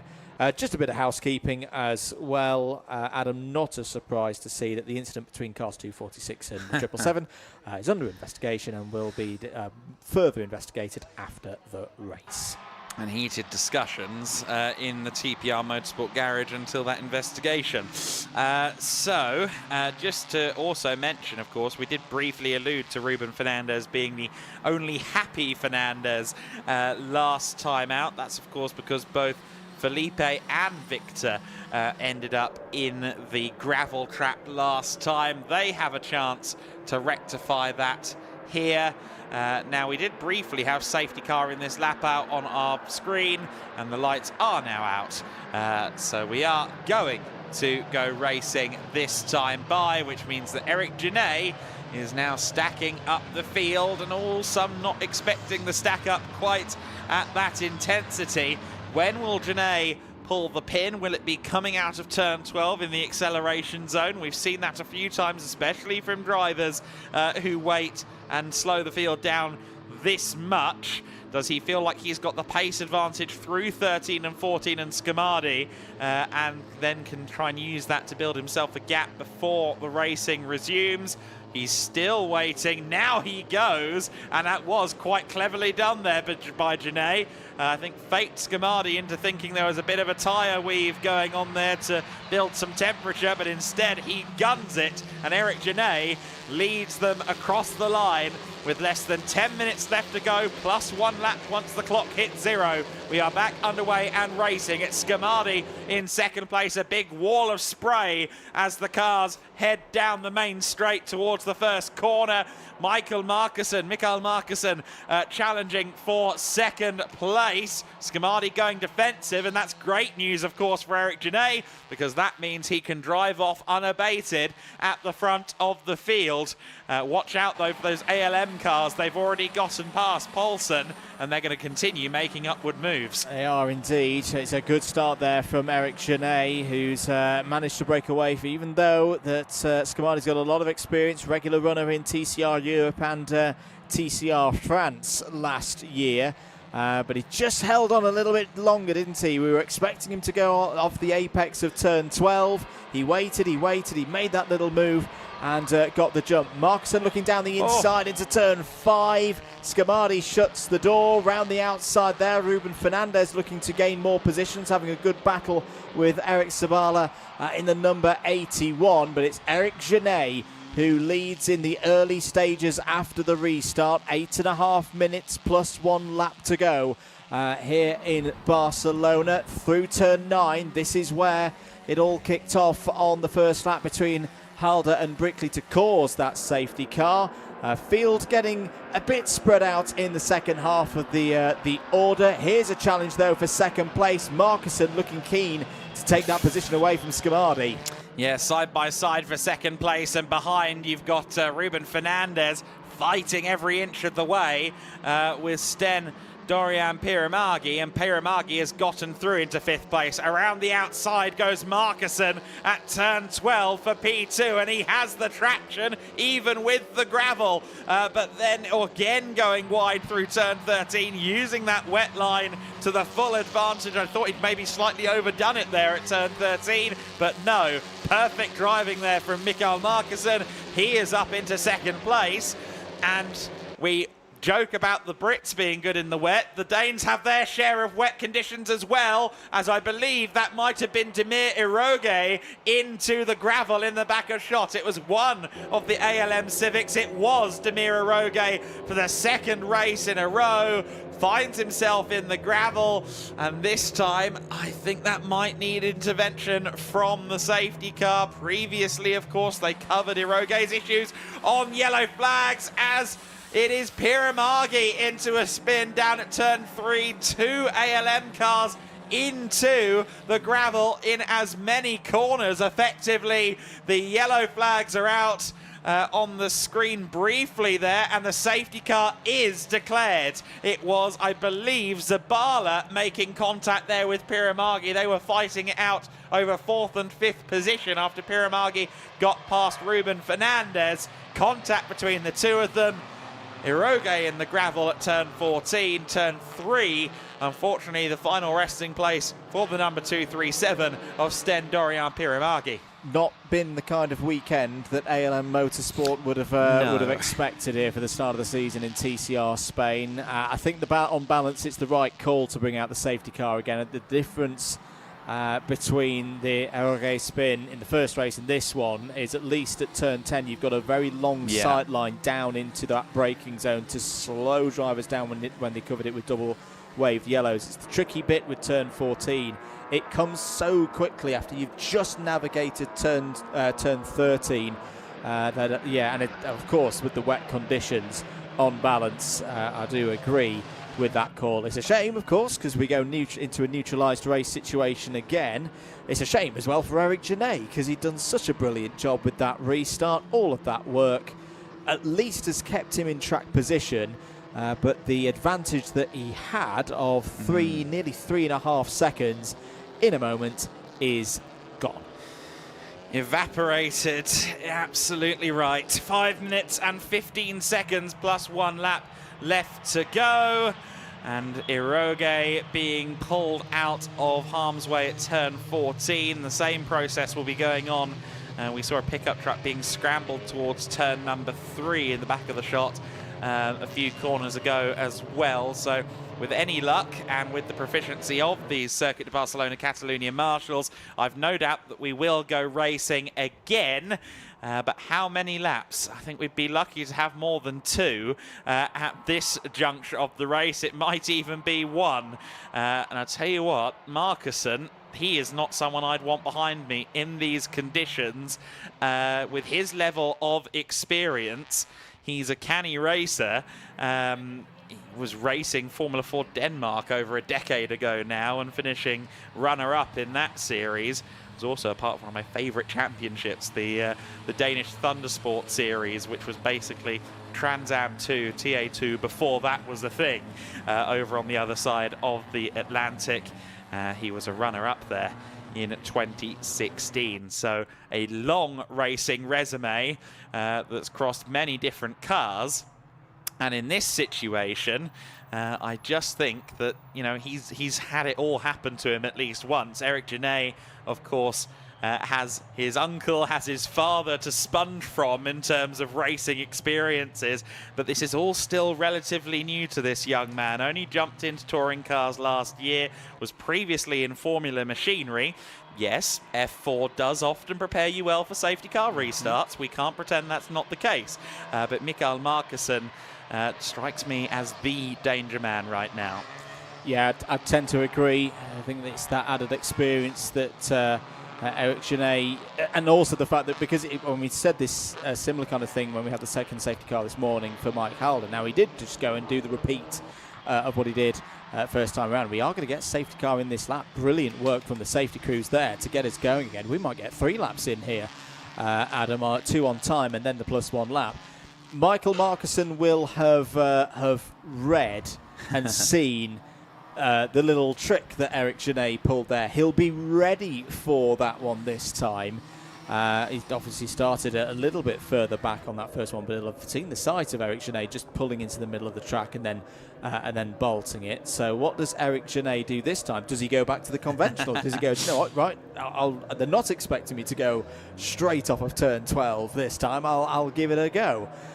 Safety car lights are out, 2 minutes and 30 on the clock. I think we're just going to be the far side of time to get 2 laps in on time, but we will of course have the +1 lap. And now Genet goes through the routine again. Adam, back it up, make sure that he's got the field under his control, and look to spin them into a bit of a web of confusion when he goes to the loud pedal. I need to check my TV guide. I thought that NASCAR Las Vegas was on a bit later on. However, 2 to go. Overtime, this feels like, except, of course, if we don't get to the flag, the race will end. 2-lap dash for the cash then, with Eric Genet in the lead. Michael Markussen is waiting in the wings, and he does it again. Eric Genet pulls the same move a second time. Not quite as successful for my money, but still works out nicely for him. Genet crosses the line. 2 to go at the Circuit de Barcelona Catalunya. 2 laps between the son of a touring car legend and his first championship point scoring victory in TCR Spain. But he has Mikael Markussen right on his back as they approach the first corner. The Honda driver got a great run out of the first corner. He's not afraid of using the very outer extremities of each and every turn. There's so much rubber laid down on the racing line from the 6 Hours of Barcelona that just took place here. Using those outer lines is absolutely the way forward, and Mikael Markussen, oh boy does he know it. He does indeed. My heart skipped a little bit for Janae there because he got on the brakes and just drifted onto the pit exit line there. Thought that was going to cause him some problems, but he dealt with it very nicely. Markussen is all over the back of Janae here into turn 5. This is where we've already seen Markussen pull a move, but that's good positioning from Janae. Can he get the car turned? Markussen's got a good cut back there. Has got to go across the racing line at some point. They're going to be side by side, door to door mirror. Good shutting of the door again from Eric Janae. He's passing these tests, the youngster, at the moment, Adam, but there's going to be more to come. He checks across again to block the line for Markussen out of turn number 8. It's going to be close, though. There's still, in these conditions, a number of opportunities for Markussen to pounce. There are still home fans in the stands, even with these torrid conditions. Eric Janae is from round these parts. I wager he slept in his own bed last night. And there are still only 5 Spanish drivers in the championship for this weekend. Him, his Monlau teammate Zabala, and the 3 Fernandez brothers. The fans here at the Circuit de Barcelona, Catalunya want to hear their anthem at least once this weekend in TCR Spain, the biggest touring car championship in this country, and they've got one more lap to wait it out and one Danish man who's ready to try and spoil the party. We've got one more lap to go as they come across the start-finish line at the Circuit de Barcelona, Catalunya. It is Felipe Fernandez in 3rd position. Scamardi is in 4th. In 5th place from the very back of the grid is Ruben Volt. He's had another good race, albeit a race that he never really wanted to have to perform from the back of the grid. He's pressuring Scamardi for that 4th position. I think he might have him around the outside at the first corner. They're side by side, in fact, for 4th place in the back of shot there as they run through turn 3, and he has to be wary about Ruben Fernandez. Fernandez actually goes all the way around the outside of him. Ruben Volt ends up losing out when he was trying to gain, and here comes Markussen. Markussen has got the run going to turn 4. I think he took a wide berth at turn 3. He's now got the outside line for turn 5. If they even get there, both of them loose. Janae on the grass. Janae now with the inside on dirty tyres. Markussen tries to cut his nose across to get the inside for 6 and 7, but Janae covers it off for the time being. Half a lap to go here in TCR Spain. Can Janae hold on? Markussen saw what happened earlier on between Brickley and Holder. He's going to wait, I think, for the run towards turn 10. The last great opportunity for overtaking on this lap. 11, 12, 13, 14. It can be done, but it's hard to do it. Let's see if Markussen can make it work. They run towards 10. Janae is comfortably ahead. For now, at least. He just needs 4 flawless corners now to take the win, and take the win he might just. Turn 12 for the Monlau competition driver, the Cupra Leon VZ. He's yet to do it with points on the line after winning that pre-season race in Valencia in 2024. We all thought it was coming last year in the main championship. He's had to wait one last Christmas, and it's going to feel like Christmas all over again for Eric Janae as he claims his first main season victory in TCR Spain. Markussen takes 2nd. Felipe Fernandez leads his brother Ruben Fernandez home. Ruben Volt in 5th place. Then Giovanni Scamardi in 6th position. He lost out in a big way on the final lap. Zabala takes 7th. Paulson takes 8th position. Tom in 9th. And Victor Fernandez rounding out the overall top 10. Just 14 finishers in that race ultimately. But my, oh my, that is touring car racing in the wet conditions. The TCR Spain season has had a magnificent first day. And that was a drive beyond the maturity of Eric Genet's years. That was all of the family training. He was so strong in the second half of the course, and that was my thought of onto the final lap. Is like, he's got this, he's got the gap. Marcuson on the flip side was so quick in the first half of the circuit, but the tenacity of Genet when he was under that pressure to keep it pinned, keep it round the outside into the grass at times as well, coming out of turn number 4, because he knew, he'd seen from the lap before, if I'm still in the lead coming off of turn 9, this is my race. Executed brilliantly by Eric Genet through 2 safety car periods from 10th on the grid, let's not forget. What a drive. 10th to 1st in 1 lap, and he defended it magnificently from there. That was the race of Eric Genet's young career. I doubt it's his only win of his career. Probably not his only win of the TCR Spain season. However, it might go down as one of the most dramatic of his career, even if a lot of the drama came in the first 2 minutes. Brilliant stuff from Eric Genet from Monlau. They claim their first win of the season. A win apiece for Honda and for Cupra this weekend. Cupra, rather fittingly here in TCR Spain, has the most victories of any manufacturer in this category, and that record, of course, doesn't shrink any compared to Honda, since it was 1 win apiece this weekend. Glory for Eric Genet. The scenes when he won the pre-season race in 2024 at Valencia, I had the pleasure of being there for that one as well, and it was really quite a magic moment to see him and his father embracing. I believe Jordi Genet is here as well this weekend, and the Monlau team is going to celebrate with their young man. 18 years of age is Genet. And as my colleague Andrea Mather said, maturity and a measured approach well beyond his years. Of course, he has been in paddocks probably for longer than he could say the word paddock.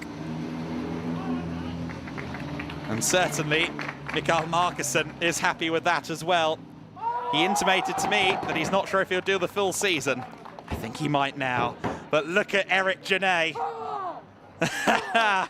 The delight is plain to see for Marcuson, for Genet. Everyone in that top 3 is absolutely delighted. And surely you can see why. There's Padre. Everyone at Monlau will be happy for Eric. Of course, Jensen Brickley's side of the garage will have a bittersweet feeling. It's not their man on the top step after that collision while fighting for the lead with Mike Halder on the first lap. But it's still a great weekend for Monlau. Felipe Fernandez greeting the team there as well. Of course, RC2 getting a car on the podium there with Felipe, and 2 cars in the top 5 since Ruben followed him home in 4th. Incidentally, of course, Ruben Fernandez winning the Masters class in 5th overall. And Eric Genet also claiming the junior trophy with his victory in this race overall. Ruben Fernandez, as I said, the Masters winner. Rene Paulsen, who was 8th overall, took 2nd in that classification ahead of Victor Fernandez in 10th place. That's a new initiative for this year. Broadening the horizons, broadening the customer base for TCR Spain. Of course, the Gen 1 cars also have a home in the Cup class. And we are anticipating a few entries from the Cup class for future rounds of the season. I think we'll be well over 20 cars for much of the year here in TCR Spain. The category is really going from strength to strength here in Spain in recent times, and hopefully it will continue to do so across Europe and other shores as well in 2025. Eric Genet there celebrating his win, and we'll no doubt hear from him in the near future with Izzy. And I'm sure, as it was last year when he was talking to Chris McCarthy down at Valencia, it will be an emotional experience chatting to Eric Genet here. And I understand Eric is now with Izzy. And let's hear from the newest winner in TCR Spain.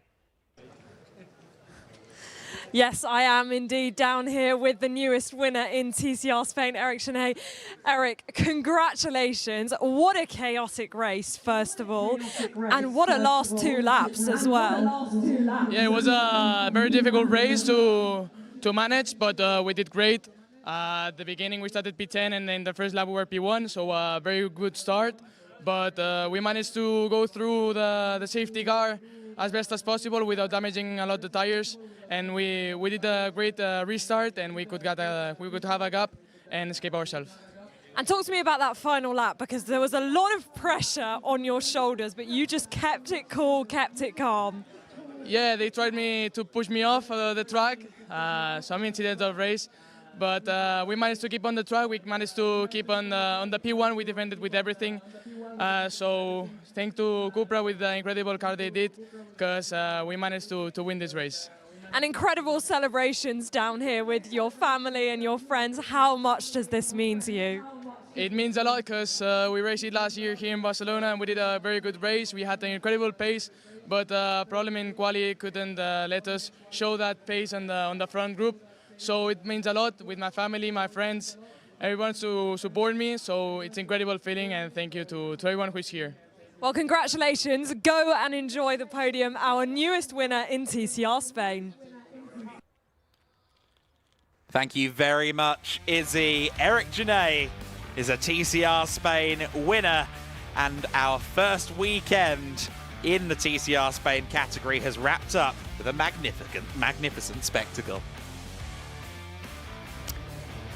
It was a mighty launch off the line from René Paulsen. He was the early race leader in the TPR Civic, and it was an equally impressive start from 10th to 6th for Eric Genet, but he wasn't done moving through the order just yet. Jensen Brickley was an early second place. Mike Halder followed him through in third place at the expense of Giovanni Scamardi, who was our front row starter. Jensen Brickley moved into the lead at turn number 5, drifted out wide.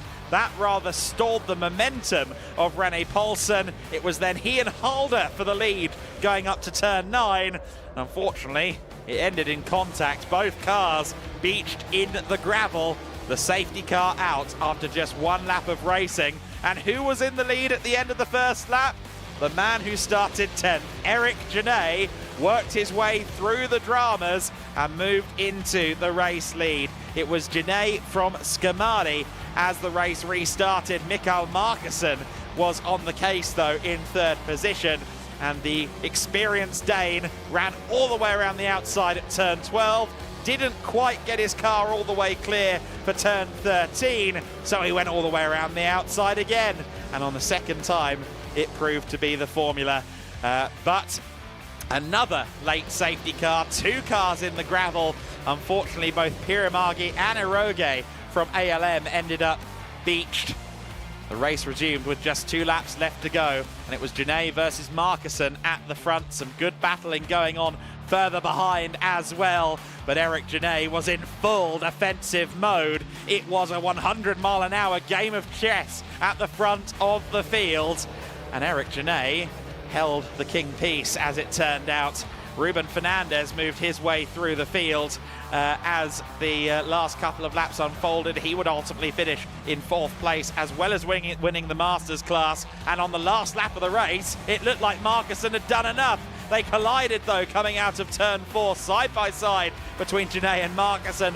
By hook or by crook, Genet kept the car just about straight. He had the inside line for turn 5. He mastered the final half lap of the race, and he crossed the line to win for the first time where it counts for points in TCR Spain. He greeted his father, his friends, his family, and his team. And he will now move into the rest of the TCR Spain season with a great deal of momentum. Monlau Motorsport, Eric Genet is your winner. Markussen Racing with Mikael Markussen, the close-knit family team, taking a great second place. RC2's Felipe Fernandez rounds out your podium ahead of Ruben Fernandez in 4th place. Ruben Volt in 5th place for ALM Motorsport, the only car from that team left standing by the end. Giovanni Scamari in 6th position ahead of Eric Zabala. Rene Paulsen in 8th position for TPR Motorsport in a race of ups and downs for him. Sebastian Thom in 9th place for Team Claret Motorsport. And RC2 Racing Team's Victor Fernandez rounding out the overall top 10. Savoldelli took 11th place ahead of Schunke, Shalene, Poussier. And those were the only cars that got to the flag. Piramagi, Aroge, Jensen Brickley and Mike Holder all failing to finish and bringing out safety cars. But none of that could affect Eric Genet. The podium celebrations are ready for one more time this weekend. Let's go down to Andrew Mather. Welcome everybody to the second and final podium of the weekend for TCR Spain, and what a dramatic race we had to culminate things here at the Circuit de Barcelona, Catalunya.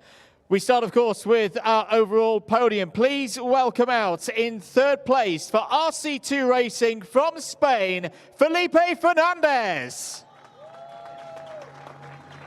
In 2nd place for Markussen Racing, flying the flag for Denmark, it's Mikael Markussen.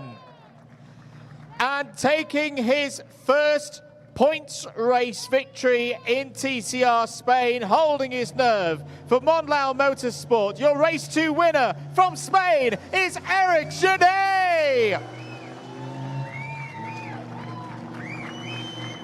Please welcome as well, representing the team, Maria from Monlau Motorsport. Ladies and gentlemen, if you are able, please be upstanding for the national anthem of the race winner.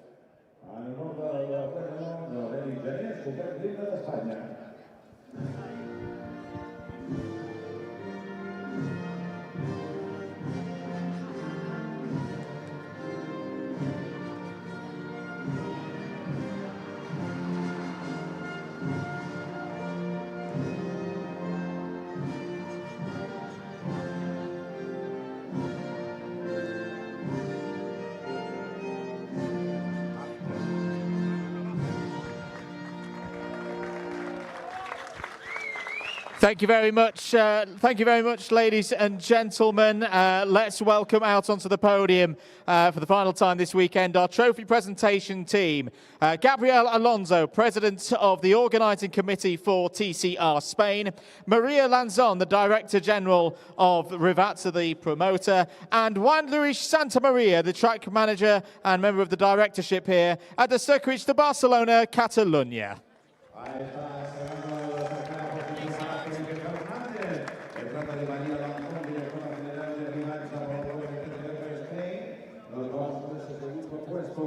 Con el señor Gabriel Alonso, presidente del comité organizador del TCR Spain, que va a entregar su trofeo a su segundo clasificado de Dinamarca con el Honda Civic, Michael Markussen. Y al señor José Luis Santamaría, director del circuito de Catalunya, la encarga de donar al trofeo al guanyador now líder, Sur de Barcelona, como líder de esta zona, se va a llegar ahora aquí a Eric Genet.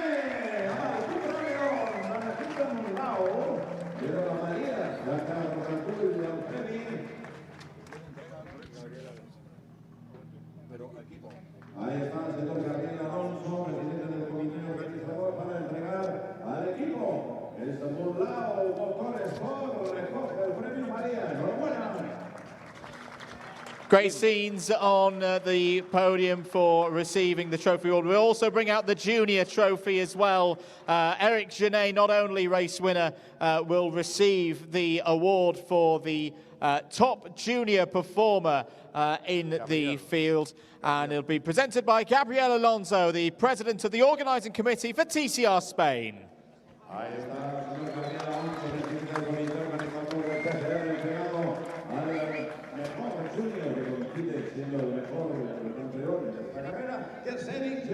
Nos faltaría el máster. Vamos con el vencedor del apartado de máster o del otro químico del número 12, Rubén Fernández.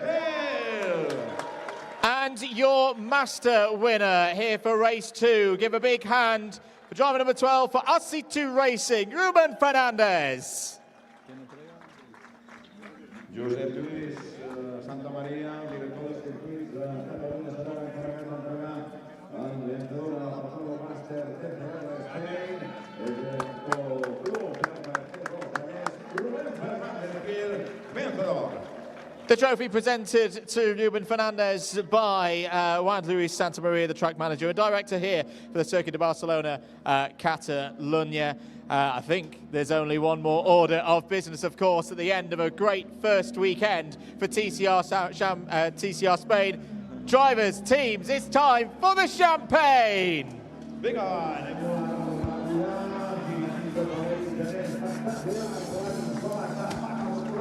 Durante toda la última volta, ahí está ese champagne al cava.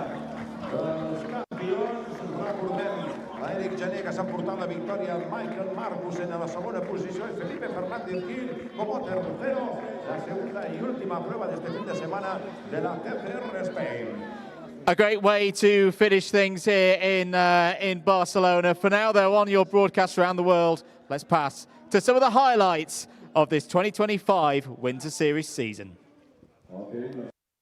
As we reach the end of the 2025 Winter Series this weekend, what better way to end the season than to catch up with some of our faces from around the paddock and ask them for their highlights of the season to capture the essence of what makes this GEDLICH Racing Winter Series paddock so special. Hey, my name is Thomas Andersen, and this year I'm doing the GT Winter Series. It's a fantastic series. We are having a lot of fun. And I would say, you know, the highlight of this pre-season series has been the 6 hours race in Portimao, and I for sure hope we are going to do it once again in Barcelona in the 6 hours race. We are looking forward to that and hope to see you all here Sunday in the sunny weather in Barcelona. Hi, my name is Daniel. I'm the official series photographer for GEDLICH Racing, and my highlight of the season has been Kabir Anurag in the last Formula Winter Series race, because he didn't realize he won, and we were all talking to him for a solid minute that he won, and the sheer realization he had in that moment and the joy was beautiful to see and to capture. Hello, my name's Andrew Mather. I'm part of the commentary team here for the Winter Series. My highlights of 2025 so far, got to be working with a brand new team and on track that spectacular third race at Aragon for the Formula Winter Series.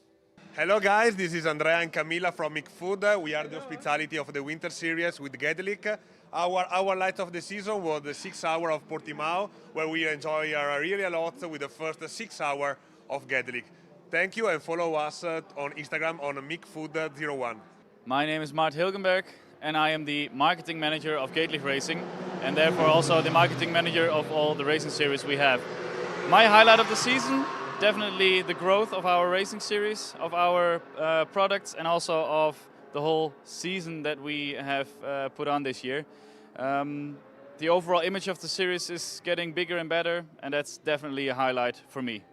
Hi, my name is Kieran. I've been working behind the scenes with alphalive, doing all the camera opping, a bit of producing, a bit of running, and some onboard cameras as well. My highlight of the season has been back at Portimao when we did the 6 hours of Portimao. I was sending some weather updates to Andy and Adam in the comms box, and they absolutely decided to rinse me because everything that I said turned out completely wrong. But that was more down to the Portimao weather than my predictions. But it was a good highlight anyway, getting called out on the stream. Hi guys, I'm Emilio Pecharic, I'm content producer of the series, and my personal highlight of the season was Valencia, especially because we had a big grid of GT cars, and it was nice to witness Ferrari challenges against GT3s and also DTM drivers against GT World Challenge drivers. So I felt like the level was really high in that particular race, and there was a whole bunch of action through the weekend. So already looking forward for next season. But yeah, that was a blast. I'm Charlie, mechanic of Resume Modern Racing. My highlight of this season was winning 6 hours of Portimao on the first try with a Pro-Am driver lineup. It was fun, whole season, and we're looking forward to win this one too, so thumbs up and see you next time. Hi, I'm Adam Weller. I'm the lead commentator for the GEDLICH Racing Wind Series, and I think my highlight of the season has to be Cristiano Mathiel, Estoril, race 2, the second race of his career, an overall win for him, and that of course led to the overall championship in the Winter Series. I'm very interested to see what happens next for him and Rui Aguas. Hi, I'm Will, and I've been here producing this GT Winter Series for the last several weeks. It's been a lot of fun. I'd say my highlight so far has been getting into Valencia nice and early in the morning, seeing the sunrise over the track ahead of a fun-filled weekend of racing. Outside of that, you know, producing, I get to see every single race throughout the whole series, which is always a lot of fun. Get to watch every single race. It can't be bad at all. Apart from that, I'd say working with the fabulous team we have here at GEDLICH and alphalive has been it's been an honour, and it's been a great few weeks. Hopefully be back again next year.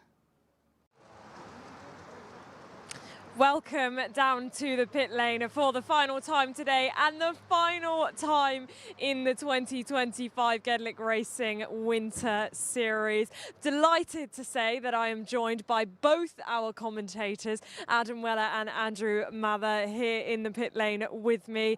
Guys, it's been a fantastic day to close out the season. First of all, Adam, I'm going to come to you first. The 6 hours of Barcelona absolutely delivered.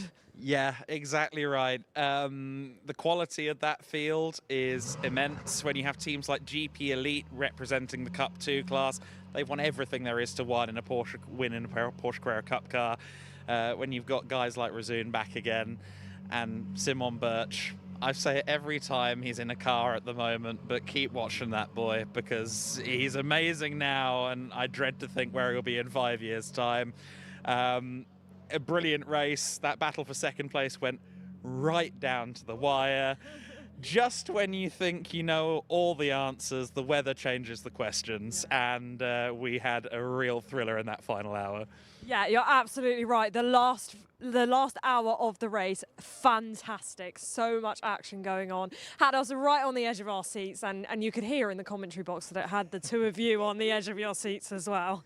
No, it was what endurance racing's all about. That, you know, yeah, it's a race run over 4 hours. Sorry, in 6 hours in that case. But you know, when you get a race like that, it's run over 6 but won in the last 30, and we saw those strategies and the 35-minute pit stop time. It all converged at the end. We got lucky, of course, with the rain, but yeah, fair play to everybody involved, and fair play to the drivers as well. Those were not easy conditions when you've got it all on the line to win those trophies. Everyone out there was fantastic today. Yeah, it was truly fantastic. And a word on SR as well, because a day that really did not start looking very good for them. But J-Mo Hartling in that final stint just gave it everything. And, I mean, ended the day, I think they can be happy given how it started. If you look back at that issue for the 11 car in the first hour with the fueling problem, who was one of the first mechanics to dive underneath the car? It was J-Mo Hartling, who was at the wheel in hour 6 to take second place. It was J-Mo Hartling. It's something I absolutely love about SR, is it is like a motorsport apprenticeship. Yeah. Come and drive, you know, GT cars at some of the best circuits in the world, but don't be afraid to use a spanner too. Absolutely, a fantastic story. Of course, we have also been joined by TCR Spain this weekend for their first round of the season. And, well, if the 6 hours kept you on the edge of your seat, that one really did, because that was an incredible way to end the day. And two very different races as well. The one in the morning, Mike Halder, an absolute clinic, showing, you know, why he is now you know, the most successful in terms of race wins driver in the history of TCR Spain. He wouldn't have liked how his second race finished, of course, but no, he was superb in that first one. But the youngsters coming through, Eric Genet, if I've got my maths in my head right, leaves here today as the championship leader with that strong result in the first race. But then the second race, in these kind of conditions when you're that young and you've got that name as well that carries a lot of weight in touring car racing. It's one thing to have the name, it's one thing to then deliver with it, and 2 safety car periods. Michael Markson, I heard him when he was coming in and talking with the team, he was like, one more lap, that's all he needed. You know, we can talk till the end of the night whether he would have got through, but Gené's, as I say, determination on that last lap, holding around the outside of Michael when Michael was really strong in that first half of the circuit on those 2 last laps. As I say, you would have thought, looking at that one, that he's not a junior, that he's been doing this for 10, 15 years, and it's his first win. I think there's going to be a few more this season. Oh yes, absolutely incredible race to watch. Of course, we are at the end of our 2025 Winter Series, but now our focus turns to 2026. Of course, we'll be back in the Winter Series in, I'm not going to work out how many months, but the 2026 season, we look towards that now. It's about 10, but in a couple of weeks' time, I'll be working on the brochure for the 2026 Winter Series and the Endless Summer.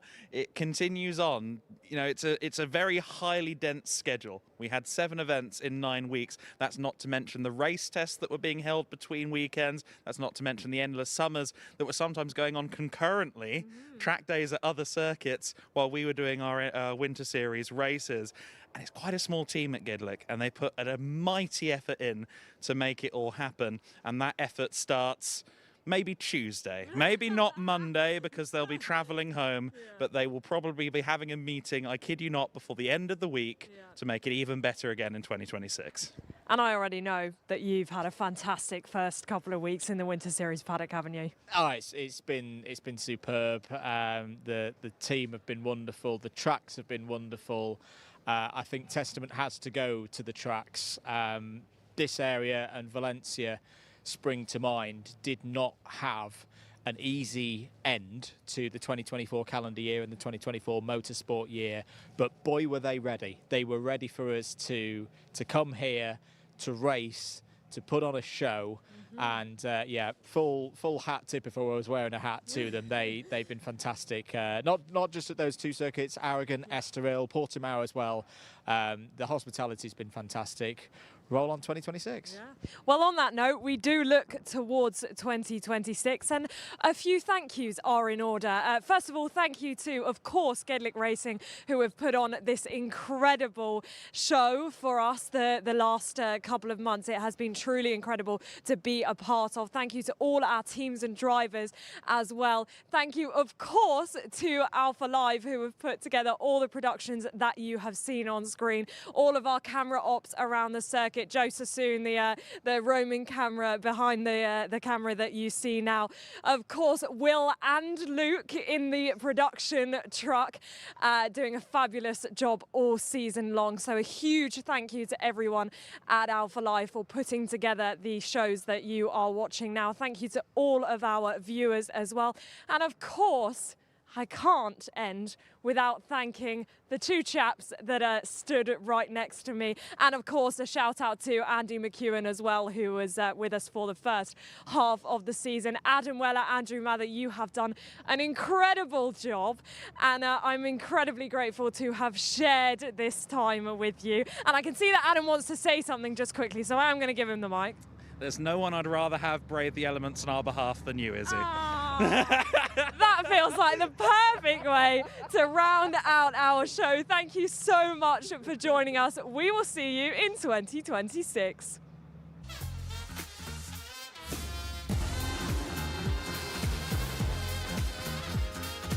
Came on a last link for down racing. They both go deep into the corner.